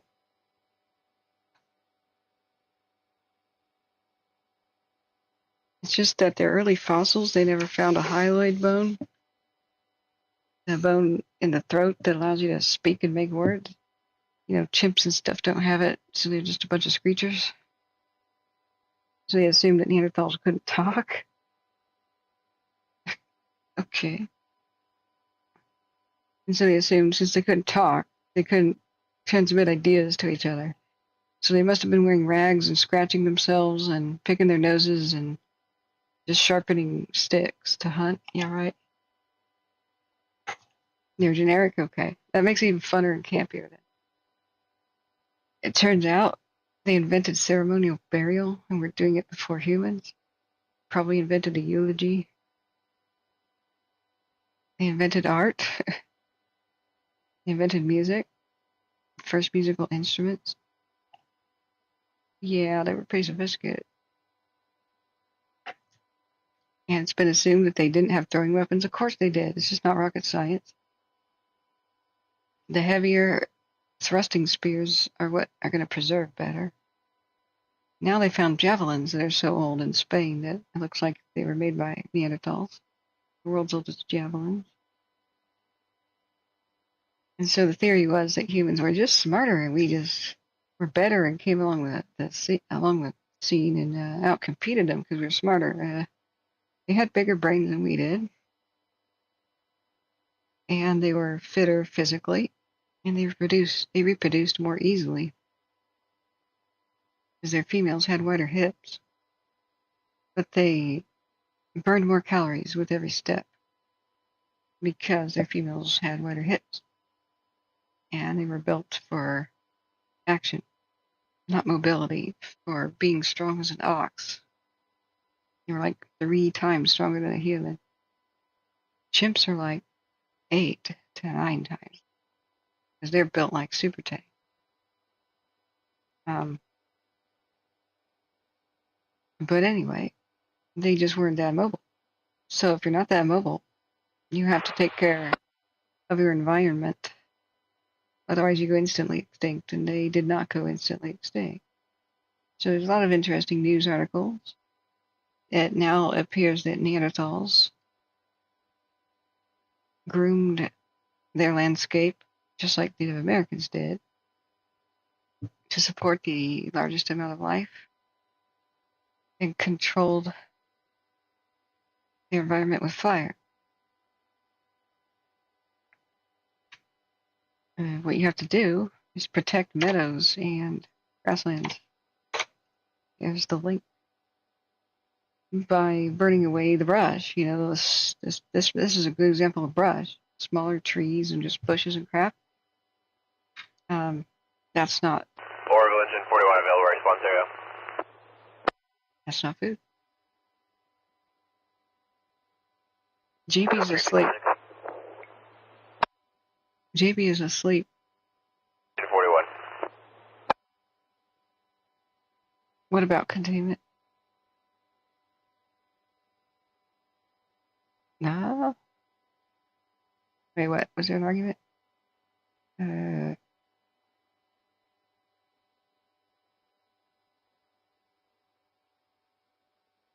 have gas logs in the fireplace, convenient, simple thermostat in the hallway, works during a power outage, no batteries, no remote. Yeah.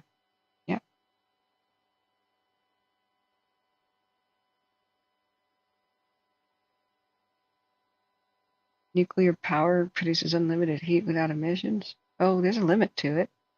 A limit to how much you want to rape the earth for uranium and stuff, and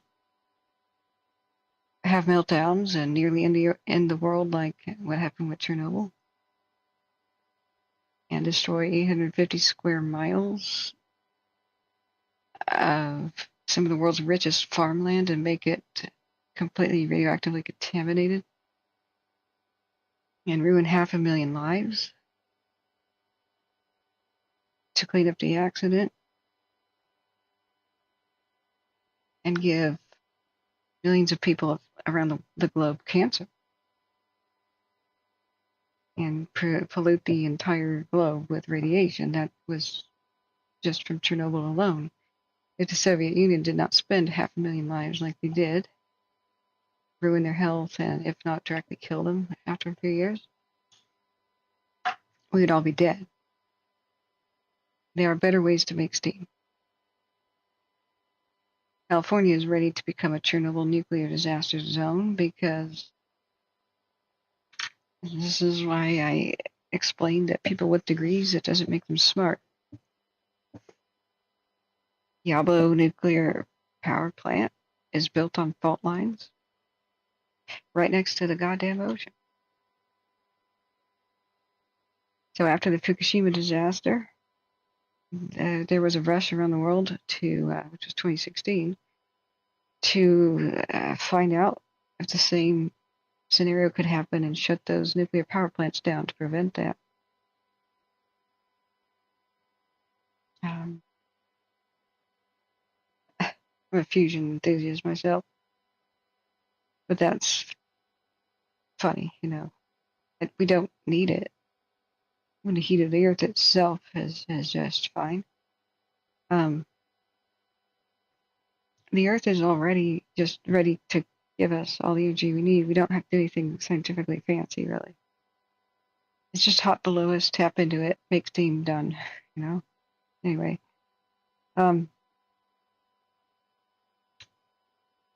the Diablo Canyon nuclear power plant, the last one that makes civilian nuclear power in California, was found to be super vulnerable to tsunami with the assessment done.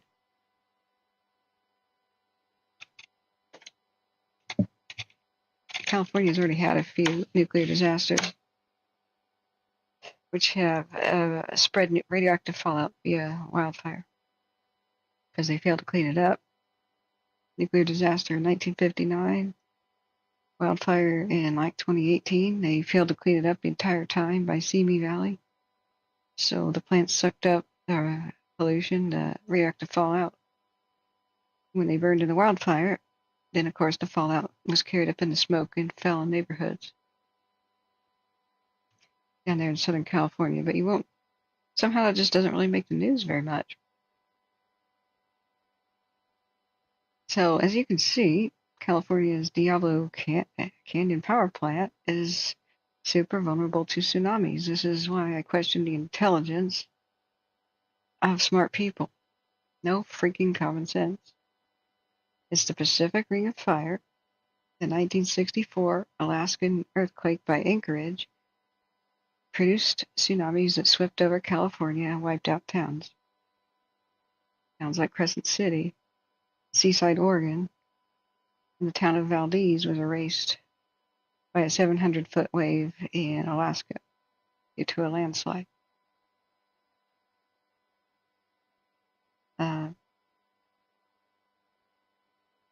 Bad actors give technology a bad name. I don't think you're aware that there's been thousands of nuclear accidents and not just like a couple. Mostly that's nuclear power enthusiasts are completely unaware of that. I'm sorry, I just personally don't trust people who say that they're smart and that we're safe with it when they're stupid enough to do this. It's just, this is for convenience only. Water access to make their steam. That they put nuclear power plants by the ocean.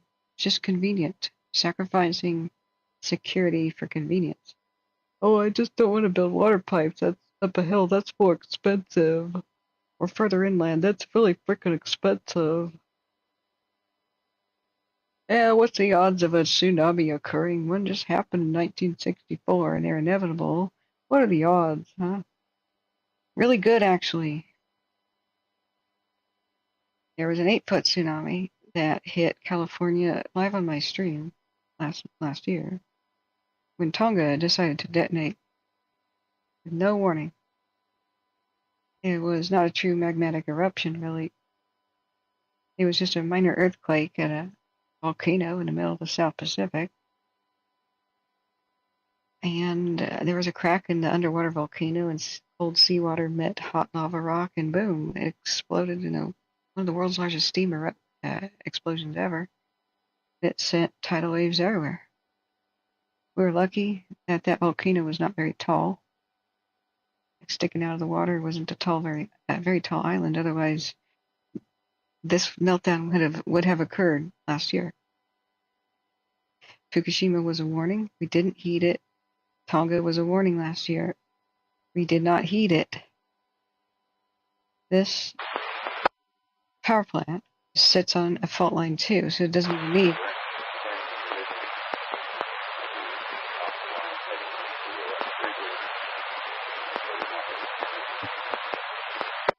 It doesn't need a tsunami from elsewhere to melt down.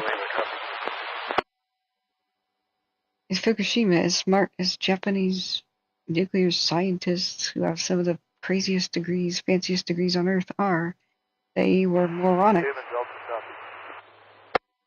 in where they put how they designed their power plants. And people bash the Soviets like they were stupid. They were not. They're brilliant scientists. Moscow University and places like that are on the forefront of tech and medicine, cutting edge tech. They made it first to space for a reason. Satellites. We race to keep up with it. And as smart as all the smartest people are, they have accidents for the dumbest of all dumb reasons. Just nose-picking kids could point out this is a flaw in design. To put it in the lowlands, right up against the coast in a Pacific ring of fire, well known mostly for the amount of volcanic eruptions, earthquakes, and tsunami. Let's just put this right up where a tsunami can get it and cause a meltdown, just wreck the building and destroy all the cooling pipes. Let's do that. I was so astonished. As soon as, I heard that an earthquake hit Japan and started falling down on the news, I was like, Japanese scientists are very smart. They don't have nuclear accidents often, but they have. They have before. They're going to just shut down the reactors, and they have backup cooling, right? Right? Oh, yeah. They have backup cooling. In the basement, their pumps can't pump water to their reactors because their generators are in the basement, which flooded with the tsunami. So even though they hit the button and disabled their reactor, they still had a double meltdown. I think it was a triple partial meltdown, if you want to be real specific. A couple of them exploded the roofs off of them. And basically, older Japanese scientists volunteered to do suicide missions to go in and connect the plumbing and piping by hand because the robots would not operate very long in the high radiation areas. Like a couple years later, some of them did die. So the next best intelligent thing was around the world, the Nuclear Atomic Agency inspects all nuclear power plants, especially those by the ocean, to figure out if they're vulnerable to tsunamis as well for the same meltdown. This was vulnerable. California's last nuclear power plant making electricity was vulnerable, so they said shut this down as fast as you freaking can. It's also on top of fault lines that are active, actually. So immediately they kind of stopped maintenance on it. They neglected it. It's owned by PG&E. They got their dirty little bloody fingers in every kind of evil way you could kill people and produce energy. So they slated it for shutdown because it was the right thing to do, actually. But same people are not in charge, so it's supposed to shut down next year. But Newsom, in his infinite wisdom here, because he doesn't give a crap about California, because he takes PG&E's money and then protects the company, screwing over people like my brother who did not get full compensation from PG&E, like many politicians in California do. He said, hey, federals, can we have $1 billion to make energy? So the federal government gave California $1 billion instead of putting that to renewables, which would replace that extremely dangerous power plant. He said, here, PG&E, keep this and renovate it and keep it open because carbon is a worse threat and a worse fate than nuclear meltdown and a Chernobyl-style accident of California happening to California. Global warming is worse.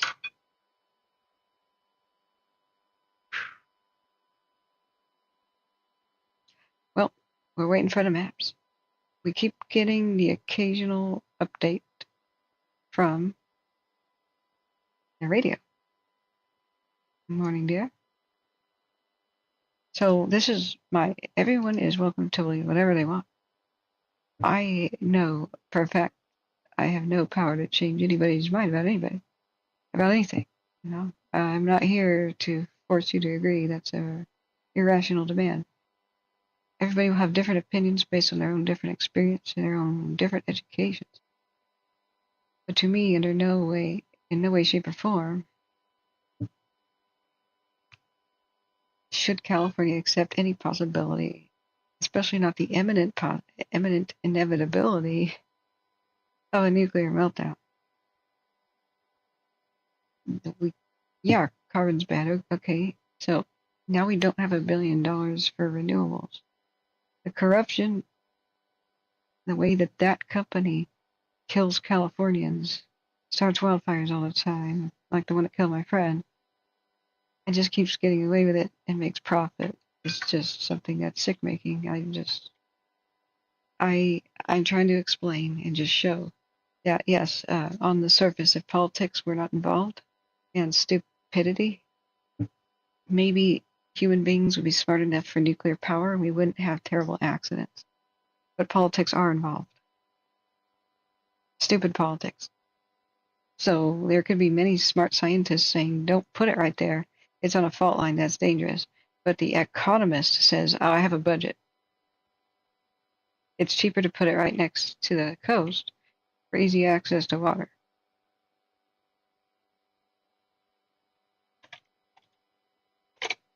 And so that wins. Not the smartest scientific idea wins.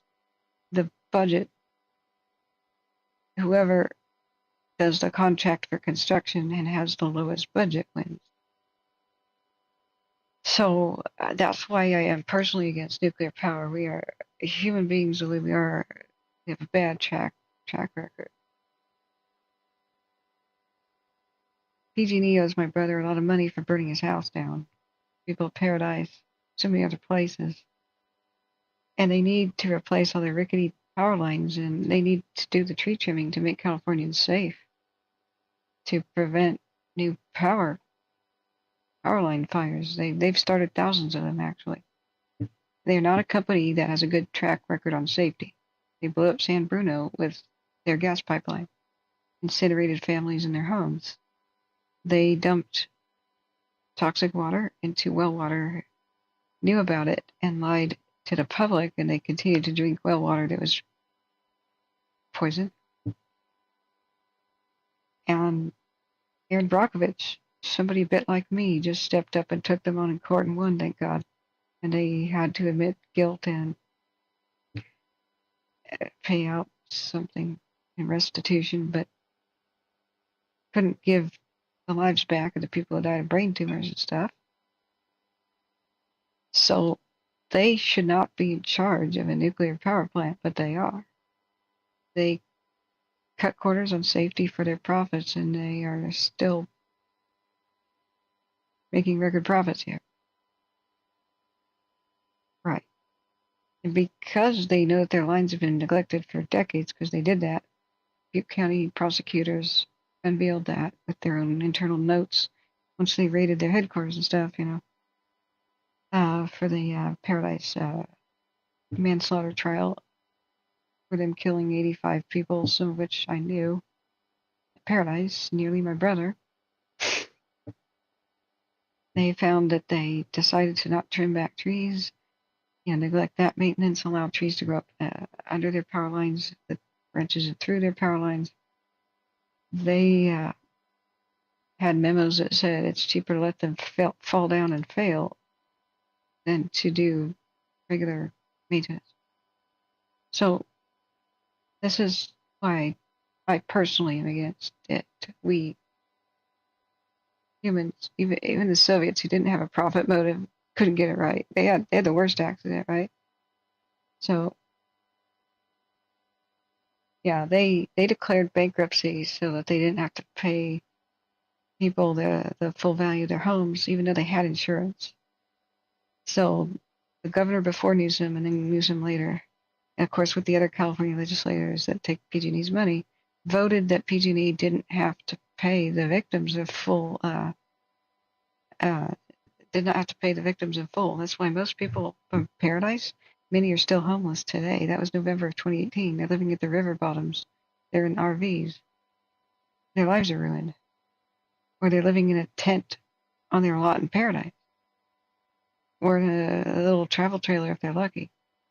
Newsom and the Gray Davis governor before allowed PG&E to just give the worthless stock to the victims instead of like real money. And they were living out of hotels and stuff and pretty much had to sell it to keep a roof over their heads.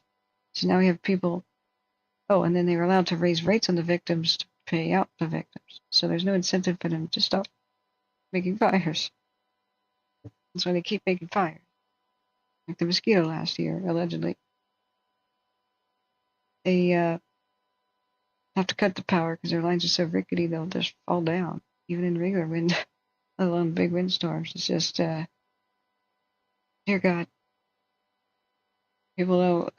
You see why I advocate for people just not dealing with any of it?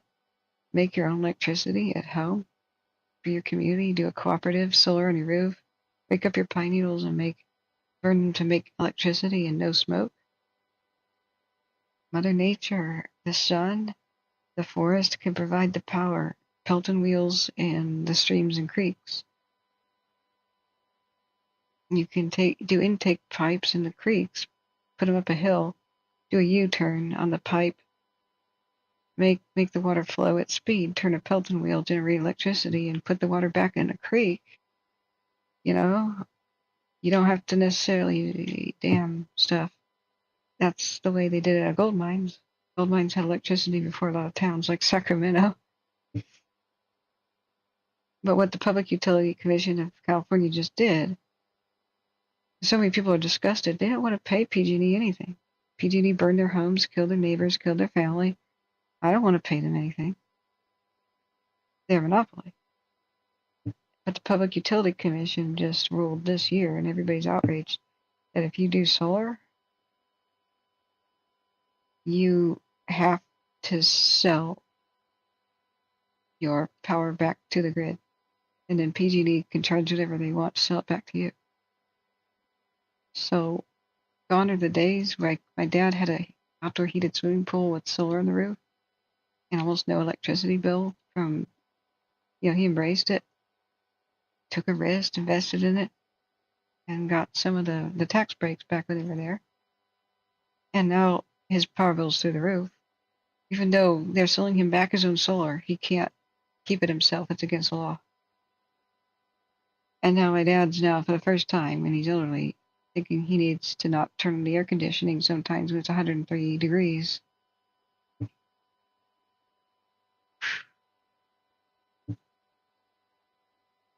All these communities were starting these little startups where they were going to put solar on all their rooftops, have a battery bank at the end of the street, and then just pull out of the grid and say, thank you, we don't want your dangerous power lines in our neighborhood, get them out of here. So the Public Utility Commission just made that illegal. The stink of corruption.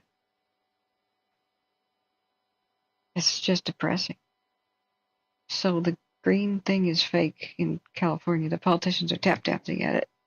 I wish it was real. But here we are. Okay, there's been no official watch duty update, but we've been tracking where the fire is. We got a good idea. Was that Colby Mountain too? Both? Okay. So which part of the fire do you want to know about?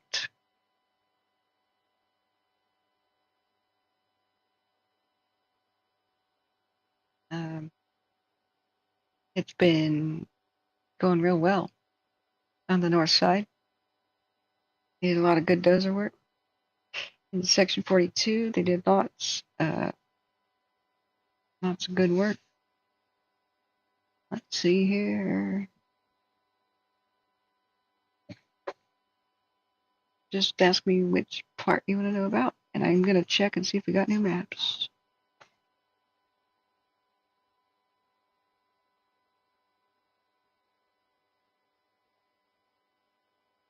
Ever heard of the wind scale disaster in England? It happened not too far away from where Shasta 73 lives.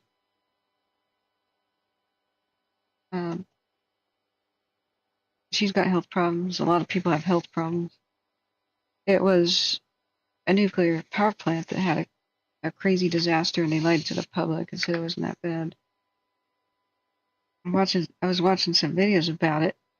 They just free vented cesium and stuff like that to the air because their nuclear waste caught fire.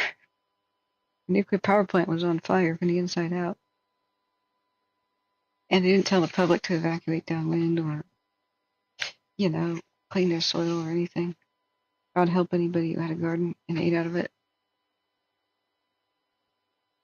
And I looked at the design flaw. They had a conveyor belt for like spent uranium or something shells. It was almost like shells, almost looked like bombs. And they were supposed to go be depleted or something and get on a conveyor belt. I can't remember. It's been years since I watched the documentary.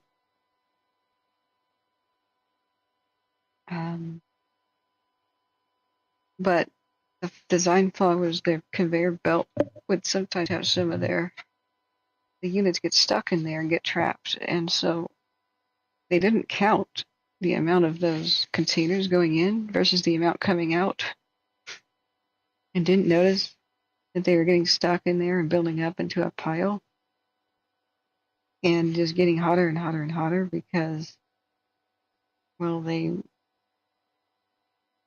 they're hot, it's nuclear fuel containers.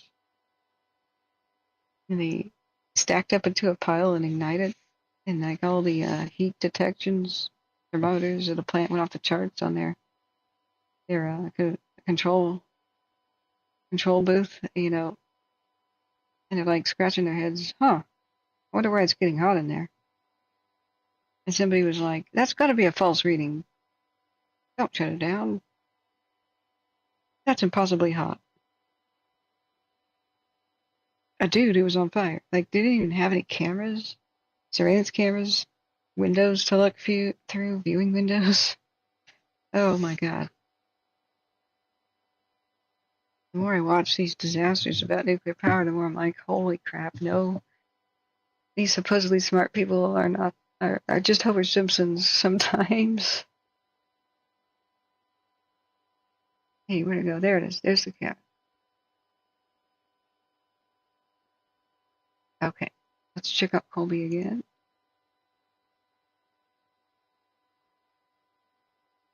I'm wanting the guys over here by Colby to check in. We mostly heard from those east of Dale's Station, Paynes Creek area, and the ranch. They're doing great with their dozer work. One of the crews went to Manton to go to sleep, and they'll be back on the line tomorrow. Another crew is spent, and they're not going to go back, so they try to replace them. We've had helicopters working the northwest section, along with the dozer crews. The fire is marching really slowly northwest towards Dale Station, but they said they did not expect it to get there before dawn, and I don't think it will. It's pretty slow. Pretty fortunate wind and coolness of the night. We're not really hearing from over here by Colby very much.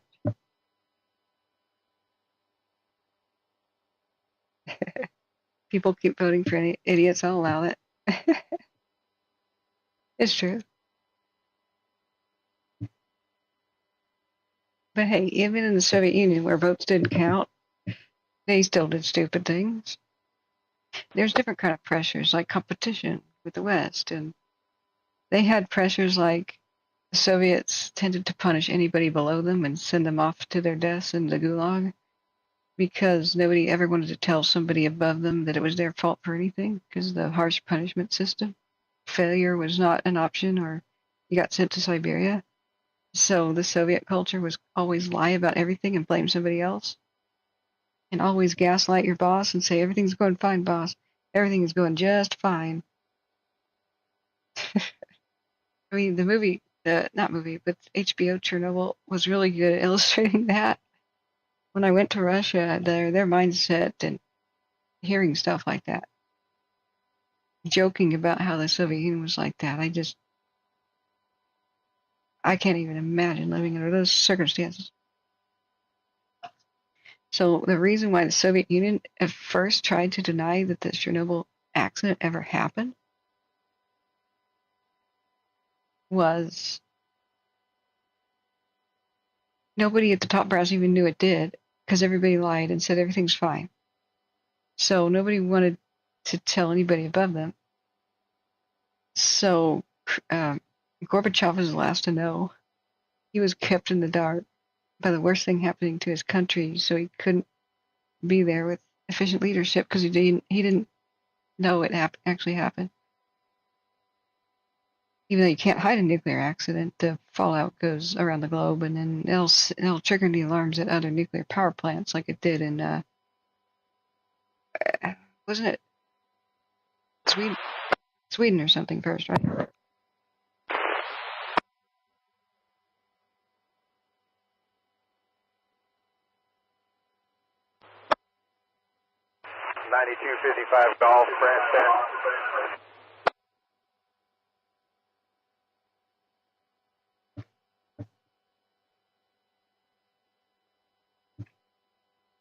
10. Let's see, where's Branch 10? These are the old maps of yesterday, but any moment, maybe they're already the new ones today. I just want to see where Branch 10 is. Oh, it can't. The PDF reader cannot open a JPEG. Seriously? I demand my money back. It was free. Where? Okay, Branch 10 is this one, the one we're looking at. This is the Branch 10 map. It's the northwest and west section.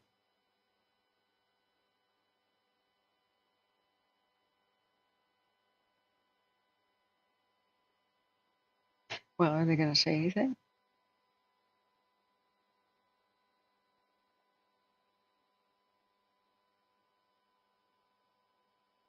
I guess not. So it's true, just like in the Chernobyl series, which I thought was mostly well done. He had to send the KGB, like officers he trusts, to Pripyat, the city that got abandoned, to confirm the damn accident occurred.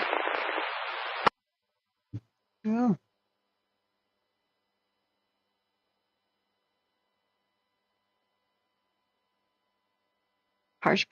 way too harsh punishments are really bad, and so are too lenient punishments. Too lenient.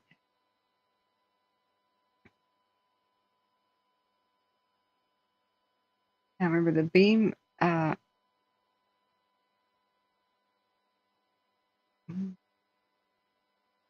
We can see pretty far away, so I think right there we're seeing the correct side. The fire's still on the correct side of 32. We can see all that way. This is higher elevation than down there. So see where the beam tickles 32. Don't worry, it's on the correct side. Now Colby 2 is the one where we can,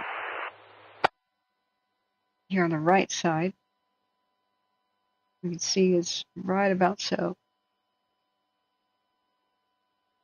Closer to the cam. Still, I believe, on the correct side of 32. But the mapping plane will help us out because this has been looking like that for a long time. It's possible that this extra activity is them firing that hillside on purpose because it suddenly happened. And it is a place where we checked on CalTopo where they have many different roads. Many different roads.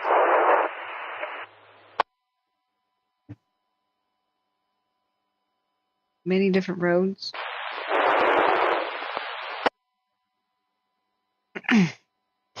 They have many different roads up the hill. Aha, I said it. Which is perfect. We're firing here, the next. Nice and orderly line. They have an incentive to fire the hills that haven't been burned yet or not fully on that side 32 so that when the higher elevation fire gets hit by a north wind,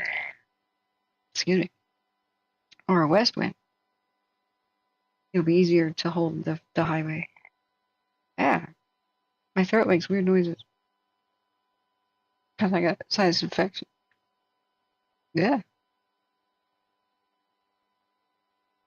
So let's see if we've got new battle maps. Just ask whatever question you want, guys. About wherever you want. All been pretty quiet.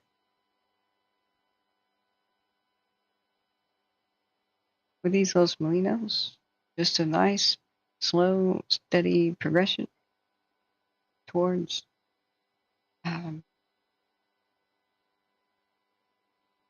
Dale Station.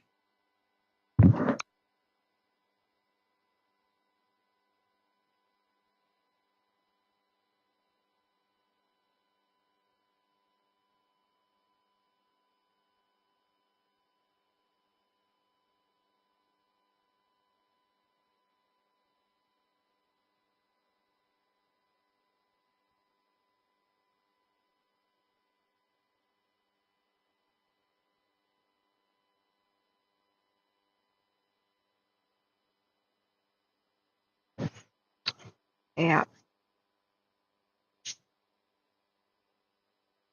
If fire's going to approach your town, nice and slowly is what you want. Gives our heroes time to do all their prep. In fact, nice and slowly in the middle of the night or the cool of the morning is when you want it to reach your town. You don't want it to reach your town rampaging in the high winds of the afternoon and in the heat. So the people here at Dale Station are far luckier so far than many of the other communities that got ravaged. When will I go to bed? Good question. When I'm tired. I'm getting a bit tired now. But, I'm sorry, John. Where are you at again? You're in Plymouth County, right? I can't remember.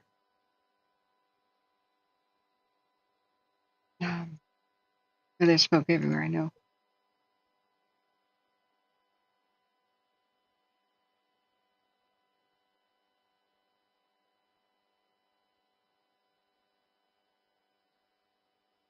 If we do 6 hours of Colby Mountain, this is what it looks like. It was nice and calm at first, and then they start getting flares, which makes me think they're firing on purpose. Because weather didn't get worse. It remained the same.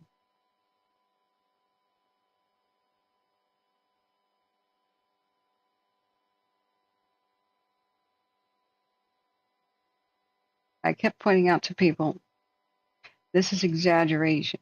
It's not that freaking bad. How do we know that? This is mostly light. How do we know it? Light, a photographer's error, right? Some of the worst things you could do as a newbie photographer is screw up your images by having wrong camera settings. It is, if you have pixels in the shades of gray or any kind of color, you can make it lighter, make it darker a little bit, in Photoshop. But you have screwed up if you have pure white pixels and pure black, or both. Because that means you can't do anything with it. You hit the sliders for all kinds of photo manipulation. You can't do anything with pure white. It's data destroyed. So what it does, you try to avoid. Now, this shutter is wide open. It's letting in too much light. It has a huge bright spot in the center. And you could tell that because you could see stars. You can see into the shadows, like trucks and stuff. It's just too many shadows. You could see into them. So this camera setting is for low light mode, but there's a lot of light. There's a freaking fire. It should be for a huge bright mode, so we can see in there and understand what the hell's happening. But when the cameras are screwed up on the wrong settings, you just get a blob. You can't tell what the hell's going on. It's light mostly, but you can no longer tell the difference between light, flames, and heat. So this has been very frustrating. It's probably not a human being operating it. If there is, they don't know jack about photography and they shouldn't be operating it. So don't worry too much about it. It's mostly light, the reflection of the fire and its own smoke. Once dawn breaks and it's still active like that, people are going to go, oh, that doesn't look bad at all. Yeah. Mostly hot smoke. At least, though, we've been able to track it. At least the camera is there. But it was frustrating. They had it perfectly calibrated and we saw it awesome for a while. Just to have them screw it up again.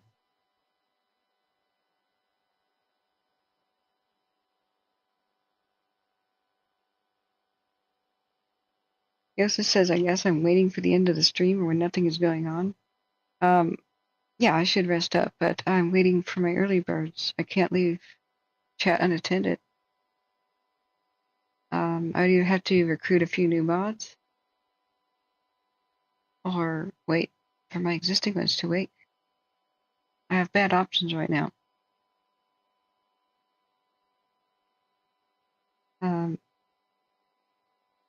Urban seemed to have been awake at 3 in the morning, but he seems to have gone to bed. Big Al is a night shift worker, so he's gone to bed. Went to bed around 3. So RJ wakes up at like 4, 5 or 6. He has animals. I'm hoping he shows up. But I think I need to coordinate a lot better with people about people taking an early bird shift so I can sleep earlier in the night. I have a couple of options, none of which are good. We're coming up on 11 hours. It's 10 hours and 46 of the stream, I think. Actually, more like 10. I think I was recording for 22 minutes before I hit the live button. Hard to say. Yeah. So it's a lot to be a mod. It's as soon as my back is turned, those watching who want to just be disruptive really come out of the woodwork, and the weirdos and the freaks. and they'll abuse you and try to take advantage, try to make you a friend, and then do something really lewd or something, and they'll pretend to be fake fire victims and want sympathy, or like it's harder than it is. You really have to sit there and watch chat, unless you're in teams and you go in shifts, which is the best plan. Like 20 minutes somebody has it, 20 minutes somebody else has it, and that's good to coordinate and take shifts. Or inevitably, two people are both looking away. When a stream gets popular enough viewers, the bots come around and they start spamming. We used to have a big problem with the come here for the best camera girls. There are girls on camera ready to show it all for you. Camgirls.com or whatever, I've mostly taken care of that by making a huge keyword ban list. Like, messages are not allowed to be posted that say the word cam girl, or varieties of those. I've gotten rid of some drive-by abusers. The ones who just come by and say, hey, Catherine, you're a beep, the C word or something. Your mods are a bunch of beeps. You're a stupid piece of... We know you're getting rich off of this. You're disgusting. Oh, yeah, I'm totally rich. I got the world's best microphone here, friends.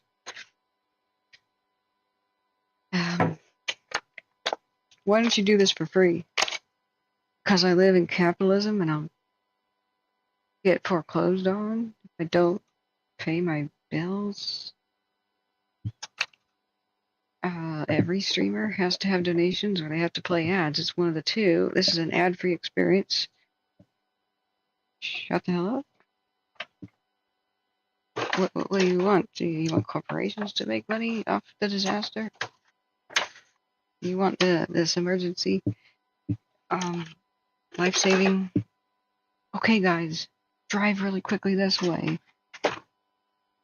If you leave in the next 5 minutes, you can make it out of town. If not, you got to shelter in place. I've said stuff like that. We've saved lives like that. Would that be really bad if a 5 or 6 minute ad just began randomly playing at that moment? There are people who left behind my brother about 2 minutes later and they died in paradise in their car, so...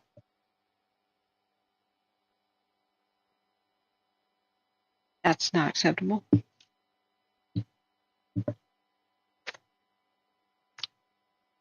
So,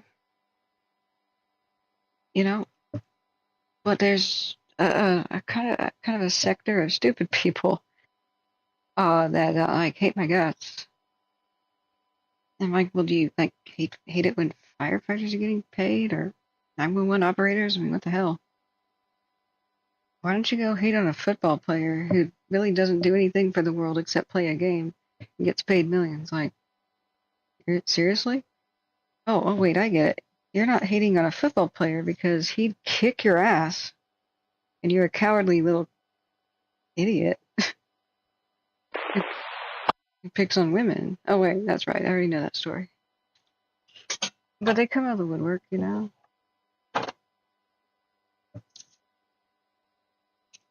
And the more people in chat, the more views and all that. As a crisis happens, people tune in.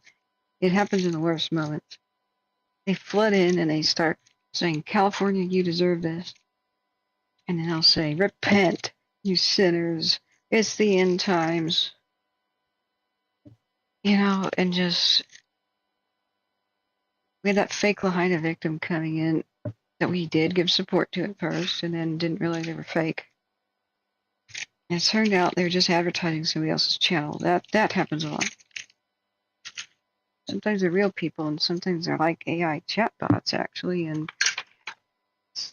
sometimes they make nonsense. But They start out with stuff like, did you know this started out as a direct energy weapon? No, it didn't, man. But when are you going to start telling the truth about the direct energy weapons? Don't you know that would save lives? You're killing people by hiding the truth. No, man. We're not. You're being targeted by evil people who want to make you fearful and want you to click on their content so that they make money off of the advertisements they send to you. So they make fake evil news to try to make you scared.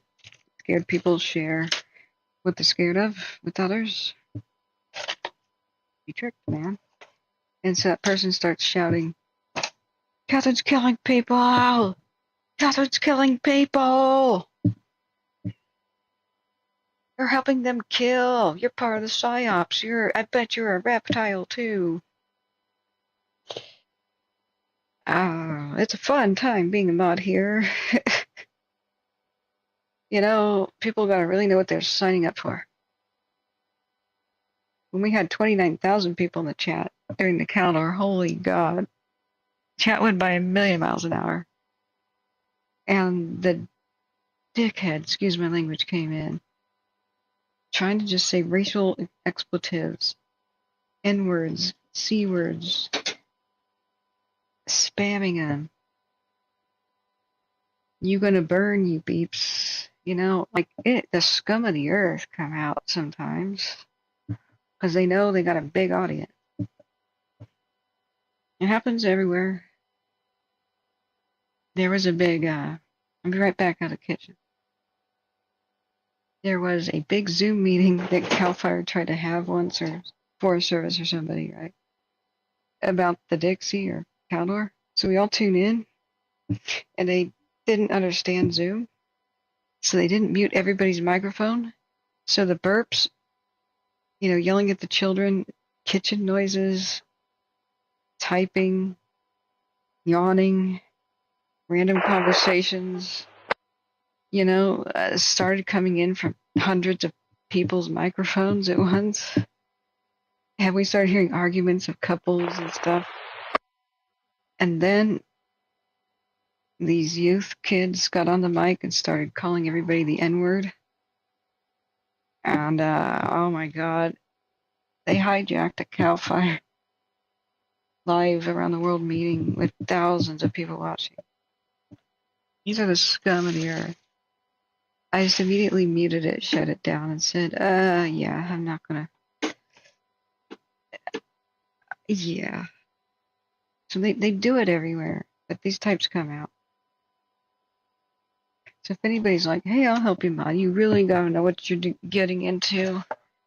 There's a lot of people who have accepted the sword, very few who have remained. That's why I call my mods my angels. I mean, you really gotta have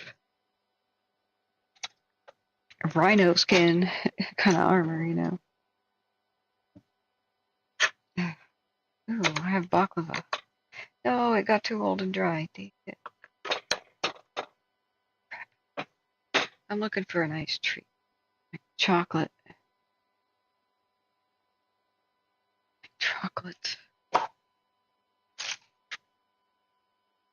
Yeah. Yeah. All right, let me come back and see. Let me make sure I left it on a good camera for you guys. Oh, shoot. It's not live. I left it on the end of a replay. There we go. That's live. It's all very orderly. Yeah. Yes, it says one big fear I have is the people who built all the technology in the country getting old, retiring, and dying off. The young crowd doesn't have a clue. Will everything fall apart soon? Well, we'll soon know. We'll soon not know how to make anything. Like not know how to manufacture quality or anything. That's lost skills for good. then we have to, it'll be embarrassing. We have to invite Chinese people or Indians over to teach us basic manufacturing skills. How do we make steel again? You know?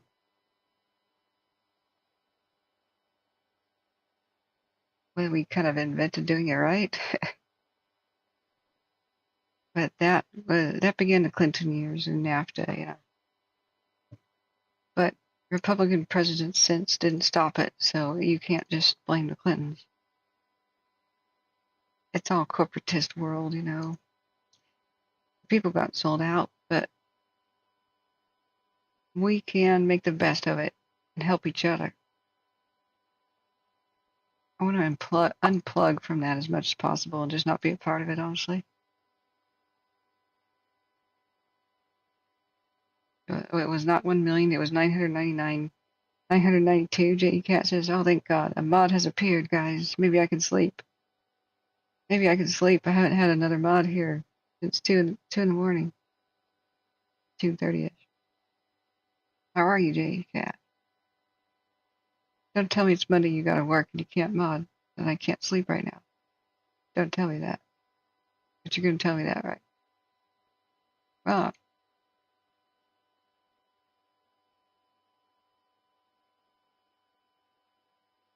PG&E raised the rates on people so that they couldn't afford air conditioning during this heat wave to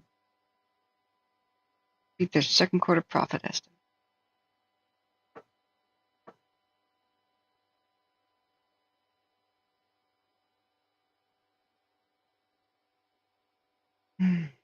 But they can't just raise rates anytime they want. I'm trying to get people to understand how the Public Utility Commission is evil. They approved of it. They raised the rates on everybody 15.7%,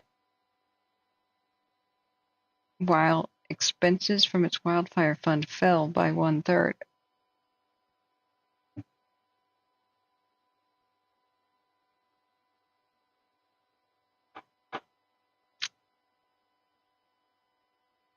Okay.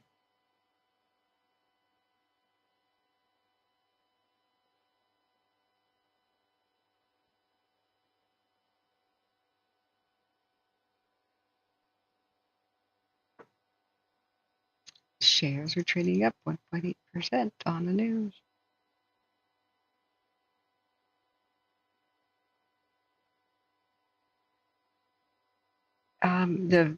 The idea was raise the rates so that they could make improvements for wildfire safety, but they cut wildfire safety, so it ended up being profit.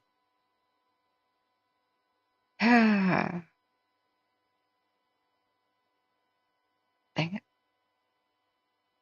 We're still listening to Butte County, but since they ain't saying much, I've had to speak a lot and I don't want to.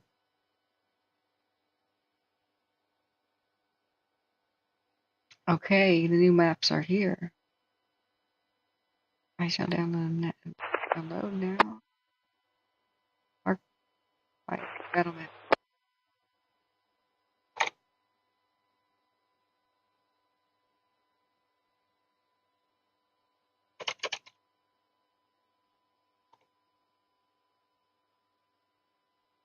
Okay.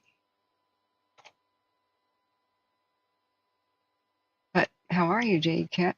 Hello?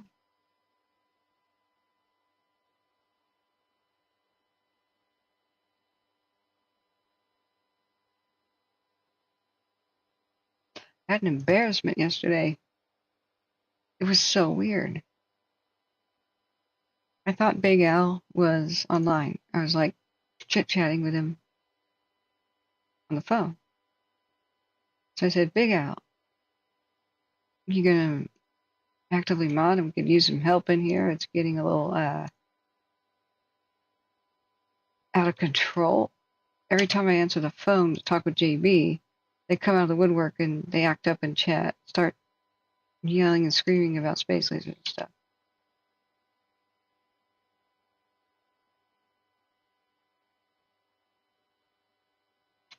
So, or about how I'm killing people by hiding the truth, or, whatever. So,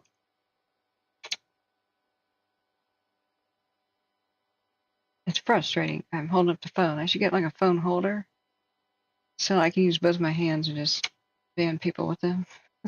That act up at that moment makes my hand tired. Anyway.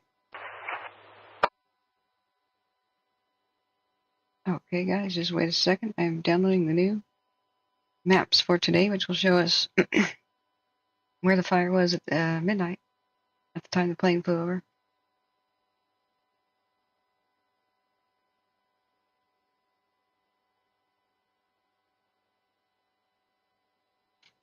And this one's slow in downloading. That's huge. Huge file. Wow. Pre-ops briefing map.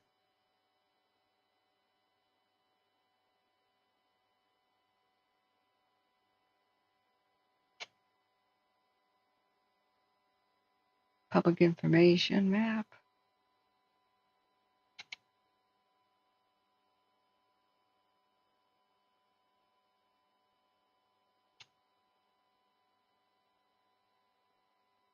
Got it.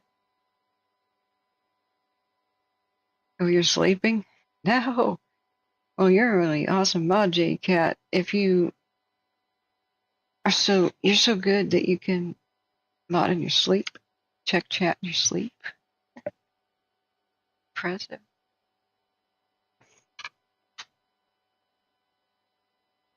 All right. We've had 7,000 views today and 334 likes. Let's get that better, guys. Remember to do it, especially if you're falling asleep or just waking up. Yeah. It's a valid fear, Joseph. It's a valid fear. Orville, it's 44's command, single fire. Agent 44 is 0455.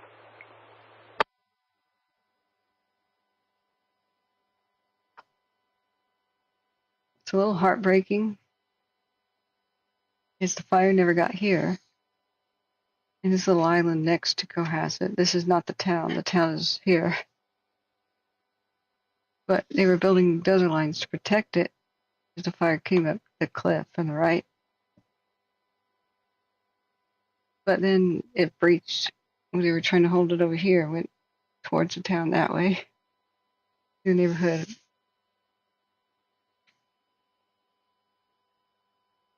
But it never reached that little spot. Now this does explain where they have dozer lines and where they're creating them. As of midnight, are our existing roads being made into lines? This one looks complete. If it's like normal, where pink is under construction, black is done, or gray is done. Where's the map key? Yeah, complete.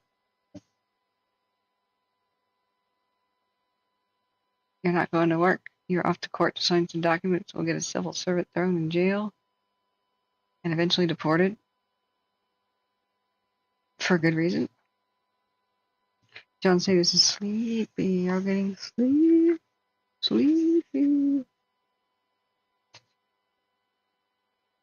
Yeah. Just notice how nobody volunteered to mod after I explained how bad it is. That's all right. We'll make it. Oh, I had the weirdest thing happen.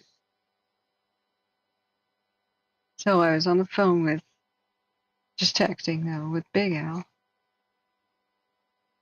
And I said,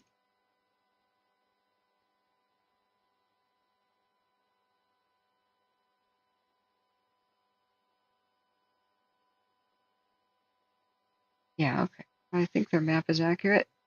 For a second there, I'm like, is it accurate?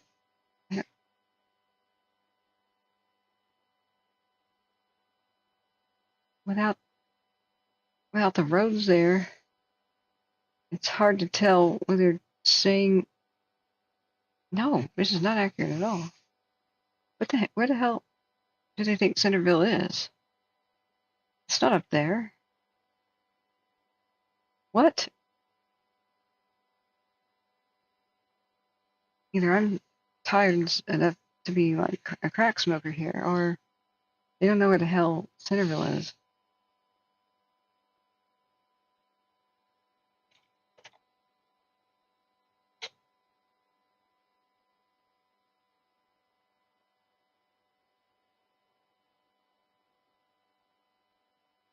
I think there's more than one Centerville.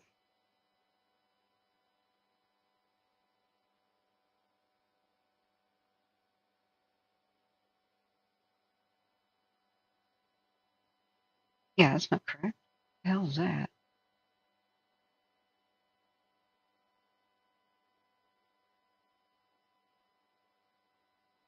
Okay.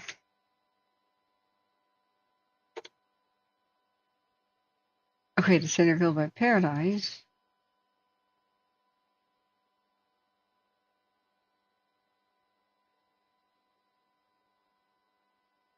That was down here. We're further south than that. Yeah, Centerville's right here. Right there.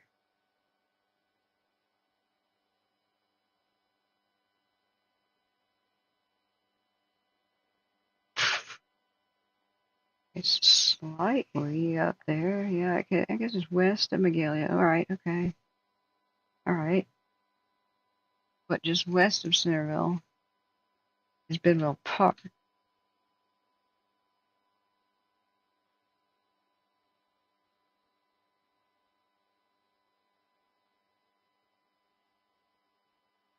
Okay. I guess it just looks weird not having the roads next to it. Magalia, shoot. Is it supposed to be where the beginning of the word is or the end? Like the middle. It's Paradise Lake. Shoot.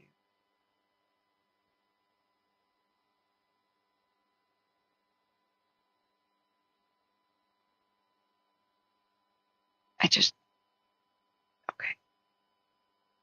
Shoot, like, I guess it's just the big font, and you gotta get creative with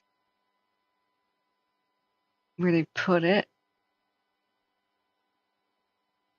because it's kind of there. All right, they gotta cram in the divisions and stuff. Okay. So here's the completed dozer line. You write down that we're going over maps right now for anybody who needs to go back and look at this. 5 a.m. New map time.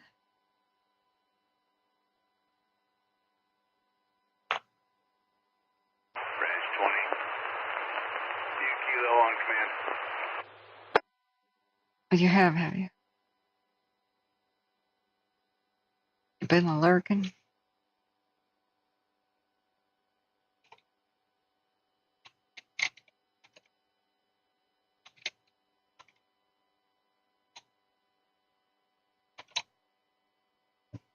Oh, you have you? So here's a completed dozer line right here. 20. Kilo on command. I think is where they are constructing it. The road here is a line. 32 itself is done. This is where they will put the dozers. The contingency. So main line is 32. Second line here. Contingency line pink. These blue numbers are drop points where they drop off their equipment. It's supposed to be food too, but I guess our firefighters worked for more than 48 hours straight without food. Without food and water. It's unacceptable. The National Guard could evacuate people. The National Guard could go to Walmart and bring them some freaking food too. If somebody thought about it. Unbelievable.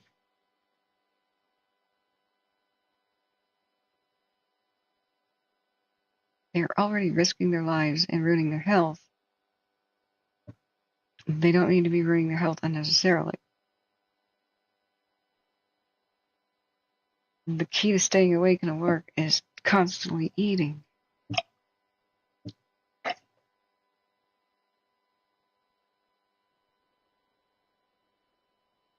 Wish there were different levels of zoom here. I may have to open this on a different viewer. So, J-Cat, how long could you mod if I needed to sleep here? Is it possible? I have to restart the stream somewhat soon. My options are restart it without chat enabled. There's no chat.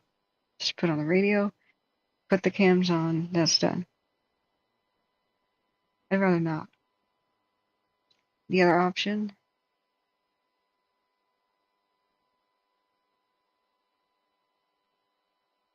hey, I might, no, that's not.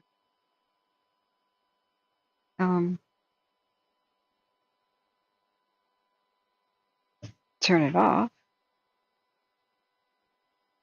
Set an alarm for like a couple of hours and turn it back on. That would suck. I tend to just sleep and not really be able to get out of bed until I've done my full sleep.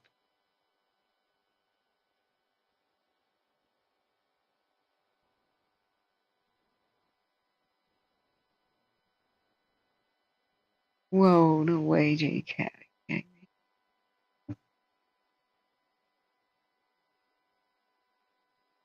Okay.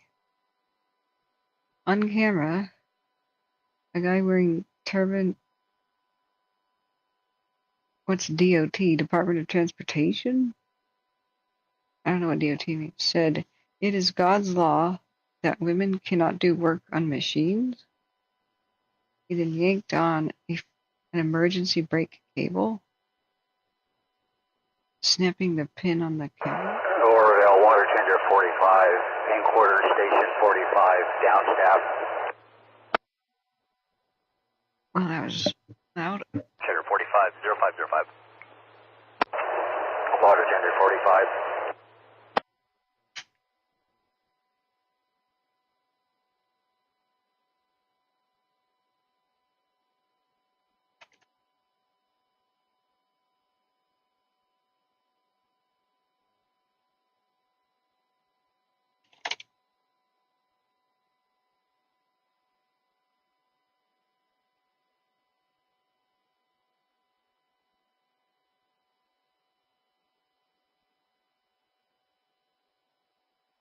I was hoping.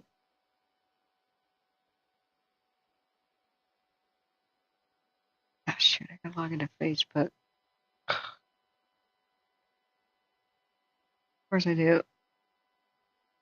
Hang on.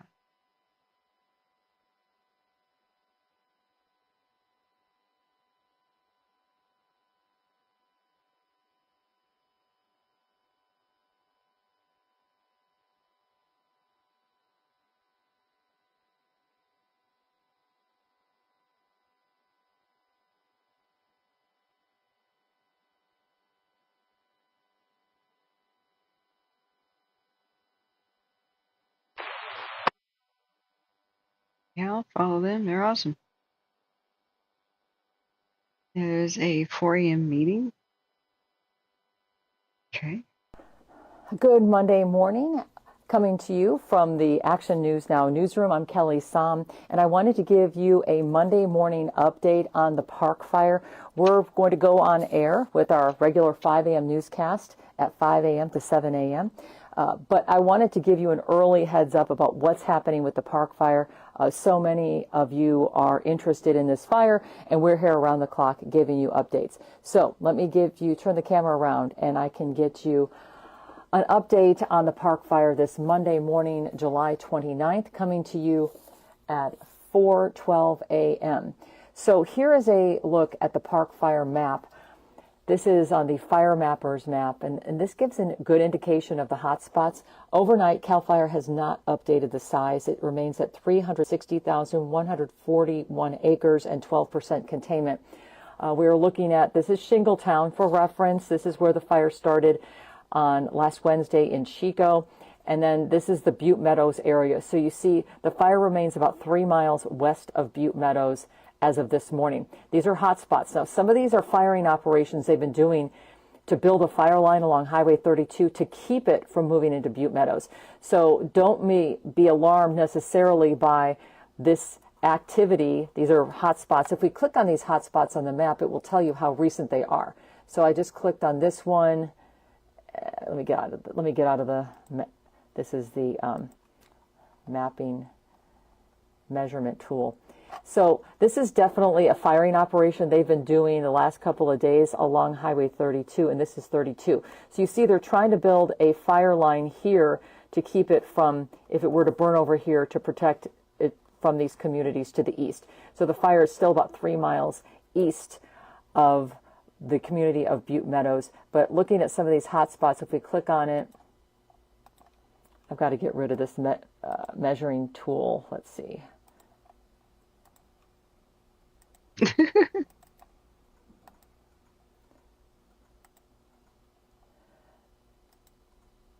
You want to be a mouse, John? So this hotspot was 6 hours ago.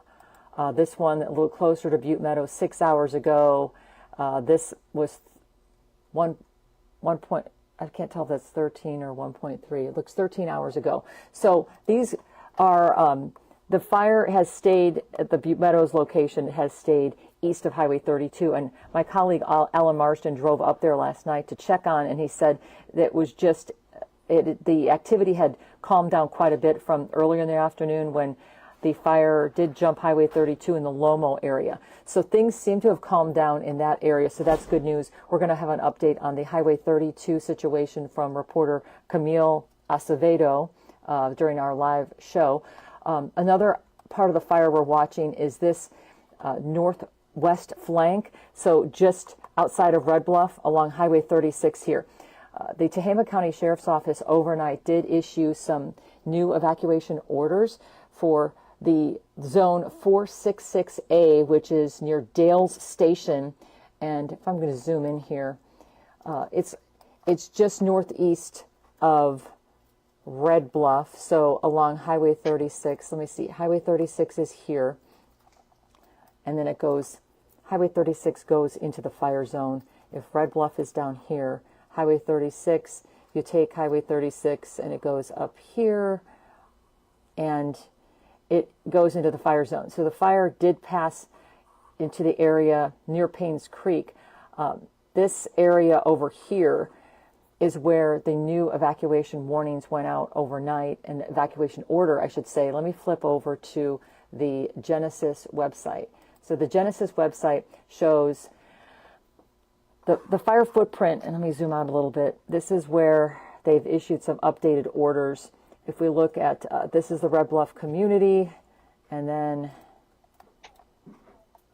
some of these markings are so tiny. So this is Highway 36 coming out of Red Bluff, okay? And the new evacuation order was for this zone, Dale's Station 466A, and then some of these zones just south of there, 496A, which is 496 or 694A. This has been split into two zones. So 490 or 694A, that's under evacuation order. They also say that the eastern portion of 498A is under an evacuation order. So 498A is here, and the eastern portion of 496A, which is here. So if you're living along the Highway 36 corridor coming out of Red Bluff, you need to be checking Genesis, checking your alerts, and keeping an eye on this fire, because the Tehema County Sheriff's Office posted this overnight saying, I want to read this, due to some recent fire activity in the area, and this was posted 6 hours ago, so let's see, this was around 10 p.m. Due to some recent fire activity and the terrain in the area, the Tehema County Sheriff's Office will be splitting three zones, 496A, 498A and 694A, the new zones on the east side of the split will be placed in an evacuation order, and the west side will remain in an evacuation warning. Zone 466A, which is Dale Station, will be changed from an evacuation warning to an evacuation order due to the change in the fire activity and terrain. The changes will show up on Watch Duty and Genesis. I haven't seen all those changes on Genesis, but if you're in zone 496A, 498A, and 694A, the eastern zones of those, the eastern side of those zones are under evacuation orders, as is the new zone 466A.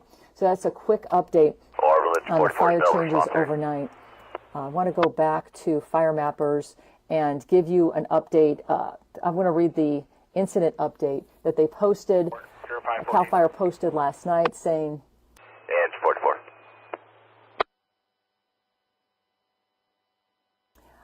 The decreased smoke activity on Sunday caused a warmer climate around the fire, which has led to increased fire activity that will remain through the evening hours. So that was through last night.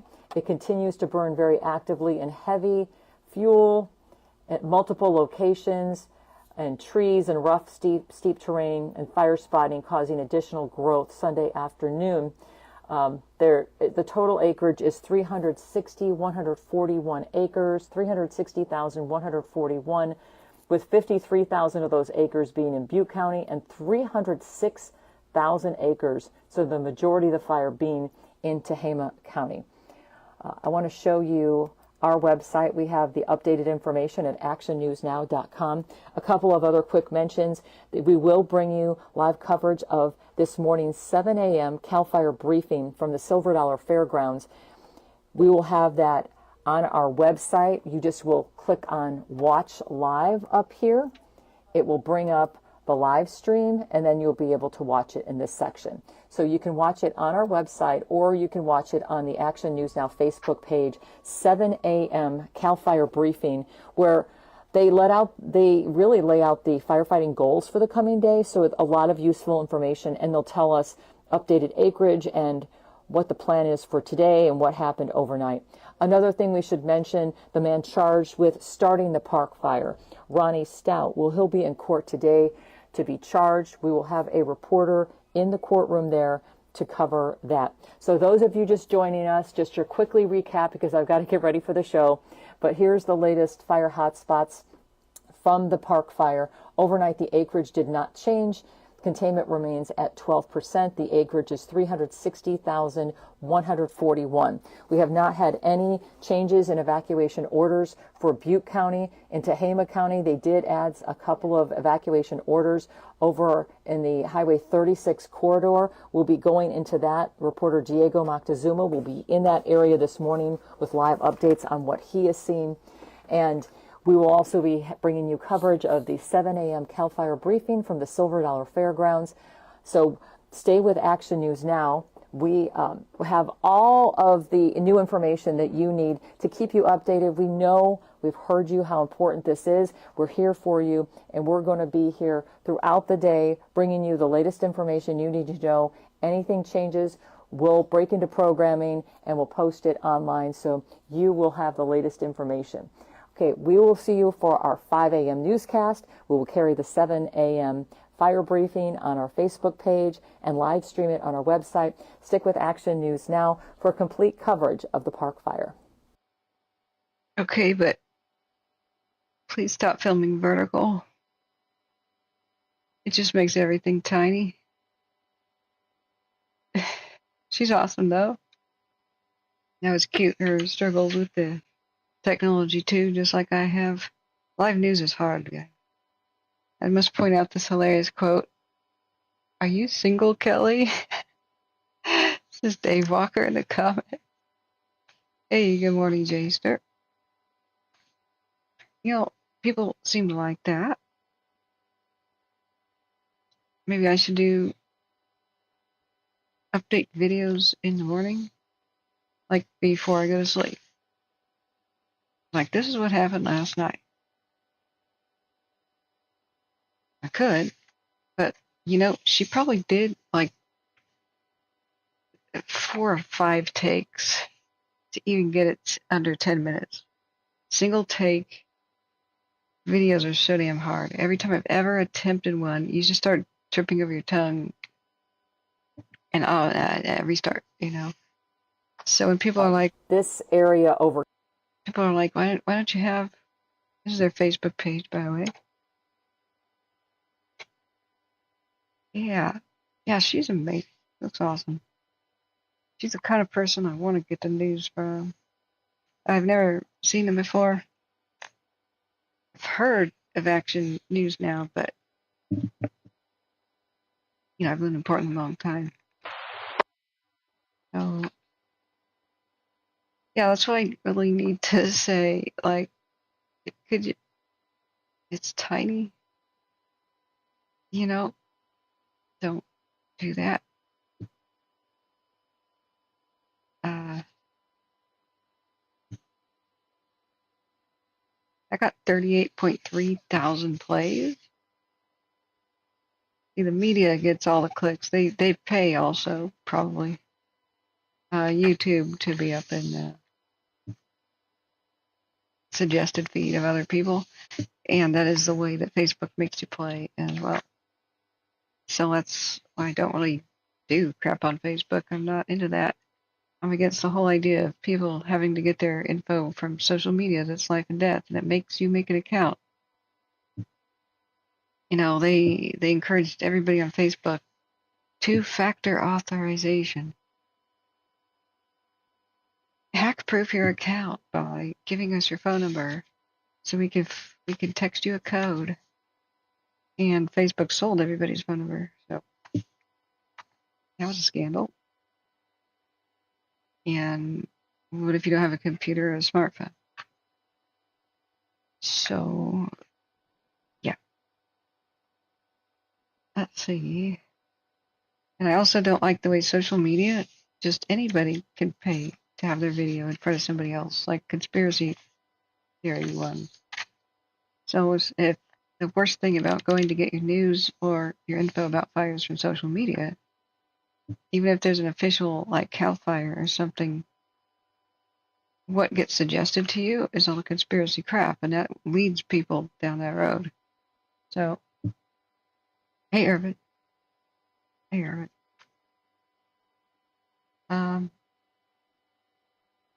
Urban Interfaces, check Northwest, NWS, Dense Smoke Advisory in Susanville. Oh, I imagine.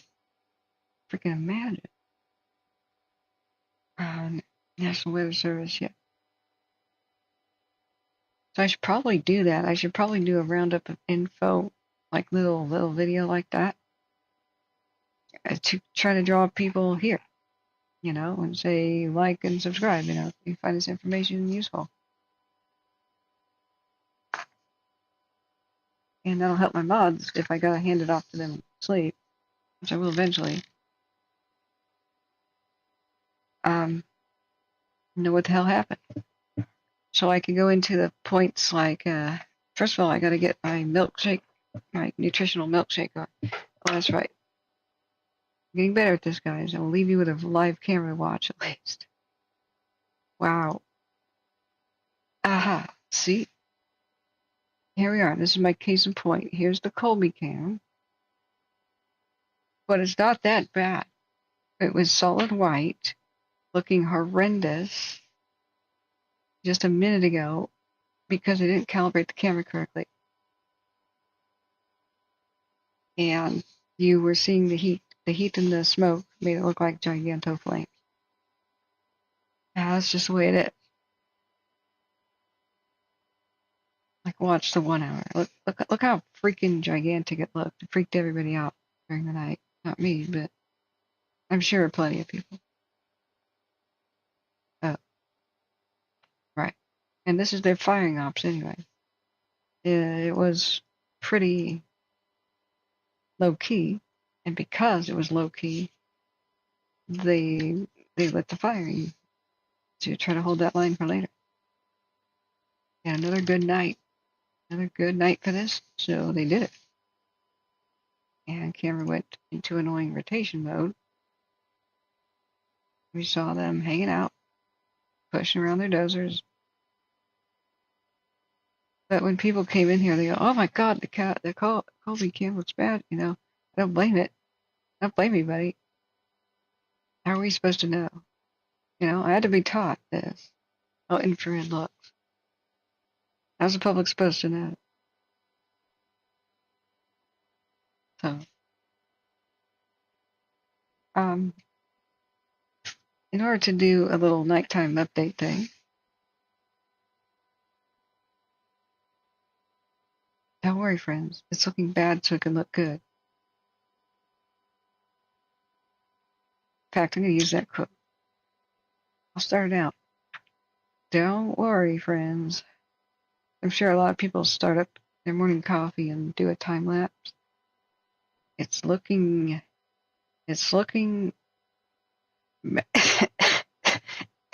excuse me.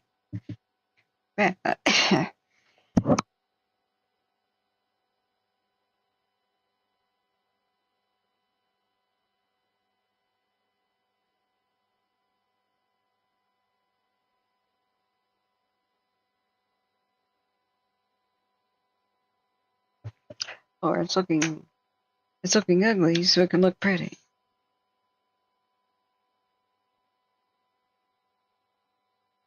Well, no. Looking bad to look so it can look good. I think that's better because it's all going to be ugly. Fire's aftermath is ugly. Yeah, I think that's better. Reassuring.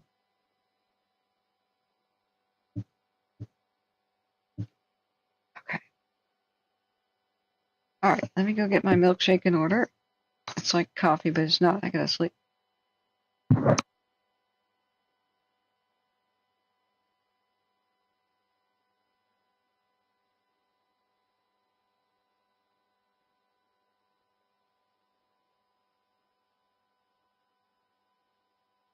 Okay. I'm so upset. I should have Ziploc bagged my baklava.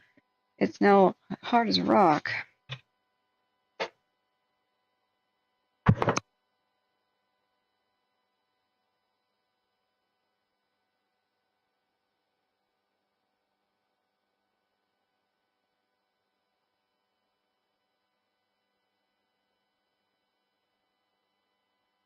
All right. Some milk. Gotta get my spirulina, spiritine.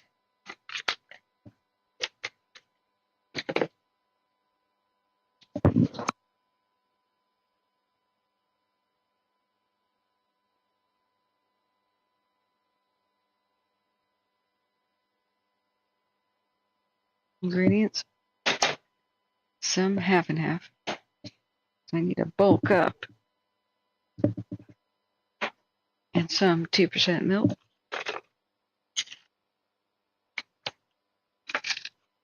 Trader Joe's. Half and half, that's still good.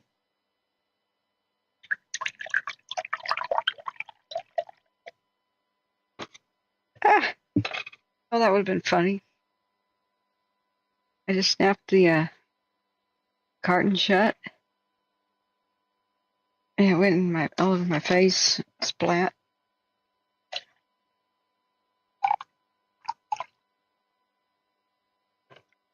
All right. More milk. There we go.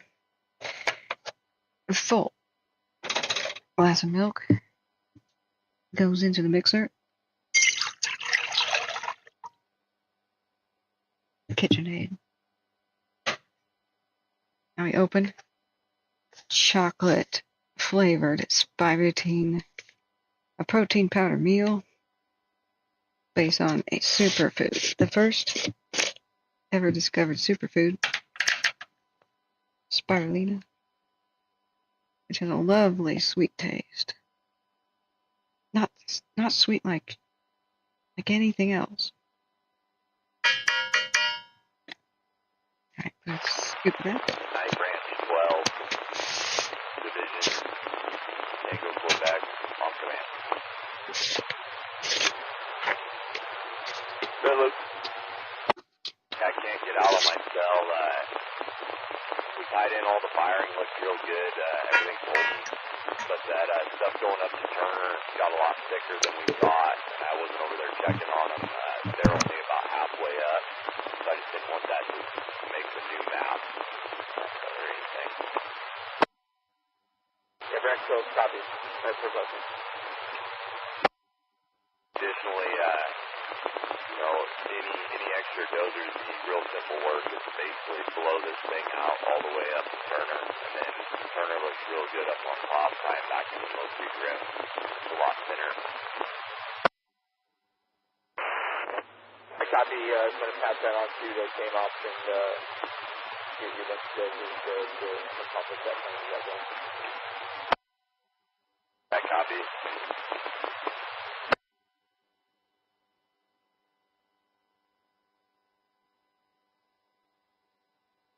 All right. The firing has all gone excellent. I believe he was up there by the Paynes Creek area. So, and I'm not sure though. He goes something, but Turner goes only half the way up. The dozers, it would be simple work. Blah, blah, blah, blah. I couldn't hear it. Something is a lot thinner. Okay. Well, it is protein powder. It's Spirotine, pretty much the first protein drink ever that really took off in the United States, like just 70s or 80s. Maybe it's forgotten by a lot of people, but it's seaweed based, spirulina, seaweed or algae of some sort. If you want, I can get you a link to it. It tastes really freaking awesome. Mixed in with milk or coconut milk or almond milk or whatever you want to do. But it has all kinds of mineral fortifications too. So I mix half chocolate, half banana. So I'll link it to you guys in a way that if you use my link, I'll get a commission. I got one of those deals to Amazon.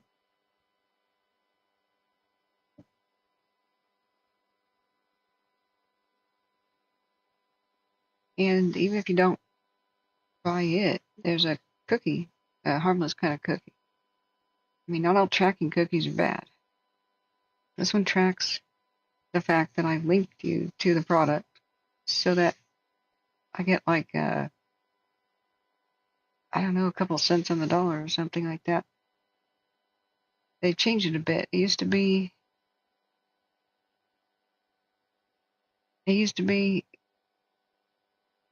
oops, I signed in with the wrong account. It used to be I got a percentage of anything and put in the cart, you know? I don't think it's like that, but for like 24 hours. Now I think it's something different, but it doesn't add any cost to anybody else, not to the person who buys it. So it's a free way to help support the stream. If I had more time, which I don't, I'm like 8 months behind in all my personal affairs due to being sick for so long. The fire stream going from June to December and really not doing any of my personal affairs from June to December last year.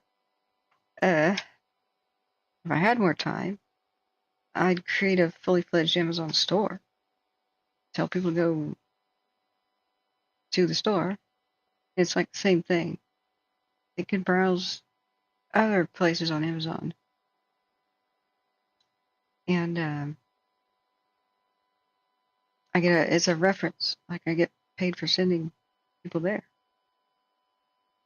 That's why so many people have, I'll help you Amazon shop on Prime Day thingies, and we couldn't do anything of the sort. Prime Day was Raging Fires, not Let's Go Shopping Day. You know, that's how it is.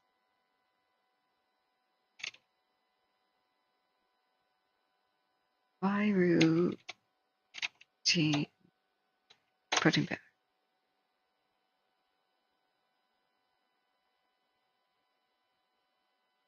I don't know if you can really buy it direct from Amazon. I think so. Let me see.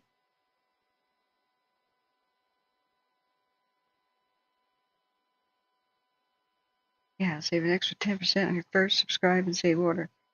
So the big tubs of it, they're expensive. It could be like $38.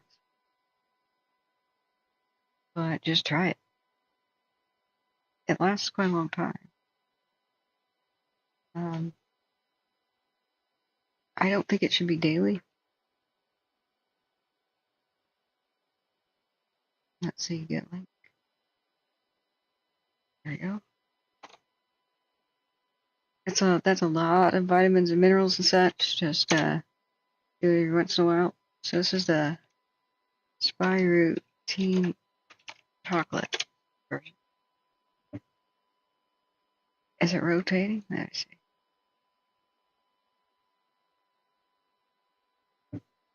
That's all mostly completion of their firing operations.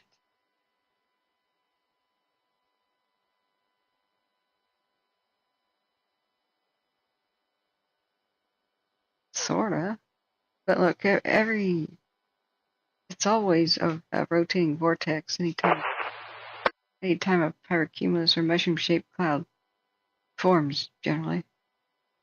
Heat rising that quickly has to form that pattern. Not particularly of concern. It's just neat, you know. What concerns me is when it's gigantic and rotating and moving. Holy crap. This is still the best period of time. Yeah, JB, that's what they just said on the radio. Did you hear it? I'm going to make my protein powder before I do a morning update on what happened through the night. Almost everything was super quiet. We didn't hear really anything. Yeah, vortex caused by intense rising heat. We didn't really hear anything from the Butte Meadows type groups. We heard some things and most things over there by Daily Station, where they're just reported everything going really well. I was just going to show people, if you use my link here to buy in chat any Amazon product, just click on this link first. Let's see, I want to show you the rare banana flavor. That stuff's awesome. What I do is I do chocolate. 1/2 scoop is chocolate instead of, like, you know, the full or whatever. And then 1/2 is banana. So let's see.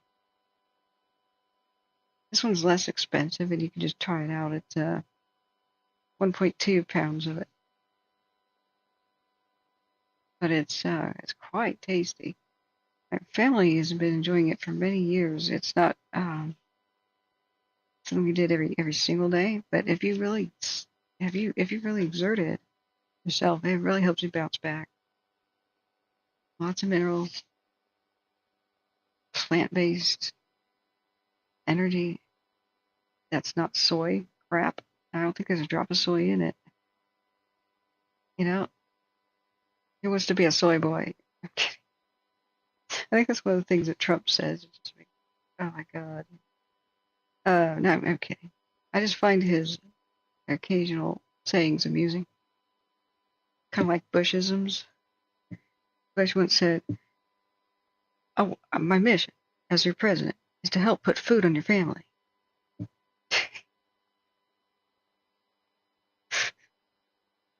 That just cracks me up.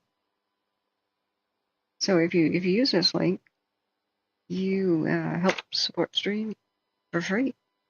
So here's banana flavor. So I do 1/2 banana, 1/2 chocolate. Am I feeling better? Nah, not really. I wanted to go to sleep a while ago. We had no mods here to regulate chat, so I've been awake many more hours than I wanted to be.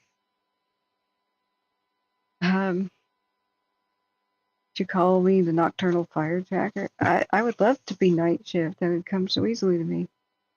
I'd love to, well, split shift with anybody else, because I've been double shifting for a couple years now. I have gray hair now. I've got some gray hairs. This is alarming, you know?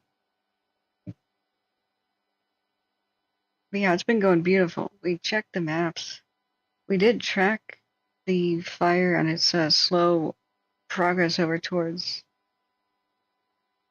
Dale Station from various cameras. So we did a cross position, and then I clicked on the map and got a longitude and latitude, and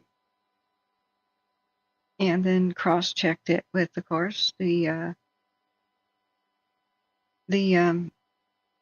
satellite image, and verified exactly where it was. And then we watched. What is that?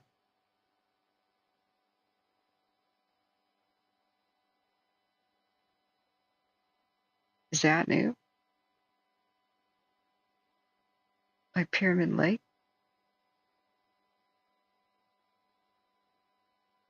Anyway, I didn't realize. I had forgotten. If you click on the map, you can find longitude and latitude, and then I just copied and pasted into CalTopo, and boom, there was the only red heat detection. It was exactly where the cameras crossed. And then we watched it all night, slow, steady, against the wind march, for the most part, towards Dale Station. And they said, we don't think it'll be impacted tonight. And sure enough, it wasn't. I'm trying to tell people, excuse me. Yeah, John Bruno, JB, all you have to do is log into YouTube on your desktop with the same account as your iPad. And make sure if it's a different account, just subscribe. So maybe your iPad is a different account. A lot of people just realize that they're not logged in. So, like here's a World Trade Center video or something. I don't want to play that, but when you have the logo here, and it says subscribe right here, and just hit the ring bell. After 5 minutes goes by, you'll be able to chat. If this keeps the drive-by riffraff from coming in and harassing people, bots usually don't subscribe. They're just set out there to chat. But yeah, I've been watching the stuff, especially trying to debunk things about. People are like, why did the 7 building collapse? There's all these videos that show how it burned out of control. Well, why didn't the firefighters try to put it out? Because they're inhaling their dead friends. The 2 towers just collapsed. Like, they're sitting down in shock, and don't want to die too for an empty building. It was some people, though. But there was footage of a journalist who got real close to World Trade 7 building, and it was burning with a crazy intensity, and it created wind tunnel effect. Once the windows on one side of the building break out, and if the fire can go through all floors to the other side in a straight line, that is maximum blast furnace intensity you can get.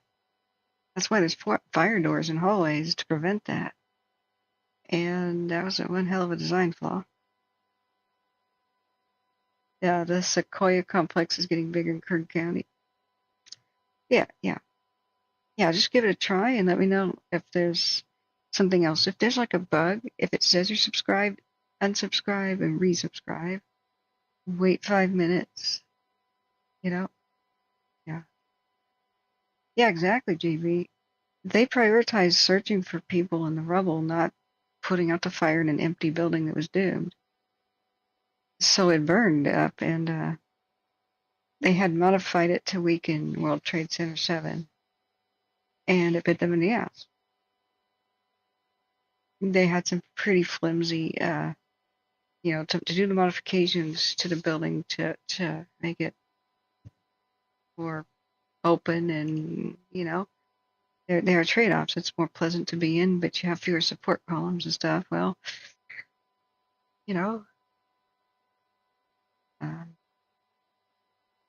It definitely could have been saved if they went up there, but would you? Like, I think they lost 500 firefighters or something. Everybody from the station that was closest to the World Trade Center died. Like, everyone. Yeah, they have signatures and firefighter hats there. It's like a museum now. I've never been to it. It'll be hard if I ever go to it. I mean, I saw it while I was standing, just going from Newark to JFK.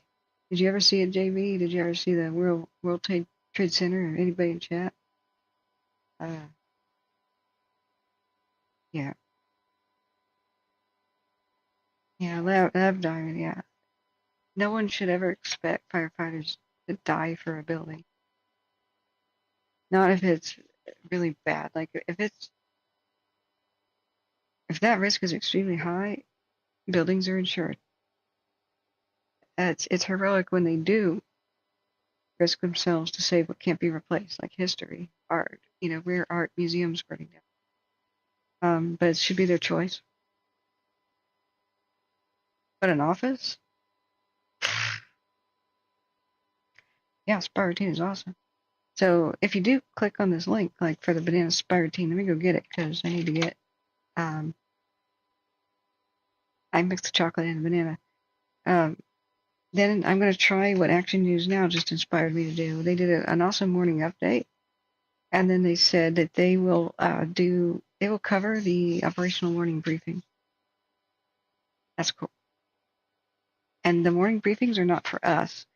And JB, I've pretty much, I think it's pretty clear now that Manton is okay.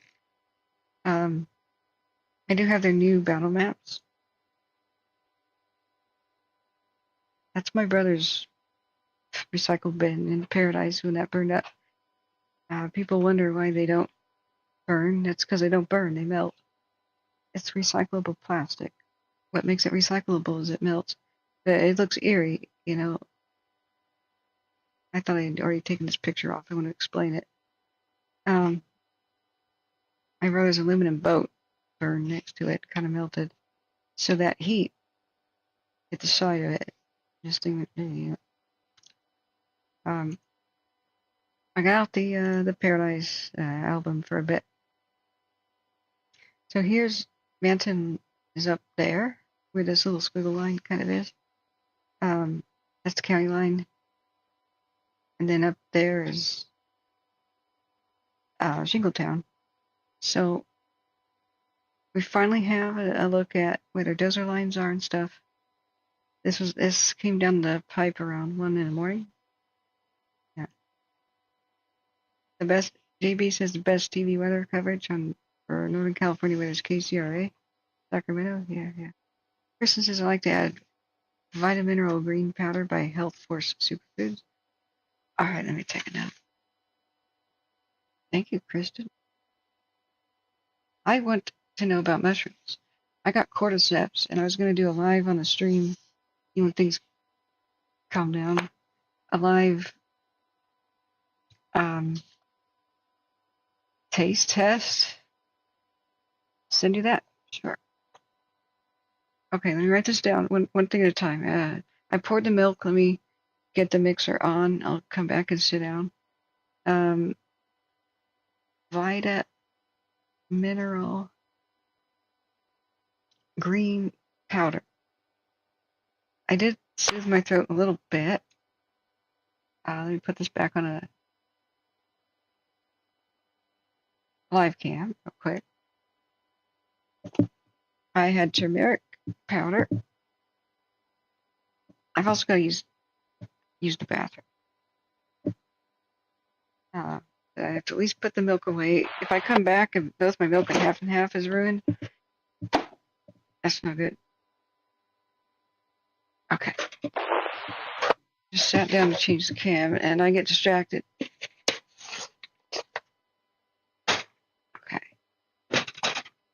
All right. So what the bad thing about Spire-routine is it does not want to mix. The funny thing is it says mixes instantly. It does not.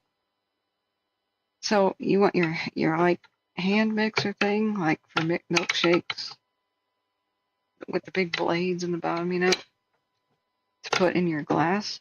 Or I just put it in the KitchenAid,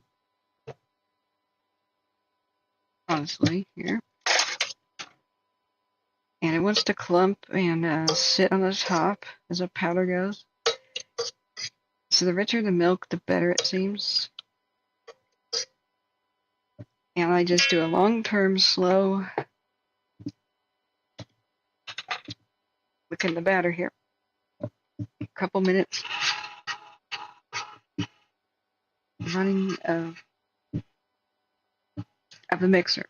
Be right back. Gotta use the bathroom.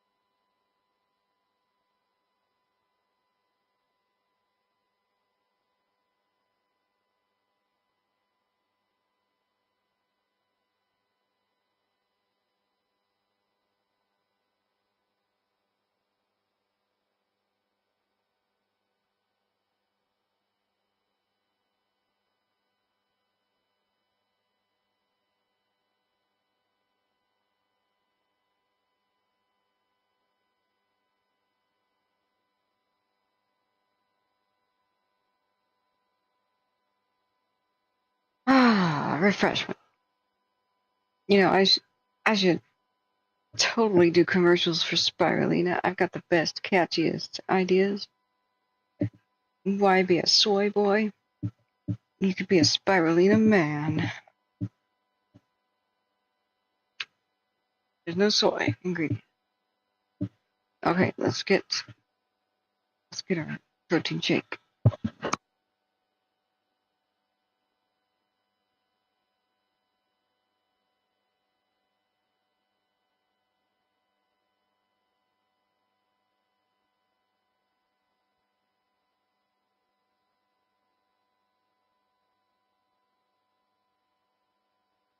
What do you think, JB? Is it good overall when they say almost nothing all night, or is it bad?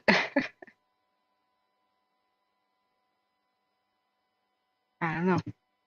I wish somebody could be close here to tactical channels and just put that on YouTube. That would be the most awesome thing ever. They get all kinds of money. Everyone would tune in. Anybody putting ads on that would be a rich kitty. They'd put riches in the kitty. Okay.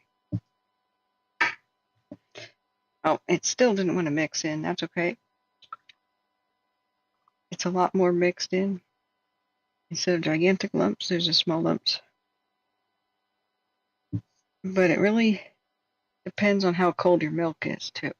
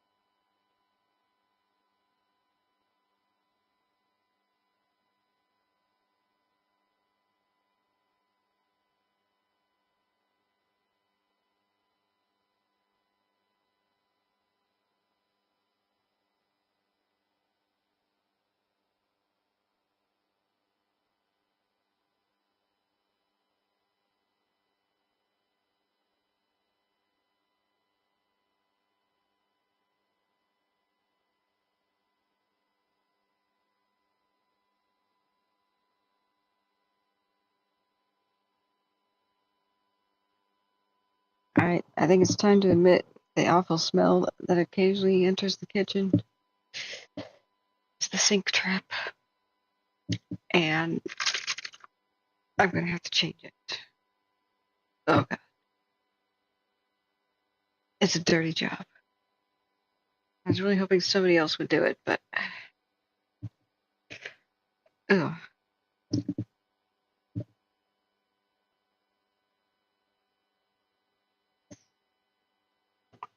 You know. You want a milkshake now? Cats are criminals. My cats will monitor while I'm at work. Okay, Bugs. Just, no more cat bans, okay? Some of the... Kristen says, any update? Just getting up. That's exactly what I was about to do. I'm going to try to record a standalone video live here about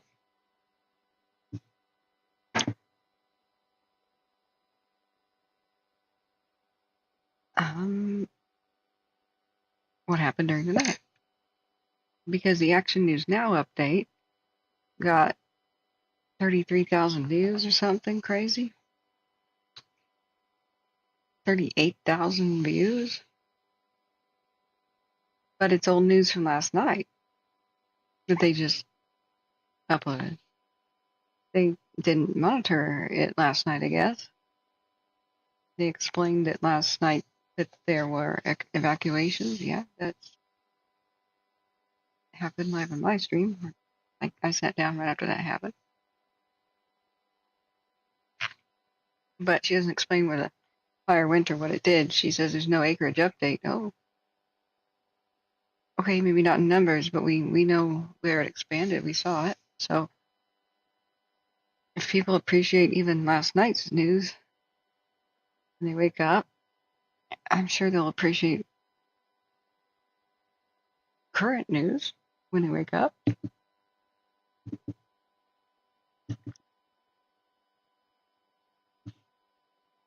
And my throat needs a hype, you know? Good morning, Bugs. I'll send you a milkshake. I'll overnight you one for $300, Lab Diamond. You lived in Shingletown for a year?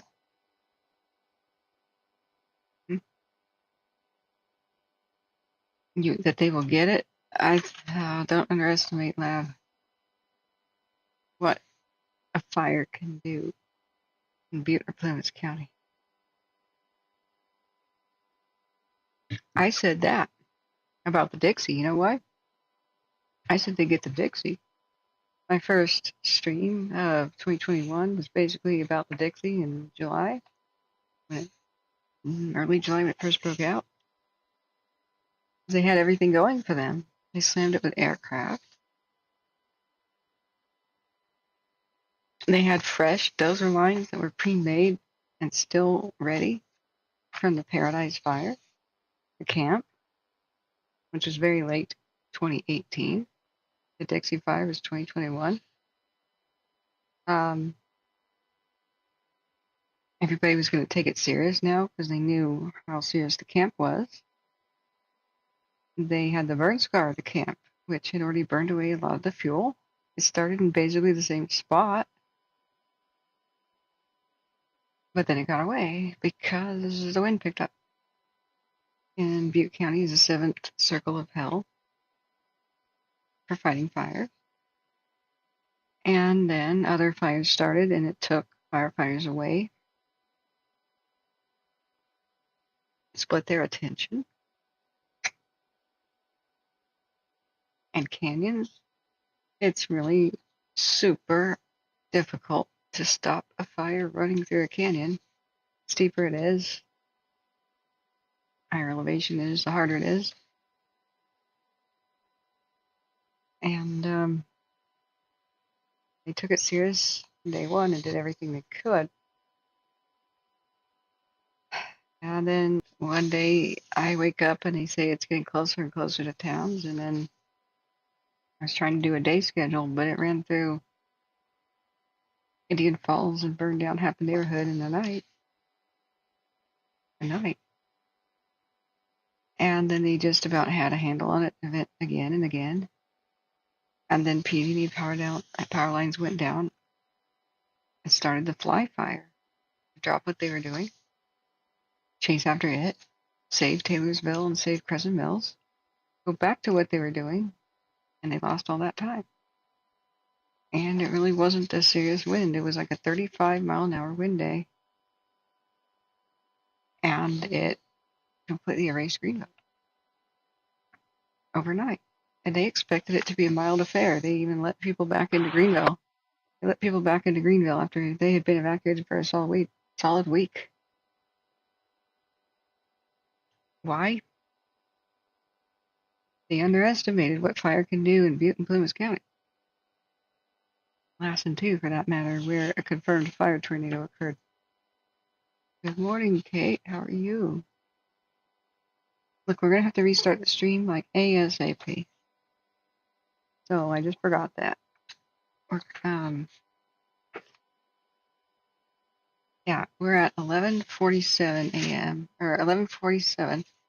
So we are going to restart stream because YouTube never saves a video. YouTube never saves a video past 12 hours. So we're at 11 hours and 47 minutes. Good morning. It's Happy Ugly Monday. So,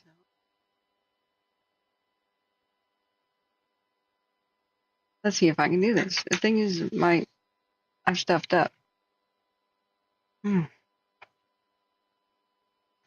Okay, first we need a compelling screenshot. And to save that so I can restart real quick.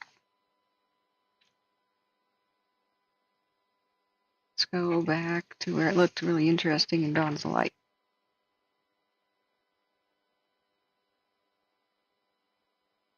Is Colby Mountain 2 better?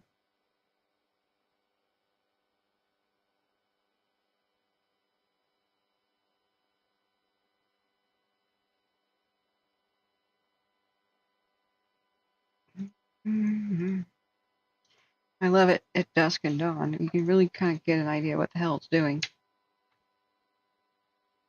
Which frame is best?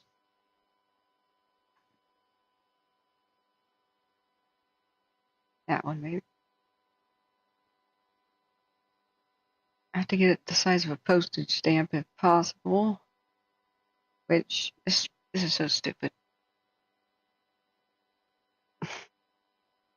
Edge browser, just make the image smaller. Because if it isn't small already,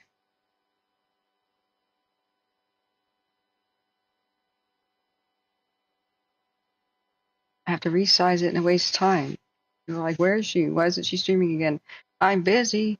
I just took a screenshot for my new thumbnail, and YouTube says your size is too large, so I'm resizing it. Just give me 10 freaking minutes. YouTube doesn't do it for us. Son of a...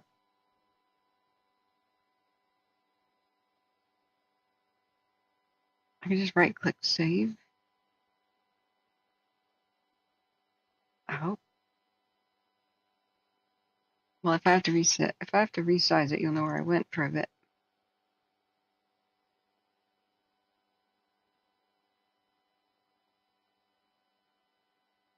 Okay. 0729, 2024, Park, Colby 1, JPEG. Alright. Well, if I take extra time, that's where I went. Don't celebrate too soon, Lab. This is Butte County. The finger of the devil is still on Butte County.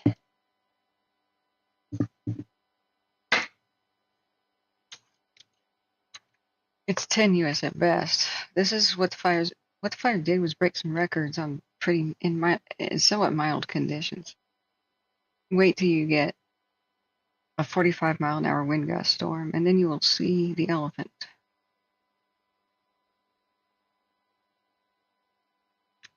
You'll see what we mean. Sorry, right.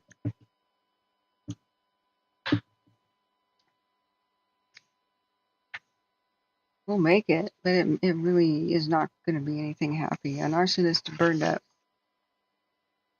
a lot of homes and the part of the forest that survived the Dixie. I have many opinions on that I can't say. Okay. So what I'll do now is I'll do an update. Good morning, friends. This is your update about what happened the night of Sunday, July 28th. It is now 6:07 a.m. on the 29th. Happy Monday. So here is a 1-hour time lapse of the Colby Mountain 2 cam. And I tell people, don't worry. At night, when it's a very calm affair, here's our 12-hour time lapse, and you suddenly start seeing bright flashes and big solid white. Excuse me, it went nuts there. That's probably because they are firing. And that means they put fire in the landscape on purpose. Try to hold 32, which goes up to here, towards the northeast, to the right this way. And this is what you want. You want it to burn while it's calm and peaceful like it was last night. We've been listening to the radio, and they said the firing went well everywhere. Just remember, fire looks exaggerated on these nighttime cams because white is not only fire, but it's heat and smoke that's hot and light itself. So the truth of it makes itself known in the morning. Oh, see all the pink? That's the fire's light reflecting off its own smoke. So that went well everywhere that we heard. We also watched on the cams. Let's see. The fire move closer and closer to Dale's station. And let's do a 12-hour time lapse of Los Molinos East. For a while, it just sort of looked at nothing. And then it went and pivoted. And we saw it slowly but surely going towards the northwest, towards Dale's Sales station approaching from the southeast, but nice and steady in a very calm and orderly fashion. We saw helicopters working throughout the night. They helped the day shift, kept making dozer lines all around 36. They had not much to report. They just shuffled their units around, assisted each other, and there were very long periods of silence on the radio because not much really happened. Some of the crews are sleeping at Manton, and they will get up and go back to work in the morning. Another one was reported as being pretty tired and spent. But like I tell people, light exaggerates